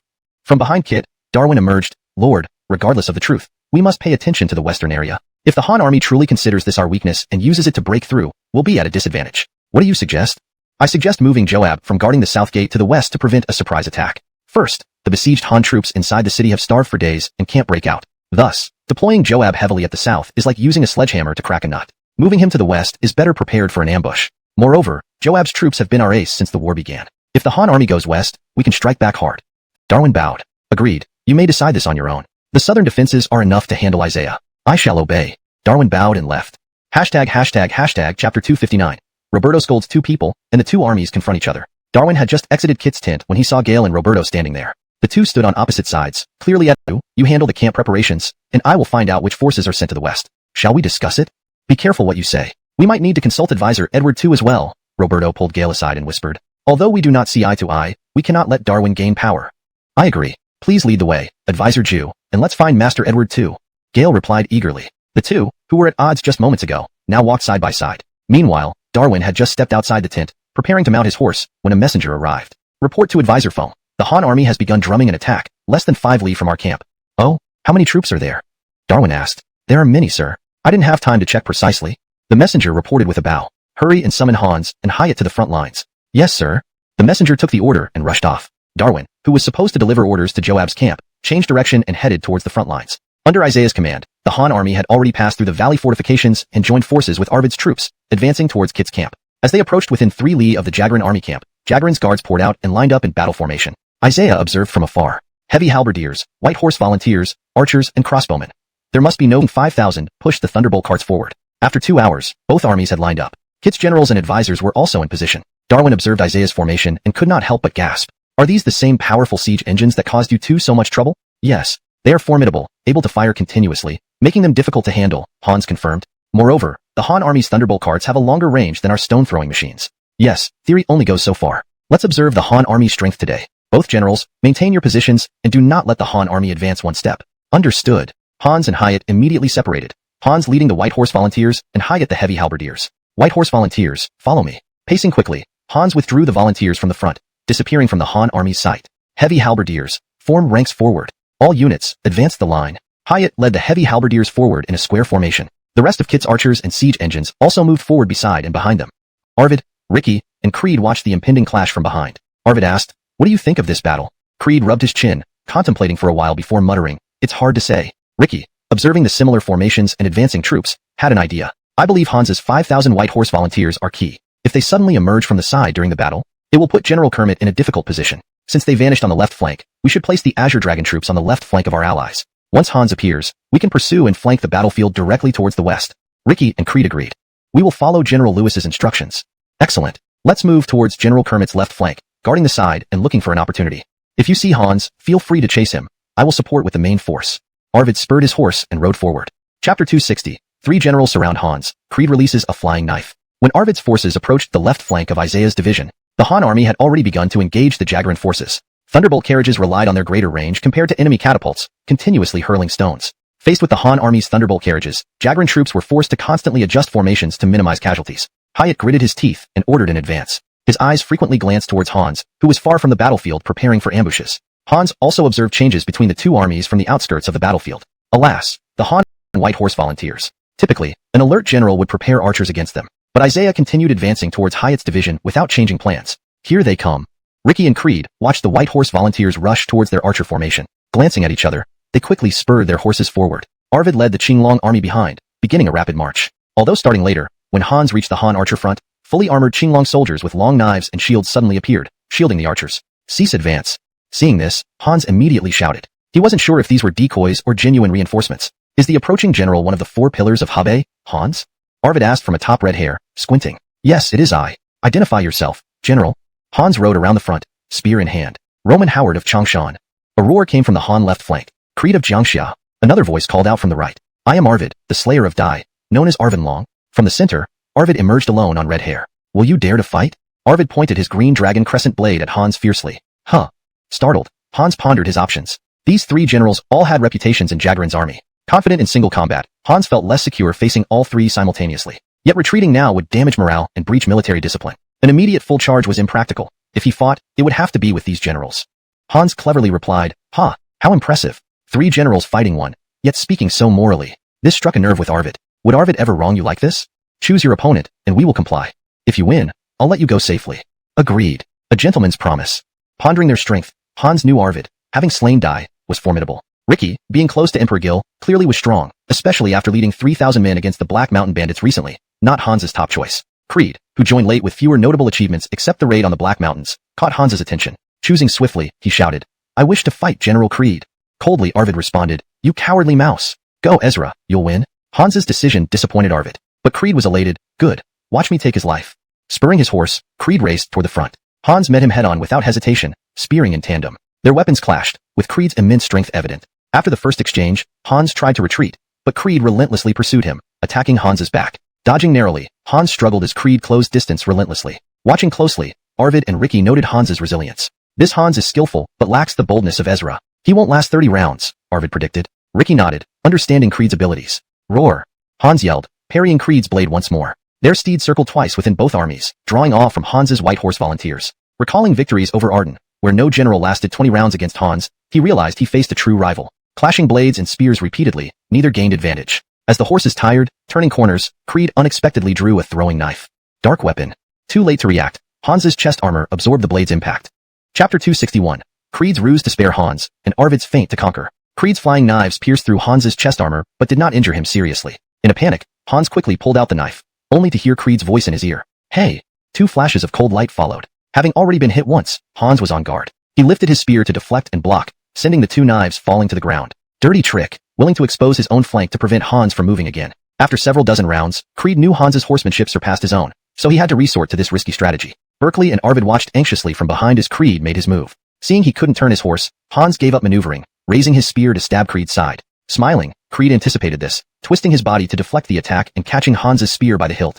Blood dripped slowly from under Creed's ribs, but there was no worry on his face, only triumph. "Considering your martial prowess, I will give you a chance, surrender or not?" Holding the spear tightly, Creed prevented Hans from withdrawing it. Are you mad?" Hans struggled but failed to free the spear. Turning to draw his sword instead, he barely avoided Creed's swift strike. Fearing further engagement, he remained motionless. "Good." Arvid, observing from atop his horse, could not help but thump his thigh in approval. "Surrender or not? I will not surrender. Think what you will of me, Hans. If my skills are inferior, then finish me." Sighing, Hans admitted to being outmatched by Creed's skill but remained unyielding. Creed, ready to cut down the general, hesitated and abruptly released the spear. The Emperor said we must not unjustly kill heroes. Though we serve, divide and conquer. Darwin instantly understood their intentions. Sending an urgent order to recall Hans, he also dispatched reinforcements to the West City. However, even with this foresight, it was too late. Seizing the moment, Isaiah ordered Henrik to advance, threatening Jagarin's camp within range of their siege engines. Darwin promptly prepared defenses to cover Hyatt's retreat. With catapults deployed on elevated platforms, huge rocks were launched onto the path of the pursuing Han forces. Henrik halted the advance immediately. "Report. The strategist orders us to encamp here, fortify high positions, dig trenches, and prepare for a standoff." "I understand," Henrik acknowledged, knowing further advance was futile. Chapter 262.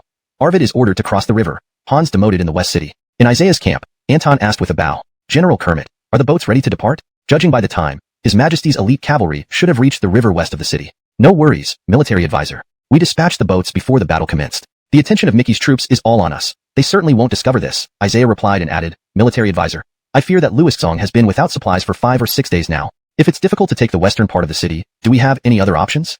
Anton pondered deeply. "Yes, but it would be extremely challenging. General Kermit, please quickly set up camp. Don't delay. I will leave Jongsher Jagarin behind to assist you. I must immediately see His Majesty with Asher."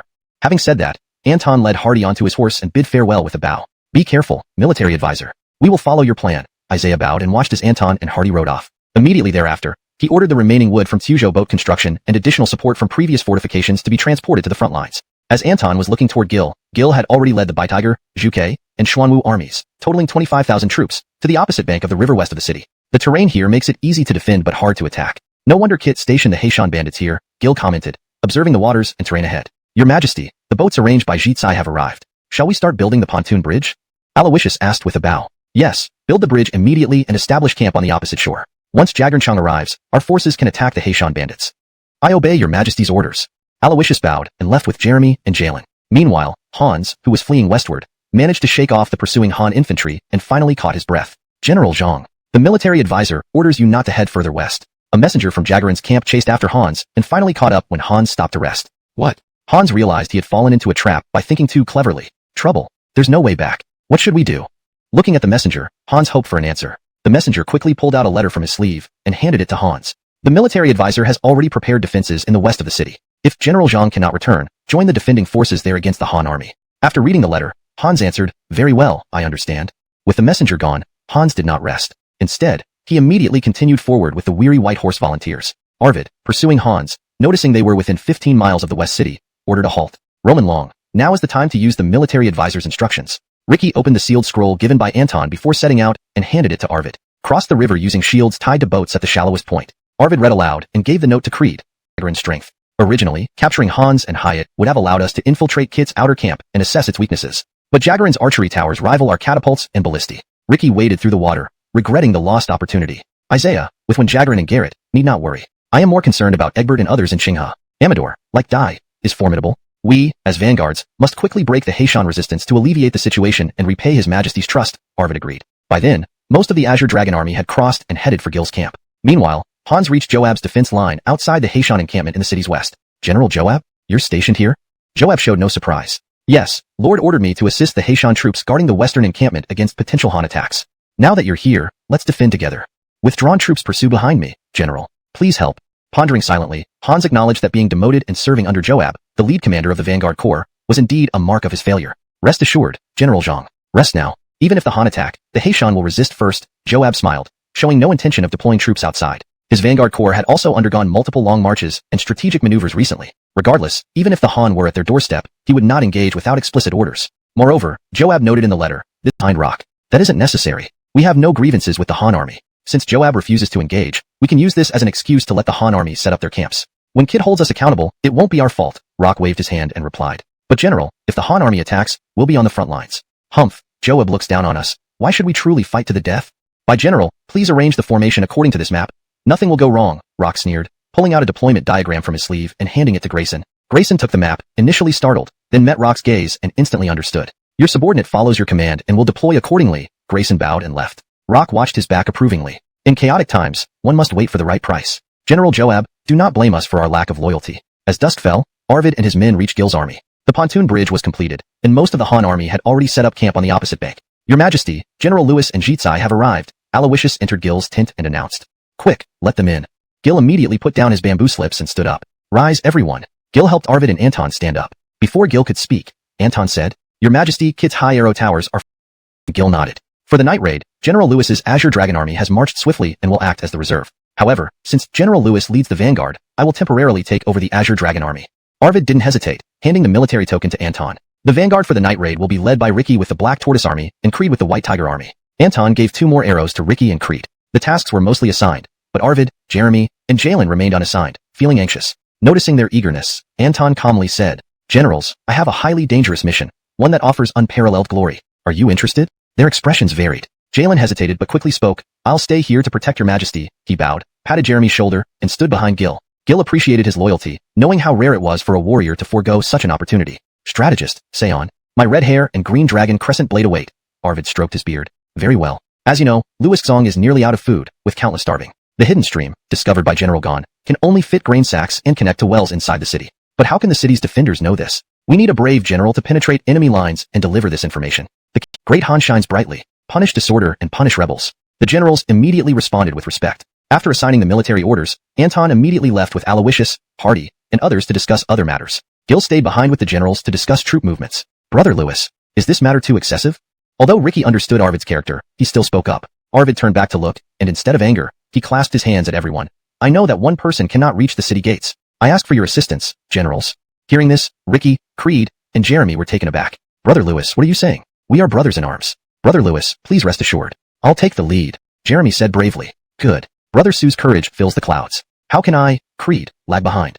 Since so, I will follow after General Gon, Ricky laughed. You're right. Even I think the advisor was overly cautious. With the 3 of us here, we will ensure Brother Lewis safely reaches the city. Jeremy slapped his chest confidently. So, thank you all then.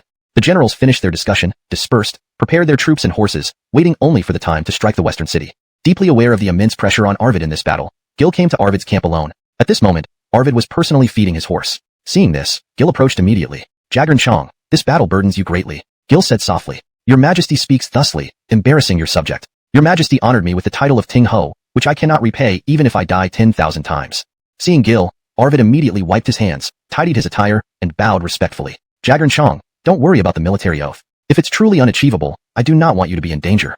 Gil held Arvid's hand and spoke gently. Upon hearing this, Arvid's eyes slightly reddened. A seasoned warrior who had seen countless battles and deaths remained composed but now felt a surge of emotion. Your Majesty, rest assured, I will resolve the crisis in Louis Xong. If you succeed, I shall confer you the title of donghua, hereditary without substitution. If I have a son first, I will marry him to your daughter. If I have a daughter first, she will marry your son. And if you fail, these rewards will remain unchanged. Gil mentioned donghua, a county-level marquisate, higher than Arvid's current Tingho. Such rewards were not without precedent in Eastern Han, as Jiafu had once been similarly honored. Your Majesty, your grace is overwhelming.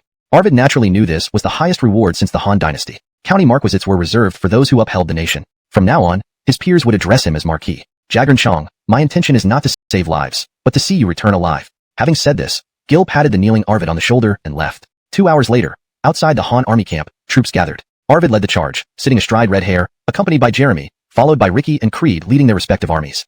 Deploy. Ricky and Creed exchanged glances and immediately led the troops forward. Inside the Haishan army camp, it was unusually quiet. Bai Rao had already rearranged the encampment according to Rock's instructions. On the arrow tower, Rock observed with Bai Rao and Amrit from above. Look, the Han army has moved. Bai Rao pointed to the flickering distant fires. Yes, just as the general predicted. If our army lacked the general's foresight, we might have suffered a great loss tonight.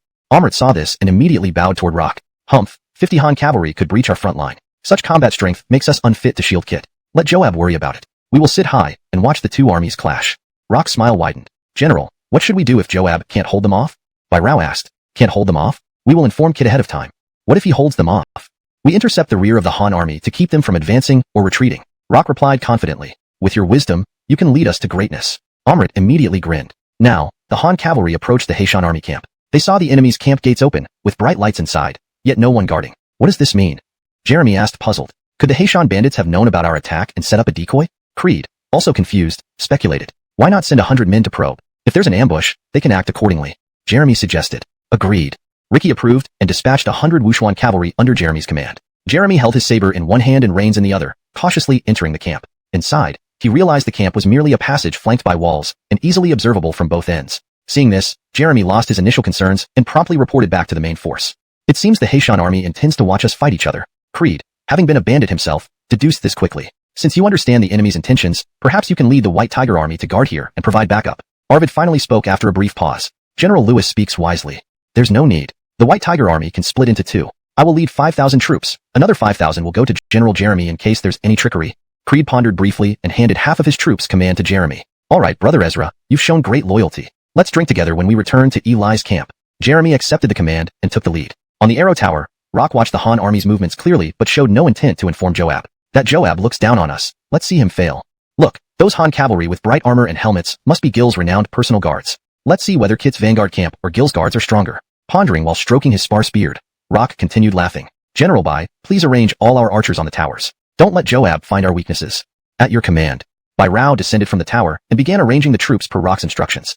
Chapter 265, Joab's overconfidence and the Xuanwu cavalry breaking the camp. Jeremy led 5,000 Baidima troops as the vanguard, but halfway through, they began to hear the sounds of marching soldiers and clinking armor from both sides of the camp road. Jeremy quickly raised a torch to take a look. The archers of the Black Mountain Army kept climbing up to the high watchtowers without drawing their bows. Jeremy immediately reported this situation back to troops. The Xiandeng soldiers quickly formed an array. The front line consisted of sword and shield infantry, followed by spearmen, with an archer accompanying each spearman. This formation caught Jeremy off guard. Who are you?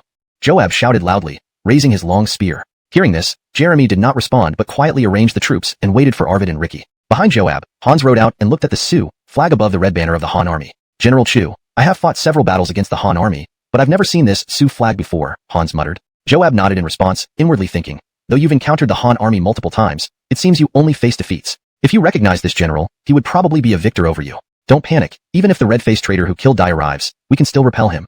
As the two conversed, the main contingent of the Han army arrived. Seeing the Jagaran army flag, Arvid immediately declared, raid the camp. We can bypass the Black Mountain Army's defenses so quickly, which must be unexpected for them. The best move now is a sudden attack. Once I reach the enemy camp's rear, you two can withdraw and reunite with General Gon. General Lewis, can we really leave you alone under the city? If the defenders open the west gate slowly, won't it put your life in danger? Do you see the Chu flag? Before us stands Kit's proud Xiandeng camp. Today, if we break through the Xiandeng, tomorrow on the battlefield, the Jagaran army will surely tremble. Ricky, leveraging the firelight, identified Joab's morale and immediately boosted his soldiers' spirits. His words ignited the long-suppressed passion of the Xuanwu cavalry, who charged toward Joab's formations with war cries. Boom! The Xuanwu cavalry collided with Joab's defensive lines, the sound of armor crashing against shields and bodies resonating endlessly. This noise signified impending doom for the Xiandeng but was a prelude to victory for the Xuanwu. The Xuanwu cavalry wore heavy armor, sufficient to crush the shield-bearing infantry within moments. Joab finally realized the foolishness of mocking Hans earlier. Defend the lines. Don't let the enemy enter the camp. Joab screamed commands as the Xiandeng soldiers streamed out of the camp. However, once the infantry's formation collapsed, a chain reaction occurred. Throughout history, skilled defensive generals set up multiple lines of infantry to slow the enemy and allow the frontline troops a place to retreat. Seeing the signs of disarray in the front ranks, Joab reorganized the second line. Arvid saw the enemy general retreat and advanced, his halberd slicing through several heads. Just as Arvid was about to breach the camp gate, Xiandeng soldiers still resisted the Xuanwu's assault. Follow me to the rear watchtower to observe the battle between the Han army and Joab. Rock waved his hand, descended the watchtower, and moved backward. After crossing the Black Mountain Army's camp, Jeremy sensed something amiss. This encampment didn't reach deeper into the western city area. Instead, it ended several miles short of Luoxong. Suppressing his doubts, Jeremy continued urging his horse forward. Another 5 miles out, the sight of bright lights revealed another large encampment ahead. The Han army hadn't reached Joab's camp yet, but the patrol soldiers of the Vanguard Corps spotted the approaching Han forces. Moments later, the sounds of gongs and drums resounded like thunder in the sky. The gates of the Jagran army camp opened, and Joab led Han's and the Vanguard Corps soldiers out, immediately forming ranks. The first row was shield-bearing soldiers, followed by long spear units, with each spear soldier flanked by an archer. This formation caught Jeremy off guard. Who leads this force? Joab raised his spear high and asked loudly. Upon hearing this, Jeremy remained silent, quietly deploying his troops as he awaited the arrival of Arvid and Ricky. Behind Joab, Han spurred his horse, noticing the red flag with the character Su among the opposing Han forces, gnashing his teeth. General Chu, I have to circle back behind Ricky's Xianwu cavalry. Once the Baihu riders cleared, Joab noticed 10,000 heavily armored cavalry closing in. Oh no, rush deployment, insufficient troops. General Zhang, return to the camp and organize soldiers for defense. Joab's head pounded. Though his Vanguard Corps excelled against cavalry, Ricky Xianwu were heavily armed close combat cavalry, not light cavalry like the White Horse Volunteers. With only 3,000 men, resisting 10,000 heavy cavalry seemed impossible. Soldiers, see that Chu flag? Ahead lies Kit's proud Vanguard Corps. Today, breaking them will instill fear in Jagran troops on future battlefields. Ricky, using the firelight, boosted morale, igniting the Xianwu's pent-up zeal. Roars and neighs filled the air as they charged. With a clash, Xianwu met the Vanguard Corps' defensive line. The armor-on-shield sounds echoed ominously. Death knells for the Vanguard, preludes to victory for Xianwu. Fully armored, the Xianwu horses, despite lighter plating, overpowered the Vanguard infantry within moments. Realizing his earlier jest towards Hans was ill-timed, Joab rallied, hold the line, don't let the enemy enter the camp. But infantry, unlike cavalry, lacked maneuverability. A broken line cascaded defeat. Recognizing impending collapse, Joab rushed back into the camp, organizing a second defensive line. Arvid, seeing the enemy commander realized that Daryl was indeed an exceptional general, despite being less famous in history. Among Jagran Shao's subordinates, besides Elwin, Lucas, Zhang He, and Gao Lan, Daryl was the most capable. Had he not prepared the second line of defense within the camp earlier, using the manpower of his Vanguard camp which was comparable to the Han army, Jagran Shao's siege strategy would likely have been utterly foiled. In the central camp, Daryl organized the remaining over 20,000 Vanguard soldiers into formations covering the maximum area in the shortest time. To facilitate the deployment, he even set fire to the camps blocking the way. This not only interrupted the Han army's charge, but also demonstrated his resolve to hold against them. Zhang He admired Daryl's swift decisiveness. General Tiu, in this battle, we will stand with you. I will report to our lord truthfully about today's lack of support from the Black Mountain forces if there is any opportunity. Daryl nodded in acknowledgement. If General Zhang has such intentions, it is good. Outside the city walls, the clamor of battle and fires inevitably reached the inner city. Fortunately, Cao Cao had already ordered Xiahou Jagran to guard the western part of the city with any able-bodied soldiers. Thus, they were quick to notice the commotion outside. Cao Cao stood on the west wall, gazing into the distance. After days of hunger, his body was weakening, and though he saw distant flames, he couldn't discern what was happening. Miao Cai, you have the best eyesight among us. Could the fire in Jagran's camp be due to the Emperor's personal army attacking? Cao Cao grasped Xiahou Jagran's hand anxiously. Xiahou Jagran replied helplessly, Brother, having been starving for days, all I see in the dark are sudden flames. Oh well, quickly inform any soldiers who can still move. Regardless of whether these flames are due to reinforcements, tell them the Emperor is coming to save us. Understand? To raise the soldiers' morale, we may be able to launch a surprise attack on Jagran's rear. Cao Cao weakly instructed, Understood, brother. But if this is a ploy by Jagran Shao to lure us, wouldn't opening the city gates doom our soldiers? Xiahou Jagran paused after a few steps, then turned back to ask. Not important anymore. If it truly is Jagran's trap, it's better than starving to death in the city. Dying on the battlefield is also serving the Han dynasty faithfully. Besides, considering Jagran Shao's pattern of only besieging without attacking for days, I doubt he'll act this way now. It's worth the risk. Cao Cao sighed, speaking slowly. All right, I understand, brother. Once you give the order, I will lead the charge. Xiahou Jagran descended the city wall to prepare for action at the west gate. Echoed as the two armies clashed. The sounds of bone shattering, spears breaking, swords snapping, and armor splitting filled the air. The Vanguard's formation held firm, unlike before when it crumbled easily. The first wave of Ari attackers, along with their horses and the frontline Vanguard soldiers, perished almost instantly. Yet, the remaining Ari soldiers showed no fear. They had blinded their horses before the charge. Without vision, the mounts relentlessly surged forward until they either died or exhausted themselves. With such fearless charges, the Ari began to penetrate the Vanguard's defenses. Daryl watched his men fall rapidly, admiring the formidable strength of the Han army internally. Daryl had led the Vanguard for years, achieving great victories, especially over the Baima cavalry. His army possessed an elite spirit of supremacy, but the fierce might of the Han forces pounded relentlessly against the vanguard's morale. General Zhang, given the situation, the commanding officer should lead by example. Please remain to oversee the troops. Without waiting for Zhang He's response, Daryl rode forth with his spear. Han General, dare you fight me? He quickly located Ricky, realizing that by challenging the cavalry leader, he could turn the tide. Irvin and Arvid fought side by side upon hearing this. Irvin glanced at a defensive serpent-like spear instantly lunged forward, striking continuously at Joab. Come on then. Joab growled, pulling his spear back under his arm, leaving only the tip and front part exposed. He turned the spear into a short weapon with wrist power, quickly deflecting Ricky's attack. In the distance, Arvid charged alone against the Xuanwu army. Watching Ricky and Joab spar, he knew his brother would not be at a disadvantage. Arvid spurred his horse, Red Hair. Red Hair, taller and larger than ordinary horses, leaped forward at Arvid's command, neighing loudly. The sound pierced through the clash of weapons and reached deep into the enemy's hearts. The vanguard of the Xiandeng camp, facing the Xuanwu army, froze for a moment at Red Hair's cry. By the time they regained their senses, Red Hair had already leapt over their formation, heading straight for the rear. In the rear, Hans held a torch high, seeing a dark shadow fly towards him. He immediately ordered his men to prepare. Who comes? Hans strained to see through the firelight, but could not make out the face. It is I, Arvid, styled Jagernchang. If you wish to live, flee now. Arvid stopped his horse before Hans, planting his green dragon crescent blade firmly into the ground beside him. Louis, Arvid, you have ridden alone this far?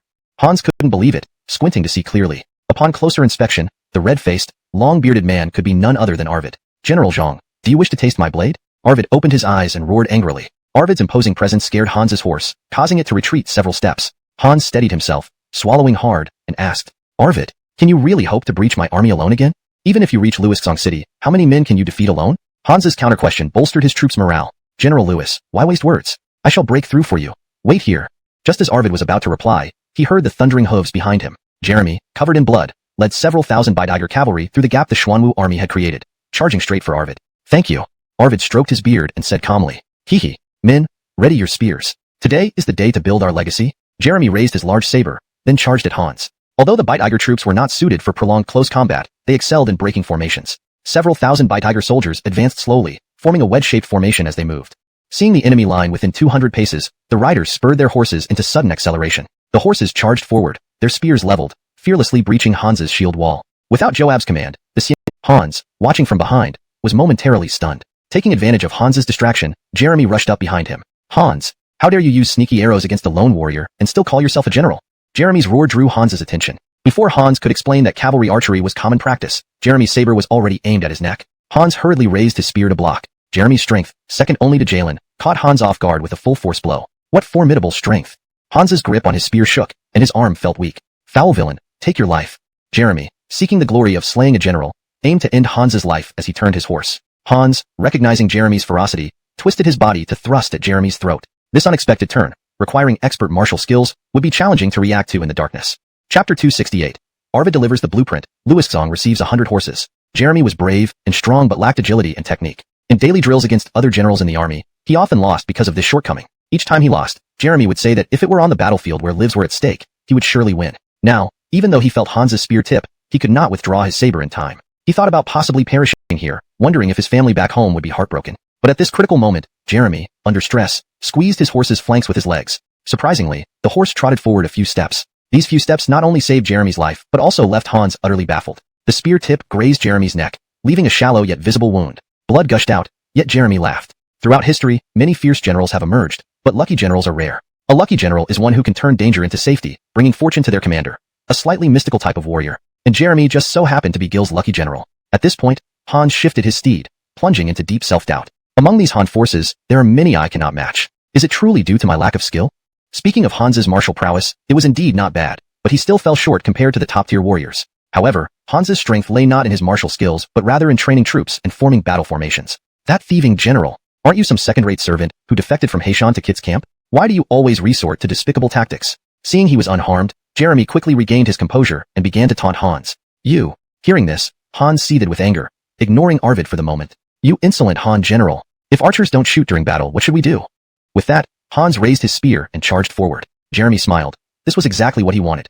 Hans coming to test strength. Meanwhile, atop the western city tower of Luixong, Price listened as the cries of battle grew louder, his heart pounding with excitement. My Chow, open the gates and deploy the troops. Below the tower, Ahmed immediately opened the city gate upon hearing the order. The Luixong Han troops slowly moved out through the west gate. Ahmed's mount had long been slaughtered, so he now led the troops on foot. With a broadsword in one hand and a quiver of arrows on his back, he struggled forward. Spotting flickering fires in the distance, these starved soldiers were frightened. Don't panic. There aren't many enemies. We can fight.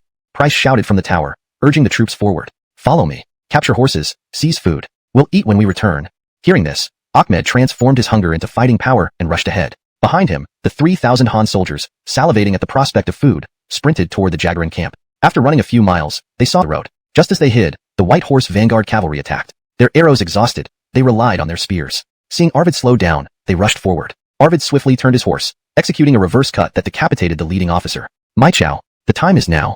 Arvid roared and charged back into the White Horse Vanguard. Ahmed, upon hearing Arvid's call, drew his bow and led the exhausted Han troops in a final charge from the side. The White Horse Vanguard, leaderless and confused, fell into chaos. They never knew which Han unit ambushed them, being utterly wiped out. After 2 hours, the Han troops dragged the horses of the White Horse Vanguard, panting heavily. My Chow, my men are too tired to continue. Pity the granaries behind Joab's camp. You should return to the city quickly. Arvid, having composed himself quickly, looked at Ahmed. General Lewis, why not enter the city with us? The Emperor will break through soon. Why risk returning? I must report to the Emperor. He needs to know you received information about the well. My Chow, farewell. Greet General Kermit for me. Arvid remounted and rode away. These camps are 20 miles apart. General Lewis fought in for half the night and must fight out for another. Is he a heavenly god? Ahmed marveled at Arvid's departure, but couldn't linger as hunger drew him. Realizing he couldn't catch up with Hans, quickly moved closer to Arvid. Arvid explained why he returned so quickly. General Lewis, we can discuss this later. My soldiers are almost fighting to the death with these vanguard troops. Jeremy interrupted, pointing to the final defensive line where the White Tiger cavalry was locked in a desperate struggle. The White Tiger cavalry, designed for charging, found itself disadvantaged within the enemy camp despite Joab burning down most obstacles. With the vanguard troops relentless, the White Tiger soldiers resorted to close combat using their spears and swords. This method led to heavy casualties. Jeremy watched in anguish as his men suffered. Very well, let us quickly extricate the White Tiger cavalry and head for Howard. Arvid's lips were turning blue, his left arm, wounded by an arrow, barely functional, forcing him to wield his blade with his right hand. Prolonged one-handed use was tiring him. As a seasoned warrior, Jeremy understood without needing further explanation and took the lead to clear the way. With Jeremy and Arvid leading, the White Tiger cavalry regained morale and the dire situation was somewhat alleviated. Meanwhile, Ricky faced his own challenges. Although the Xuanwu soldiers excelled in close combat, Joab's personally led vanguard troops were formidable. Fighting at nearly equal losses, Ricky commanded only 10 armor. Gil slowly rose, readying his troops. The two strategists, seeing this, stopped persuading and prepared to join him. An hour later, the army assembled and marched towards the Black Mountain bandits. As dawn approached, cries of injured soldiers filled the area around Luiszong. Upon reaching Creed, Gil authorized him to lead the 5,000 Jiangxia soldiers in a rescue mission while setting up the Qinglong troops nearby. The rest of the White Tiger cavalry has been extracted at half strength and is heading to Ricky, reported Jeremy and Arvid. Ricky and Joab, exhausted, both dismounted and switched to swords for a final duel. Suddenly, Hans arrived. General Chu, I come to assist you. Chapter 270. Ricky barely survives. Arvid falls victim to a poisoned arrow. Ricky's heart sank as he heard Hans's words. Could it be that I, Ricky, am truly going to die here? Joab let out a sigh of sorrow and lowered his sword. I admire your bravery, but we serve different lords, and there is no fairness on the battlefield.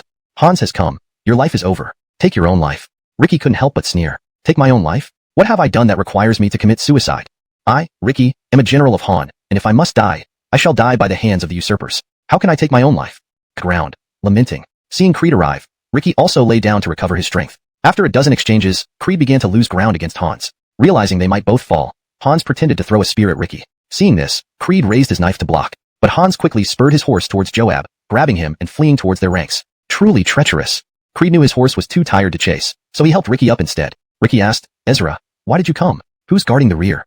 The Emperor himself is securing our rear. Once General Lewis and the others break through, we can lead our troops back to camp. Ricky's eyes brightened. He silently admired the Emperor's strategic thinking. As they spoke, they heard the galloping hooves from behind Joab's first ascenders. Creed squinted and spotted a red banner. It's General Su and General Lewis. Quickly, Howard, you command the retreat, and I will hold the line with the Jiangxia soldiers. Agreed. Ricky mounted his nearly spent steed and slowly headed back to their ranks. Creed turned and led the Jiangxia soldiers to fill the gaps left by the retreating Xuanwu army. In the first ascenders formation, Joab noticed the Xuanwu army pulling back and sensed something amiss. General Zhang, where are the first ascenders and the White Horse irregulars? Hans hesitantly revealed the truth. What? Arvid returned and ambushed the White Horse irregulars? Joab widened his eyes in confusion. They must have coordinated with the city's Han troops and ambushed them along the road in the darkness. Hans explained awkwardly. Well, if Arvid attacks us from both sides, our troops will lose morale. You must hurry to the Black Mountain army and make them secure the Han army's rear. Joab didn't blame Hans, considering he had saved his life earlier. Besides, the key to this battle now lay with the Black Mountain army's wait-and-see attitude. Fine, I'll go immediately. Without delay, Hans changed horses and sped toward the Black Mountain army's camp despite exhaustion. Joab sighed and ordered the first ascenders to pull back. Letting Arvid pass was the only option to avoid total collapse. If forced, the Black Mountain Army might turn against them. Thinking about it, Joab lost all trust in the Black Mountain Army and suspected internal collusion. He wrote a letter and sent it to Kit. At the front lines, Jeremy and Arvid saw the first Ascenders retreating and immediately led their troops around them. By the time everyone regrouped, dawn had broken. Only then did they notice Arvid's unusual appearance. General Lewis, are you poisoned? Seeing his purpled face, Ricky asked worriedly. It's nothing serious. We must retreat quickly. While speaking, Arvid's lips trembled. Ricky noticed an arrow wound on Arvid's left arm. This is an arrow from the White Horse Irregulars. Trouble. Their arrows are often dipped in gold fluid when fighting foreigners. Gold fluid, a toxin derived from human and animal waste fermentation, was used to increase casualties during battles. General Sue, quickly escort General Lewis back to the Emperor's camp for treatment. I will lead the way. Ricky initially thought a slower retreat would be prudent, but the current situation demanded haste. He switched horses, leaving his beloved mount with his guards, and took the lead. As the Han forces were loudly retreating, Hans appeared before Rock. Please, Commander, send troops. Despite despising them, Hans humbly bowed, seeking aid. Chapter 271. Rock makes another move. Kit sends reinforcements. General Hans, please sit. Rock hurriedly greeted Hans as he approached. General, why have you come here in person? Are you playing dumb, Commander? The battle outside is raging. Why pretend you don't know? Seeing Rock's reaction, Hans became visibly upset. Rock quickly gave Amrit a glance. Understanding immediately, Amrit reported the ongoing battle situation to Rock. Why haven't we sent reinforcements? Rock glanced at Amrit and asked, why not? Well, Commander, you should know that when the Han forces crossed the river, we informed General Joab. Fused, how so? Listen, each of us will lead 10,000 men on either side of the camp path, waiting for the right moment. If the Han army gets pinned down by Joab, we'll rush in and earn glory. If Joab fails, we'll turn against him and Hans, seeking favor from the Han. Amrit raised an eyebrow. What is this, the commander's wish? Amrit nodded. General, do you know that Kit only supplied half the promised rations? The other half has yet to arrive. Last night while you were on patrol, I stayed with the commander. He believes that since the Han could breach Joab's defense lines with fewer troops, they must have a plan to break through. If the Han breaks through without heavy losses, Kit won't be able to stop them. Also, the commander received a report stating the grain reserves in G province are insufficient for the year. If we don't prepare now, once Kit falls, we will be the next target of the Han army. Amrit concluded, and Grayson nodded in agreement. I've heard that Pedro and Ascari abandoned Kit, and there's still a Han army in Bingzhou. The commander sees all these moves clearly. With the commander's plan in place, we should follow orders. Amrit patted Grayson on the shoulder. Agreed. Let's share in the glory. Left or right, whichever way it goes. Red flag for attacking the Han, blue flag for attacking Jagarin. They acted accordingly. Had been ringing for over an hour. Even the disciplined Han troops began to let their guard down. When the messenger arrived, Ricky finally dared to charge through the camp path. At this moment, Kit's reinforcements met up with Joab. Joab ordered a full-speed pursuit. You took your time. Joab complained, thumping his thigh. General Chu, we rushed here without stopping, Brenton and Humbert explained hastily. You don't know. If the Black Mountain Army hadn't just beat drums without deploying, we would have stopped the Han by now. They're almost through the camp path. That's why I'm so anxious. Hans clarified. Oh, such is the case? Don't they fear punishment from the Lord? Brenton asked. Fear? They don't fear at all. Rock figures neither Lord nor Han will risk angering them while fighting each other. Hans retorted irritably. No more talk. We need to chase the Han quickly. Joab urged. Right, we will go first, General Chu. Follow behind us. Brenton and Humbert immediately advanced. Unfortunately, when they arrived, the majority of the Han army had already passed through, nearly reaching the end of the camp path. They exchanged glances, recognizing the moment as an opportunity to achieve great deeds during the exhausted state of both sides after the intense overnight battle. Chapter 272. Rescue troops suffer a setback. Rock resolves to help Jagarin. Brother Zhu, the opportunity for great merit is right before us. Why not take the plunge?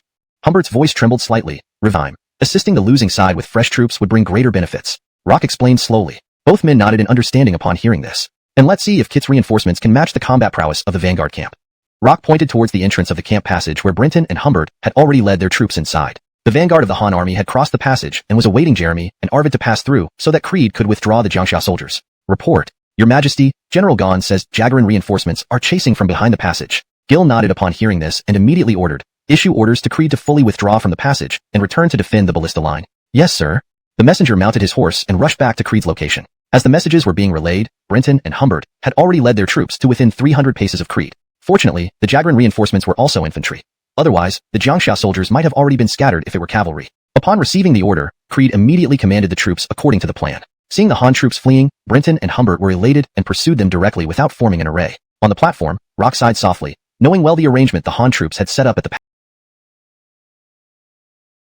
heard the orders being given to form an array. Azure Dragon troops raised their shields and swords, blocking the entrance of the passage. In their formation, the ballistas were already aimed at the Jagarin soldiers under Brenton and Humbert. Fire! Gil reined in his black warhorse, holding the 8 blessed dragon spear. He roared, and the ballista mechanisms clicked. Arrows rained down on the Jagarin army. Ah! After the rain of arrows, the frontline Jagarin troops who hadn't formed a square formation fell in large numbers. Astonished by the power of the ballistas, Brenton and Humbert, riding their horses, remained stunned. General, retreat. An injured adjutant, supporting himself despite an arrow in his leg, spoke to the two mounted officers. Brenton gazed at the exhausted Han army behind the Azure Dragon troops and felt a surge of unwillingness. No. If we let the Han army escape now, how will we explain ourselves when we return? Hasten the formation. I refuse to believe these ballistas can keep firing continuously. Humbert agreed and ordered the soldiers to form ranks. Under their direction, the Jagran troops quickly withdrew from the ballista's range and began forming arrays. By this delay, they were caught up by the advancing troops led by Hans. Seeing the numerous Jagran corpses ahead, Hans immediately understood the situation. Generals, retreat. I've seen the effectiveness of the Han ballistas. These aren't ordinary bows. They're powerful and rapid firing. We will be prepared. White flag to Hans. Do you mean it, Commander? No deception? Hans took the white flag skeptically. General Zhang, since you're here, stay and watch as our allied forces crush the Han army together. I'll comply, respectfully. Convinced by Rock's sincerity, Hans immediately waved the white flag. From the platform, he indeed saw flags being waved in response from the sides of the passage. How could I lie? But considering the Han elite, we might disrupt our allies if we confront them head-on. Attacking unprepared would be more decisive. Rock patted Hans's shoulder, smiling. Chapter 273. Gil leads troops amidst crisis. Han generals charge into the enemy ranks. Upon hearing this, Hans knew in his heart that this was merely an excuse from Rock, yet he had no choice but to accept it. If you had such intentions, why didn't you clarify them earlier? You've caused us needless alarm. General Zhang has also fought against those Han generals before. If there were any signs of treachery, would we still be able to achieve the current situation?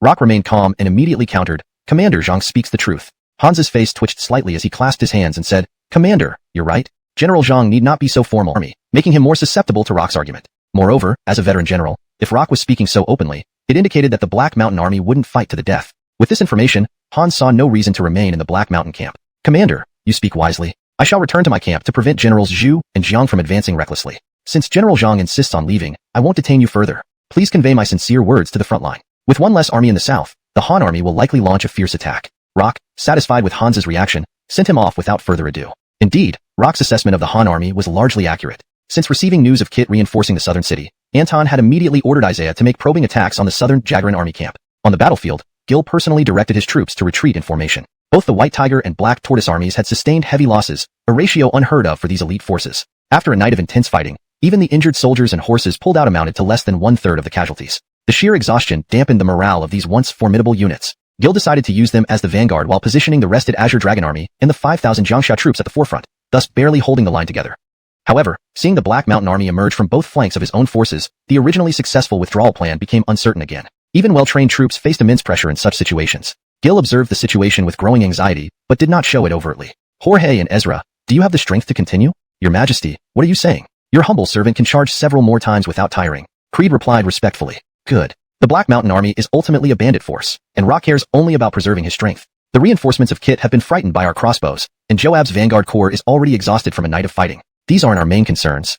Gil calmly analyzed the three enemy forces before him. Generals, you must each attack the commanders of the left and right Black Mountain contingents. Once the Black Mountain army withdraws, the encirclement will be broken. Combined with Isaiah's feint attack in the south, we can break through this deadlock. Creed nodded in agreement, while Jalen always followed Gil's orders without question. Your Majesty, I volunteer to lead my Jiangxia troops directly against Grayson on the right. I've fought him before, and he's no match for me. I can take him down.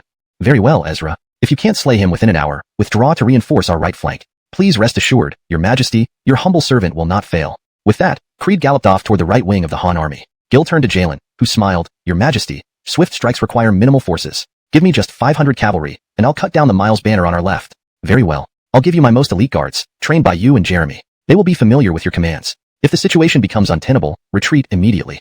Gil nodded, retrieving the command token from his robe and handing it to Jalen. Jalen, understanding the urgency, immediately led his men toward the loosely organized infantry of the left Black Mountain contingent. From atop the high platform, Rock closely monitored the battle. His greatest concern, as Gil predicted, was protecting his own forces. Rebel armies tended to scatter when faced with adversity, following an unchangeable pattern. Seeing the Han army split into two divisions, one larger and one smaller, rushing toward his ranks rather than retreating, Rock was reminded of the incident where 50 Han cavalry had breached his camps. Oh no!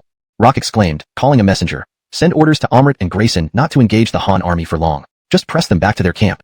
The messenger saluted and hurriedly ran down the platform, seeking battle glory or fame. Hence, his reputation had not spread widely among the enemy. After all, those who witnessed his formidable combat prowess were mostly already accounted for. Amrit thought Jalen must be somewhat deranged when he saw him abandoning his horse and challenging him to a duel on foot. As he charged towards Jalen, Amrit was already devising how to kill him with one strike of his spear. As they closed the distance, Jalen suddenly sidestepped and placed his twin war-singing halberds behind his back, grabbing Amrit's incoming spear with his large, black hands. Feeling the immense force transmitted from the spearhead, Amrit immediately urged his horse forward, trying to use its speed to shake off this wild warrior. Unexpectedly, Jalen acted unpredictably. In the brief moment when Amrit's mount slowed down, Jalen yanked the spear fiercely, using the momentum to crash into the horse. The horse screamed in agony, spurting blood from its mouth and nose before collapsing, unable to get up. Although Amrit managed to avoid being crushed by his own horse due to his agility, his weapon was still firmly gripped by Jalen. He struggled several times, but found the warrior immovable. Quick! While this brute is wrestling with our general, surround and kill him. Realizing something was amiss, Amrit immediately ordered the surrounding Black Mountain troops to close in. Jalen, undeterred, held the spear with both hands as if in a tug of war. With a mighty pull, he wrenched the spear from Amrit's grip. Surrounded by enemies, Jalen swung the spear horizontally, sweeping away numerous foes even without using the spearhead, thanks to his immense strength. Startled, Amrit quickly drew his sword, pointing it at Jalen while backing away. By now, the Black Mountain soldiers' formation around Amrit, under pressure from the Juke Imperial Guards, had already crumbled into chaos. The rebels, untrained, scattered upon impact. Seeing this, Amrit turned and fled. Jalen drew his twin war-singing halberds from his waist and pursued with remarkable speed, catching up within moments. He leaped into the fray amidst the dispersed Black Mountain soldiers. Encouraged by the presence of others, Amrit stopped fleeing and ordered his men to charge. As they surrounded Jalen, aiming to pierce him with their spears, the clashing sounds of weapons filled the air. Clang, clang. After the clashes, Jalen stood firm with his twin halberds, while the spear tips lay scattered on the ground. Witnessing Jalen's unmatched strength, the rebels quickly dispersed. Amrit, realizing his mistake in engaging Jalen, attempted to fight back but was no match for the Tiger General. Within a few rounds, Jalen beheaded him. Holding Amrit's head aloft, Jalen hurled it towards the advancing enemies before swiftly retreating with the Juke Imperial Guards. Upon seeing this, the Han army is urgently attacking the southern camp. If the western front remains stable, Generals Brenton and Humbert should immediately lead their troops back to the south. They immediately complied. Go swiftly. Lord Fuhua's orders cannot wait. I will explain the situation to General Joab, but do not hesitate. I know how to report this to Lord Fuhua. The Han army has also suffered heavy losses. There will be no immediate fighting in the west. Hurry to the south. Understanding their concerns, Hans offered a reasonable excuse for their withdrawal, ensuring they retained a good image before Kit. Moreover, they would likely speak favorably of him before Kit. If so, we leave it to Generals Zhang and Chu. We will march back to reinforce the south. Gratefully accepting, Brenton and Humbert hurriedly retreated towards the southern camp. Back at the Han encampment, Gil waited anxiously until Creed and Jalen returned safely, finally breathing a sigh of relief. How did it go? Your Majesty, both the Black Mountain and Jagran armies have retreated. Kit's reinforcements are also moving west. Good. Quickly inform Isaiah to reduce pressure on the offensive. Do not push too hard. General Gon, the strategist has prepared food supplies along the river. Please use the secret channel to deliver provisions into the city. I obey your command. Creed acknowledged and left. Gil, finally relieved, knew that the initial knot created by Kit had been partially untangled by the combined efforts of the Han army. Chapter 275. Arvid's arrow wound becomes infected. Gil distills alcohol. That night, within the Han army camp, after a night of intense battle, the Han soldiers finally got to rest. But Arvid began shivering uncontrollably as soon as he returned to camp and showed signs of slipping into unconsciousness. Gil knew well that this battle was largely won due to Arvid's efforts, so he was determined to save him. Although there was a brilliant physician like Brendan in the army, as a modern person, Gil understood the risks of wounds being infected by bacteria. At this moment, Gil paced back and forth outside Brendan's tent, anxious and worried. Your Majesty, how is the situation? Gil asked. The wound has already shown signs of gangrene. It appears that evil chi has entered the body. We need to cut away the necrotic flesh and then plan further treatment. Gil had never seen Brendan seem so uncertain when treating patients and was momentarily speechless. Please, Master Physician, do your best. After a moment's silence, Gil bowed slightly, then quickly returned to his own tent. He looked at the casualty reports on his desk, thinking to himself, I originally thought distilling alcohol through condensation would benefit both me and my enemies, so I delayed doing it until now. Now that Jagran Chang is injured and many wounded soldiers have sword and arrow wounds in camp, if we don't disinfect and treat them in time, most of them will die from infected wounds. With this in mind, Gil immediately summoned Jalen. Wheeleye, fetch some sturdy bamboo tubes for me. Bring all the wine from the camp to my main tent, and send my royal guards to secure my tent. No one enters until I emerge. Understood. Jalen nodded and complied. Within an hour, everything Gil requested was prepared. Gil lit a fire in his tent and hollowed out the bamboo tubes, connecting them to distill the wine, extracting purer alcohol through condensation. He worked tirelessly for a day and night without sleep. Outside his tent, several advisors were growing impatient, awaiting his decisions on grain supplies and medical treatment for the wounded. But seeing Jalen standing guard like a gatekeeper, they didn't dare intrude. Has His Majesty eaten? Aloysius asked Jalen slowly. Reporting to advisor, His Majesty hasn't missed any meals, Jalen replied truthfully. Aloysius smiled slightly. Everyone, handle your tasks as usual. Since His Majesty can eat and drink normally, there's no problem. Su Jitsai nodded in agreement. Indeed, after such a major battle, our forces and kits will both be weakened. There won't be another conflict anytime soon. Focus on logistics and supply lines. With no. This method comes from trading with a traveling foreign merchant. He travels extensively and often faces various evil chi. To protect himself, he combined Western region's medical knowledge to create this remedy. Not only does it treat, but also prevent evil chi infections, especially for wounds. It's painful but prevents infection. Gil calmly fabricated an origin story. Brendan listened, intrigued and fascinated. Your Majesty, can you share the recipe with me? Master Physician, relax. Since I brought it here, the process isn't complex. Gil briefly explained the distillation process and named it alcohol. Hiss, what a profound name, alcohol. The essence of wine, which is derived from grain, echoing the creation myth of donghua molding humans from clay. Gil was satisfied with Brendan's quick understanding. Chang's condition matches perfectly. Let's demonstrate on him. Delighted, Brendan led Gil to Arvid's separate recovery tent. Seeing Arvid half-conscious, Gil washed his hands with hot water, dried them over the fire, and poured alcohol on his hands before approaching Arvid. Brendan, witnessing this meticulous hygiene, approved silently. Please open Chang's wound. Brendan followed suit, sterilizing a small knife with alcohol before unwrapping Arvid's bandages. Hiss. Seeing the 2-inch deep incision on Arvid's arm, Gil felt a pang of sympathy. Arvid opened his eyes, weakly looking at Gil. Your Majesty, this humble subject doesn't deserve your personal attention. Arvid's voice was weak yet resolute. Gil knew Arvid's pride and cut straight to the point. Chang, I have 2 methods to treat you, each with different outcomes. Are you willing to listen? Your Majesty, please proceed. Arvid responded feebly.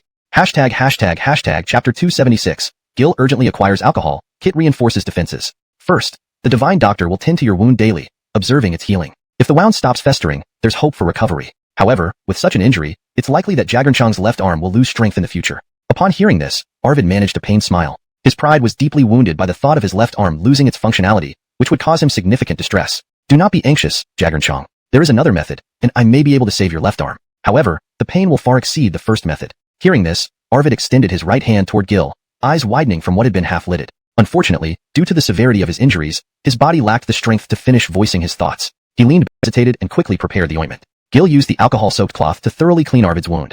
Hurry, divine doctor, apply the medicine. Before Brendan could respond, the warm ointment was already applied to Arvid's wound. Gil immediately disposed of the hot water in the copper basin, filled it with alcohol, and handed the alcohol-soaked bandages to Brendan for wrapping. How often should the ointment be changed? Gil asked while working. Your Majesty, the regenerative ointment must be changed every 5 days, Brendan replied, wiping sweat from his forehead, showing signs of fatigue. Very well. I still have several bottles of alcohol, which I will send immediately. In 5 days, more will arrive. Overwhelmed with gratitude, Brendan knelt down.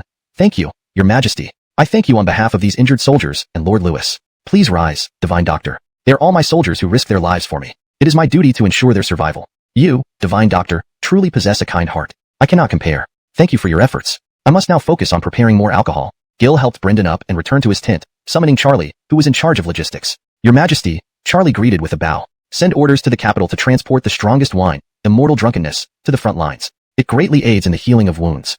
Charlie immediately issued the decree upon understanding the urgency. In recent days, under Gil's continuous distillation, the bamboo apparatus became more efficient. With the help of alcohol, over 80% of lightly wounded soldiers did not develop infections or illnesses, giving Brendan immense confidence in alcohol's efficacy. However, some were happy while others grieved. Kit had learned of the events at the West City Gate, but refrained from confrontation given his reliance on the Black Mountain Army. Still, his anger needed release. Kit paced in his camp, addressing his subordinates. Are you really inferior to Pedro and Ascari? How could Gil take advantage of such an opening?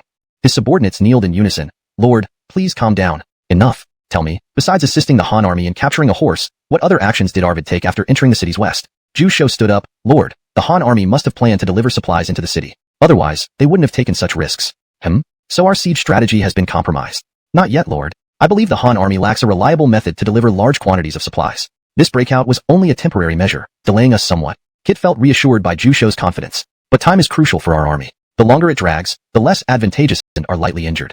Gil's joy from the successful distillation of alcohol vanished instantly as he listened to Charlie's report. These 40,000 soldiers were Gil's most elite troops. Although the casualty rate might not seem high at first glance, in the era of cold weapons, many soldiers died from infections and complications due to untimely treatment. Once the battlefield mortality rate reached half, even elite troops would show signs of collapse. Very well, I understand.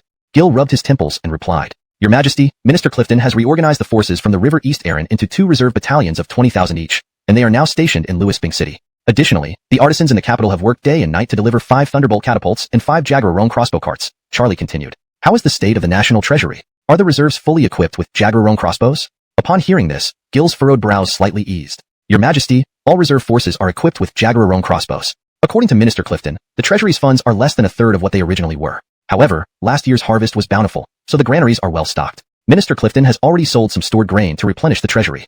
Good. Pass my orders. Have Chamberlain Zhang hand over the lesser treasurer's resources to Mario for allocation. Tell Mario that if necessary, apart from the technology for the crossbow carts and Thunderbolt catapults, everything else can be sold. You're at Lewisbing. This will reverse the situation. Aloysius waved his hand and explained. As the Emperor and Minister discussed the Qinghe matter, Charlie nudged Hardy. Asher, I don't know military formations, so I asked this question. If our forces set up like this, wouldn't the Jagaran army be able to engulf General Isaiah's 10,000 men by attacking from the south of the city? Hardy smiled. Indeed. But if the Jagaran army swallows those 20,000, His Majesty can swiftly launch a major offensive at the west of the city. If the Han troops within the city see His Majesty leading an attack, they will surely come out to engage the Jagaran forces. At that point, while the Jagaran army can eliminate our 20,000 troops, we can rescue the 70,000 inside the city.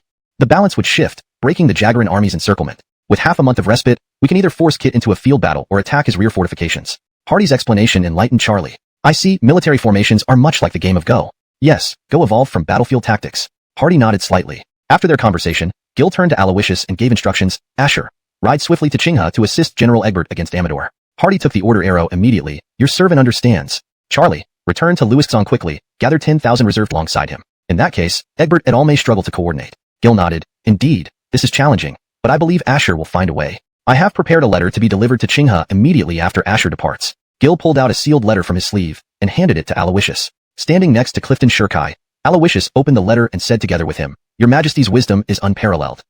Chapter 278. Asher enters Qinghe. Egbert sets the military formation.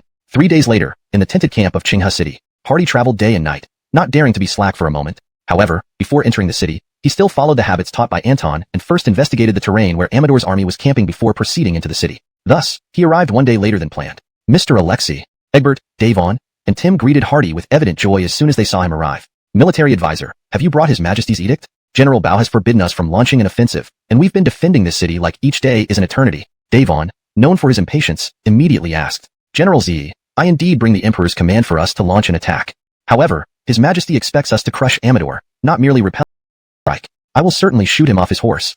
Davon pulled Tim out of the tent eagerly. Hardy inwardly sighed. What a masterful move by His Majesty. If I had come with this edict, it would have seemed forced. Now that it arrives after my suggestion, it only strengthens the unity between us and reassures the generals that His Majesty understands their difficulties. He smiled, appreciating the Emperor's strategy, and immediately began discussing the attack plans with Egbert. Amador had set up camp on a plain 3 miles outside Qinghe City, a fairly strategic location that didn't necessitate complex tactics. For days, Egbert had only defended, leaving Amador clueless about the exact number of troops inside Qinghe City. So, the plan became clear. Arrange the formations properly and push forward directly. That night, another message arrived at the tented camp, handed to Hardy. Asher, 10,000 reserve cavalry equipped with 5,000 crossbows will arrive in Linqing tomorrow. Hardy quickly informed the generals. Gentlemen, while I'm not experienced in commanding troops, perhaps one of you should oversee these 10,000 cavalry. Hardy bowed respectfully.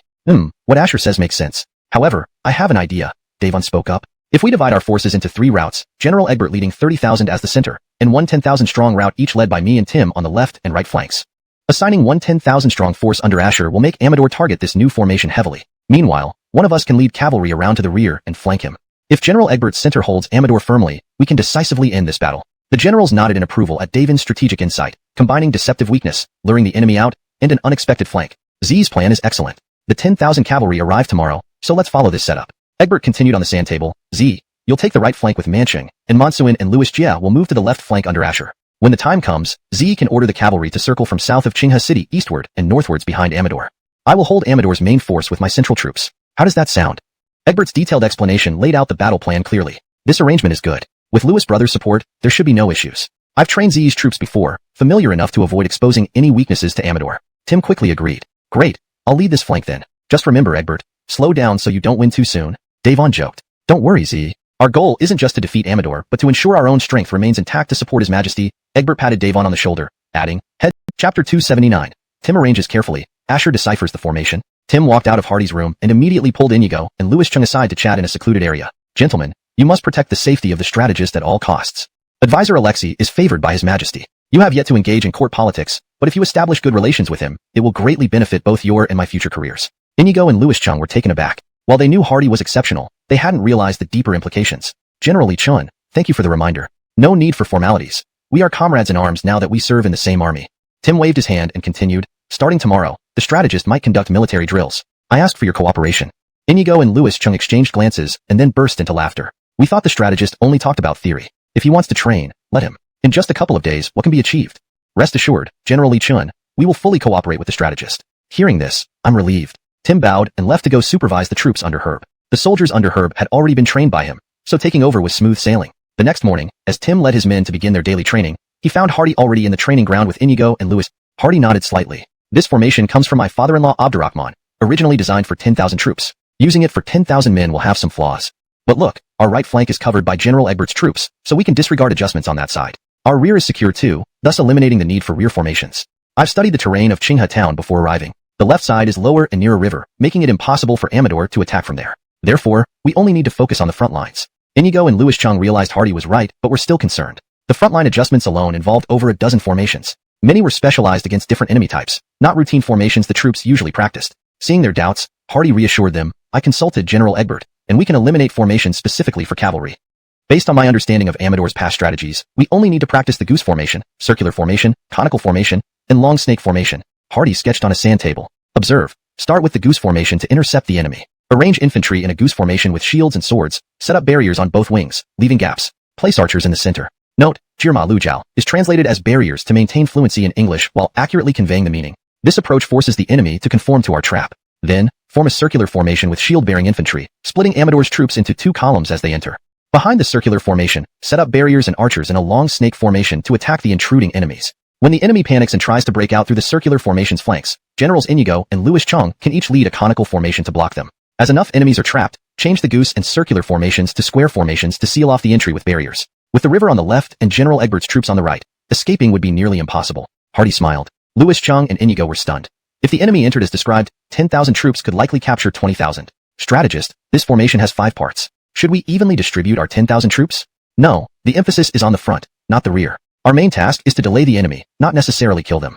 The key formations are the goose and circular formations at the front. Hardy pointed to the 2 conical formations and the long snake formation at the back. These 3 formations are mainly for harassment and can each lead 1,000 men. The goose formation should lead 4,000, and the circular formation 3,000 to stabilize the front line.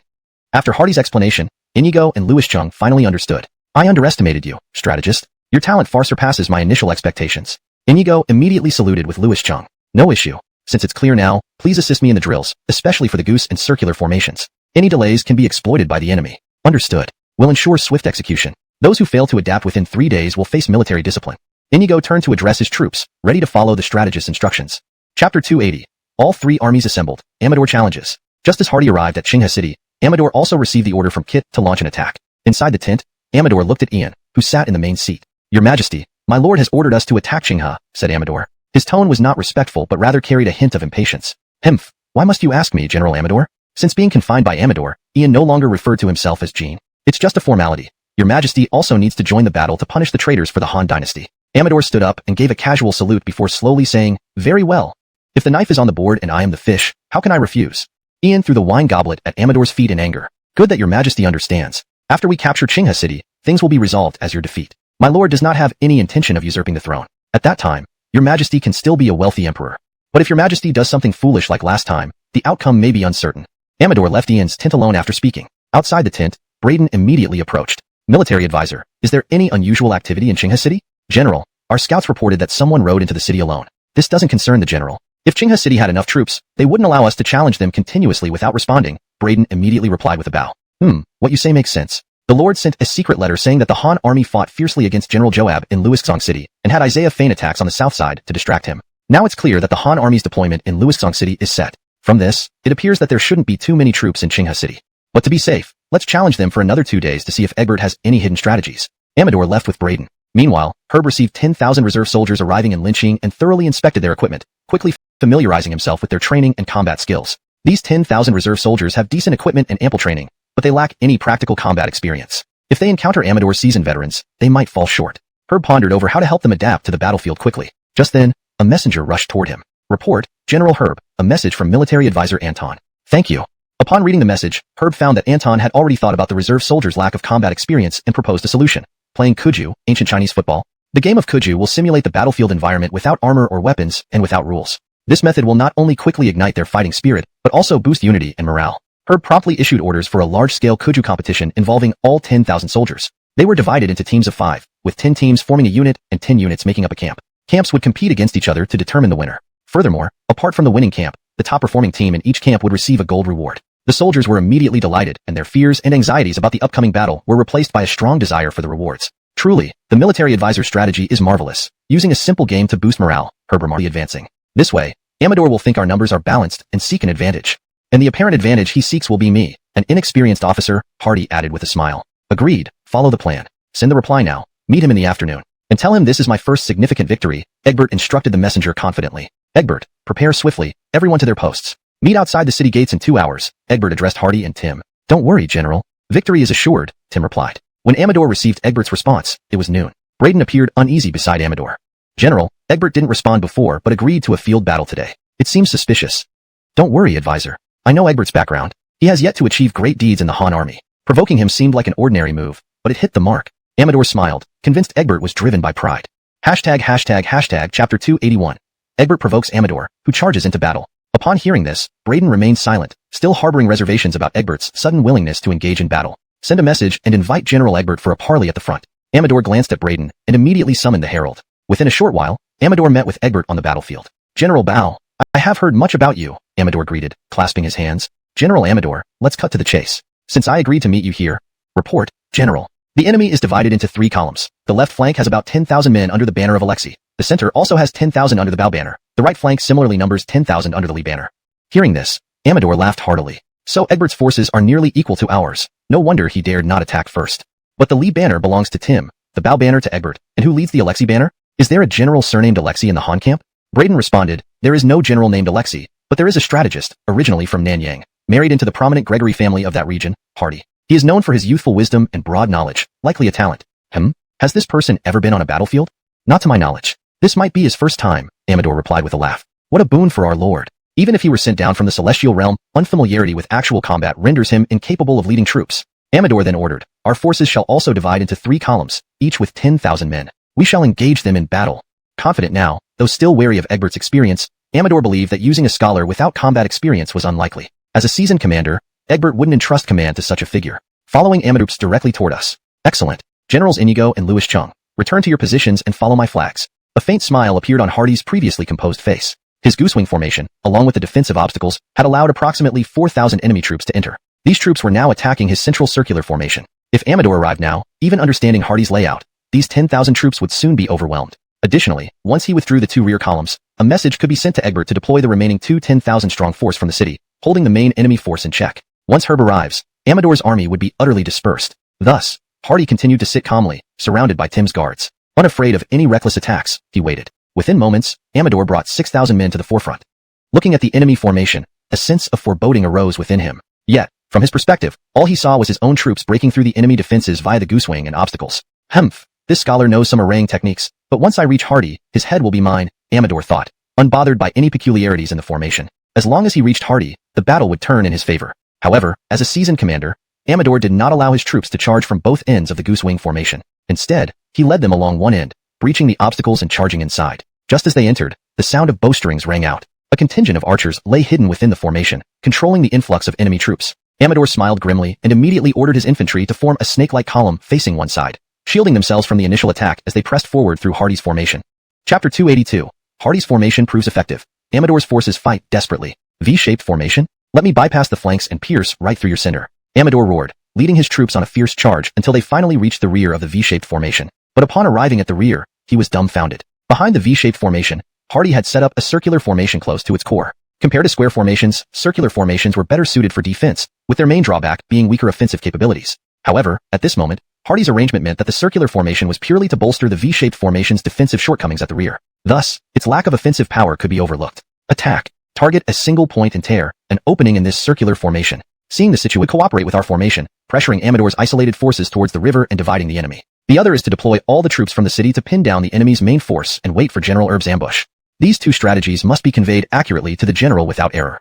After speaking, Hardy immediately stood up and ordered the flag officer to wave the red flag. At this moment, Amador had already reunited with the soldiers who had surged deep into the enemy lines at the empty space Hardy deliberately left behind. This empty space was specifically arranged by Hardy, combining terrain features and obstacles, allowing 10,000 men to surround over 20,000. The Han soldiers lurking around the area saw the red flag on the command platform and immediately emerged from all sides, revealing themselves. In the final stages of the formation, the crossbowmen, protected by barricades, unleashed a relentless barrage of arrows upon the enemy. Generals Inigo and Louis Chung also led troops out from the flanks to attack from the rear and sides. Realizing the ambush, Amador remained calm despite the overwhelming odds. He immediately ordered the shield bearers to defend against the archers' attacks. Then, the rest of his troops followed him to break through where Inigo and Louis Chung had attacked from.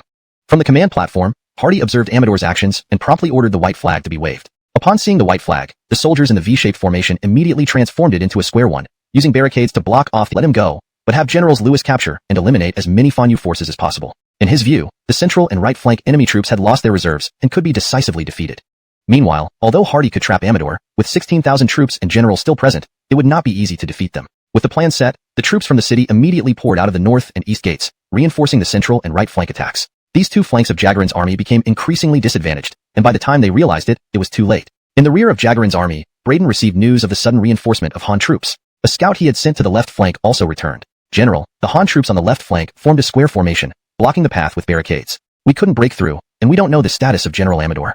What? Hearing this, Braden felt dizzy and almost fainted. It's over. We've fallen into a trap. Quickly, gather troops and break through the left flank army to rescue General Amador. Yes, sir.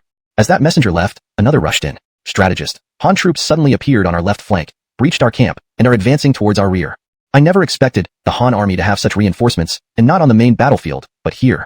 Hurry, order the central and right flank troops to withdraw and regroup on the left flank. Rejoin General Amador. Braden quickly recovered from shock. Back with Hardy, Amador's amidst the clamor of battle, seeking a way to reconfigure their strategy. Our grand formation is already set. It might be difficult to extricate ourselves safely.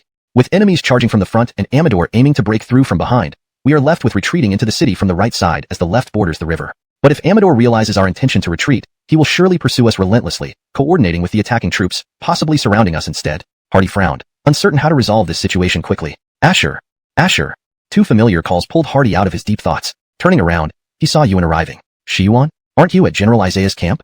Hardy hurriedly invited him onto the command platform. These past few days, I've been busy with logistics and supplies within the city. The day before yesterday, military advisor she sent me a letter, ordering me to come assist you quickly. But Asher, why would you miss me? It seems you only called for me because you're facing a tough situation. Yuan, observing Hardy's troubled expression, immediately grasped the predicament. Shiyuan, since you're here, you must have understood the situation. If you know the solution, please don't make things difficult for me. Tell me quickly. Hardy sighed, revealing a hint of pleading. Haha, fine, never exit, effectively creating a death trap for Amador. Upon hearing this, Hardy suddenly realized his oversight, slapping his thigh in frustration. Oh, it's my mistake. Yes, formations aren't about trapping the enemy but guiding them into making the choices we predict. Whether they choose correctly or not, we need to adjust in time, pushing them towards the direction we want. But every battle formation should always include an escape route, not just to prevent the enemy's desperate counterattack, but to give ourselves room for maneuver in case of unexpected situations. Yuan continued, currently with no exit in our formation, both armies are locked in place. Amador can't get out, and we can't retreat. This is a bad situation, but I see potential in modifying your formation further. Hearing this, Hardy leaned forward eagerly. Shiyuan, our soldiers are proficient only in square, linear, circular, V-shaped, and spearhead formations. Is this enough? Asher, rest assured. The basic formations you mentioned cover most infantry tactics. Even more complex formations build upon these basics. Give me a moment to think. Yuan paused to contemplate, and Hardy nodded in agreement. During their studies, Hardy excelled in governance and internal affairs due to his broad knowledge, while he lagged slightly behind Yuan in military strategies and formations. Time ticked away as anxiety mounted on the command platform, mirroring Amador's struggles breaking through the formation. Got it. Yuan, brothers, one last push, break through the formation, and we'll flank the city to settle this once and for all. Dismounting to lead his men, Amador charged forward with his spear, rallying his troops. Chapter 284. Braden leads his troops to flee. Amador upholds righteousness. Amador's current thoughts were that the entire Han army had mobilized, leaving the city defenseless. Events unfolded, just as he had predicted. However, his plan to attack from the north hinged on breaking through the deer antler barriers in the formation. Under the barrage of the Han army's powerful crossbows, although his soldiers held shields, many still perished or were injured. General, let the charging units take a break, said a lieutenant, wiping blood off his forehead. Rest? If we rest now, we will all perish here. Amador nearly erupted in fury. General, the pressure from the Han army at our rear has weakened. They must be exhausted. Why not take this opportunity for your elite guards to rest so they can have energy for the next charge? What did you say? Amador asked, looking at the lieutenant. General? Are you saying the Han army has ceased advancing against our line? Yes, General. Humph. That cunning Hardy is trying to trap me here. Very well. Choose several hundred men from my elite guards to rest within the shield formation for a moment. Afterward, I will personally lead the charge to break through this wretched formation. Understood. The lieutenant saw Amador's fierce expression and quickly departed after receiving his orders. A short while was enough for Amador's elite guards to rest, but also sufficient for Yuan to move troops into the city. After the designated time, Yuan led his forces from the west, feigning an attack as reinforcements, approaching Inigo. He quickly exchanged strategies with Inigo, who immediately gave a thumbs up upon understanding the plan. When the agreed-upon time with Hardy arrived, both looked up to see red, white, and blue flags hoisted on the command platform. Inigo promptly rallied his troops. Brothers, we'll eliminate Amador today. Reinforcements have already arrived inside the city. We no longer need to encircle Amador. Follow me and charge straight ahead. Inigo's words boosted morale among his soldiers, who felt trust in their general and were bolstered by the unexpected arrival of an unfamiliar ally acknowledged by their leader. What else could it be if not reinforcements? The shouts soon reached Amador's ears within the formation. What are they shouting about? They report that Han ambush troops have left the city to assist us, one soldier replied. What? There are hidden troops in the city? Hearing this, Amador's mind raced. He mounted his horse and rode forward through his own shield-bearing soldiers to where the Han forces had placed the obstacles. Despite the continuous rain of arrows, Han soldiers were hurriedly moving aside the obstacles. It seems there truly are reinforcements in the city. If we don't break through now, we might never get another chance. With this thought, Amador returned to his troops and led the remaining 10,000 in wave attacks toward the barrier. From the command platform, Hardy watched every move. As Amador began his charge, Hardy ordered all troops in the wedge formation to withdraw to the city and head north along the western wall. Ewan, observing the chaotic scene with Inigo, received word from Hardy and promptly ordered an advance to apply pressure from the side, making Amador believe the reinforcements had indeed arrived. General, the Han troops on the flank are attacking. We may not hold long. It was the same lieutenant again. Amador gruffly replied, divide 2,000 men to defend the flank. Everyone else follows me to break through the formation. Failure within a short time will result in severe military punishment. Understood. The lieutenant rushed to reinforce the flank. Meanwhile, Amador, driven by a fierce resolve, spurred his horse forward and charged into the archers' ranks once the obstacles were cleared. However, the sounds of the Han army's assault quickly brought him back to his senses. He rapidly organized efforts to clear the way and advance towards the northern part of the city. Shortly thereafter, Braden arrived with his army, only to find the Han army's pursuit overwhelming and the enemy city deserted. The formation? Sighing, Braden turned to his officer, perplexed. Perhaps General Amador broke through, and the Han army is pursuing. There's little chance to aid General Amador. We are near the river, and the Han army is coming from 2 directions. Advancing further into the west might make them abandon General Amador and encircle us instead. Withdraw to Luiskzong. Braden sighed deeply, knowing they had missed catching up with Amador and decided to retrace their steps along the river to join the front lines at Luiskzong. Meanwhile, Amador, heading north, remained unaware of the withdrawal behind him. Blinded by immediate circumstances, he believed capturing the city and holding the gates would secure victory. Hardy, anticipating this, had already set up defenses in the north with fresh troops. Seeing the Han banners, Amador's exhausted troops lost heart. General, retreat? Soldiers pleaded with their revered commander. Understanding the futility of further resistance, Amador admitted, we've fought for decades as the 4 pillars of G North, but now we're outmaneuvered by a young scholar. It's infuriating, sorrowful, and frustrating. Follow the river upstream and loop around to Luiskzong. The Lord will surely accept you. Amador's voice was filled with tragic resolve. Recognizing his blunder, he could not flee with his men. Retreat swiftly. I'll remain with 500 personal guards to buy you time. This jade token comes from the Lord. Present it to him, and you won't be treated as deserters. Amador brandished his spear, closed his eyes, and said no more. By offering this token, he ensured his men would fare better. His decision honored brotherhood and righteousness. Seeing they couldn't persuade him, some knelt in respect, while others chose to stay. Most discarded armor and fled with the jade token, led by their commanders. Amador, realizing defeat, had lost the will to fight. When Hardy and Ewan's forces surrounded him, only 3,000 disorganized soldiers remained, weapons and armor scattered everywhere. Chapter 285. Victory at Qinghe. Amador captured. Amador was not surprised to see the two arriving so quickly. Mr. Alexei, please come forward for a conversation. Upon hearing this, Hardy hesitated for a moment, but finally rode forward under the escort of Louis Chung to the front lines between the 2 armies. Amador scrutinized Hardy from head to toe for a long time before sighing. You're not yet 20 and seem too weak even to bind a chicken. I, alarmed, and immediately rode over to shield him. General, please speak. Yes, these guards of mine are like brothers to me. They are not to blame for our defeat. Please let them go. Certainly, His Majesty has always treated his people kindly. Whether they are enemy soldiers or generals, they are all subjects of His Majesty. If they wish to join the Han army, they will be assigned to General Egbert's troops. If they want to go home, we will provide them with money and travel expenses. If they wish to return to Kit's camp, they may leave as they please. Each statement from Hardy caused a visible change in Amador's expression. I never thought Gil would not be as foolish as rumored. Since you've agreed to my condition, I will reciprocate. If you capture Ian, remember to tell your emperor that he has many schemes. Hardy silently noted it down. Well, it's getting late. Who will send me on my way? Amador looked around, threw his spear away, and knelt down. General Amador, why must you do this? Why not forsake the darkness? Amador glared at Hardy. Though I lost, I am not a traitor like Pedro. Do you dare insult me? Hardy, puzzled, responded. His Majesty is the legitimate ruler of the Han dynasty. General joining the Han should not be seen as dishonorable. You're right, but I have followed my lord. How can I surrender just because of a defeat? If I surrender, would you order me to attack my former comrades? Toast should be to Sir Jagarin. Ewan drank his wine, and then pulled out a letter from his sleeve. Egbert, Tim, Inigo, and Louis Chung received the imperial decree. The generals immediately knelt on one knee and listened attentively. This great victory is due to your efforts, but Price has not been eliminated. The major mission is yet to be accomplished. Please continue to explore the depths of Price's territory. If Price's rear is weak, seize the opportunity to advance and gain control. Follow these instructions. We accept the decree. The generals asked, His Majesty is far in Luiskzong. How does he know so quickly? Forgive me. I have 2 letters from military advisor Shi, one for victory and one for defeat. Upon hearing this, the generals became interested. Military advisor Pang, what about the other letter? Ewan took out the second letter. It turns out, in the case of defeat, there was no blame but detailed instructions on how to retreat and arrange defenses during the retreat. His Majesty's grace is boundless. Egbert read the letter and felt moved, bowing deeply toward Luiskzong. Military advisor, what about me? Why am I not mentioned? Herb approached Ewan and asked. General Wesley, military advisor, she ordered me to stay and assist General Bao, while you will follow Andrew's command. Ewan replied, and Herb immediately walked over to Hardy. Military advisor Andrew. Where are we headed?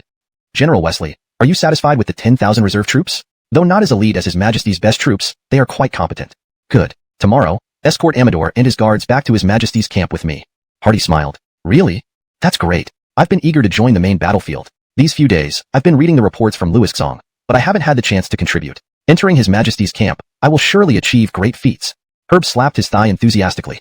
Chapter 286. Gil releases Amador. Turmoil rises in Jagarin's camp. Gentlemen, let us no longer deliberate on tomorrow's plans. With today's great victory, the entire army should celebrate. Egbert led Herb back to the table. In Qinghe City, the original 50,000 troops had lost 10,000 and another 5,000 were wounded, leaving the remainder dispersed under the command of Egbert, Camden, Inigo, and Louis Chung.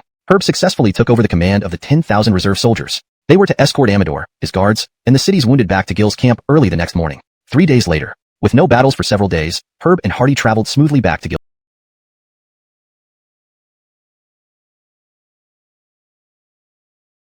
camp. Upon arrival, they immediately arranged for the wounded, and then brought Amador to meet Gil. The news of the victory in Qinghe caused excitement among the generals and strategists. In the main tent, Amador stood below the dais, surveying the room before speaking. You didn't capture Emperor Xie? He fled toward Xinyang amidst the chaos when I attacked from behind. We didn't pursue him, so we failed to catch him, Herb quickly explained. Gil, this Ian is not a good person. You must be cautious in the future, Amador said, showing no concern for formality since he was not expecting to live. Gil, unperturbed, calmly walked to Amador, using his sword to cut the ropes binding him. After inspecting him, Gil stood before him and said, General, your words are true. I too can see that my brother is not of good character. But today is not the day to discuss my brother's faults. Let us talk about you, General. Amador shrugged impatiently. Kill me if you will, but don't even think of persuading me to surrender. General, rest assured, I will neither kill nor persuade you to surrender. I offer you 2 choices, return to Kit or I give you some money and let you wander freely. Gil smiled and presented 2 items, Amador's armor and spear, and 3 fist-sized gold ingots. Seeing these, Amador hesitated slightly. You're not joking? My word is as good as gold. Gil gestured for Amador to proceed. Without hesitation, Amador picked up his armor and spear. I have one last piece of advice for you, General. As you know, the officials in Kit's camp are disunited. After your defeat and being released by us, the officials who disagree with you will certainly attack you. Please think carefully about this situation. If Kit cannot accommodate you, you might consider joining us. Thank you for your kindness, Emperor. I will take my leave now, Amador replied, taking his armor and spear and walking out. Jeremy asked, Your Majesty, just letting him go like this? Isn't that a waste? What's wasted? If Amador rushes back to Kit, he will arrive before Braden and his fleeing soldiers. This timing will become a point of criticism against Amador by Kit's strategists. It's likely Amador will die at the hands of his own lord, Gil explained. Ah, I see, Jeremy nodded, somewhat understanding. After resolving Amador's matter, Gil assigned tasks. General Z, please lead the vanguard and swap our Qinglong soldiers. Many lightly wounded troops haven't fully recovered yet. Attacking is not urgent. Herb accepted the order and left. Asher, bring Garrett and Ray back from Isaiah's camp. Here is the main battlefield now, not south of the city. Stay with Isaiah until Egbert's forces return, then unite them. Hardy, guessing the subsequent strategy, promptly withdrew me. Possible, but precautionary measures are necessary. Can you guarantee Amador's loyalty? Roberto countered. Darwin insisted. I can vouch for him. With what? If he betrays us, it could lead to the Han's victory. What use is your life then? Roberto rebutted. Darwin was silenced. Their argument turned to past grievances. Kit interrupted. Enough. I will decide. Although precautionary measures are necessary, Amador is an old loyal general. Let's see what he says. Hashtag chapter 287. Amador wrongly accused, Darwin disillusioned. Kit's decision put an end to the argument among the few. Taking this opportunity, Amador walked in. Sinister General Amador pays respects to Lord Jagarin. Amador quickly entered the tent, knelt on one knee, and clasped his hands without raising his head. Stand up. The failure of this battle is not entirely your fault, Kit said slowly after he took a deep breath. Just as Amador stood up, Gale approached. May I ask, General, why did you return to camp a step later than Braden and the scattered soldiers? According to their reports, you were captured by the Han army. Was it not strange that the Han army sent you back through a shortcut immediately after capturing you? Hearing this, Amador frowned slightly but remained calm as he answered. Reporting to my lord, I was indeed captured by the Han army. Initially, I sought death, but they did not mistreat me. Instead, they transported me to the western camp and released me. Gale snorted coldly. General speaks so earnestly about how the Han army didn't mistreat you. Are you suggesting the Han army is benevolent? You. Amador looked at Gale. Such accusations, should they come from the mouth of a military advisor like you? For the sake of our lord, I disregard my own reputation. I only asked, General, besides releasing you, was there anything else you didn't mention? Hmph. Reporting to Lord Jagarin, Gil once told me that if I returned, I would surely be attacked by the civil officers in the army. It seems he was right.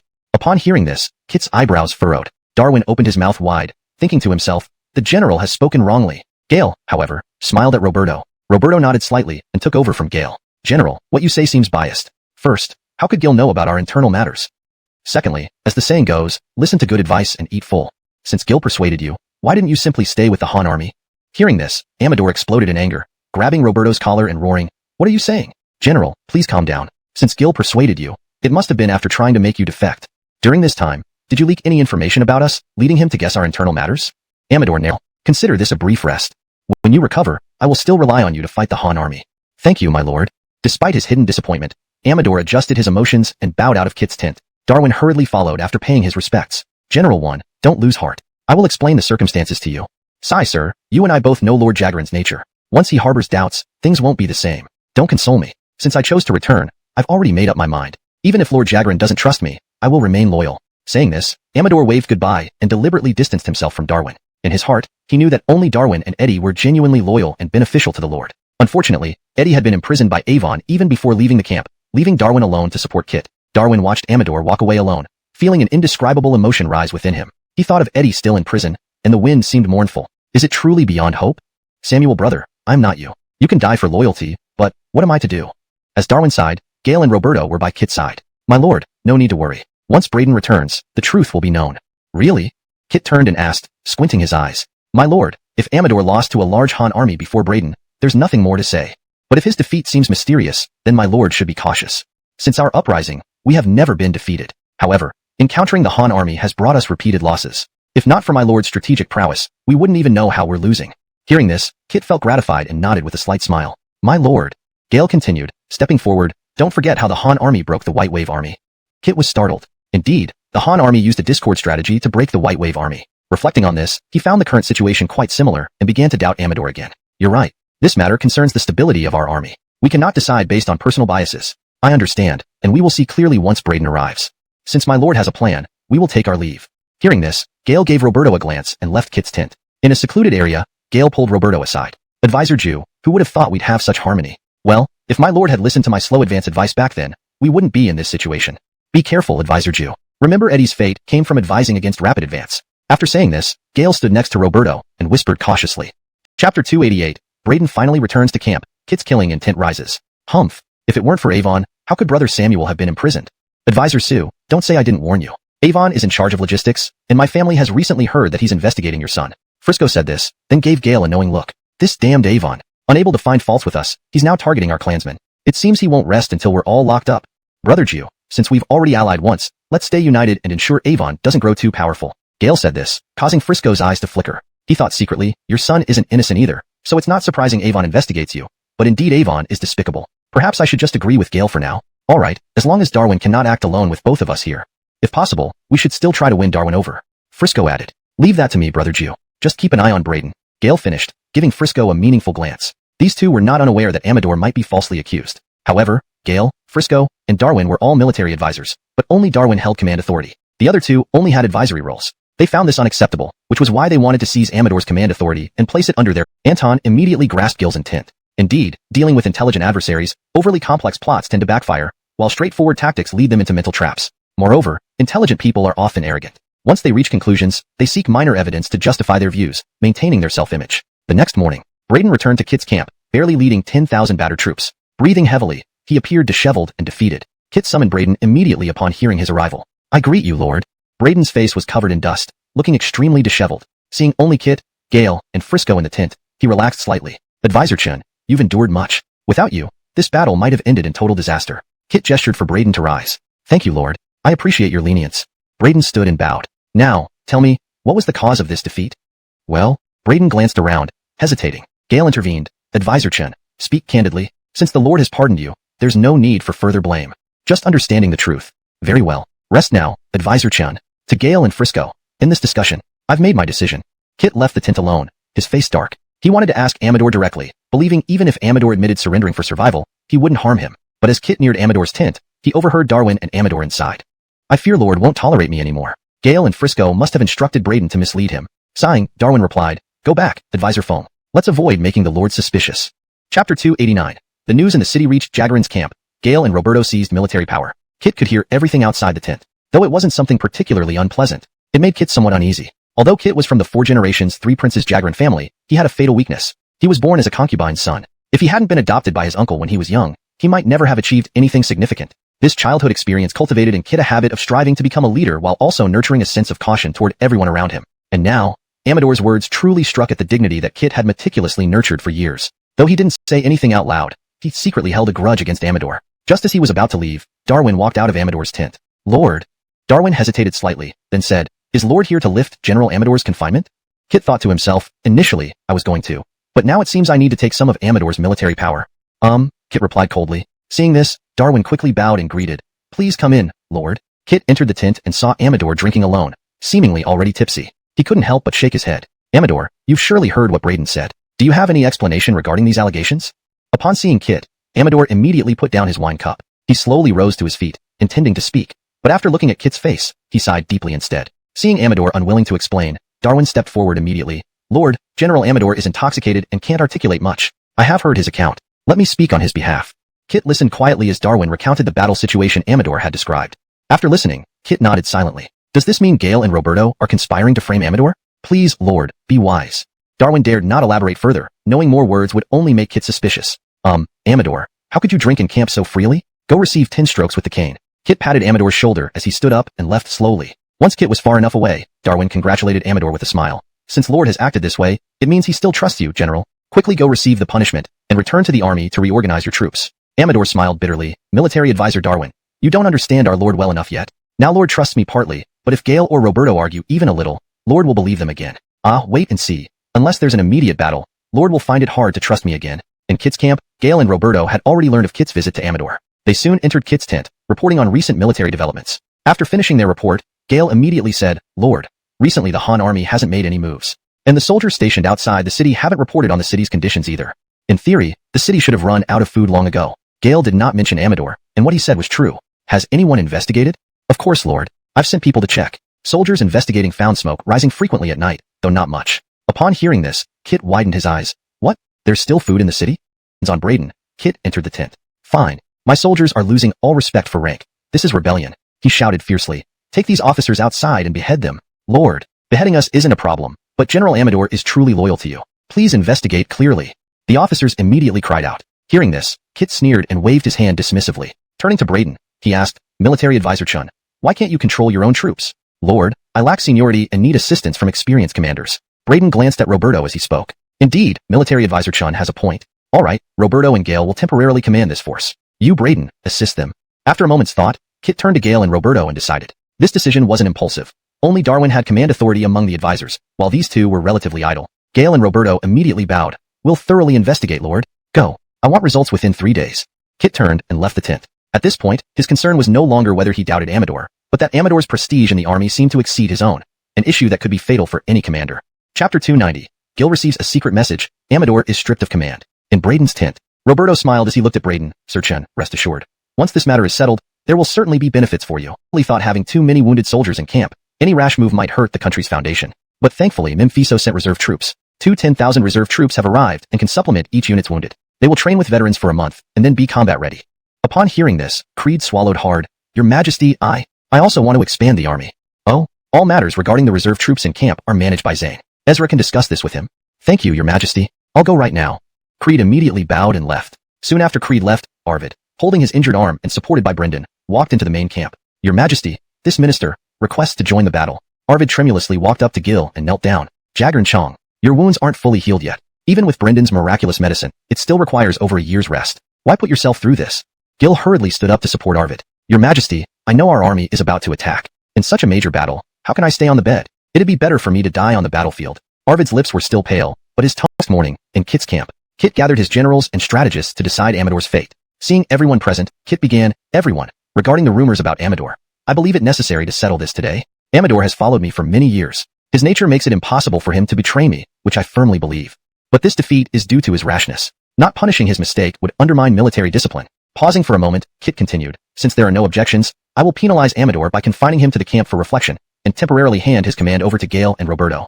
Upon hearing this, the generals remained silent, but Gale and Roberto grinned. Darwin sighed softly and shook his head. Noticing this, Kit asked, "Master Darwin, do you have objections?" "I have none, but Gale and Roberto lack military experience. How can they command troops?"